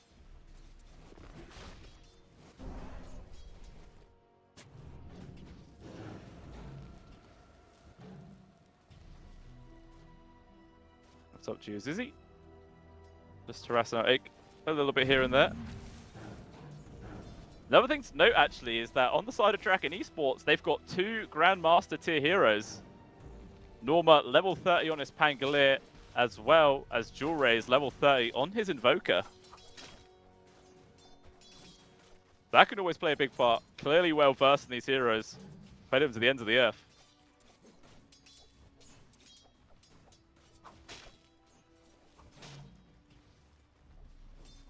Looks like down bottom. Even trade of CS so far, 7-0 to 7-0. I imagine, yeah, once a few more points start getting applied on towards Port, it's going to make it a little bit more difficult for Mixer to try and lane. As of course, they just completely shut down Mazzarella and he can't help out. Not really easy to trade blows with a Treant Protector. You're not going to win that trade at all. Just leave it be. It's what it is. And mid, Nicky Cool. Actually been taking a lot of harassment here. He's still trying to find his CS right now. 5 and 4 to the 7 and 7 of Dual Rays. So it's not like either one of these two are doing insanely good on CS. Well, Dual Rays is when you count his denies. There's a heck of a lot. So really, he should be on 15 right now. Hey, he's happy. But again, level 30 player on this. He knows what to do. He's probably played against mid-tiny so many times in his career. He just does not care.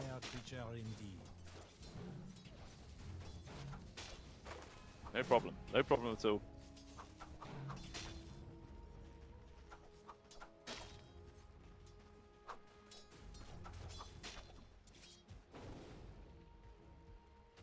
Three-minute Lotuses. Looks like the Grim will be able to grab their one. Away from there. Oh, geez. Izzy was also able to grab the one up top. Took quite a lot of right clicks from Lucas to secure that one. Actually going aggressive onto him, diving forwards, but with that just level 1 rage, it's all you need. Avoids most of the damage.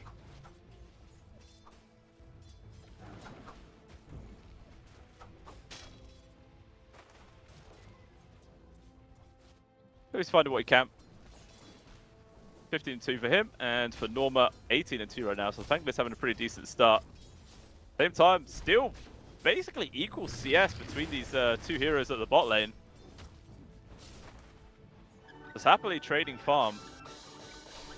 I'm sure that'll start changing very, very soon. Like, Nemiga's off laner now, level 3, and well, so is Paul. He's level 3 as well. Treant Protector is pretty close to it. So surely we're going to start seeing these guys clash. Maybe that's now. As Paw coming forwards. Just to try and Radiant structures make some are space for his fortified. Treant, but no one's actually going to end up going down there. Instead, up top, it looks like Ake is actually the one who's going to fall down. The old double jump from Norma securing that one.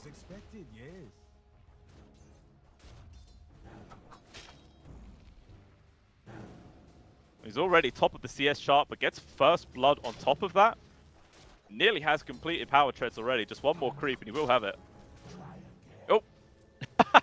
Norma thought that Geozizzy was hitting the creep, but he was actually just hitting Lucas. That was kind of awkward. It happens.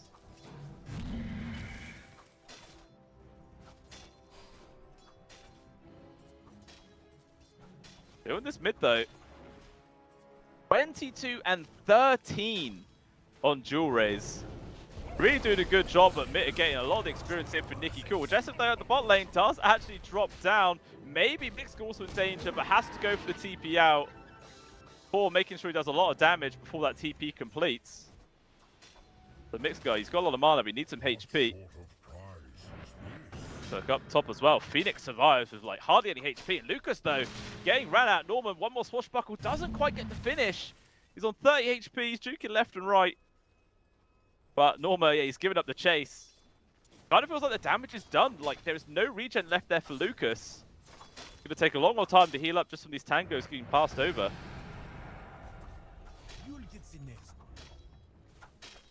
Already shutting him out this lane quite well. And you can see all three calls on the side of Dragon, top of the CS chart. Just really the Underlord who's up there competing with him.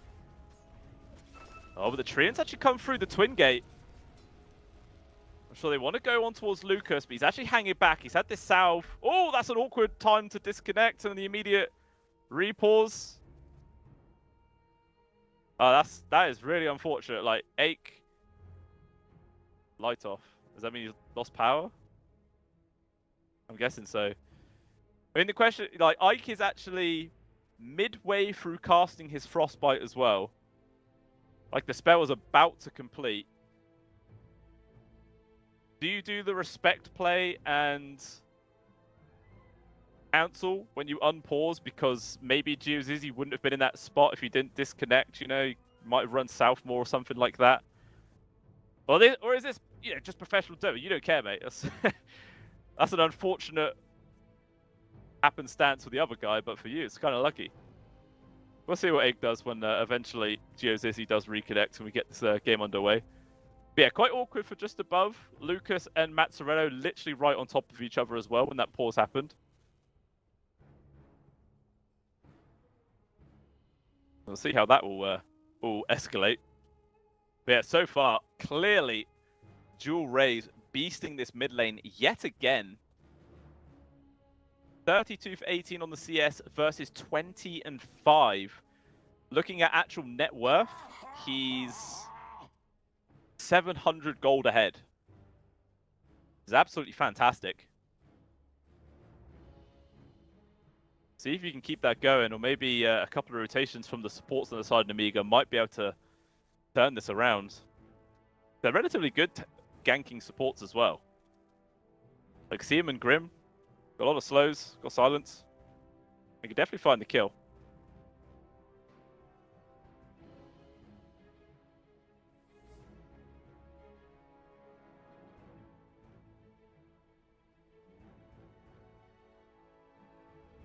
Mixco still seems to be having a pretty decent time at the bot lane for now. Poor is ahead of him ever so slightly, but 31 for 3 to the 30 and 6. Nearly identical net worth between them, like 200 gold. And I believe that is pretty much just because of the assist that the Ursa was managed to got, and probably a little bit of regen that Mixco's been forced to buy.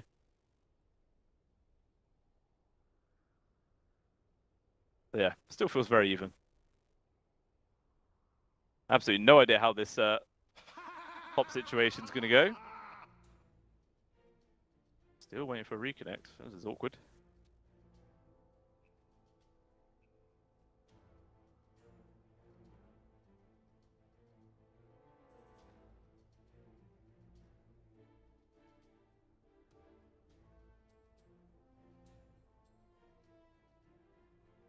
I mean, again, you know, Dragon Esports are a full Ukrainian team, and unfortunately, they are experiencing quite a lot of blackouts.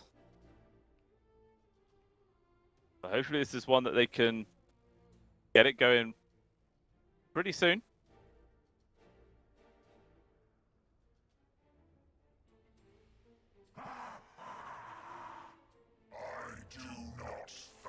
We've had quite a few of these throughout the duration of this tournament so far. Generally, I feel like the wait time for the power to come back is about 5 minutes or so, 6 minutes. So hopefully we won't be waiting too long for the issue to get resolved.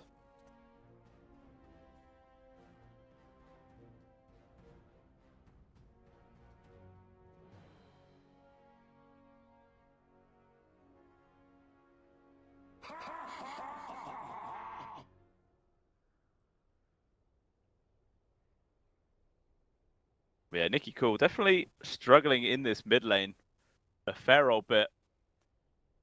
I wonder if I wonder if they even really care about rotating the supports in to try and find this kill into dual raise. Like, maybe just leave the Tiny to it. Hopefully he hits his Blink Dagger online at a decent time anyway, and he can start getting involved with the rest of the team. But then again, we saw what happened in game number 1 when dual raise is just left to his own devices and gets complete free farm. Not easy to deal with at all.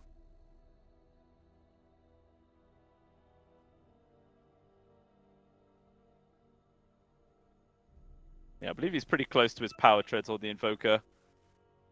Wonders if it's going to be the classic build of Midas Invoker or not, or maybe he might try and go for a more active build to make space for his Ursa across the map. But to be honest, it's not like the Ursa really needs it. He's at a solid lane. 3rd place in net worth, and goes Bracer and Power Treads completed, so he's working in towards his Battle Fury now. They'll get that online at a pretty decent time, I'm sure. But apparently he is reconnecting, ladies and gentlemen. He is on his way, so we should only be a couple of minutes, if that, and then we'll be able to get this game underway. And then yeah, I'm very curious whether if Ake does do a respect play and cancel his Frostbite, because yeah, Geozizzy maybe just being AFK running back to base was the reason he's going to die here. Not sure. But again, there's money on the line here. And Dragon Esports, well, I was saying, like, Nemiga, well, they're already guaranteed to go through. If they were maybe definitely need the points, I could see him just getting this kill no matter what, rather than cancelling. But maybe where they're guaranteed to go through, maybe he'll be a gentleman. Maybe he'll be nice. Be like, okay, I'll let you go, mate. It's only fair. This will be a real read into the mindset of the players. It really will be a deep dive into their brain.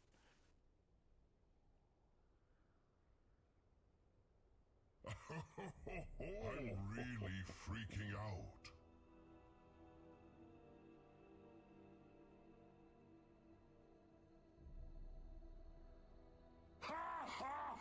Well, I said it was reconnecting, but I think it's maybe dropped out a couple of times.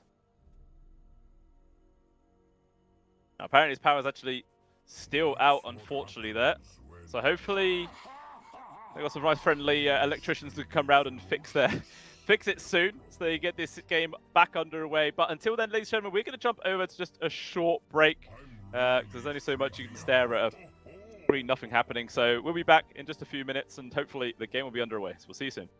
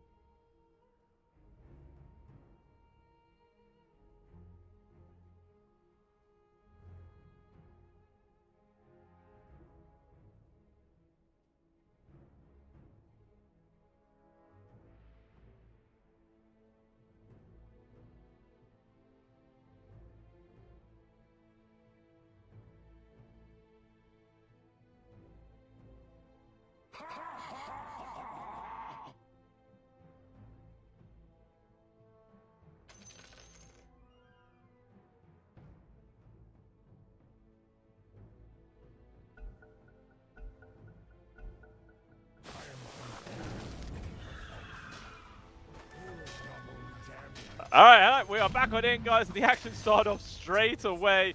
Ake did execute Geo Zizzy as soon as the game began. Did cost him his life, though. A little bit of retaliation there came in from Norma. So, a little bit of a disrespect move there, in all honesty. But hey, this is competitive, though. You do what you got to do. Lucas even hanging around, but taking a fair bit of damage there. We'll have to disengage, but in comes Nikki Cool. Toss back on towards Mazzarello, but the dive forwards here. Phoenix has now respawned. CM with the same. This is a 6-man fight happening at the top. Norma getting low. He's still fine. Now the Evoker's also TP'd up here. Gonna try and really force down this fight. Tornado will just land on towards the CM. Hey, dead for sure. Dual Ray securing that kill for himself. That's going to be the CM dead. PP on cooldown as well. So the next actually just TP's mid. He's like, fine, I'll take all this farm. No one's here to contest me. Which is fair enough.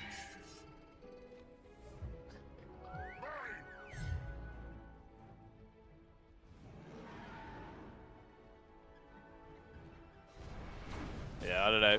Big disrespect from Make, man. Big disrespect to kill him like that. Just as he was like, okay, let's go. Oh, I'm dead. Never mind. That's fun. I would have typed. I'd be like, I'll let you go. You let me go. You know, that's fair. It's an even trade. Although in the mids, it looks like we've got a few members of Nemiga coming on through. They're going to try and go for this kill here on towards Dual Rays. Not quite close enough there for the Avalanche. They can't get close enough to the toss. Ake kind of went round to the left side rather than running straight towards Dual Rays. If he did, they might have been able to find that kill. Doesn't quite work out. Instead, a minute rune will spawn bottom. And Jessup's going to be there to make sure that I get snatched away from the Invoker with Lucas on top of him. Unlocked also turning up to the party. Dual Rays, 3 heroes on top of him, completely outnumbered.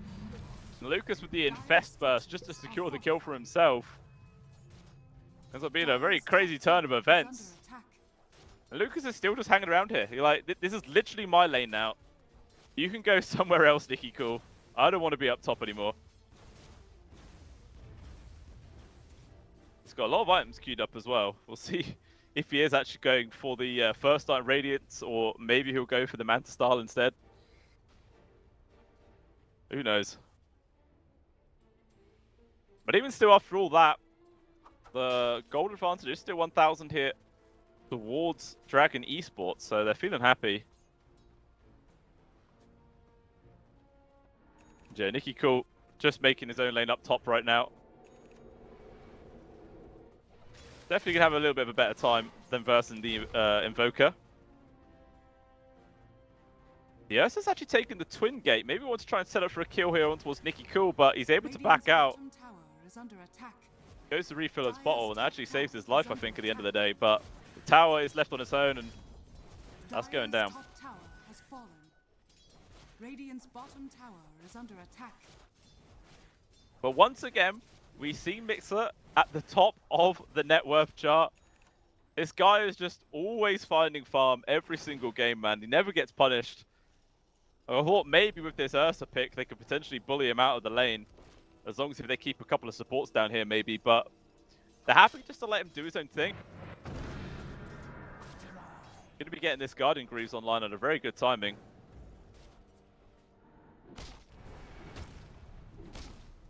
Nicky Cool's actually also down here, Paw. Sees him and will get the jump away. So he's going to survive, but it might just be the death of this tower. Although, TP coming in from the Treant Protector. Mazzarello's here. They're going to defend it. Doesn't want to let this one go for free. He still actually has 0 points into living armor, so it's not like he can just heal this tower up anymore.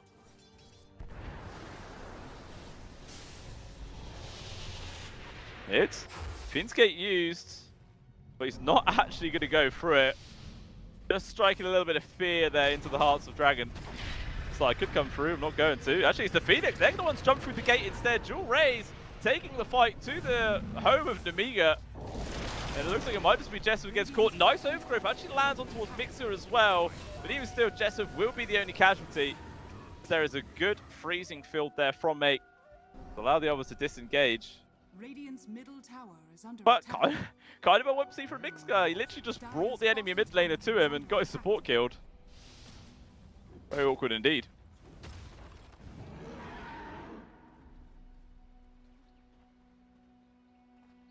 Here's Izzy. Spotting out the stacks being taken away. Maybe want to set up for a kill towards Nikki Cool as they've taken down another tier 1 tower. Just opening up large parts of this map right now they can freely move around in. Uncontested. Although Nikki Cool has got the grab on towards the Phoenix, tossing him back towards Mixka. Still no level 6. We can't just turn this around with the Phoenix egg. He is dead, but it might just cost Nikki Cool his life as Paw tearing into him. And he will die. Rolling Thunder as well coming out from Norma. Jumping up towards the high ground, and yeah, that is an awkward spot for Egg to be. Oh, he's clipped! Oh, but he still dies. They had the vision on him for a split second. So it ends up actually being a double there for the Ursa. Just continual aggression coming out from Dragon Esports, and just like game number 1, they've got an early lead. And we'll see if they can hold on to it. Mazzarello. Wait, can he not hit that ward? Okay, now he's hitting it. But that took so damn long. And Nikki Cool has now turned up, trying to heal him with the Sun Ray. But way too much damage. Level 1 Sun Ray, not quite going to cut it there. Yeah, it took him a long old time to chuck down that that Observer ward, but hey, at least he did still get it. Meanwhile, Paw getting ran out here. Should be fine, although maybe a lot of the TPs here from Dragon Esports are actually still on cooldown because there's no one coming through right now. Miska's here as well as Nikki Cool, and he's actually dead. Radiant's bottom tower is under attack.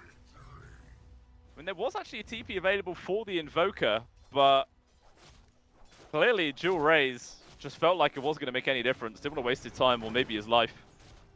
Just sacrifices the Ursa, which is fair enough. I mean, he does almost have his Witchblade. Actually, now he does have it coming out on the courier, so we'll see if he's going to start getting aggressive with this.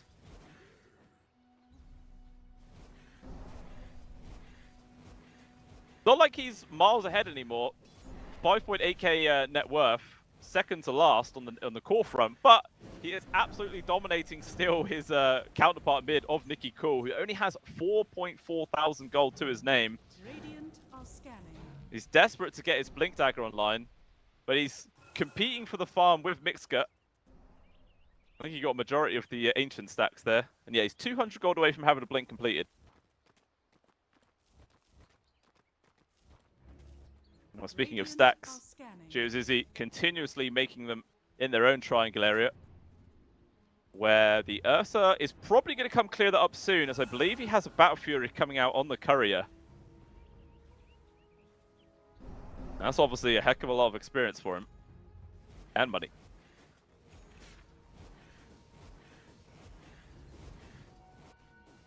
We see a smoke from 2 on Dual Rays. Nikki Cool and Jessup both hunting maybe to see if they can find Norma here. I think his Spidey senses were tingling. Like, he drags the creep, but he doesn't even stick around to kill him. Knew something was coming his way.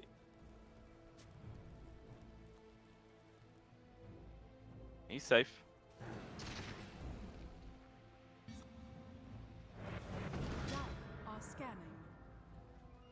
Instead, Nikki Cool and Jessup keeping this same smoke going. They actually take the Twin Gate down to the bottom part of the map, where they have loved to have found the Ursa, but Paw has actually now moved into the triangle to secure their stack. So they're going to have to settle for a kill onto the Tree Protector.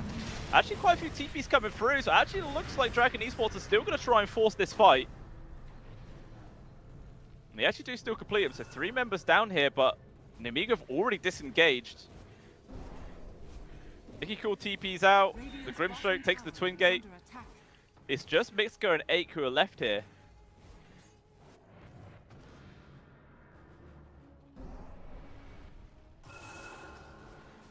It looks like, yeah, both Norma and Zizzy are sort of vacating the area as well, so they're not going to try and force any sort of engagement. Radiant's middle tower is under attack.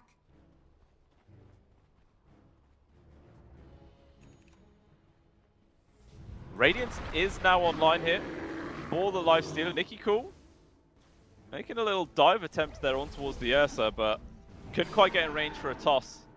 Radiant's So he's top able to tower walk is away, under but attack. probably going to be a free tier 1 tower here. Unless, of course, there's going to be any sort of response. But considering how Dragon Esports did all their TPs Radiant's towards the bottom, it's not going to work. fortified. Radiant's top tower is under attack. Yeah, Lucas has got that one. Even with the glyph, just sticks around, why not? Radiant's top tower has fallen. Although, maybe he's hanging around a little bit too long. There are 3 members of Dragon Esports nearby. He still feels confident just to keep on hitting the ancient creeps. He's not falling far away. Meanwhile, though, down the bot lane, Nicky Cool trying to go on the hunt, but maybe he's going to get turned on. All of his mana has been drained away. TP's coming in from the rest of Dragon Esports to try and take this fight. He's desperately trying to get on top of the tree and protector, but there is going to be the egg. Everyone from Amiga trying to disengage, but they've already lost 2. And Mixka probably not long for this world. Sunstrike to make sure they have the damage. And it's a double kill that goes the way of Poor. 3 heroes dead. And a very nice counterplay coming out there from Dragon. Now with 2k gold advantage. And they're going to try and force down this final tier 1 tower. Dire's bottom Taking tower out a is lot of under map attack. presence here for Namiga. Radiant's middle tower is under attack. Actually even glyph him for this. Why not?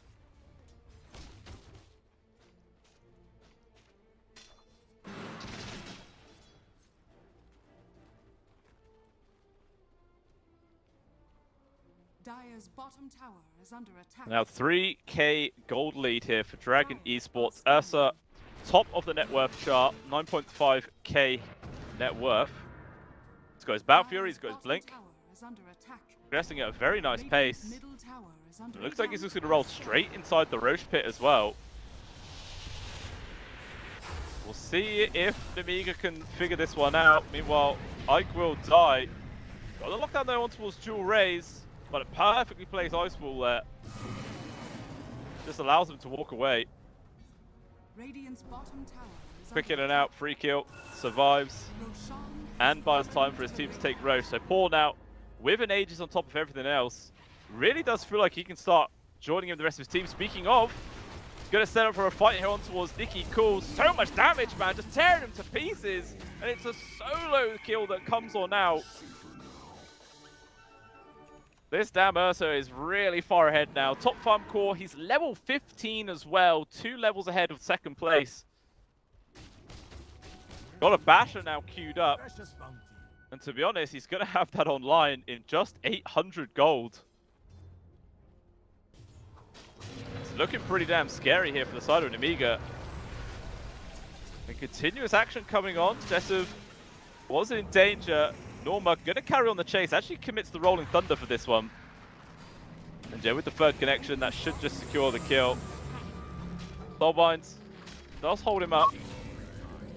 That doesn't really change anything. Will still die. Meanwhile, in the mid, spells being dropped. They're going to be able to get the kill on towards Ike. They're trying to turn this around and focus on towards Jewel Rays. But Pause is going to stand his ground. This Ice Wall again is just too damn strong. And this is the big problem with Namiga having 3 melee cores. This Ice Wall is just so damn impeding. And Nicky Cool, once again, is going to get jumped on underneath his own tier 2 tower. Dire's middle tower. Normally you feel safe there, but not this time. Yeah, Poor is really starting to become a dominating force here in this game. Basher now just been delivered, so his power strike increasing even more. This is terrifying. Still has 3 minutes left of the Aegis. Dire's top tower is under Kind of attack. surprised they're even falling back, to be honest. Like, they've got Phoenix Egg still, they've got Overgrowth. Rolling Thunder is up in 15 seconds. Really does feel like there is no reason for them to just not keep going forwards here.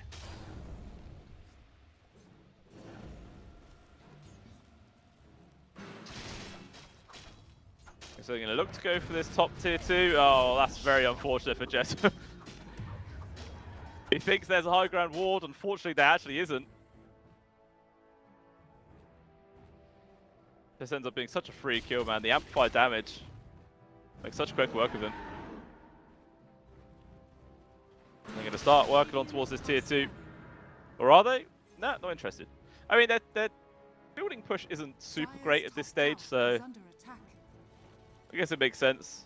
Just wanted to keep fighting kills, further their lead in this game. Continuously pressure Nemiga out. Meanwhile, speaking of, Nemiga will take up their Tormentor. That's the old crystal clone into the hands of the Maiden now.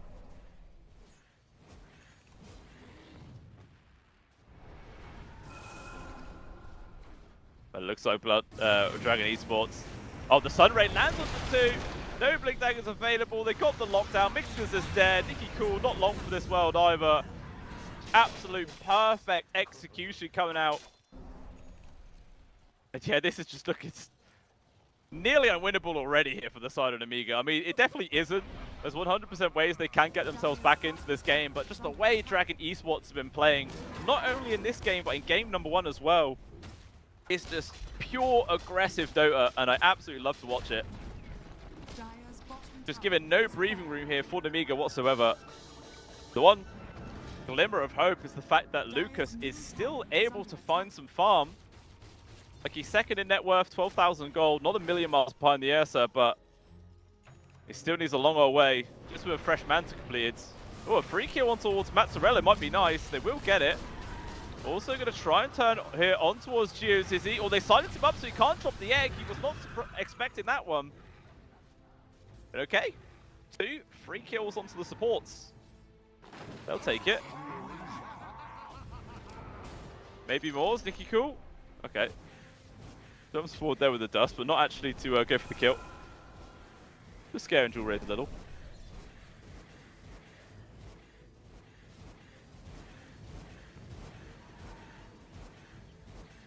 Yeah, Jewel Raid's working in towards the BKB next. Still like just over 2,000 gold to go. And Nemiga trying to make a play. Maybe expecting someone to hang around, considering how the creeps were just respawning. But unfortunately, the Inkswell actually dragged the Ancient Creeps, which the illusion of Jewel Ray spotted. They know immediately where everyone from Nemiga are. They go for a counter smoke of their own. They want to take this fight. But you can see Nemiga are immediately bugging out. They've lost their winner opportunity for this kill.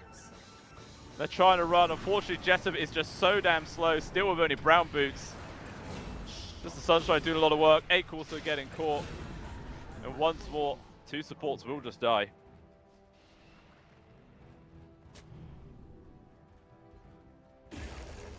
Oh, not even done yet. They found Nikki Cool. Goes for the blink in the trees. Mazzarello tries to go for the cancel there with the overgrowth, but unfortunately, just too damn slow. Really does need that blink dagger, which is about 900 gold away, and he will have it up. But very fortunate there for Nikki Cool to survive. If he fell, that would have been super dicey.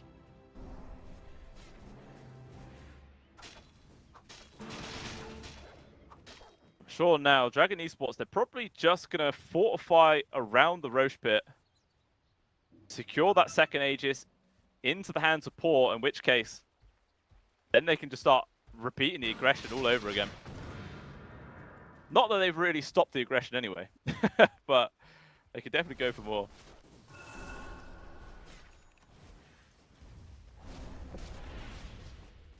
There's a BKB completed for Poor as well, on top of everything else. Man, this player is so farmed. But still, Lucas is doing a fantastic job of keeping pace. He's only 500 gold behind. He's got Radiance, he's got Manta Style, and he's well on his way to getting that AC completed. Still a little ways to go though. I think about 1,800 gold-ish.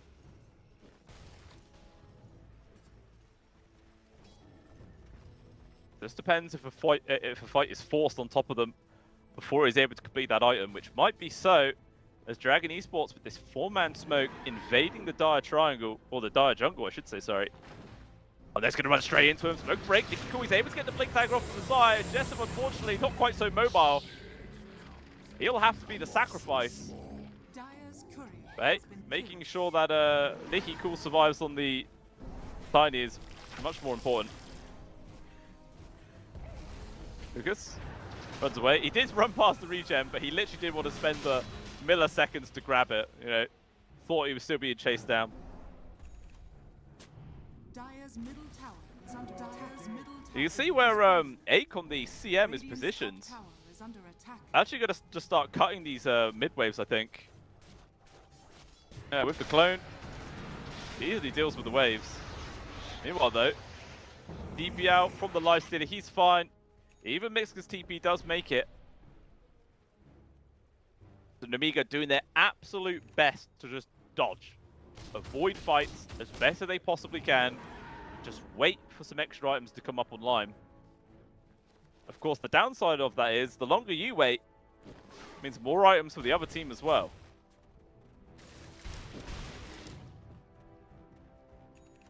Yeah, 1,000 gold and the AC is up.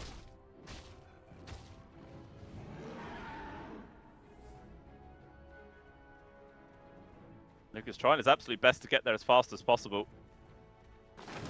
The Radiant Illusions does make it quite easy. Dire's bottom tower is under attack.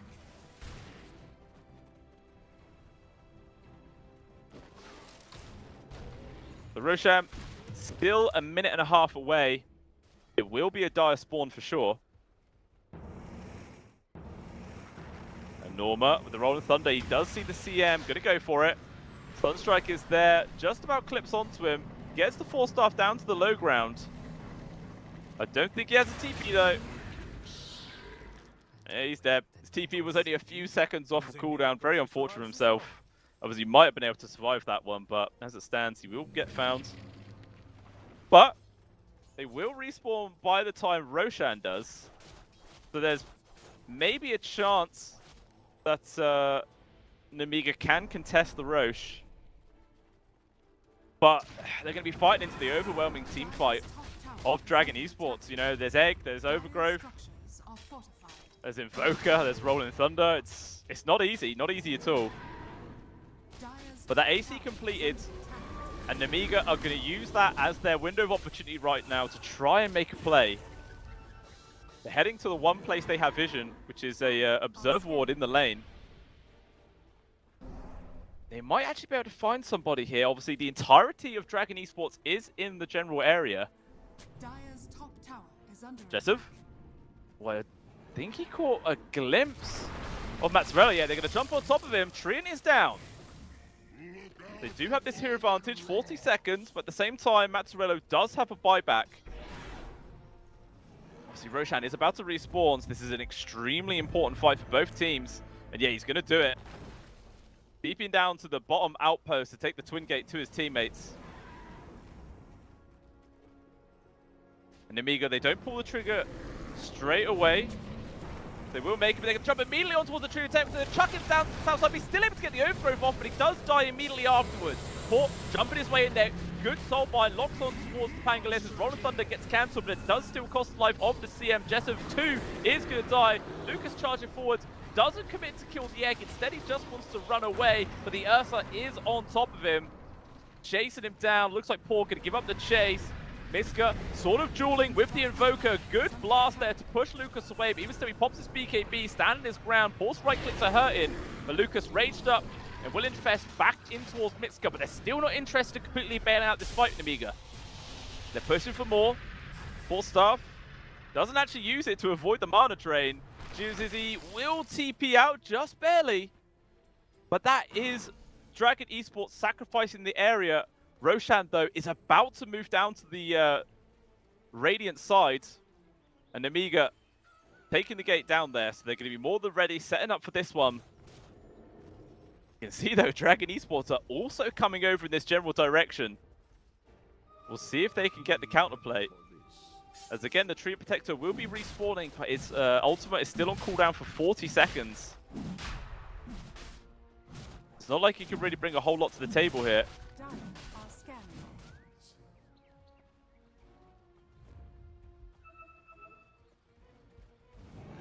Five-man smoke from Dragon.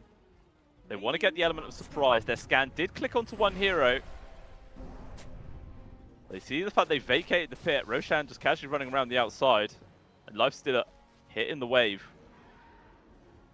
They're going to try and set up for a trap here. They have the high ground vision as well. the home field advantage is in their favor. Rolling Thunder. Hughes going to try and charge forwards to get on top of Ake if possible. First connect on towards the Maiden. Dragged back, is dead for sure. Does have a buyback and will use it. Meanwhile, Paul now engaging on towards Lucas. The blast as well. Collect onto Vixia, force it back to the Underlord. Soulbind on towards the Tombman, but Geozizzy is dead. Egg, not even off cooldown, so wouldn't have mattered. Overgrowth is down there for Mazzarello, focusing on towards Nicky Cool. Meanwhile, Paul, he's just chasing after Lucas. Still got his Fury swipes on him for such a long time. Mixed Fury is here with the Fiend's Gate as well, trying to get re-involved, but Ake is going to die. That's a dieback from the CM. It's a 4 versus 4, but Lucas, he's already TP'd out, so Nemiga giving up the chase. Mitsuka, though, not going to be so fortunate. He's not fast enough, so he will get caught out here eventually and go down. Godlike spree as well for Paul, so it's 2 kills. Technically 3, actually, because of the dieback from the CM. All they lose for is their Phoenix, so it's a big, big win for Dragon Esports. They're going to get Aegis with the Roche banner here. Radiant's middle tower is under attack. Now Amiga already playing from behind, and now going to be playing from even further behind in this game. It's not getting easier. In fact, as this game progresses, I feel like it's only going to get more difficult for them. Maybe not it. Maybe if it goes super duper late, maybe they'll be alright. It's hard.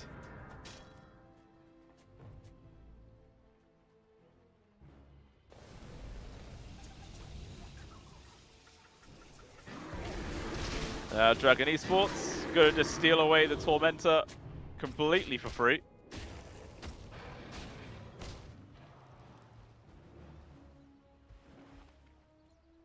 Thought maybe they might just try to full send high ground, but they were actually still missing Overgrowth and everything else, but they're about to come off cooldown. So all the resources are here and available for Dragon Esports if they wanted to carry on playing aggressive. Like all the BKBs are back up, literally everything is good to go. I'm sure we'll see some sort of play come out. They're drawing a line to head into the Dire jungle. Maybe find another hero unawares. There's now also an Abyssal Blade for the Ursa. Extra form of lockdown. It's not like Lucas just can rely on like a rage TP or try and run away or anything like that. Guaranteed lockdown is always going to be there.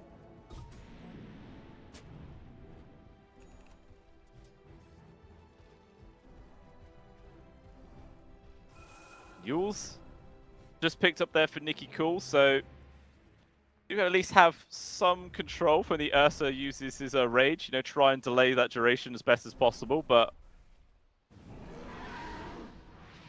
not going to be super impactful.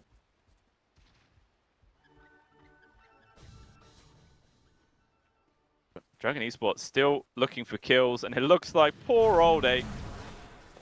They're dead. Ogasil. Not going to bother use it. It's having like a kind of attack inside the tree line. There's just gone.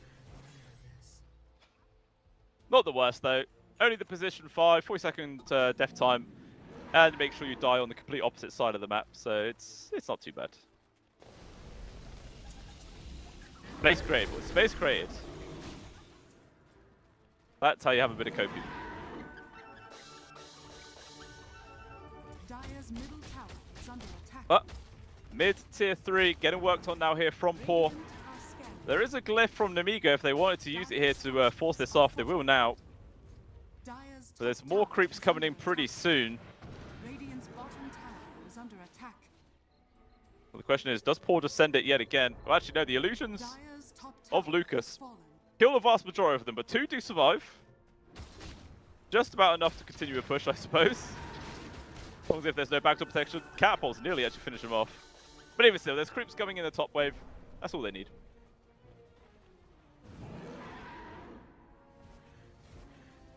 Dire's top Deal tower with the is Aegis for under another minute and 50 seconds as well here.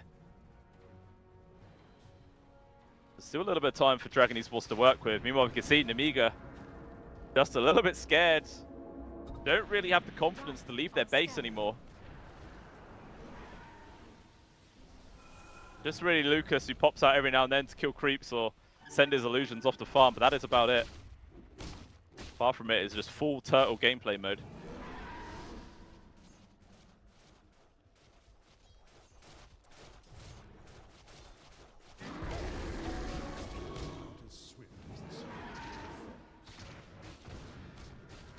I think Dragon Esports are just waiting for some sort of window of opportunity. Maybe someone from Nemiga steps out of position, they can find a kill. And then they could try and go for a play, because the longer they sit around here, their Aegis is just going to time out. There's only 1 minute left. But Port has now completed a MKB. But it looks like poor old Ake has once again been caught on the CM. 50 seconds dead this time with no buyback. So it feels like a pretty good opportunity here for Dragon to push that advantage and go for a play. So they were actually TPing to the outpost in the triangle area.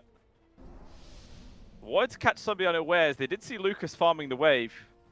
He's hiding up on the high ground for now. He's going to be fine.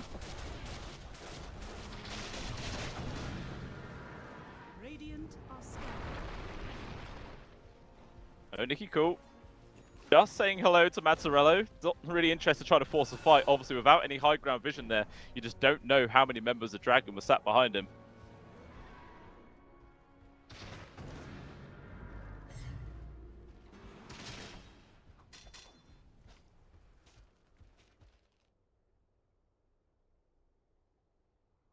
We do have a pause.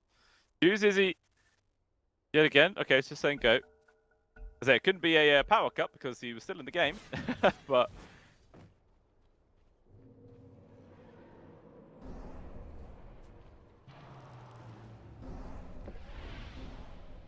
oh, Mazzarello has found Mixer. He thought he was safe in those trees, but unfortunately not. Oh, he does get actually the force up to the high ground. The second one, he's going to be okay. They're tossing the Phoenix out of position. Nemiga. They actually get a kill. And they don't lose anybody for it. That's pretty great.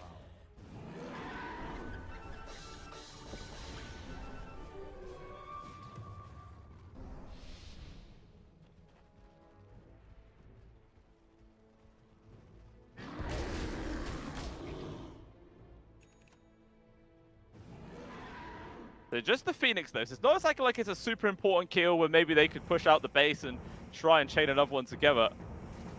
It actually looks like Dragon Esports thinking about making a play themselves, but they do actually decide against it. Just gonna chill for now. Nemiga feeling confident to push their way out of the base.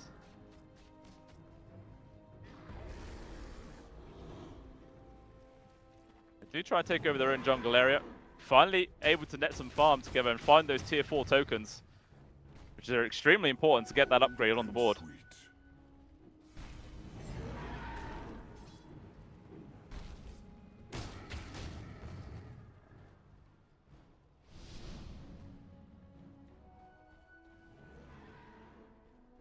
Radiant are scanning.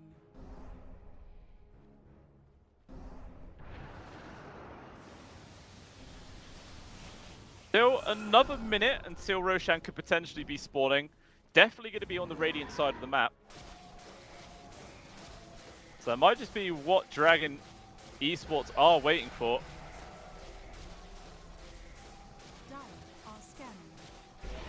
Pretty kill. Meanwhile, Lucas will be able to take down this Tormentor. Takes a lot of HP for it actually though, so he has to TP back to base.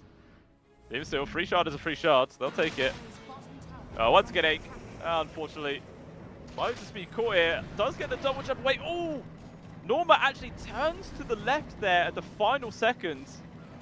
If he didn't, that would have 100% been a free kill. A little bit of serendipity there coming in from the CM. Saves their life for sure. We'll see just how quick this Roche respawn is going to be.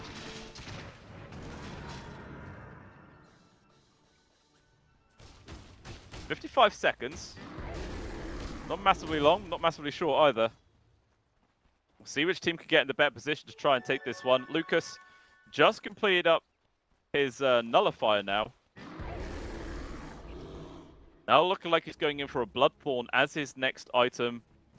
He does have 4.4k sat in his back pocket, but obviously you've got to save up for your buyback. Too important here.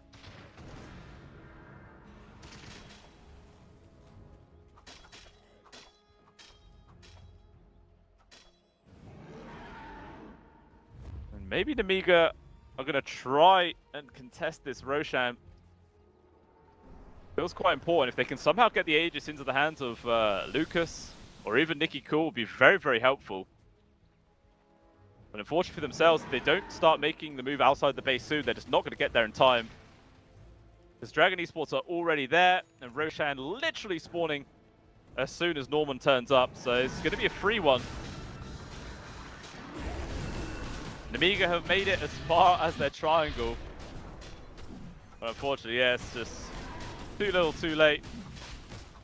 Aegis, banner, and refresher shards. Who took the refresher? Who took the refresher? Okay, they gave the refresher over towards Norma. So, double Rolling Thunder in a fight. A double Harpoon. Maybe that's the big play.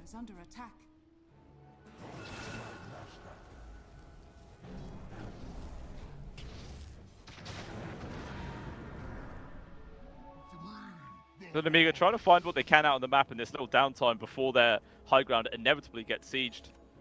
Just trying to get as much as they possibly can before the showdown comes their way. Lucas is still way too far away from that Bloodthorn and buyback. Like, he still needs another basically 3,500 gold before he has both of them. So that's not a realistic objective he's going to get. He'll be forced to come back to the base very soon. As the Rosh banner keeping these creeps alive through the glyph. Not going to be able to do anything. Although Nicky Cool, they go for an aggressive chuck back on towards Poor here. He does have the Aegis, obviously. But they try their absolute best. Cypherfly's controlling him up. It's good damage. The first life is gone. Meanwhile, Jessup on the side getting control to the Rolling Thunder. Even still, first life of the Ursa has been taken away. Still has that BKB though. Nicky Cool's going to go for another tossback play. BKB forced out. He has to disengage. Uses the aggressive infest. And Dragon Esports are forced to use the egg defensively. And they have to disengage. Absolutely phenomenal hold there from Nemiga. Sure, they lose their tier 3, but they take the Aegis away. They force out a couple of big cooldowns as well. And they're going for a smoke move to move outside of their base. Obviously, they can see Lucas right now underneath an observer ward. He's the only one not smoked up, but the rest of the team completely incognito right now. There is the Bloodthorn. Lucas playing extremely risky. He doesn't save for buyback now. If he dies in the next coming fight, we could potentially see a GG push from Dragon Esports. All depends on how it goes down, though. Once again, Infest into Nicky Cool. They might run in towards Jewel Rays here. He's invised up. Oh, but they actually turn away.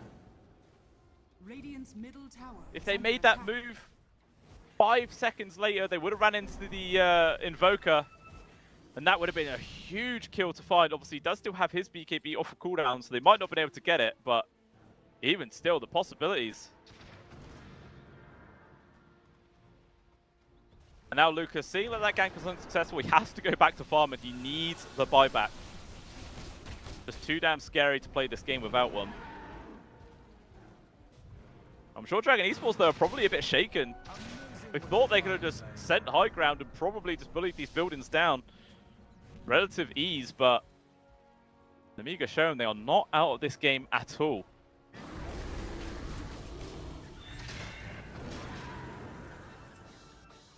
He's got 6,000 or 6,500 gold sat in his wallet right now here for the Ursa. Has absolutely nothing queued up. But we'll see what he's going to go for.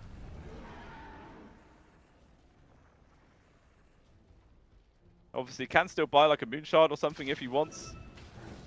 Not really that important for an Ursa, to be honest, but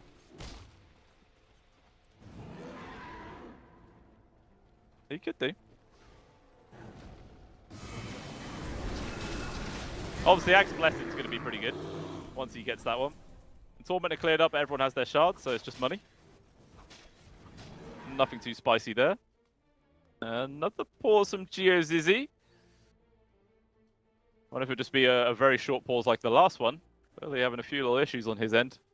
But again, he's still in the game, so it's not like his power's just gone out. But they're asking for 2 minutes.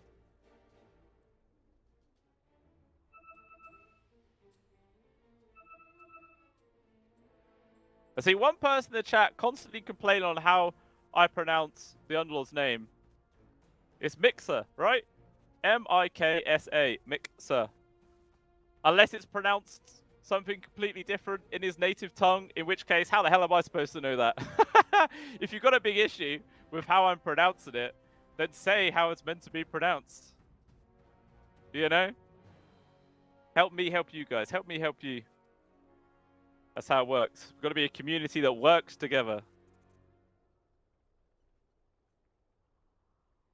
But still, 23,000 gold net worth lead here for Dragon Esports. 45 minutes into the game, not as impactful as you might think. Checking the old Gaben win probability, he says 65% leaning towards Dragon Esports right now. Not terrible at all, to be honest, for the side of Nemiga, considering how defensive they're having to play. But close to a 2-for-1 favorite.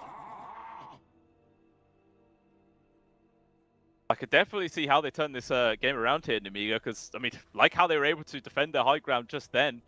Perfect execution. Nicky Cool tossing the ice out position 2 times. Really solid. And that was also the Roshan banner used up for that push, but not that that's super impactful by any means, but it's something. Then go and ready, and the game will be back underway. And they're moving out of the base here, Nemiga. Argon War place. Oh, they're going to see Mazzarello. That's a free kill. 65 seconds without the tree and protector. And GeoZizzy. I'm very surprised he was still there. The rest of his team completely bailed, but he was just walking forwards to grab the Watcher or something. Very risky indeed. But again, you know, this kill is nice. It's a little bit of space here, but it's not like it's a huge core that Nemiga can now just have, you know, complete free reign over the map. They're going to have to find something else out of this one. They are going to try it for 5-man smoke. And they're going to see Dual Rays hitting behind the tier 2 tower. Question is, do they jump for it? They know, though. Their spidey senses tingling. Dragon Esports do back out in time. Some good high ground vision, though. Being dropped here from Dragon Esports, so they're going to be able to see him. I think they just got the spot there on towards Dual Rays. He's invis up. Nicky Cool leading the charge. Well, he actually jumps down to the south side of Sense. He sees the Earth there, trying to burst. He's getting really low. Egg drop and over off the side. So Sports doing absolutely everything he can. But the damage just comes flying through. Lucas is dead. That's the big target found. Nicky Cool also controlled. It's 3 people dead. About to be 4 as Mixka has been caught out as well. He is also down. 4 people dead for Nemiga. The big thing being no buyback there for Lucas. He's only 60 gold away. There is a bounty rune there. Jessup, yeah, he will grab it. That's going to give the buyback towards the Lifestealer. And they're most likely going to be forced to expend all of them right now. One big thing to note here for Nemiga is that there's no egg, there's no overgrowth anymore. So maybe the odds to take this fight aren't too bad. Second Roche banner has actually been dropped to keep these creeps going. The buildings are quickly falling here. Maybe Nemiga trying to figure out a way that they can defend him without expending the buyback with the lifesteal. They're not. They're going to make the move once again on towards the Earth, so they throw him back. There is going to be the control if he gets the rage off just in time. Now he's going to have a 1v1 fight against Lucas, but even so, he's healing up all too much. Nicky Cool gets torn to pieces. He is dead. Now Lucas stuck in a very awkward spot. He turns around with the nullifier, doing absolute best. He will kill the Ursa. He's gone. He's going to buy back immediately. They're going to double down for the win here, Dragon Esports, and it seems to be working as Nemiga are trying their absolute hardest to keep the dreams alive here in this series. And they're back to 4 people, only missing the Tiny right now, but Poor has also turned up. It's a 4 versus 4. It looks like Nemiga are going to pay respects to that. Maybe back off, or are they? A gets pulled back there from the harpoon. That is actually 2 people dead now. Quick jump in from Paul, takes out another support. It's now down to a 2v4. Can they do it? Lucas doing as best as can. He gets control up too much. Off to the sides. Dual Rays basically soloing the Underlord. And now 1 versus 4. The tier 4s are being hit. There is literally no hope here for the side of Amiga. And there they go. They tap out. GG is called. And what a huge series here coming out from Dragon Esports. Absolutely phenomenal plays from them. Such aggressive style of Dota in both game number 1 and 2, and it just works out perfectly in their favor. Just Nemiga on the back foot the entire series, it felt, which is really, really great. Obviously, I feel most people coming into this series would naturally be favoring Nemiga Esports, just considering the fact that they won all 3 of their previous series, looking like an extremely dominant team in Group A. But Dragon Esports, they show up. That is now 2 series wins on the board for themselves. Pretty sure that has secured themselves 2nd place so far in the group stage. Maybe even guaranteeing their way through to the next stage of the tournament. We'll have to wait and see, obviously, how the rest of the series do come out, but they put themselves in a fantastic position. And to be honest, the way they're able to play in this series, I've got high hopes for them right now. I think they're a super strong squad. Could potentially go all the way here in the CCT Series number 1. Absolutely love it. Very, very fun Dota to watch. And yeah, great for everybody around. So well played to them. Very well-deserved victory. That, though, is the end of this series, ladies and gentlemen. We do have one more coming up for you today, and it is going to be One Move versus Just Better, and that's going to be an exciting series as well. Both of these teams are at top of their respective group as well. Just Better ahead, One Move trailing behind slightly, but that is only because they've only played 1 series so far. So it's going to be very, very fun to see who comes out on top between these 2 giants of Group A. We'll be starting that series up in about 20 minutes, guys, because the fixed schedule, so a slightly longer break, but not too long for you guys at all. Just a chance to go get a snack and something else. But we shall return in 20 minutes for the CCT Series number 1. We'll see you then.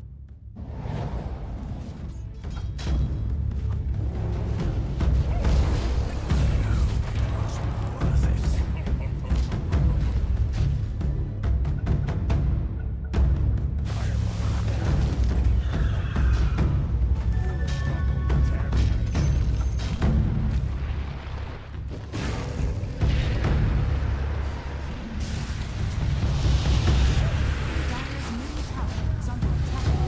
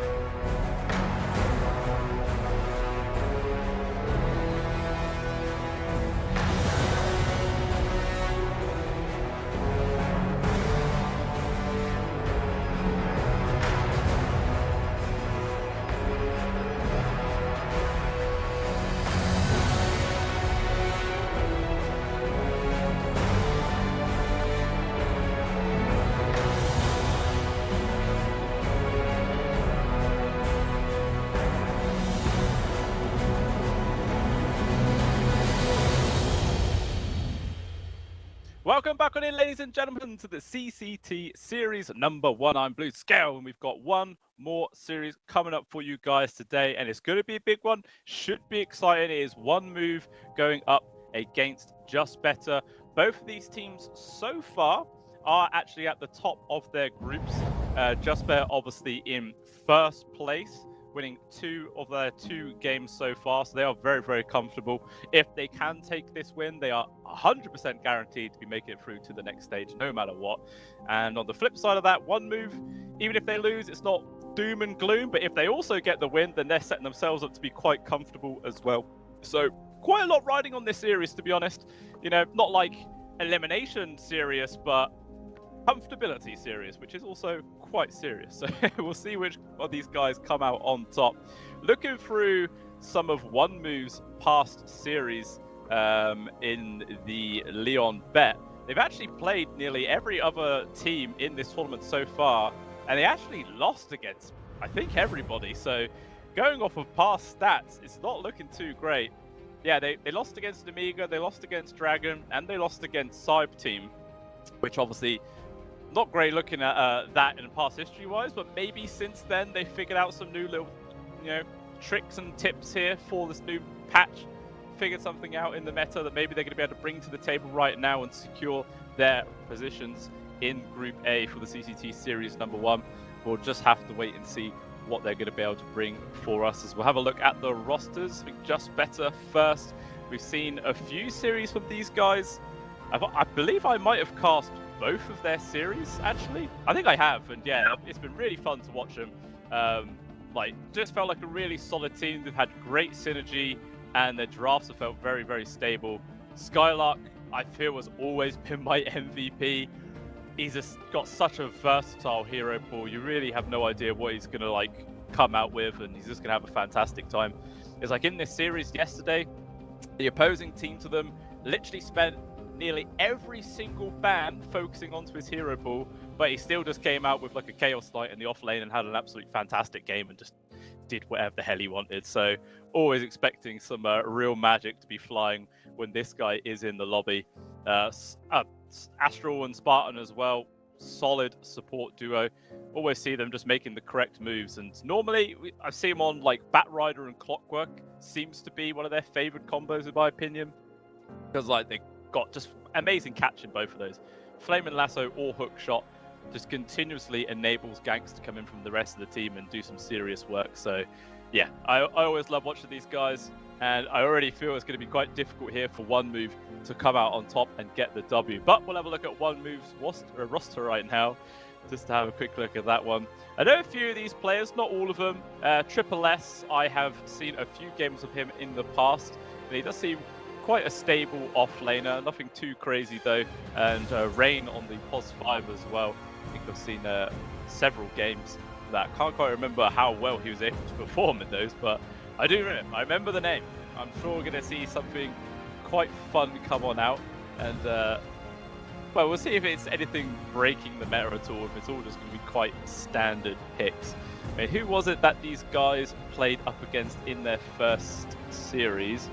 It was the opening day, literally the first series of the entire tournament, and it was versus Level Up, and they were actually able to take them down 2-0. But Level Up haven't really been having too great of a showing against anybody right now. They've actually lost all of their series 2-0, including Just Better, which was the end of yesterday. So, can't say they're super amazing form, just that maybe Level Up's not been having too great of a time. But even still, we'll see what they're going to be able to bring in. But yeah, they played Storm Spirit in both of their games. So clearly a stable mid laner for themselves. We'll see if XN can bring that one out. Also, things like the Chaos Knight. It also played a Bloodseeker, which is quite cool. We're not seeing much Bloodseeker. So yeah, looking forward to what magic these guys can bring to the table. As we'll look at their 1v1 matchup statistic, best heroes, or best players, I should say, from both of these squads. It's going to be the carries, Woe and Focus here. And actually, Woe has a better win percentage. Sure, he has less games, 11 less games, but his win percentage is significantly higher, really. It's an extra 16%, and his KDA is better. So really, if you're running off of just that alone, it's not a bad position for one move to be in, carry is called a carry because they're meant to carry you through the game, meant to be your best player. So we'll see if this differential in the statistics actually ends up playing a part in this series or not. Only time will tell, but I don't know. It doesn't seem like it's all too bad here for One Move. Looking forward to it and see what they can actually achieve for us here in this series. Always like to see a close game. Stomps, not so much. They're boring. We don't want to see a stomp. But guys, if you haven't already, then do make sure that you head on over to the X page for CCT_Dota. You give that a follow because then you can stay up to date on all the events in this tournament, all the results, and all the little tidbits that come on through. But there is also several other events planned throughout this year and into next year. So if you want to stay up to date on everything, just head on over there, give it a follow. Why not? It's good to know everything that's going on. And yeah, we all like to see up to date. I actually just noticed as well that one of the games that Level Up, One Move won against Level Up was actually 16 minutes. 16 minutes! That is insanely fast. Like, that's actually nuts fast. Must have been a complete and utter beatdown. And that was the Bloodseeker game with a Night Stalker. So, I don't know, maybe that is something to potentially look out for here from Just Better. A little pocket strat coming through, because literally I'm not seeing Bloodseeker from anybody else. Literally nobody else. I was like Theorycraft that maybe you can have the time zone from Faceless Void, Bloodseeker, and Batrider, and then you just grab someone with that and you run around in circles, and maybe that's the big play and how you find kills and actually make that time zone useful. Because until this point, it just seems like why would you ever take that instead of Chrono? Doesn't really make sense. They did actually buff it though, mind you, in the last patch. It has, I think, projectiles on your team are faster. The radius is even bigger. I think they might have dropped the cooldown as well, or something like that. So they're trying to make it viable, but nobody's interested, mate. It's just there for the memes. Just there for the memes. You never know. We might see a Faceless Void, but literally, I don't think in this entire tournament, I don't think a single team has actually picked Faceless Void once. Like, nobody is interested in him at all. He's completely fallen off the face of the earth. Yeah, literally, I'm clicking through all the series, not seeing a single one. None. Which is kind of sad to see, because sometimes you see some really cool plays coming out. But he's always like one of those TI heroes, you know? He's the ones who can always turn the fights with a well-placed Chrono or something like that. I believe we should be starting up very, very soon. Both teams are saying that they're ready to get started, so we'll get this ball rolling and see how the final series of the day is going to go here for the CCT Series #1. Again, I feel like going into this one, before even seeing the draft, I'm going to be favouring Just Better ever so slightly. But again, that's mainly because I was the one that cast both of their games, so I've actually seen firsthand that they're actually a pretty solid team. They can get a lot of work done, and they've got a lot of well-known players on their squad. Meanwhile, One Move historically seems to have a lot to prove. Sure, they did stomp Level Up, but if they can bring a good fight to Just Better right now, it'll be pretty nice to see, but only time will tell. Again, I think they're pretty standard on the meta. Looking at all their previous games from the Leon Bet tournament, yeah, Dark Willows, DK, Shadow Fiends, Void Spirits, Clockworks, it's all pretty much standard, straight down the middle.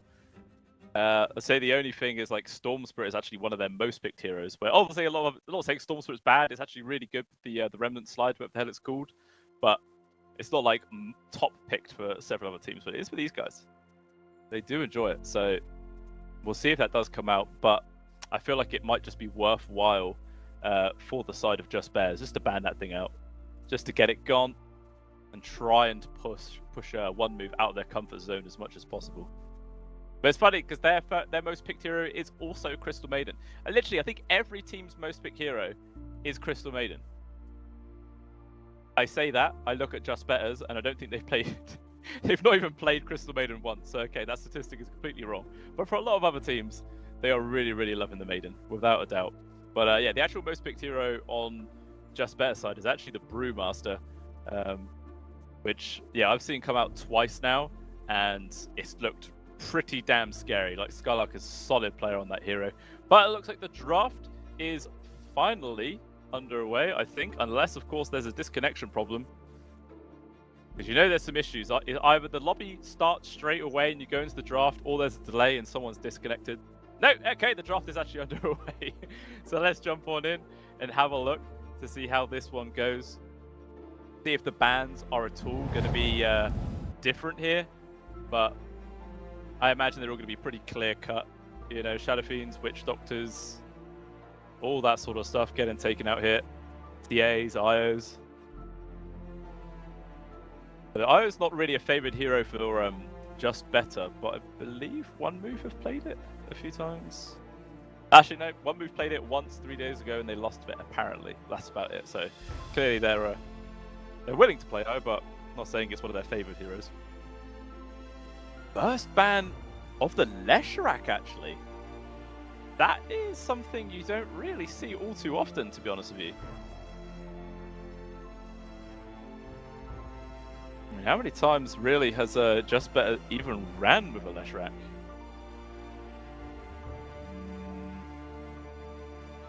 They played it once, nearly a month ago, and they lost with it. So I don't know, I feel that's quite an interesting opening ban, but hey, you know, we'll see how this draft develops. Maybe it would have been a particularly strong counter to whatever they're going to first pick themselves, as they do have first pick overall, so we'll wait and see. Meanwhile, One Move, they take away TA, they take away the Beastmaster, SF, and Brew.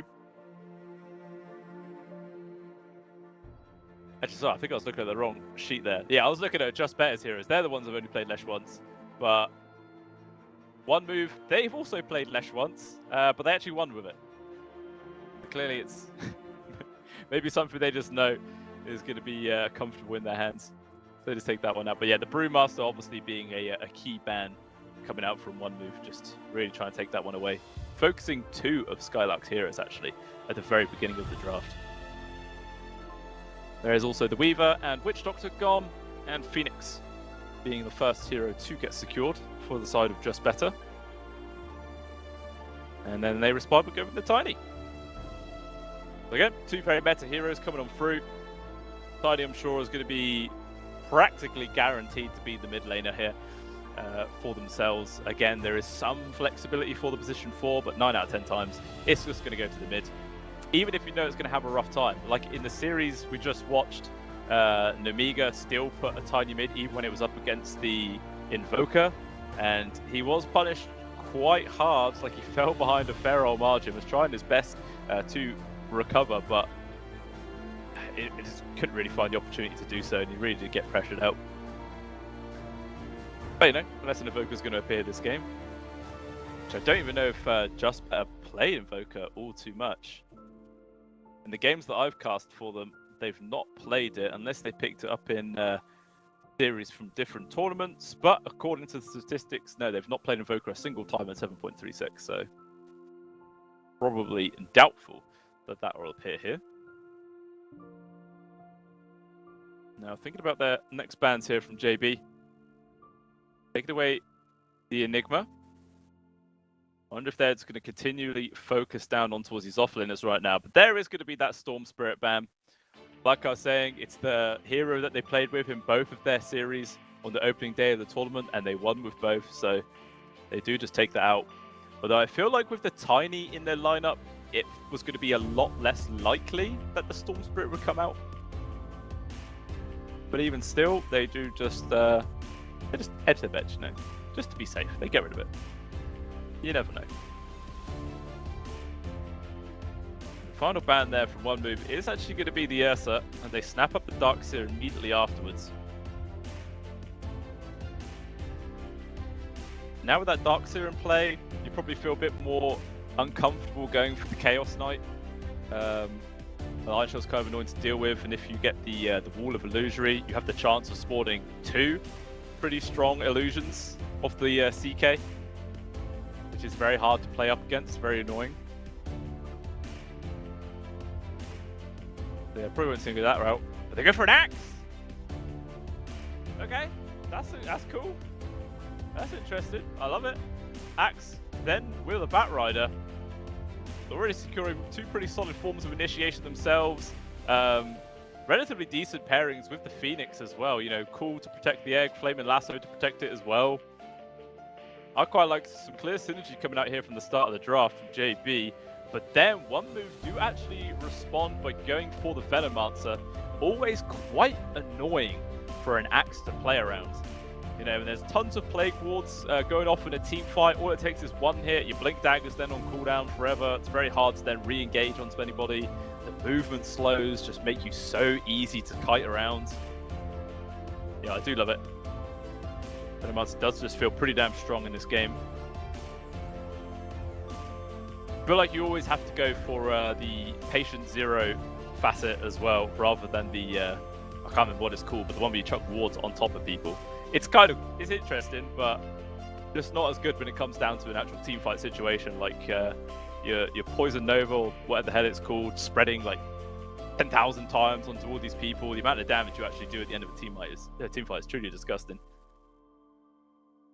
We'll see what they're going to grab up next. Will probably be their position 4 support now to lane up with the Darkseer. And you're probably confident that so far you're only really laning up against a Phoenix, as I would assume the Bat Rider's probably going to be the position 4. And the Phoenix is going to be the 5 in this game.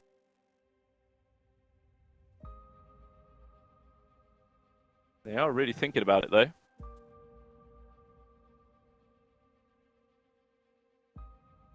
As the Venomancer now, as a support, it's always really a 5. There's some argument you can play it as a 4, but doesn't really need to. You don't really need that many items, you just need levels to be impactful in team fights. And that's really the big thing. In which case, other position 4s they can go for. They've been favouring Dark Willow in some of their series.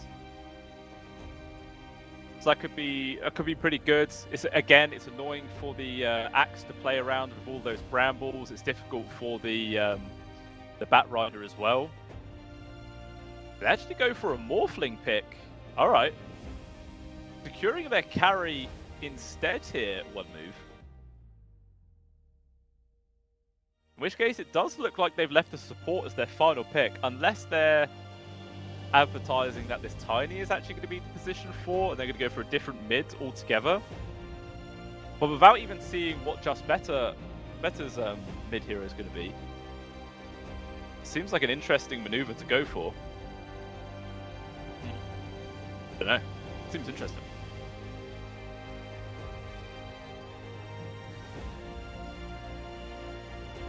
Looking for their 4th pick. Maybe seeing this early Morphlings confuse them slightly.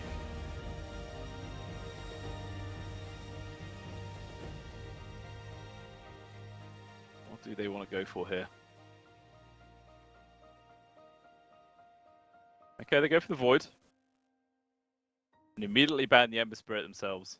So they are kind of thinking that this could be a support Tiny, and if it's not a support Tiny, then they want to try and, or if it is a support Tiny, they want to try and mitigate the better mids that can deal with the Void. Which is fair enough. Meanwhile, one move, take away the Troll Warlord, see what else they get rid of. I wonder if they went with the Morphling because in the middle of a team fight, you turn into the Axe, you kill people, and you get the armor stacks as well. Maybe, but it's a Morphling, you know. You're basically always full agi, so you've got enough armor. So I don't really see that being why. It'd be kind of strange if that's the case. But yeah, we'll see. Really thinking about this final BAM, what they want to get rid of.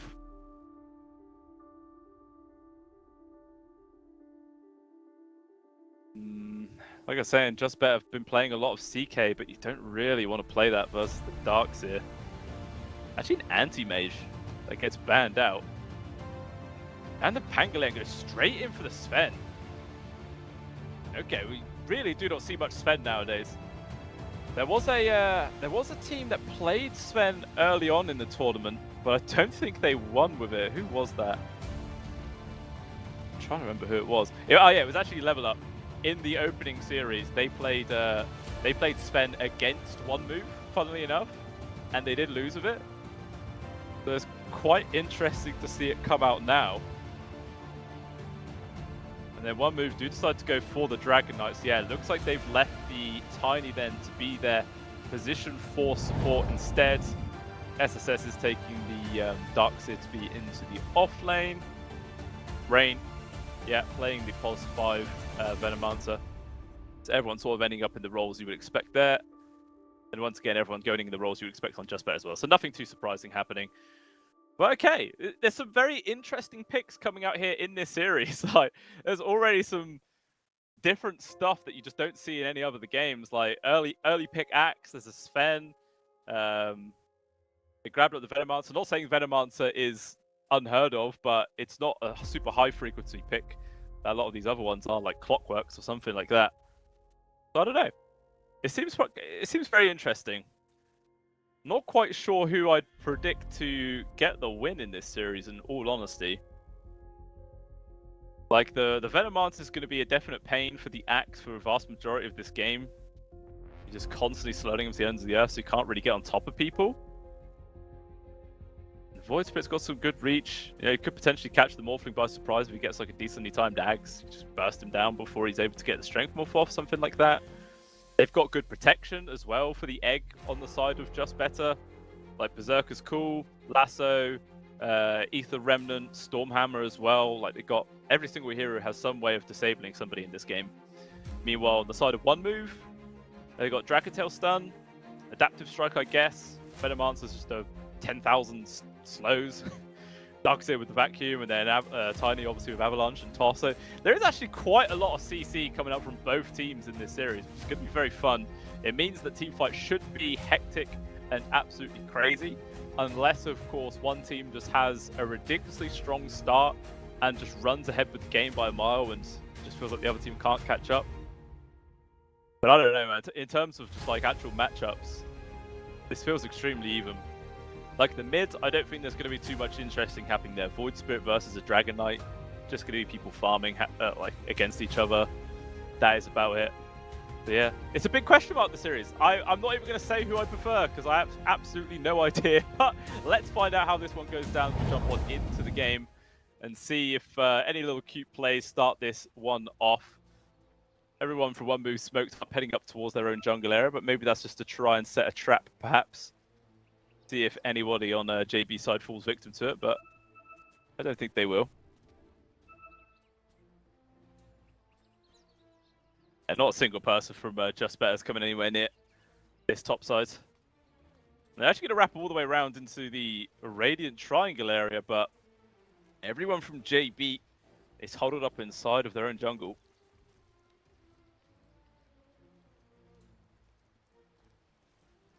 Yeah, everyone's just playing super careful. Gonna be a pretty mellow start to the series. Most likely just gonna be 2-for-2 split on the bounties as well. I'm still not entirely sure about what the first pick Axe was. It wasn't first pick, it was second pick, but it was still super early on. Which I feel was a big reason about why this Venomancer was picked up, because it does just make playing Axe so difficult. Speaking of, he's underneath an Observer Ward right now, so everyone from one move knows where he is. The battle begins. He's not going to commit for anything. Too dangerous. Yeah, 2-for-2. Nice and even. We'll see how Rain Prince as well levels this Venomancer. I feel like a lot of times people go for like the 1-0-2 to start, and then you just go mass points into Poison Sting. Because it makes like your Plague Wards just about viable in the laning phase without just being too hit by all the supports. Makes it a bit more effort. Or you could go for more early points into the Venomous Gale, as it does skill extremely well level 1 to level 2. Like, initial damage is doubled and damage per tick is quadrupled, which is always insane. Meanwhile, Triple S actually already forced to TP back to his tier 1 tower there. But a little bit aggressive, and Spartan just continuously applying some pressure, forced him all the way back to tower again. Definitely going to miss out on some stuff here, but Dr. Bum on the Tiny, trying to drag the creep wave, but at the same time Spartan is doing the exact same maneuver to try and force these creeps to get stuck here. The right clicks from the range creep's not going to get the drag, so it's all kind of split in awkward directions. I have no idea what's good at that bot lane. Someone play Benny Hill. Meanwhile, at the top, Skylark. There's such free damage, man. One Venomous Gale and a load of right clicks, and he's down to below half HP. Radiant's bottom tower is under attack. Such free Very strong harassment. Obviously, there is always the downside that your targets could potentially get denied, but with the recent changes, or recent-ish changes to 7.36, you do still get experience now. It's just the money that gets denied, which is still not nice, but it's sometimes when like you try and kill someone, they get denied. It's just like, wow, okay, game's over, GG. I used all of my resources to get this kill and I get nothing for it. Very sad. So he creeps behind the bottom tier 1 here. There's going to be a larger wave, which will slowly push back into the arms of Triple S. Yup, up top. Again, just continual harassment here coming out on towards Skylark. I think the way they're playing, it probably is worth Rain Prince actually going maybe 2-1-0. Let's see what he does with this second point. Yeah, he does put it into the Poison Sting. In which case, yeah, he might just completely ignore Plague Wards. Because playing aggressive seems to be working out quite nicely so far. Once again, lands a 2-man Gale. Again, as much efficiency as possible. Meanwhile, down at the bot lane, Spartan actually goes down pretty close to the tier 1 tower there. Must have been a toss-out position perhaps, and then with an avalanche. So nicely done here from the off lane of one move to net that kill. Meanwhile, we've not really looked at it, but mid lane actually going extremely well here for XM. 70, no, well after that it's going to be 20%. While I'm talking about that, more action at the top lane. Just more harassment there from Rain Prince as well as Woe doing some work. But yeah, this mid differential was insane. 19-9 to the 12-0. Like, that's pretty crazy. XN's over halfway to his level 5. Meanwhile, Thug on the Void Spirit has only just hit his level 4. And he continues to get more. That's pretty scary here. If you're a JB fan, like Thug suffering this hard.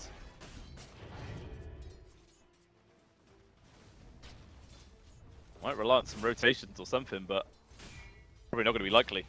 He's going to have to be forced to fend for himself, as it were. Meanwhile, down the bot, pinging out Triple S, applying a lot of pressure onto him. Obviously, he has the stick charges. Still level 0 on the Surge, but they turn over the vacuum, but it's not going to matter. He will tick out. No, he survives. 5 HP. Spartan going to die for it. He might die for this. In fact, he will. The stick. Okay, he does get the kill. Spartan, though, will get traded off. But to be honest, it's a worthy trade. It will solo experience there for the kill onto Triple S, and it's only Dr. Bum that benefits from that. If it was the other way around and he killed the Tiny instead, then 100% one move would have been happy. But not a bad play from Spartan at all. You know, up top, Rain Prince not actually going for the 2 points into Venomous Gale, instead actually going 2 points into Poison Sting. I don't know. I don't know. I mean, the damage per second from level 2, or level 1 to level 2, it is over double. But the way that Venomous Gale scales just seems extremely strong, man. Like, over doubles the damage and quadruples and all sorts. Or maybe it's been slightly more efficient. But meanwhile, it looks like we're going to get a fight here at the bottom. Rain Prince has taken the Twin Gate, but he's underneath an Observer Ward, so JB know this is coming. They're answering with a TB from the Phoenix as well. They're going to willingly take this fight. Remember, there is still no Surge leveled up from Triple S as well, so they can't just get that quick free save to get people out of danger. Rain Prince has focus on top of him, though they just toss Triple S on towards Spartans. They're focusing different targets right now. Hammer comes out on towards Rain Prince. It looks like they will be able to kill the Bat Rider. Sure, he is gone. Rain Prince, though, will get traded away. So just 2 supports gone for the end of the day. But even still, Triple S hits level 4. And that's the opportunity to get Surge. And he will escape. A very awkward kind of fight. Just supports TP in just to die. Very unlucky, but man, this mid, it continues to be insane. 39-21 against 19-0. Thug has been completely dismantled in this mid. Like, he's halfway to his level 6, but XN is halfway to his level 7. And he's already applying some decent damage here to the tier 1 tower. Rain Prince is also just hanging around. Although Dr. Bump comes in from behind here with the haste rune. No sort of a follow-up, chucking the avalanche over towards Spartan. XN couldn't really commit for the kills there as his ultimate was running out. So it just sort of ends up being a haste tiny running behind the tower, throwing somebody and then running away. Chaos nonetheless. Meanwhile up top. Whoa, 25 and 7. CS is okay, but so far Skylark's having a really good time. 31 to 13. I'm kind of surprised he's been able to have this good of a time considering how much harassment was coming his way at the start of this lane. Takes the wards, level 4. But again, it's just kind of giving free money over towards Skylark. Not really worthwhile. Meanwhile, down at the bot lane, Triple S does go down, so nice pick up there for the side of JB. Continuing to be a thorn here in Skylark's side. He has a TP, but with Woe here, there's nothing he can do. He knows he's dead, and he will fall down. The Ray Prince, persistence is key, eventually does get the kill there. Gets the find. Meanwhile, mids. Thug being aggressed. Does have 11 stick charges though, and he has his ultimate, so he should be fine here. Dr. Bump charging to try and find a kill, but everyone's out. But it doesn't matter, it's space created, and tier 1 tower gone at the mid at just 8 minutes into the game.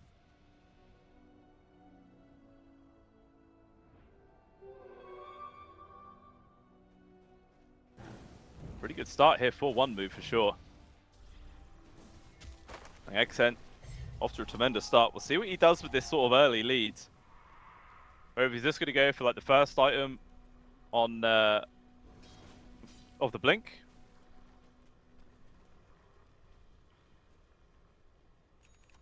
Or he might just go like a more of a man-fighting build. We'll have to wait and see. Bottom tower is under attack.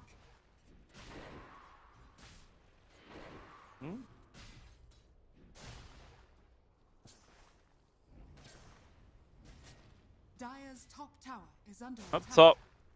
Tiny goes through the twin gate. Maybe he wants to try and set up onto Skylark, but Thug is also here. They're both very healthy, so not really going to be able to go for these.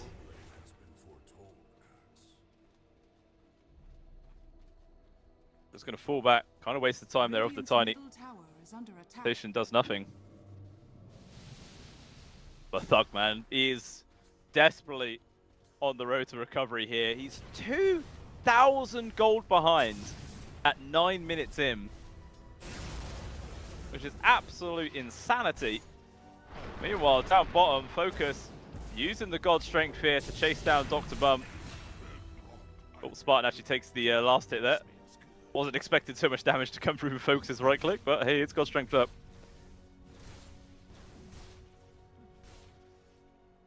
4 for 4 on the scoreline, but still 1,000 gold lead here towards one move. And again, that's literally just because of this dragon. The old DK doing such a solid job.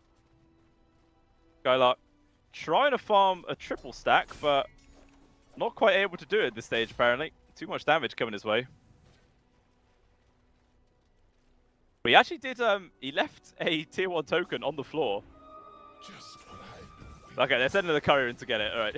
Just imagine Rain Prince or someone like that turned up and just stole that one away. That would be pretty punishing.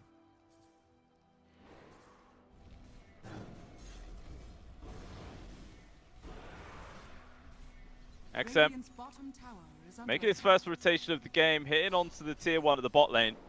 Had an arcane rune before he pops the Elder Dragon form as well, so gonna have a seriously long duration of that, or a short cooldown, I should say. Radiant's bottom tower has fallen. Just furthering their map presence here in this game. Another tier 1 tower gone. Even just sort of pushing into this bottom jungle area, maybe see if they can find another kill. Oh, XN gonna run straight in towards Focus. Although with that war cry, he's able just to run it off. Not really threatened here.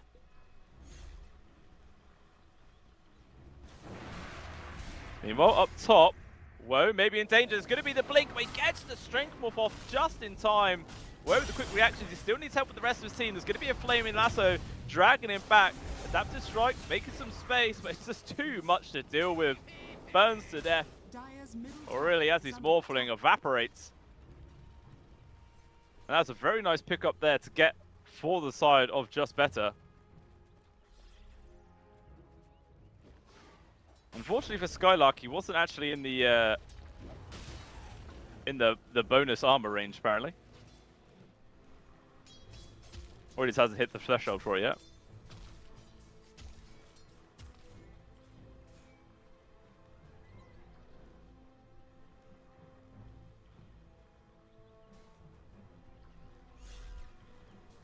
Radiant's middle tower is under attack. Seems like Triple S pretty much got free reign here of this bottom wave.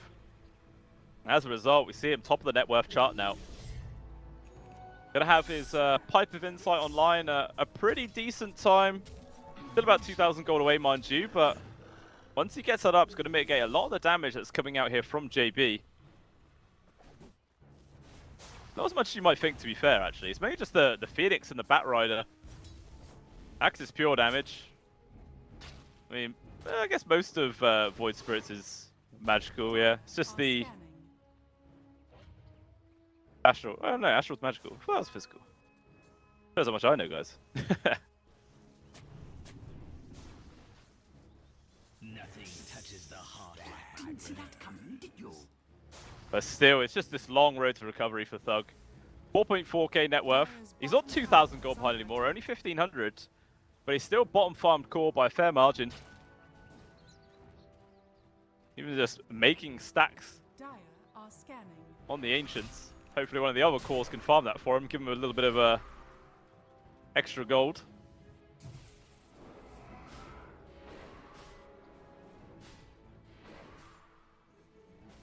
So slight lead. Just continually growing for the side of one move. Only 2,000 gold, mind you, but it is increasing as this game goes on. Dr. Bum still about 800-ish gold away from having his Blink Dagger completed, and that's another solid form of initiation for one move to play around.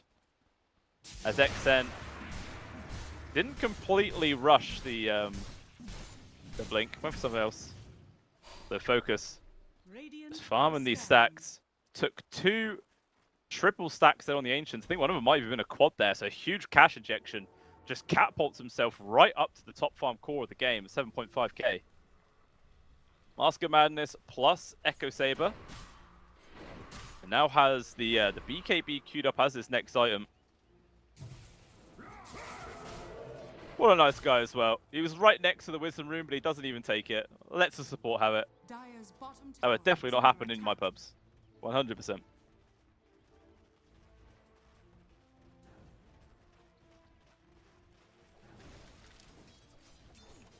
We're still not seeing a kill attempt to come in from the Skylark. Pins that Blink Dagger reveal on the Morphling at the top lane. Might just be waiting for a slightly better opportunity to do so. But he's very close now to actually having his Blade Mail online. Maybe once he has that up, that's going to be the window of opportunity they're looking for to go for a move here. Meanwhile, up top, looks like Rain Prince is in danger. He manages to get his ult off at the very least. So maybe some opportunities for a counter play. Tosses him back on towards Spartan. In comes the rest of the team to do the work. Patient Zero spread with that slow block. He just can't get away. It's a 3-man call though, but unfortunately they were stunned at the same time. They didn't get many right clicks off of those spins. Even still, it's good control and damage. Everyone for one move though. They're able to disengage. That was so unfortunate there for JB.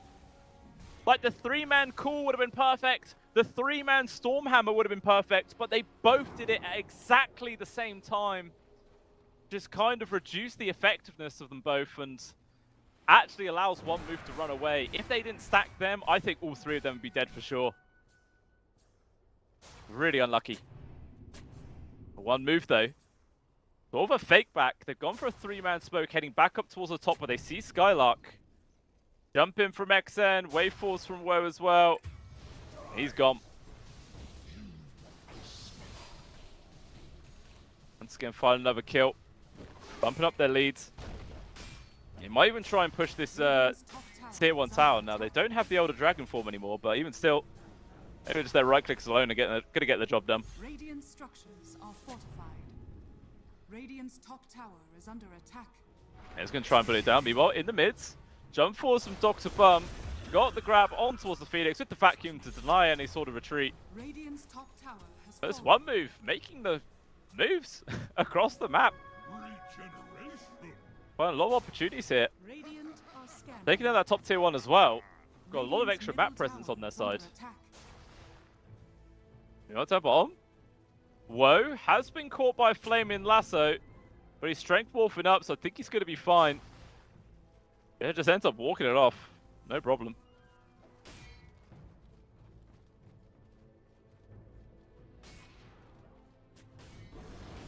Skylark does actually see the DK. Thinking about going for this one. Dr. Bum is also here though. Instead, going to make the jump on towards the dragon. Actually gets the avalanche toss on towards the two. There's going to be the illusion ball. They drop down the egg. Is there any way to hit it? No. They're all too damn slow. Thug's going to jump on in. The egg blast will just about collect on towards the Void Spirit as well. So it's a double for focus at the end of the day. The Sunray burn plus the Storm Hammer. They got the +1 on towards XN as well. Turning out to be a really good fight here. Even cancelling the TP away. The Venomancer will die. This Patient Zero though with the illusion. Skylark has the TP back. But it ends up being 4 kills there, going the way of just better, and they don't lose a single person for it. Really fantastic turn of events for themselves. Kind of surprised out of all of that, Skylark did not get a single dunk. Like, no bonus armor for himself somehow. Is under attack. Very sad, but it is what it is. And that cut that net worth lead right down. Was close to about 4,000 there for one move, but yeah, huge, huge swing. Dire are scanning.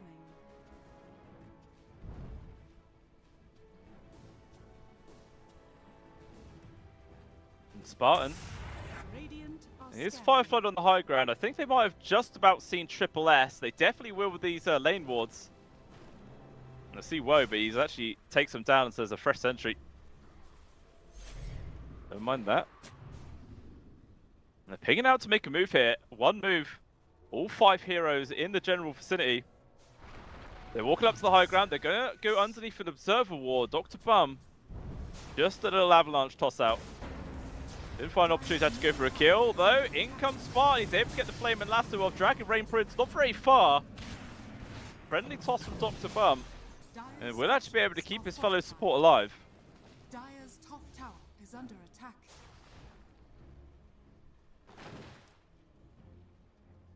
Lots of pings mid. Both teams migrating now to a complete different area. There is going to be the call. Lands on towards the Tiny for now. He's pretty tanky though, so he's survived a long time. Now Focus comes out there with the BKB with a nice vacuum. Connects on towards the 3 of them. Skylark will die. Focus quickly killing those illusions. So it's a 2-for-1 exchange there, favoring JB. But it is 2 supports for a core. Radiant's Lots of middle elements tower expended is as under well. attack. DK form, the wall was used, God Strength was used.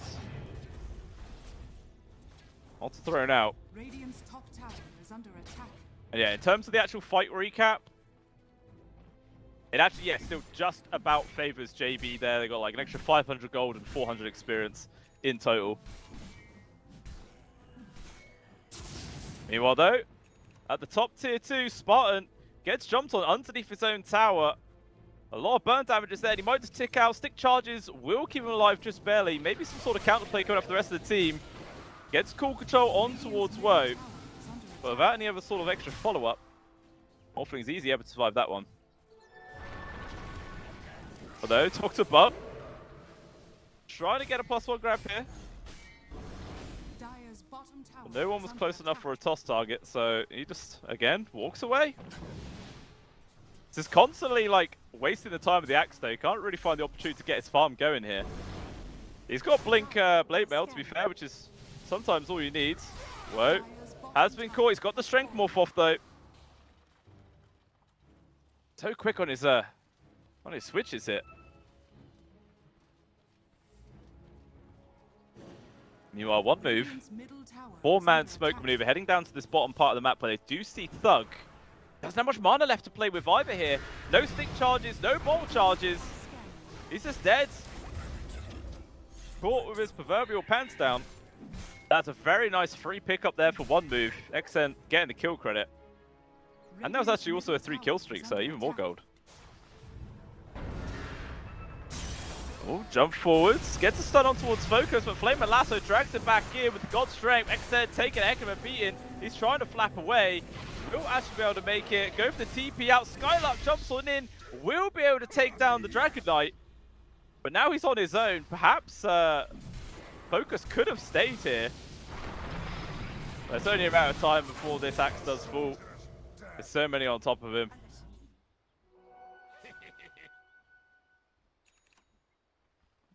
And actually, one move, gonna have an opportunity here to go straight into the Roche pit, considering just how close to the pit this fight was.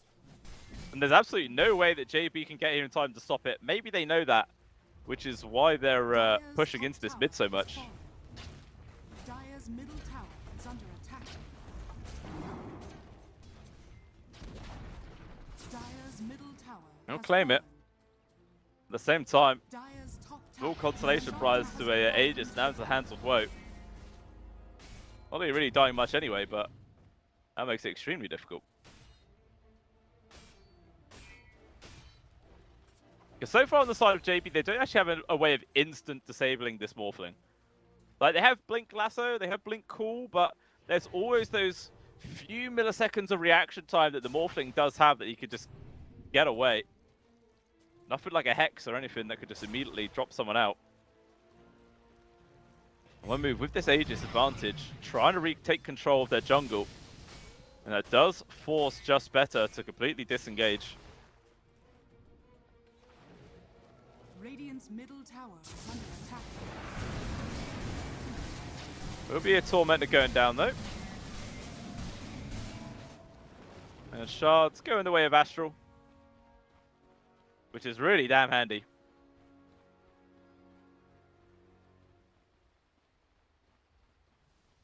Not even sure if you've actually seen a big egg play just yet. Actually, there was one in the Radiant jungle, which turned out into a pretty decent fight. Although speaking of a fight, might get one here. Scan actually connects it from the Dire. Thug. Where are we going to get caught here? Avalanche does connect onto immediately by a sub, but Flame and Lasso onto the DK, trying to track him out of position. The tiniest first casualty with a nice 3-man vacuum, but they need some extra follow-up right here. Skylark even gets the control on towards the Morphling. First life is gone. The dot damage stacking up. Batrider is on no HP, but so is Woe. All 3 dead. Rain Prince and Triple S trying to run away. He actually uses the Surge on his support, which maybe is going to cost him his life. The Remnant will land. Cool control is in. And he too will go. 4 kills going the way of Just Better. And that was one move attempting to make the actual play there themselves and get a free pick off. Get punished hard though, really, really hard. I mean, you could even argue that was actually 5 kills considering the Morphling had an Aegis. Dire's middle tower has fallen. If you go back not even that long ago, it was about a 4,000 gold lead into the advantage of one move, maybe even close to 5,000, but just a few really solid fights in a row, and that's been completely flipped around. Skylark might die here because he was farming in a very aggressive position. But yeah, they've really swung this net worth lead around in this game.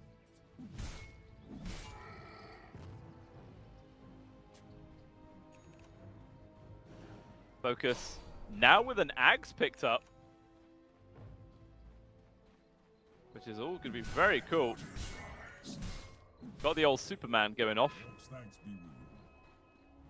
There was a time where you saw the Axe on Sven just completely fall off. Like, no one even bothered to get it up anymore. Just felt like it wasn't worth it. But Focus is going to go back for the old faithful.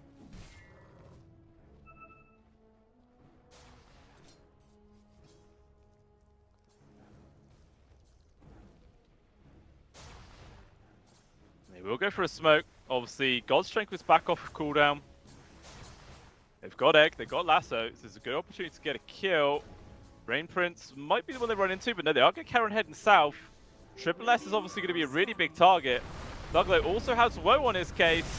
Here they will come. Flame and Lasso, it's on towards the Morphling while he's turned into somebody else. He's quickly going to die, although the huge amount of damage blocks. He's still surviving, but not for long. He will die with the control from Skylark, who gets the double.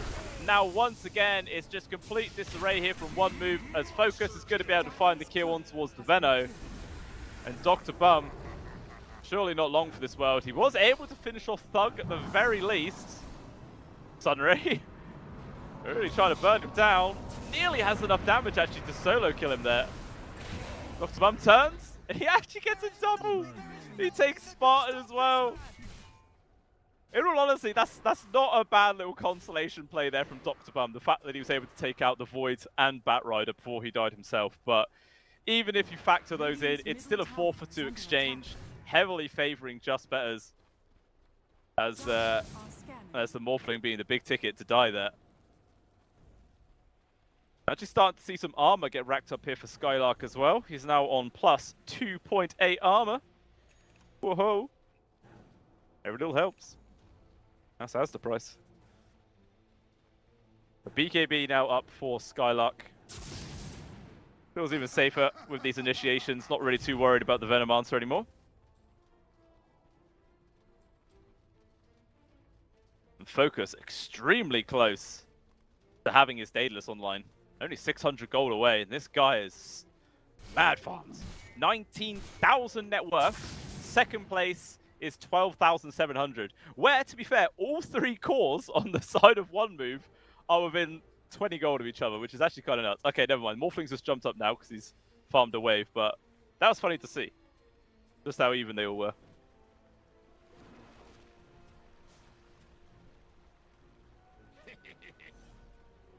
Gold for me. Exo, now that he has his axe, has the Black Dragon form. Dire's top tower is under attack. We'll see if that makes much of a difference, though, in the outcome of these fights. It's been pretty chaotic, but it's always been JB coming out ahead. They're still continuously playing aggressive here on the side of one move, despite kind of just how poorly the last few fights have gone for them. They're still very willing to keep themselves positioned on the enemy side of the map, not wanting to concede any ground. A freshly placed Observer Ward, I think, did just about get the spot onto Dr. Bum. The Just Betters 100% know where a vast majority of the enemy squad is right now. We do have a pause from lag. They're saying go straight away. What I like to see. Short, quick pause.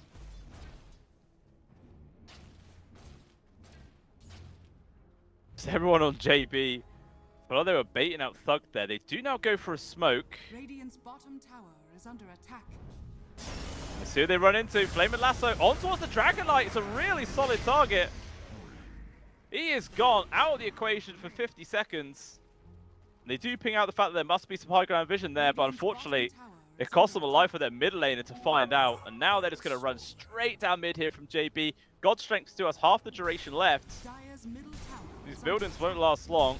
Dire's structures There will be the glyph here.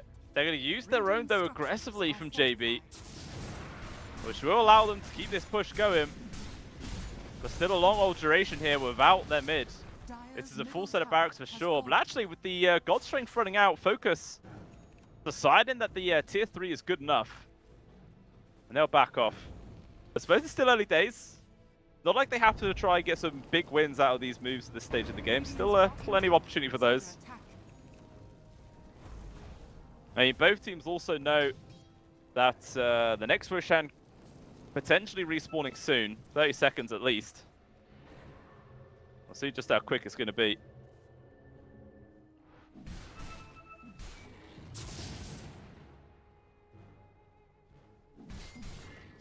Once again, another aggressive move being made here from one move.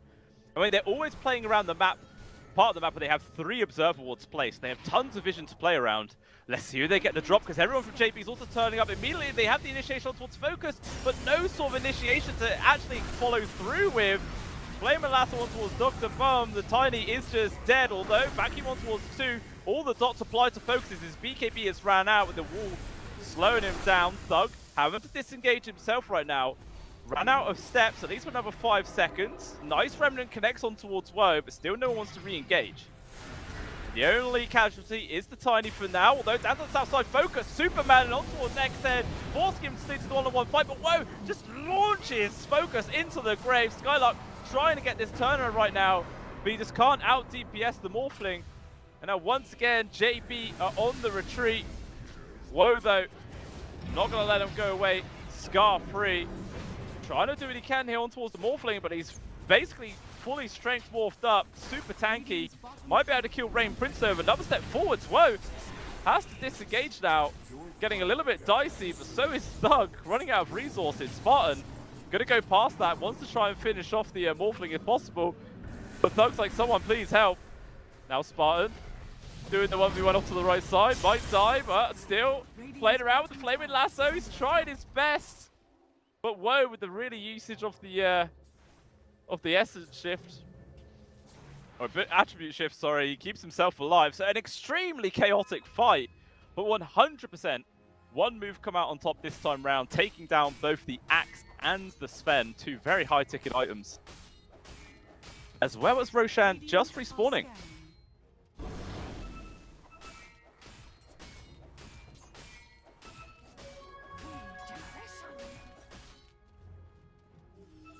You can see everyone's starting to converge on this area. Everybody for one move heading down.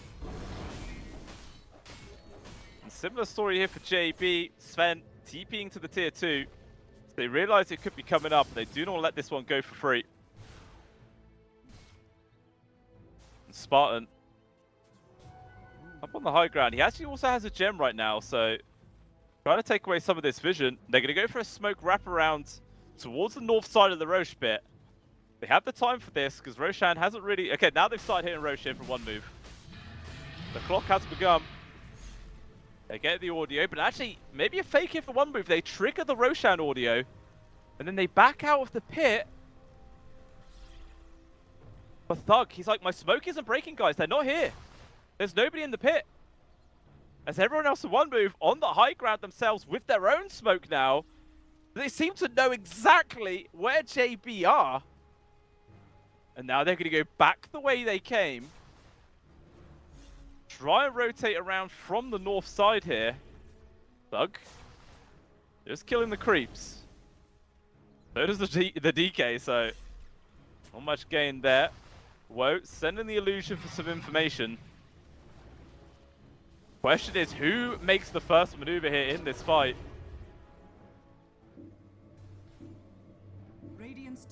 Both teams just cutting the creep waves.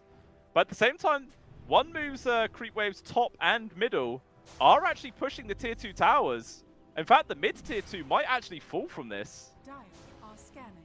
Yeah, they're going to lose their mid tier 2. Alright, okay. So that's just 3 objectives here. This stalemate. 100% favoring one move.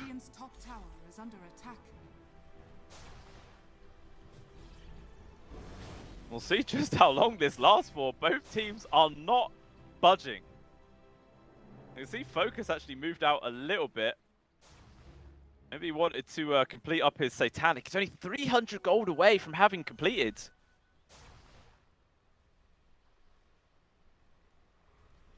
Just no one wants to pull the trigger on this Roche pit. They're all super chill. Creeps doing damage to the tier 3 mid now. Just a bunch of range creeps, but hey, every little helps. Bit of tick damage.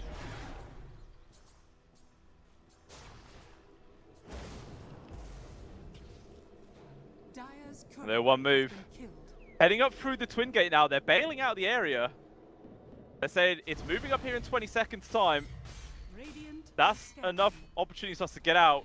Question is, from JB, they're going to try and do it. They're going to try and take down Roche in this 10-second window. They got a heck of a lot of damage. They might actually be able to do it. And one move just waited a little bit too long.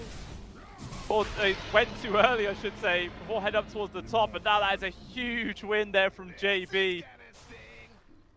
They win the patient war. And you're definitely right, Spartan. That is 100% going to sting for the side of one move. They literally spent at least 2 full minutes sat there waiting. And unfortunately, it just still doesn't pan out for themselves. Like even stealing away the Wisdom rune there. Step up in his own game. Getting pretty close to having a Desolator completed. I think he does have it. Meanwhile, Astral will get picked off. As everyone from Runwoo come in through the Twin Gate in an aggressive posture. Just to find a freebie.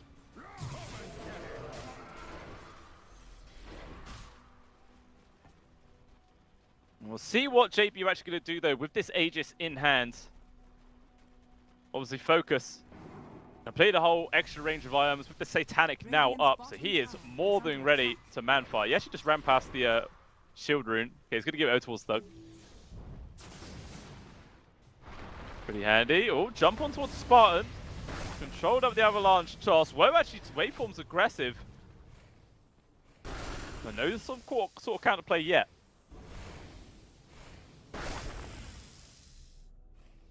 And a couple of ultimates actually do get expended there from one move.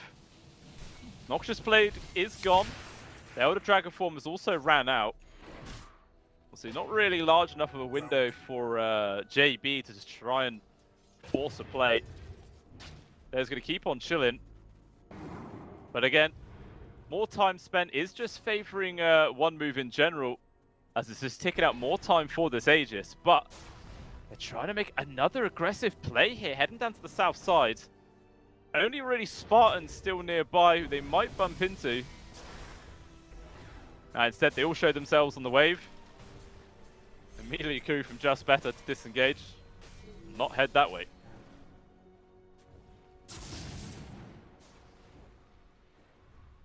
Oh, I actually see a couple of members there. One move underneath this obs. The Plague Ward's slowly going to get rid of it, as well as an Observer Ward of their own, spotting out this little move. Although, two-man smoke here. They're going to wrap around whoever shows himself on this creep wave is probably going to die, and that's Triple S. Flaming Lasso is there, Superman forwards, first damage with the control from the core. He's really tanky though, the amount of damage barriers, he might be able to survive this one. Get the vacuum back on towards the two of them, and now Focus in danger. Actually going to use his BKB for the first life. Satanic also expended. This is now a really awkward fight for themselves. Spartan's going to get controlled up, a lot of damage.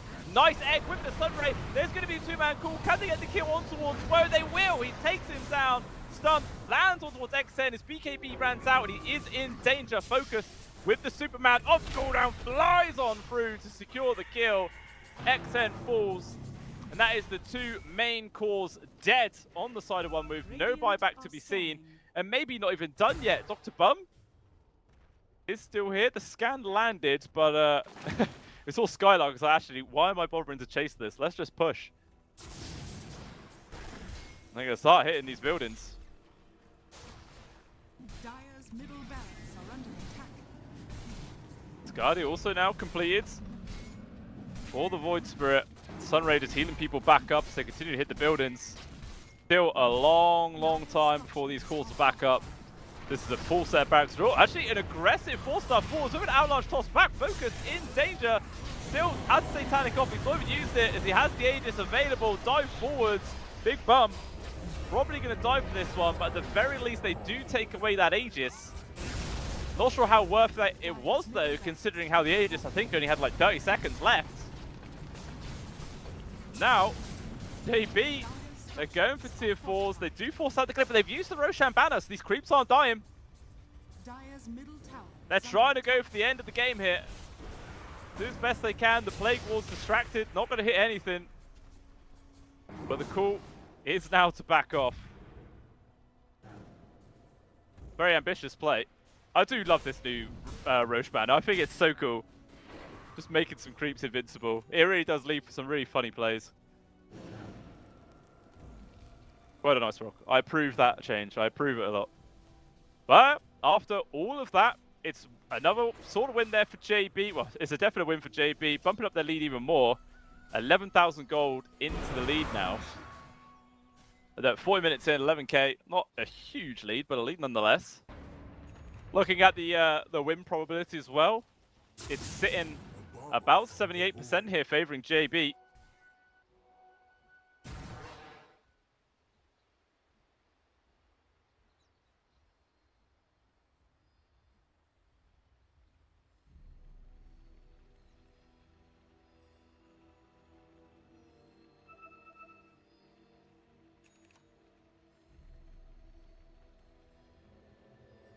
Now, what's the next play going to be? Still a full 2 minutes until Roshan even potentially respawns. Long old time to wait for anyone to make a move. Although Dr. Bum... Oh, let's get spotted there, but Spartan's Blink's already on cooldown. He's not going to be able to find him. Focus obviously doesn't have one himself. Actually, still Spartan, man. He's so damn speedy. He does see him. Blink forwards. Flameman Lasso's there. Actually gets the grab. This man is way too fast. Skylark securing the kill. 6.5 armor added on to the axe so far. And without the Tiny, JB feel confident to try and push up to another high ground. Obviously, he does have buyback, and he may very well be forced to expend it, unless they were to sacrifice a full set of barracks. There's no glyph either. Fun. Jumping forwards, just putting the blink tag Vexen on cooldown. Actually jumps in aggressive himself with the buyback coming in here from the Tiny. On the focus, hitting in on towards Triple S. Control from Skylark. They get the kill. Egg has been dropped. There's a lot of people hitting it though. Someone needs to protect this egg. And whoa, he will die killing it. He will have to buy back as well. So it's turning into a very expensive fight here for one move. They need to find something else out of this. XN desperately trying to get on top of somebody else. Meanwhile, in the mid, Thug actually finishes off Dr. Bum. So that's a dieback from the Tiny. Oh, and XN, they knew he was there. They jump up to the high ground. He is controlled. Woe is going to wait for him forward, trying to do what he can, but the Morphling just dies. He's gone for 2 minutes. I think that might just be the end of the game here, ladies and gentlemen. That's 2 diebacks. There is a buyback at the very least here for the DK, but Thug, I believe, is just pursuing after the Venom so although focus is just clipped. Skylark having to drag the creep so he can get the hammer down. And that actually does delay their push by a fair bit. And Rain Prince, he's actually just wasting Thug's time right now. And they're going to go back to push him. Tier 3 dives, but they realize they don't need to hit Tier 3s, just Tier 4s. And God Strength is back up in just 5 seconds time as well. The buyback finally comes out. So that's not going to be enough to deter one move away, or just betters away, sorry. XN jumping through, Superman forward on towards Triple S. They're going to return here in the building. Skylark with a 3-man call was absolutely fantastic, and that will put an end to one move. Skylark comes in with that game with some really fantastic calls throughout it, and what a huge win. It started off pretty dicey. One move had a solid lead to begin this game with. Like, it was actually going really damn nicely, but just a couple of well-positioned team fights coming out from Just Better just really singled it out. And again, like, I feel like Skylark with some of those calls were fantastic. He was getting consistent 3-mans at the very least, some 2-mans, but yeah, I think a vast majority of them were hitting onto 3 heroes. Absolutely phenomenal performance. And this is why I was saying I always look out for Skylark, man. He's a absolutely stellar player. But of course, not just him the one that won that game, also the whole team focused in a huge amount of work on his Sven.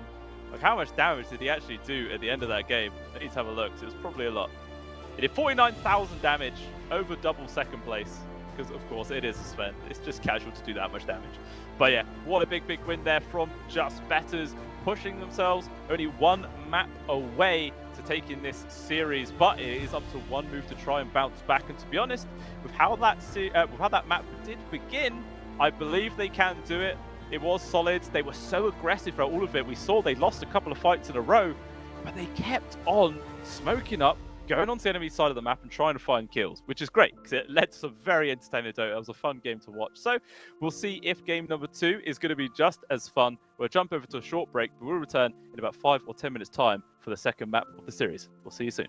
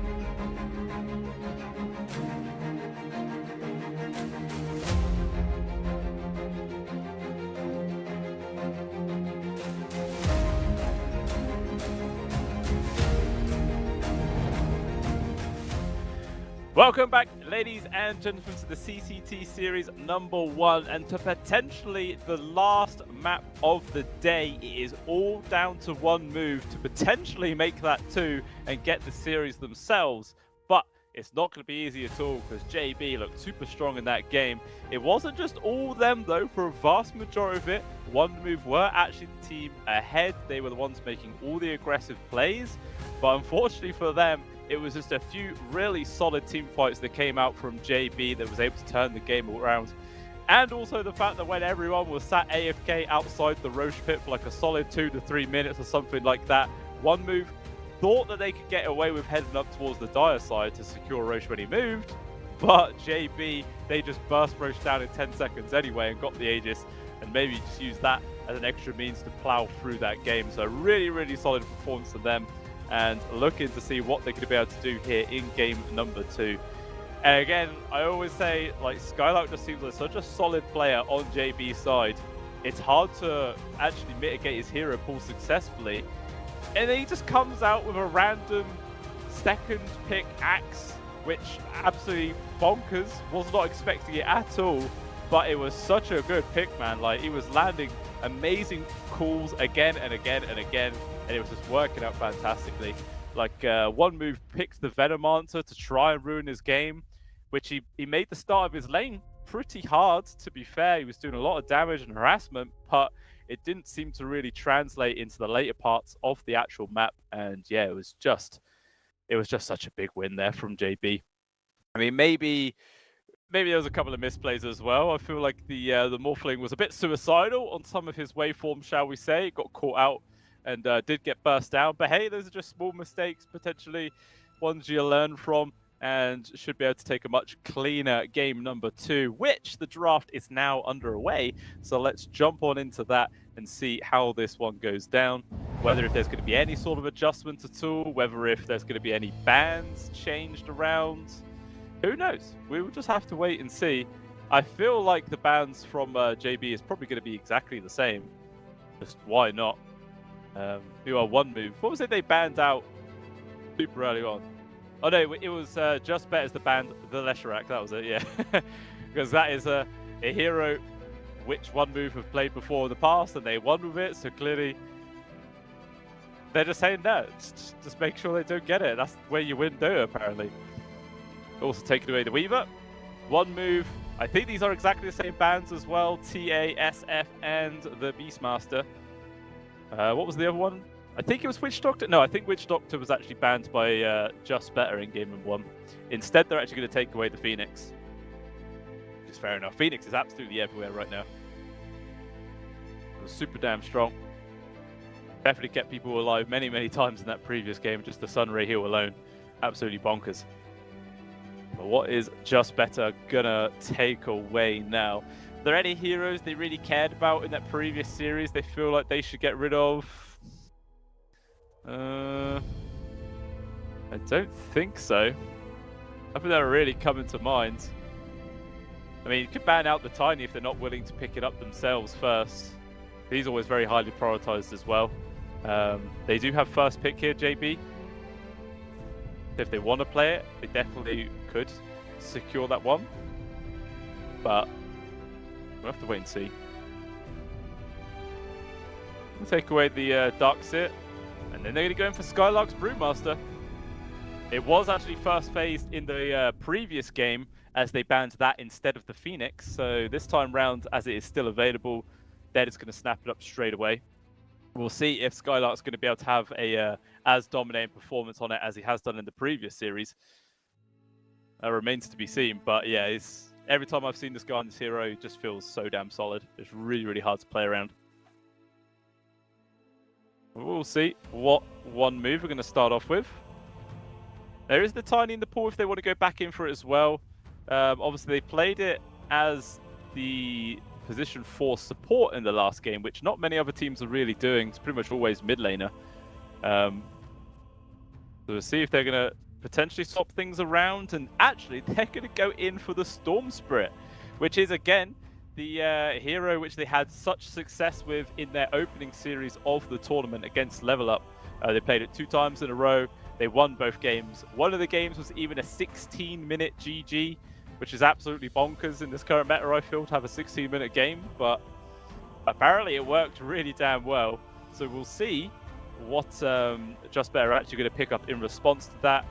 Sometimes Puck is pretty good in the laning phase because you can always dodge the Remnant slide, and you're not going to get hit from that very annoying burst damage and harassment, just phase shift dodge every single time. So I imagine One Move are probably going to ban the Puck here for their one final ban. Meanwhile, JB have taken away the IO. The Witch Doctor's still in the pool, which I believe they banned last time. Actually going to take away the Clockwork instead.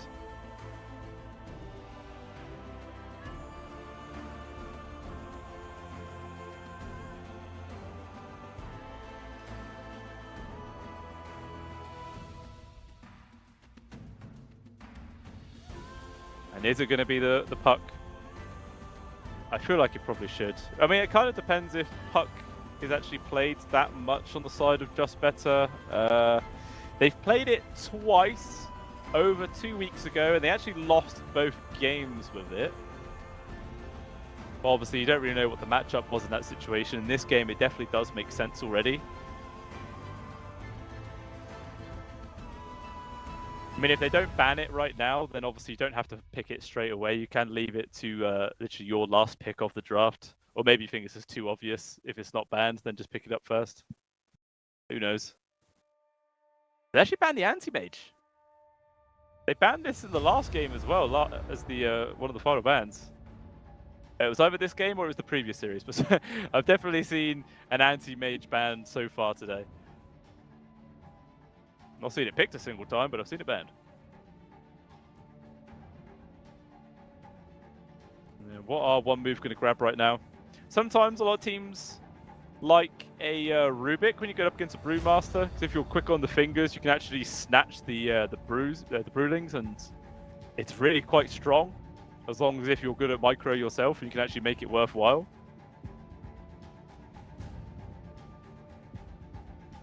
They are thinking about it. I mean, again, there is still the Witch Doctor, there's the Tiny. They're going for the Marcy pick. Okay, that's pretty interesting. I've seen a couple of Marcys so far this tournament. I think I've seen 3. 2 of them were supports, and 1 of them was actually played as a carry. But I don't think the carry one won. It'll be very interesting to see where they're going to pop this in the end. I mean, sometimes when you've got a Storm Spirit on your side, you absolutely love to have some form of mana battery hero to sit behind him, like a Pugner or something like that, or at least maybe a Crystal Maiden just to increase your mana regen. It really does help the hero sustain quite a lot. So I wouldn't be too surprised if they also go down that route, but it looks like the hero of choice is actually going to be the Ember Spirit rather than the Puck this time. And a Skywrath Mage pickup. Again, it's another hero I just haven't really seen. I think out of the 3 days of casting I've done for the CCT, this is the first Skywrath Mage I've seen picked or banned. Like, literally the first time he's appeared. It's quite fun and interesting that we're getting some new stuff here. What's going to be the response here from One Move? Is Rubik still alright? Not bad. Like, if you can steal the Ember ult, that's solid. Pretty much anything from the Skywrath's good. Brooding spells ain't bad either. Maybe it kind of depends whether if this Marcy's going to be the 4 or the 5. But again, Rubik could be 4 or 5, just prefers to be 4 in most situations. That being said, has One Move played much Rubik? That is obviously a big tell if it's likely to appear here. And looking at all their stats, I actually don't see that they've played Rubik a single time, so maybe not quite a comfortable hero for themselves. But they will go in for the Shadow Shaman again. It's another hero we just don't see all too much. This is great. I love seeing new things coming out in series. Beautiful. Obviously, it's fantastic control for the Ember Spirit in the team fight. It's instant Hex for the Brewmaster to try and catch him before he's able to get his ultimate off to set up for those ganks. I like it. Provides a bit of push. Feels very solid here. They do also go for the Medusa. So, already trying to play in a bit more for the late game. Unless, of course, the Medusa just has an absolutely ridiculously strong start. But we did see Medusa yesterday. It was left to its own devices. And yeah, by like 25 minutes in or something like that, they were just way too far. And they just ran down every lane and it was just game over. So we'll see if Just Better are going to make the same potential mistake, or if they're going to focus it down a little bit more. A little bit of emphasis on shutting down the Medusa.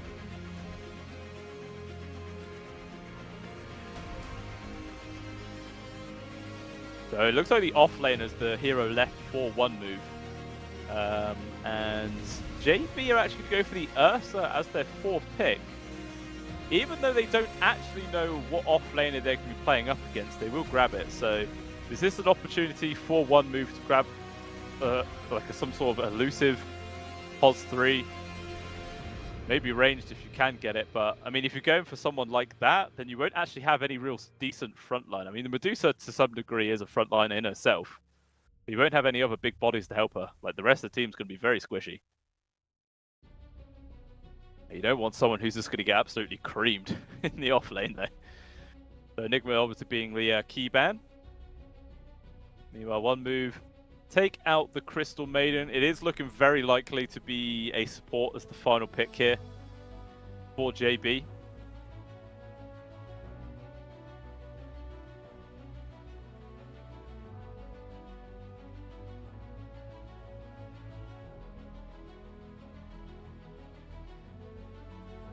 I wonder if they might be considering like someone with a bit of save mechanic to, you know, when the instant hex control comes out and the jump from the Marcy and the Storm Spirit, like maybe Shadow Demon might not be too bad here. And you've got the classic sort of making illusions of the Medusa later on in the game, which can be really strong. Yeah, I think I'd be happy with Shadow Demon, to be honest. Although JB can have a completely different idea on how they want to play this one. Still thinking about their final ban here. What offlaner do they not want to play up against? I mean, maybe it's someone with a bit more team fight control, because so far the supports are bringing a decent amount. Oh, the Marcy's got stun, Shadow Shaman's got 2. The Marcy has Dispose as well, of course, not really a full stun, but even still it's a relocation kind of ability, which helps. So maybe it's not essential that they bring something like that to the table, but I was thinking maybe like a Pangolier could be alright.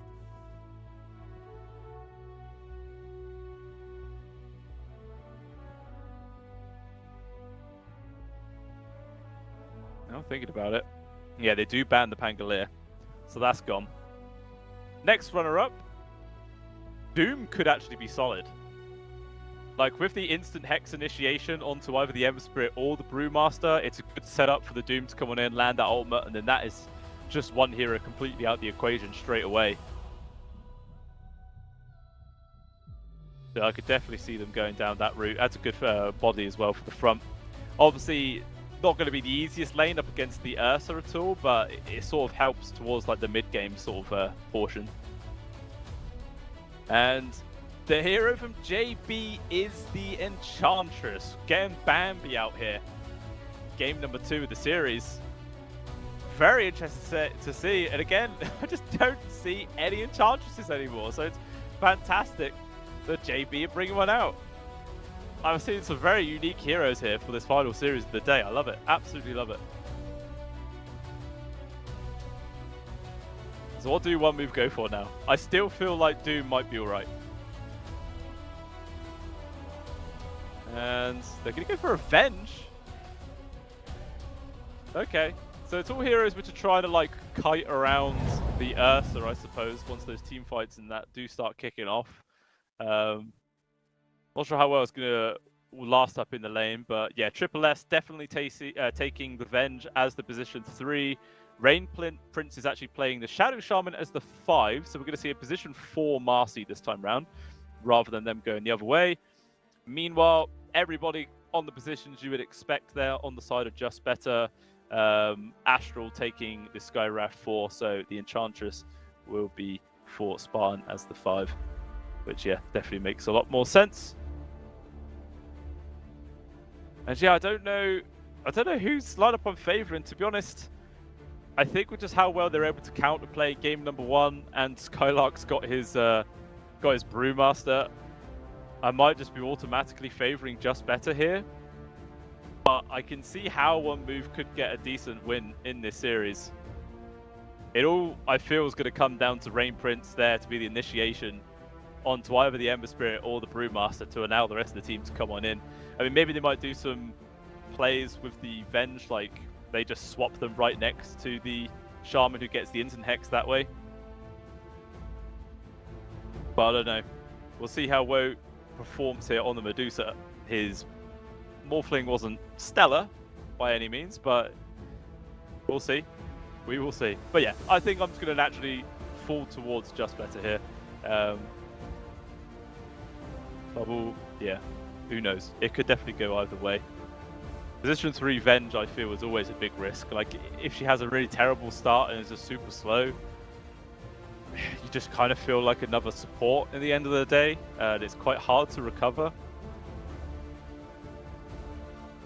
So it's a risky play, but to be honest, it's Marcy Vengeful Spirit against Ursa, and I've already forgotten position 5 now. I literally just saw it. How have I already forgotten? Ursa and Enchantress, that's it. Like, I feel like they're going to have a fine time in that lane. They could potentially get a few early kills as well. We'll just have to wait and see. But game number 2 is now underway, ladies and gentlemen. Let's jump on him and see how this one goes. I've actually not cursed anybody today. Every single prediction I made yesterday was completely wrong. I was just throwing out curses left, right, and center, but I've actually been accurate throughout day number 3. Don't know what that says. Maybe I'm just lucky today. Could be it. But no first blood plays being made here. Everyone from one move huddling up behind their tier 1. Okay, now you can also see why one move have prioritized the Storm Spirit so much. XN is Grandmaster tier on this hero. Clearly played it a lot. They're going for a smoke play. They're going to wrap all the way around, come up onto the Radiant Triangle, where they will actually run into Skylark. I think they just clipped him there with that Observer Ward.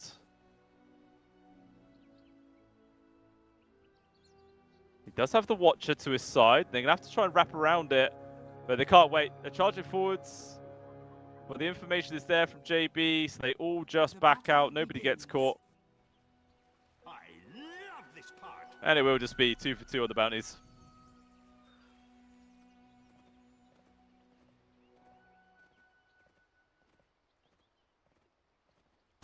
We'll see how this mid lane goes down.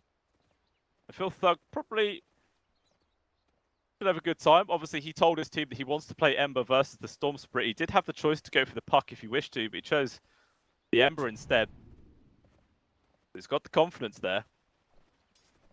So you're going to be able to, carry on Sleight Fist dodging those remnants pretty frequently. But the one thing is that Sleight Fist cooldown is higher than Static Remnant cooldown, so you can't dodge it every single time. Go down at the bot lane. Already some little pokes on towards Focus.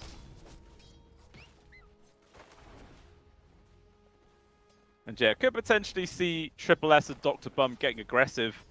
Level 3, maybe even level 2, if Spartan or Focus is like slightly out of position or already harassed down perhaps.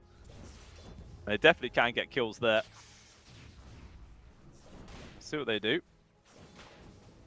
Yeah, this mid's 6 and 1 to the 3-0, but still 3 more creeps to come if XN can get them all.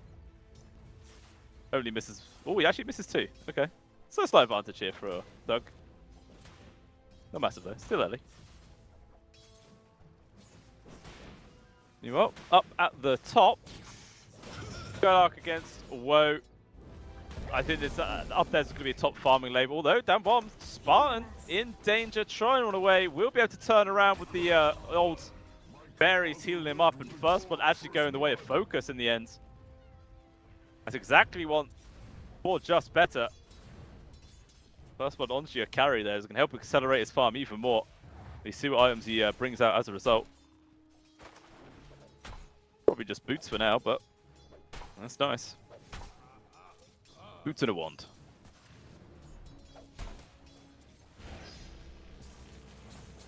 Okay, Shackles up top. Just a little bit of harassment towards Skylark. They're doing some good work to him, actually. Getting pretty low. But Rain Prince is now out of mana. He has no regen for it. But actually, we look away. Town bottom, more fight happens. Triple S gets caught. And Dr. Bum will be able to survive, but they do lose their core this time round. Looks like Spartan, yeah, bringing in the old Harpy Stormcrafter. Those zaps, man, very frustrating to deal with. Nope. Didn't actually complete that right click then. Awkward. Yeah, already 2 kills in their safe lane. They'd be happy. Mid seems to be going pretty well as well. 16-3 against the 13-0. Not exactly like this is complete domination by any means. Like what we saw in map number 1, XN. Absolutely dismantled Thug on his Void Spirit. Again, like 20 denies or something by the end of the laning phase. He was like a full level ahead. He'd taken the mid-tier 1 super early. It was a very solid performance, but definitely more even this time round.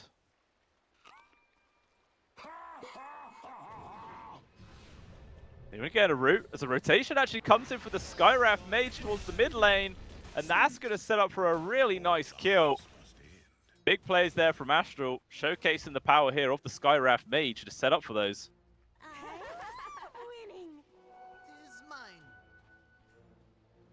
And we saw what happened in game number 1. One move had the advantage at the start, they had a solid lead, and they let it slip through their fingers. This time round, they're going to be starting from behind.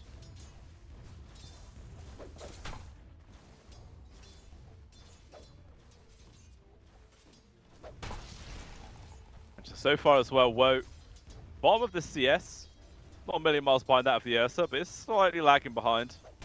Skylark, 17 and 11. A really decent amount of denies here, mitigating a lot of this experience towards Woe. See what you can do with that extra level timing. Talking about extra levels, Thug level 5, and another gank coming in here from Astral. Not really many resources, will actually land the Shackles, but too close underneath the tier 1 tower. You can't go for that one.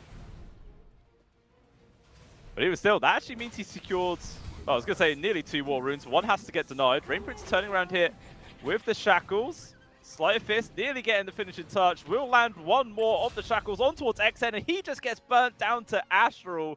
Rain Prince is actually the one to somehow survive. He's got to be careful. He's hunting for Rain Prince, but he's actually going to stick around and turn. Shackles here. Still a long time before the Storm Spirit respawns. Astral is going to be able to flap his way out of there. Hey, but still, man, constant action here in the mid. A second death on the board for the Storm Spirit. Really is slowing his game down quite a lot. Oh, Astral actually does get caught. Rain Prince finds him somehow. I don't know how he was able to find him, to be honest with you. Actually, he might have denied himself. Yeah, he denied himself to the tier 2, but somehow Rain Prince still got the kill credit, even though it was ages ago when he hit him. I never really know how the game calculates kill credit on those situations. It's very odd.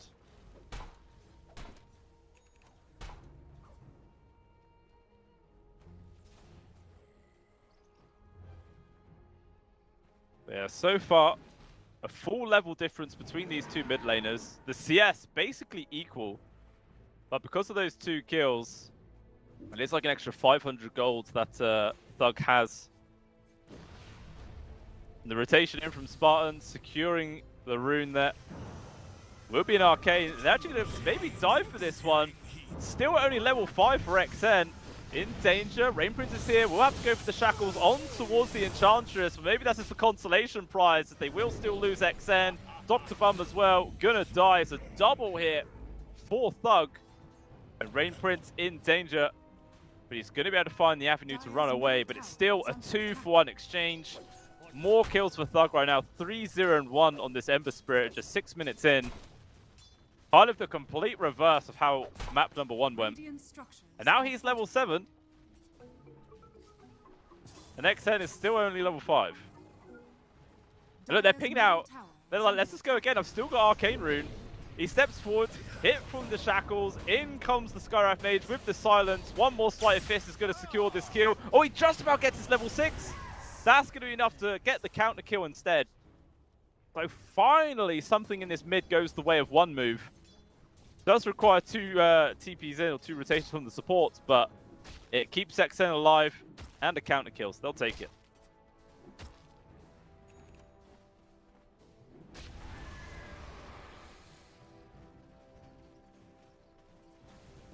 Focus though. Not being completely free down at the bottom. Bottom in terms of CS. Not a huge difference there. And actually TP's coming in. Spartan's here. Skylark as well with the first usage of the Brewlings. That's SS dead and Dr. Bump. Not long for this world either. As they will all fall and Skylark just going to run itself straight back up towards the top. Actually going to farm up a little set of creeps first.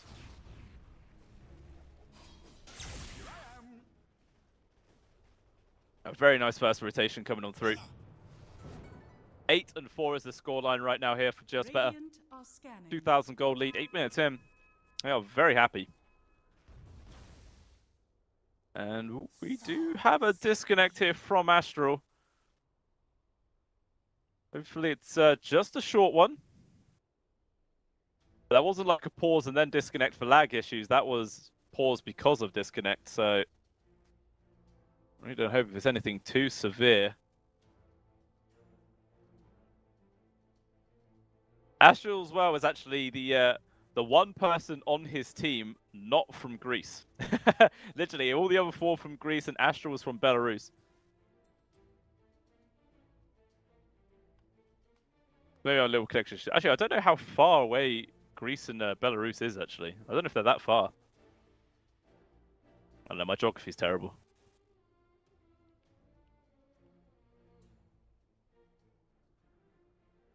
Not getting an ETA yet, but hopefully it's short. Ah, there you go. He's already back. That's what we like to see. So Thug in this mid has had such a good start. We're gonna see what he's gonna be able to do with it. He still has 1,100 gold sat behind. Pardon me. He's gonna be getting the Mage Slayer first. Dire are scanning.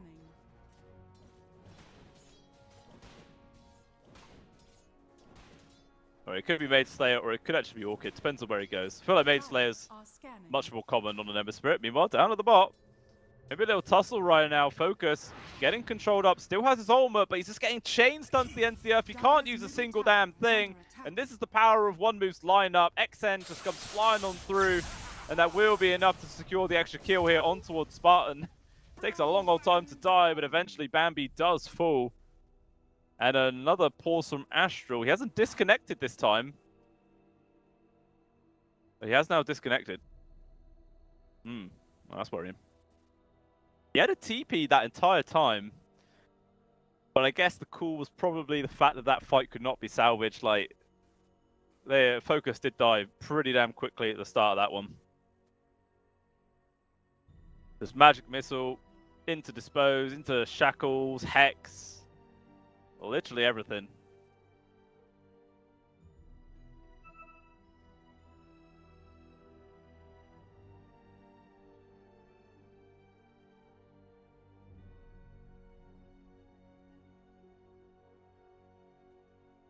I absolutely love the Shadow Shaman's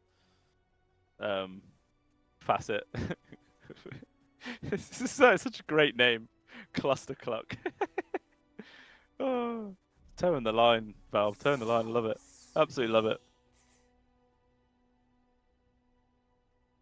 Yeah, it was nuts when it first came out. The bonus movement speed, like those chickens went pew and flew off. A bit more standard, but it's even still, it's a really cool Billy. I love it. But there is finally some bounce back here from one move. Like that's a couple of kills that XN's been evolved with in a row now, which is starting to help recover his game. In terms of net worth, he's still 1,000 gold behind Thug. Well, I mean, Thug has had a extremely good game so far.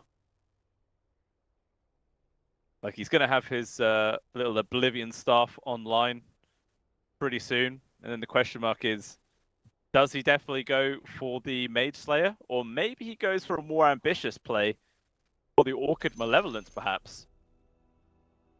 Like, it's an extra way of disabling for the Shackles, save your teammates. Good way of catching the Storm Spirit, because he's not going to have a BKB of his own anytime soon. That could be. We'll have to wait and see what he decides. Never refuse gold given. Makes a stack, and we'll actually see Rain Prince. Pops the chickens, kills the ward. Radiant's bottom tower is under attack. Just constant pokes though. Just forcing him back for now. Wants to get his free bottle refill though. Oh yeah, Astral had a couple of disconnects, but he is soaking up this empty experience here in the mid lane. Now hit is level 6. The Mystic Flare online and the potential to burst people down. As long as if they have the right control, of course. Radiant's bottom tower is under attack. A few people from one move still down the bot. 3 heroes here. They're not just hard pushing the lane. Instead, it kind of looks like JB have vacated the area and are focusing in the mid lane instead. 10-minute rune spawning. And it is up top. XN going to be lucky and get that one. They actually smoke up. They're still chasing after him. They realize he doesn't have a hugest mana pool right now. Has to go for an even further zip backwards. XM, and his spidey senses were tingling, and he knew the gank was coming his way, but instead, Woe might be the casualty instead, perhaps. Does make it under the safety of his tier 1 tower, just going to hide in the trees and straight up TP out. Skylark sees him, but he has no disable for it. But they see he doesn't actually TP far away, because they have that high ground ward, which spots him hitting the creeps. They might just go for him either way. Dire's top tower is under attack. Dire's structures are fortified. Meanwhile, the mid tower actually does go down. Spartan that, with the help of the Sacred Creep, kills it. At the same time, they lose their bottom tier 1. But they're also working on the top tier 1. We might see 3 towers in 3 different lanes go down within very quick succession. Which is rare to see, but it's great. Love the tower pressure. 2-man smoke here from one move. Dr. Bum and Rain Prince both on the hunt for a kill. Just Spartan here for now. And with that untouchable aura, it's going to be a difficult one to find because they'll attack so damn slowly. Skyraf Mage is nearby. It doesn't look like he can really do all too much. The ulti from the Marcy doing a lot of work, but actually they're going to make the aggressive move right now. Mystic Flare lockdown. Dr. Bum is dead. Got the silence as well on towards XN. No further lockdown. He's escaped. And Skylark turns up, but doesn't actually manage to achieve anything here. Like, he's looking for opportunities to use his ult, but everyone just keeps running away.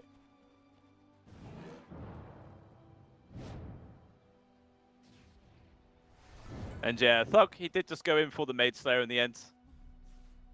Decided not to go for the riskier play, perhaps, of the Orchid Malevolence. Meanwhile, up top, there is going to be the first move split. Maybe not the first one, but there will be one nonetheless. Whoa. Trying to run away here with the Stone Gaze, and there's just no way to catch him. He will be able to survive.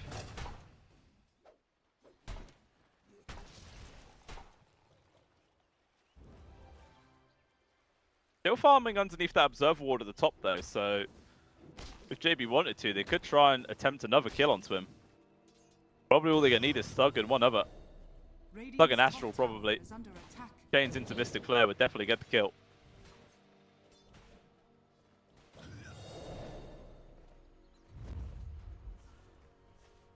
Now they go for a smoke here, but I believe that was seen by the Observer Wards of one moves. They know this is going on. And whoa, he's actually going to stick around, hit these creeps. Might cost him here.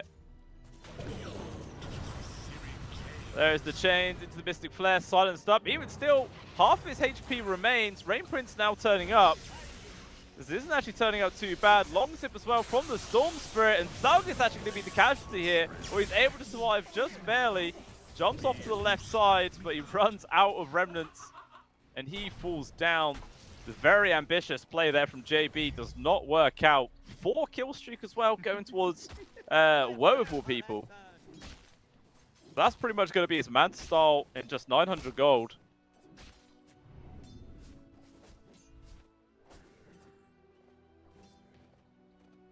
Now, I believe Woe had 20 stick charges, so he just immediately went back up to full mana. Hard target. Maybe he needed more than +1. Maybe he needed like the Ursa or something like that. Maybe the Brew. Silence onto an XN. Just trying to secure the runes, which are actually end up bottom.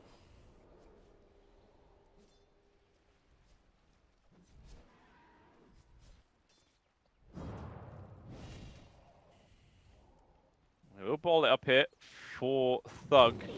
They did have a ward that spotted out Dr. Bum. They're running through their own triangle area, but they weren't able to get there in time to look for that kill. Although they do see Rain Prince, but if they jump onto him, that will give away the fact they have an Observer ward. Instead, they can head down to the south, try and cut off the escape of Triple S. Actually, looks like they're not going to find anybody. Okay, it feels like he's just been kind of aimlessly running around for quite a while now. He was top farm core for a while, but he's let that position slip out of his hands. It's actually Triple S who's ahead, and he's only 150 gold away from having completed Ags. At the same time with that, Skylark still trying to get his Radiance. Actually, I think he's just completed it now, yeah, so we'll have that extra form of damage coming out from the Brewlings, as well as just passively ramping up his farming speed.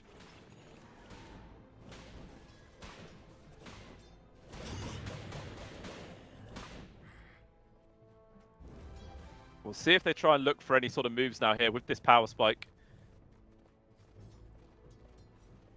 I think Focus has just completed his... I think he's just completed his Battle Fury. Yes, he has, yeah. Battle Fury is up. Although, teamfight coming their way, Bruce Split used, Triple S in danger, but remember they do have the Ags now, so it's not the end of the earth, they can still resume the fight.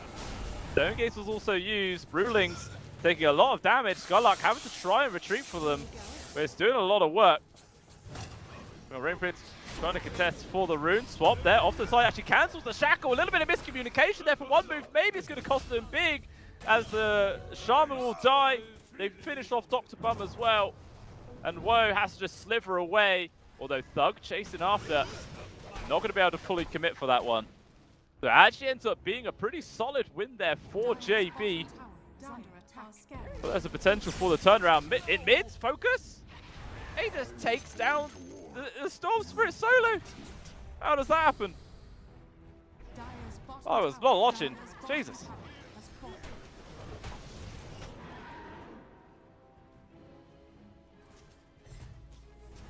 Oh, JB really are starting to rack up the lead right now. 3,000 gold advantage, stealing the stacks inside the jungle. Woe actually comes on over.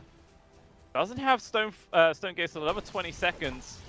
But even still, JB will pay respects and fall back. Obviously, no Bruce play either for a full minute.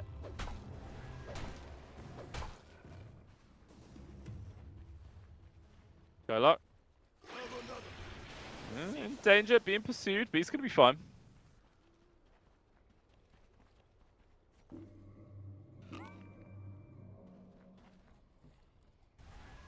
Once again, one move. Trying to move down towards this bottom part of the map, where they might bump into Skylark if he shows himself in the way, but he's actually not going to choose to. Very wise choice, other that would have been 100% a fight coming his way that he's probably not going to be prepared for.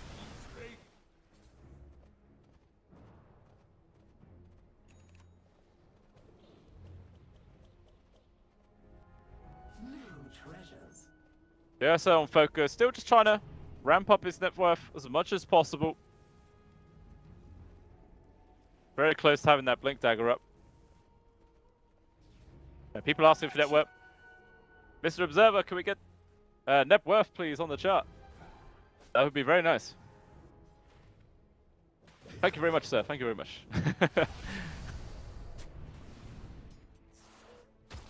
Radiant are scared. So maybe a fight coming their way up top here. JB got a few people coming after him. Blink Dagger just being complete up here for the Ursa. It might not be here in time. Glimmercape keeping Astral alive for a little bit longer. Good tip forwards. They actually immediately get the silence on top of him. Astral's going to have to be the sacrifice here. Will allow his teammates to disengage, but Skylark is also in the vicinity as well as Focus. So maybe they're willing to take this fight. Perez, root up first. Skylark gets hit by one stun, jumps on top of him, but he's able to get the ult off. Rain Prince, though, not going to be so fortunate. Will actually die to the right clicks here. Coming up from Spartan. Thug, though, trying to do what he can. Silenced up as soon as he lands. Gets swapped backwards. Again, kind of awkward there. Pulls him away from the Storm Spirit. Triple S is dead. Spartan, though, will lose his life. The right clicks here from Dr. Bum doing too much work. Thug also going to die. Marcy really becoming the true carry as well. Just right-clicking people as much as possible.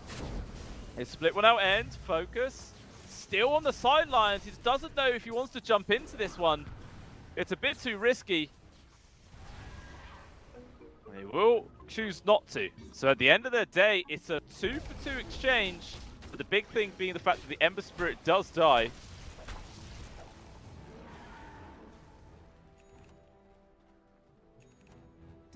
And that will mean a bit of net worth, bit of experience going into the way of one move.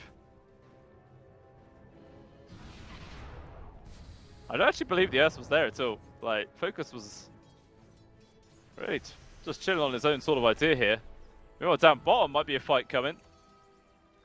Dr. Bum jumping on top of him. Gonna start things off. The immediate jump on through. The turnaround with the silence, but even still, will be the Marcy dying. Woe with the right clicks. He's completely on his own, but even still, he feels strong enough. A few other members of Just Better coming on through right now, so they're really gonna try and get the kill on towards his Medusa. Focus him down, mana being burnt away. They have Stone Gaze, but not the mana to actually use the ability. And Woe will eventually die. Rain Prince can't make a single difference here. 2 very big kills, 3 really when you count in the Marcy as well. Now 5,000 gold advantage here for the side of Just Better. Daytime as well, so Roshan 100% on the cards here for Focus.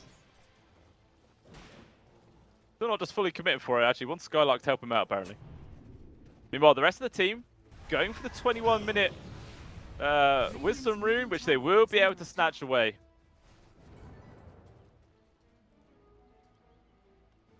Radiant structures are fortified.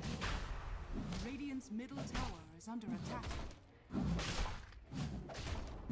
Radiant's middle tower has fallen to the And that is going to be Aegis into the hands of Focus now. is under attack. We'll see what they do with that, whether they're going to resume the sort of very placid player style and just work around it, or maybe now the Ursa might start getting involved in these fights. So obviously, you don't really want to give a lot of time for a Medusa to just sit back and farm. I mean, maybe Focus is just going to wait for his BKB first.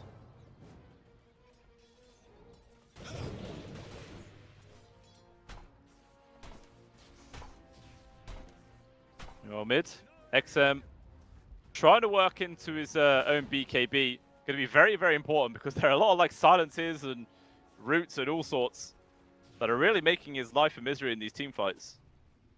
So once he has that online, it will be a big help. I feel like the big thing right now for one move is their communication on the initiation. It will get the swap back there for the immediate zip out from Thug.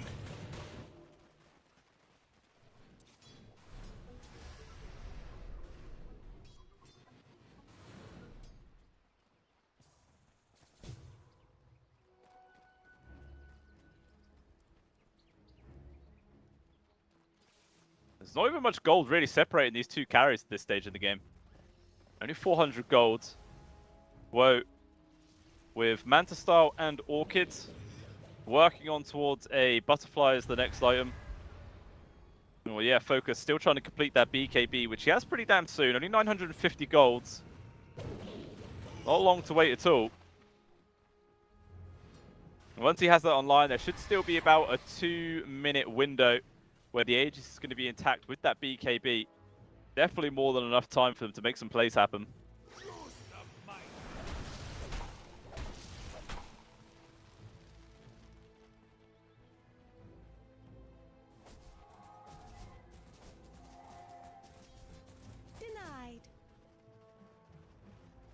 Skylark actually now managing to overtake the Medusa in terms of farm. But to be honest, Thug as well as Triple S aren't even that far behind. Regeneration.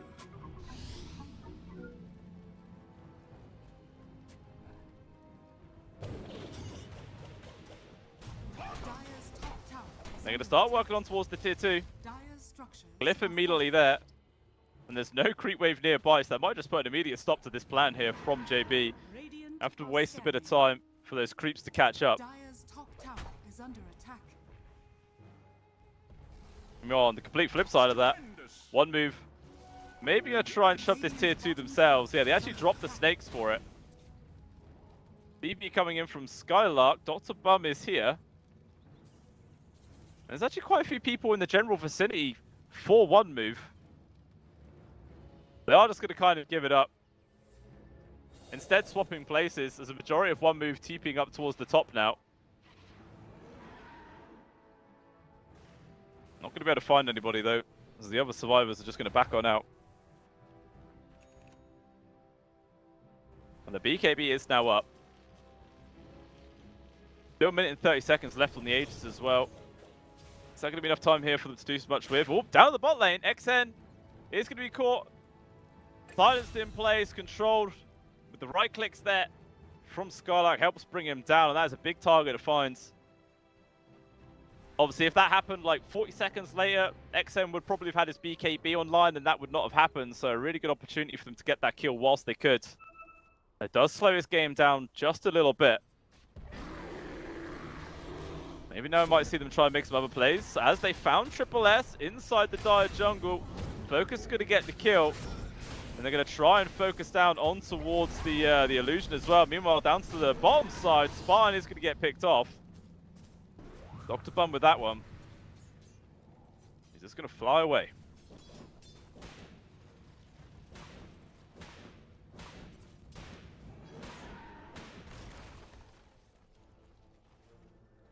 Might try and bully down that top tier 2 tower, as there is no glyph available. It's a catapult wave as well. And they got 3 heroes on top of it. Not really any way that one move can protect this. There will be a free objective going down. Does make the next time the Roche comes along a little bit easier.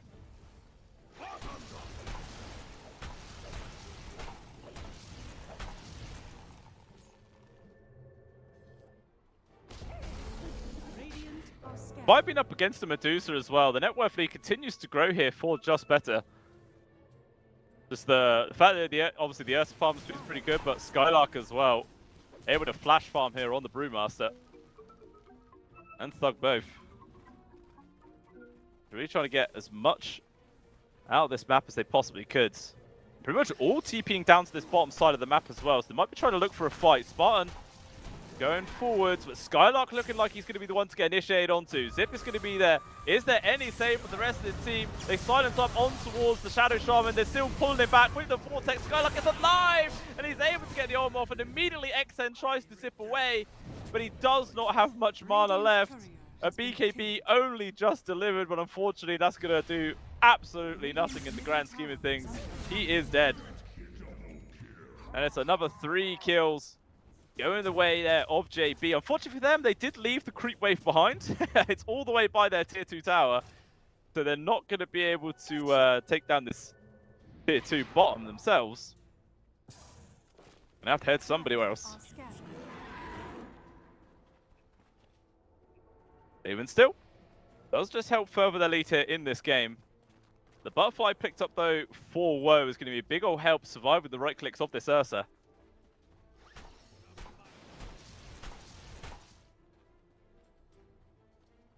I'm going in for the Skadi next. Classic Medusa gaming. They just love it when you see a carry sat on 494 HP, but they still just can't die. Absolutely madness. The world we live in as Dota players, eh? The second roast potentially up in a minute. If it's a fast respawn time, it could maybe be on the Dire side of the map, but very, very likely it's going to end up being Radiant. In which case, JB They've already got some decent wards placed for that. There's one in the lane, just where the Dire Tier 1 used to be. And they obviously have that high ground ward as well. So when a fight does come about in this area, they're going to have that slight advantage going into it. But one move. Trying to go for a smoke play themselves. The rune of invisibility. See who they're able to find with this hunt. They might actually end up bumping in towards Skylark. But the scan!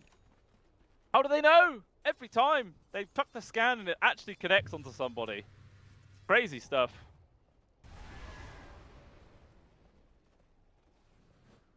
Maybe this whole gank has been foiled here for one move. Extended smoke breaks. He does notice no one makes the jump. Instead, Rain Prince, he actually goes in there. Absolute madman. Balls on that Shaman. He does get punished for it hard. He is down. Fortunately enough for one move, though, it's a pretty long Roche respawn timer. Still 2.5 minutes to go. Triple S. Let's get gone on. Slowed in plays. TP coming in from XN, so maybe they want to try and do something here. Zips into the back lines, focusing on towards Astral. But he just glimmers, there's no detection available. He's trying to walk himself away. Focus instead take a lot of damage as the range has already been used. Long range pullback, and they also kill Skylark to boot. Look at all that juicy money going into the hands of one move there. All those kill streaks. Trying to get the +1 as well on towards Astral, but not quite enough to do it. Although, +1 to Spartan is going to be enough. That's a big, big victory there for one move. 2.6k gold, 7,000 experience. They are very happy. And all you lose for it is your Venge, but they have an axe, so why does it really matter? You're still basically alive.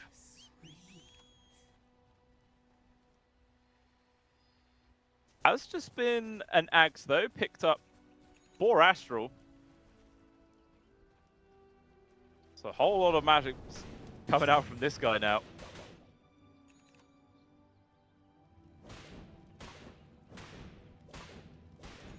Radiant's bottom tower is under Bloodthorn attack. also completed for the Medusa.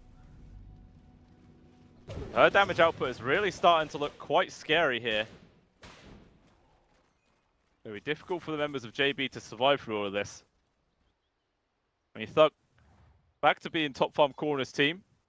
It used to be way back when. And also has a Maelstrom coming out. And no Roshan could be up any damn seconds. They're coming over to the area. Spartan has been gone on, but Focus has turned around. Dr. Bum gets annihilated. And now Triple S in danger. He's trying to run his way out of here. There are still a few other members of one move in the general vicinity. Skylark jumping past them all. Immediately there is a silence on towards Rain Prince. He can't get his ultimates off. He will just die. Skylark sticking around for the right clicks versus XN. He's running out of mana very quickly. The Emissary is going to chase after him. Meanwhile, the rest of the squad is going to try and take down Woe. Double Mystic Flare on top of his face. Medusa torn to pieces. Radiant's middle tower is under So off to the north side. They could not finish off XN. He was able to get the TP out by the looks, but who really cares? 4 people dead for one move. Roche spawns just in time as well for them to see it. Dire's bottom tower is under attack. And then once again, just better, swing themselves while miles back into the lead. Oh, Focus getting stunned to the ends of the earth. What was that about? Imagine if he just get bashed to death. That would have been absolutely hilarious. That would have been so funny.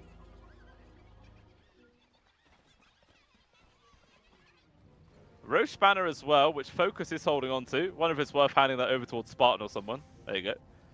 Thought I could actually use it with inventory space free. Under attack.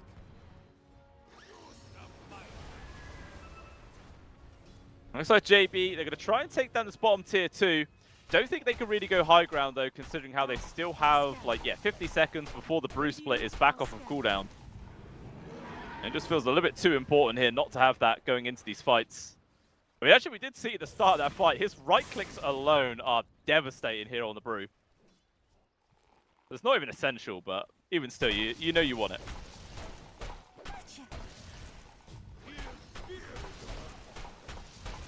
Look at that, man. He's tagged so quickly. Absolutely insane. Really is just a pseudo carry, it feels, at the end of the day. About to have, not sure what he's got completed. AC? Something like that. I don't know. He has a casual plate mail. Yes, he's going to have AC as well in about 10 gold. So another tool hit for the Arsenal of just better. Oh, Dr. Bum attempting to go for a stun. Tucks out the air high five, but not going to be reciprocated. Double damage empowers me. Oh, they need to change that audio. It's not double damage anymore. Never refuse gold given. A little bit of a mistake from the audio department of Valve. They have to get every single voice actor to come on in and do a new voice line for amplified damage. Haha. Otherwise, it just doesn't make sense. Meanwhile, talking about not making sense, Skylark nearly right-clicking X to the grave. Good lord. So much damage, man, so quickly. The X just have to zip all the way back to base and heal up.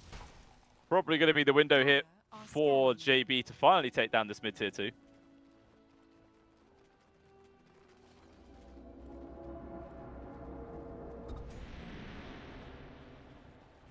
Dire's middle tower is under attack.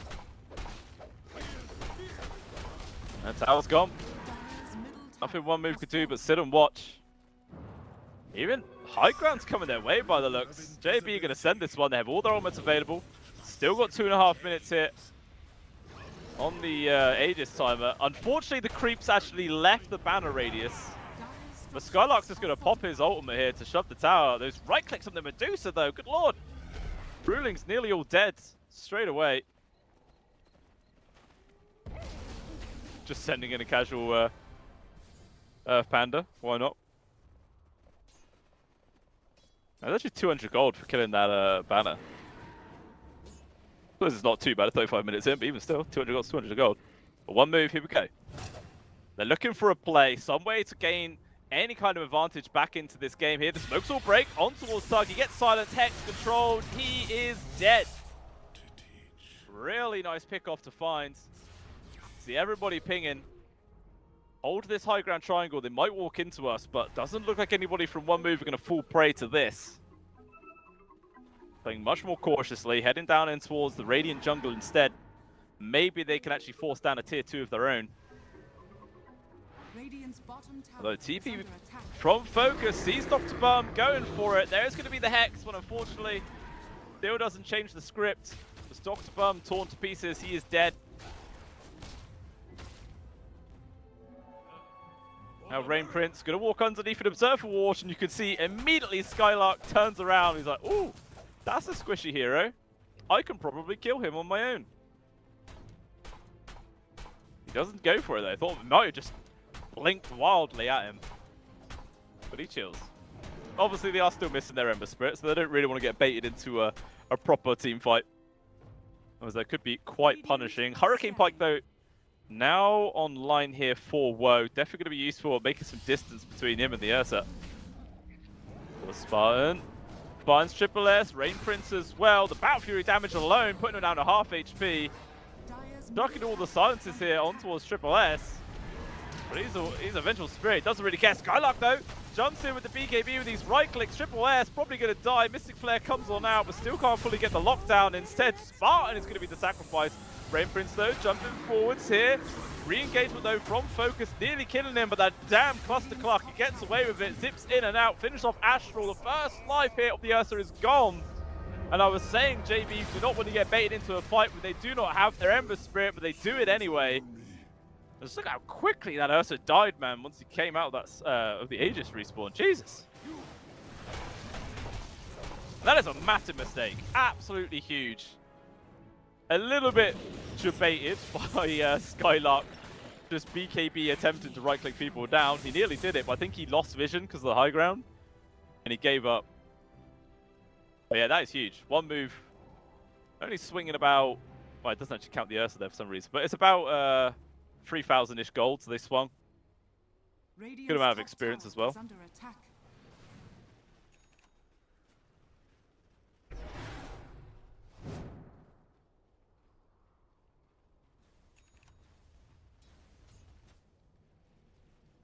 Basher now online for Skylark. Really is trying to transition into hardcore right-clicker hit.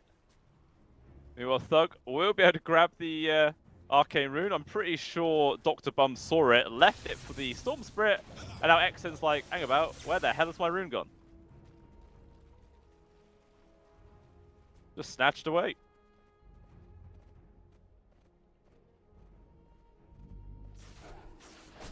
Whoa, getting pretty damn close to having his Scardy online, I feel. Not far at all to go for that item. Meanwhile, XN, with a gem actually, just dewarding everything. Stripping some of that much important vision that JB have been playing around for a while. In that triangle.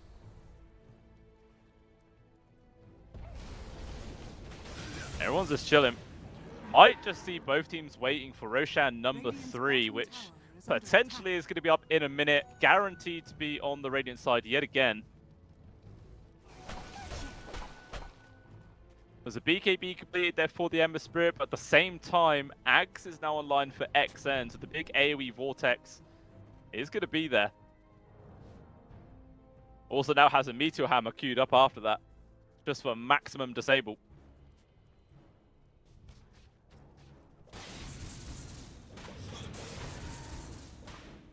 And you can see on the map there, JB starting to fortify around that sort of twin gate area.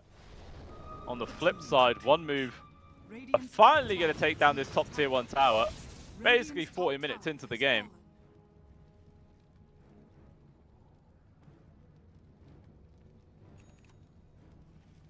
Radiant's top tower is under attack. We're going to TP out to deal with the push mid. And probably shove bot lane as well, as Woe's coming over and Dr. Bum. DP as well from Triple S. But I'm very fortunate not to stick around too long there, and Roshan is going to be 2 minutes away. So quite a while to wait, but again, overground vision is here for the side of JB. So I feel like maybe they could defend it, but if Spartan just gets caught like that, it means absolutely nothing. He is dead. Does have a buyback if JB want to force this fight. Not sure how wise that is though. Although Woe separated now from the rest of his team a little bit.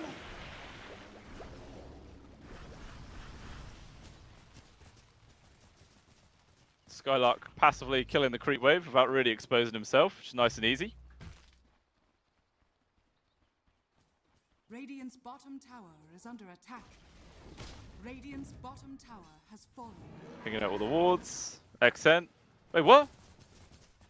XN literally just found an observer wards with the gem, but didn't kill it. Huh? Radiant's bottom tower is under attack. I don't really know. Maybe he didn't notice it. I'm not sure. That seems weird. He was even pinging it out, but I don't know. He didn't hit it. Very odd. But even still, high ground push coming out here. This time from one move, the Medusa's right clicks, making quick work of these buildings. Skylark still out on the map farming up. Meanwhile, Astral as well as Focus. 2-man smoke play here. I will see Woe. I don't know if they have the ability to take that down on their own though. And definitely the rest of their team to turn up. And of course, everyone from one move is sat behind, ready to take the engagement. Roshan's literally spawning 10 seconds here. It's going to be a very important fight. Whoever wins this one will come out on top by 1.5 miles. Never refuse gold given. They're just hunkering down this high ground. They see Roshan's now up. It is respawned, but at the same time, JB see all these couriers flying around. So obviously they have all the information that they need. They're going to start it off. Rosh, good lord, it's just evaporating. That was literally like 5 seconds, Rosh. And now what does JB do? Can they actually take this fight still? But very aggressive position there with the Glimmer Cape. They got the first kill on towards Triple S, but it doesn't matter because he has the second life coming on through. They've got the control on towards Focus. Where is this Ursus team? Completely abandoned, dead for 90 seconds now. Thug sees Dr. Bum. They're trying to kill the Marcy for free. They will be able to take him out. Depends if they lose anybody else for this though. The Storm Spirit did actually TP out because Skylark was doing some pushing. Actually, go for a solo kill, Skylark! He actually kills XN!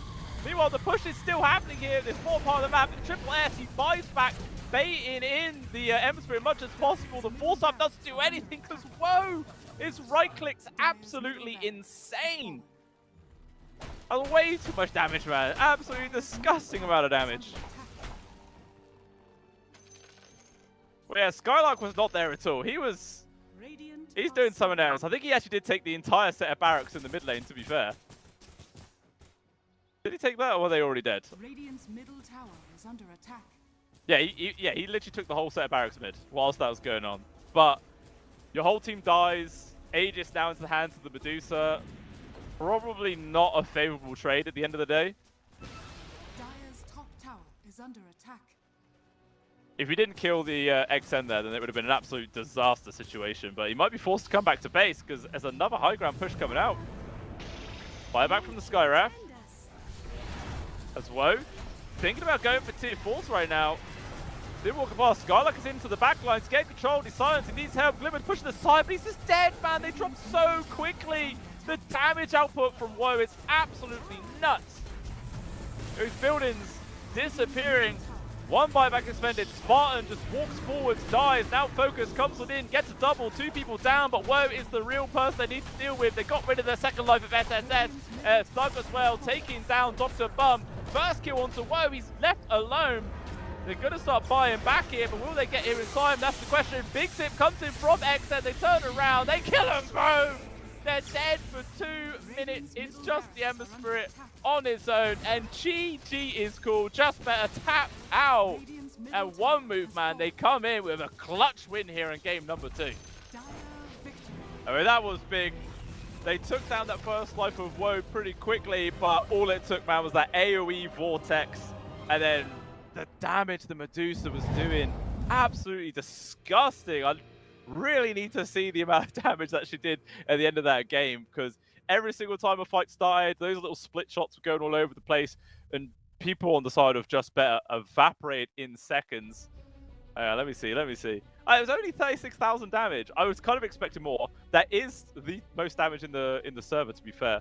But even still, it felt like that was just disgusting. But yeah, absolutely huge win there for one move. They do push this to a third and final game here of the day to see if they can get the win. Like I was saying before this series even begun, if Just Better take it, they will secure themselves in first place in the group stage and guarantee going through to the next stage. One move, if they manage to take the win, they'll put themselves in a really strong position to be able to go through. They should go through, unless something else mad happens. But yeah, after that performance, who knows what's going to happen in game number 3, guys. Absolute insanity. Really great stuff. But that is what we love to watch. Some very entertaining games to go of Dota 2. But that is just map number 2, guys. We've got one more to come in about 5 or 10 minutes time. We'll jump to a short break and we shall return for the conclusion of the series. We'll see you soon.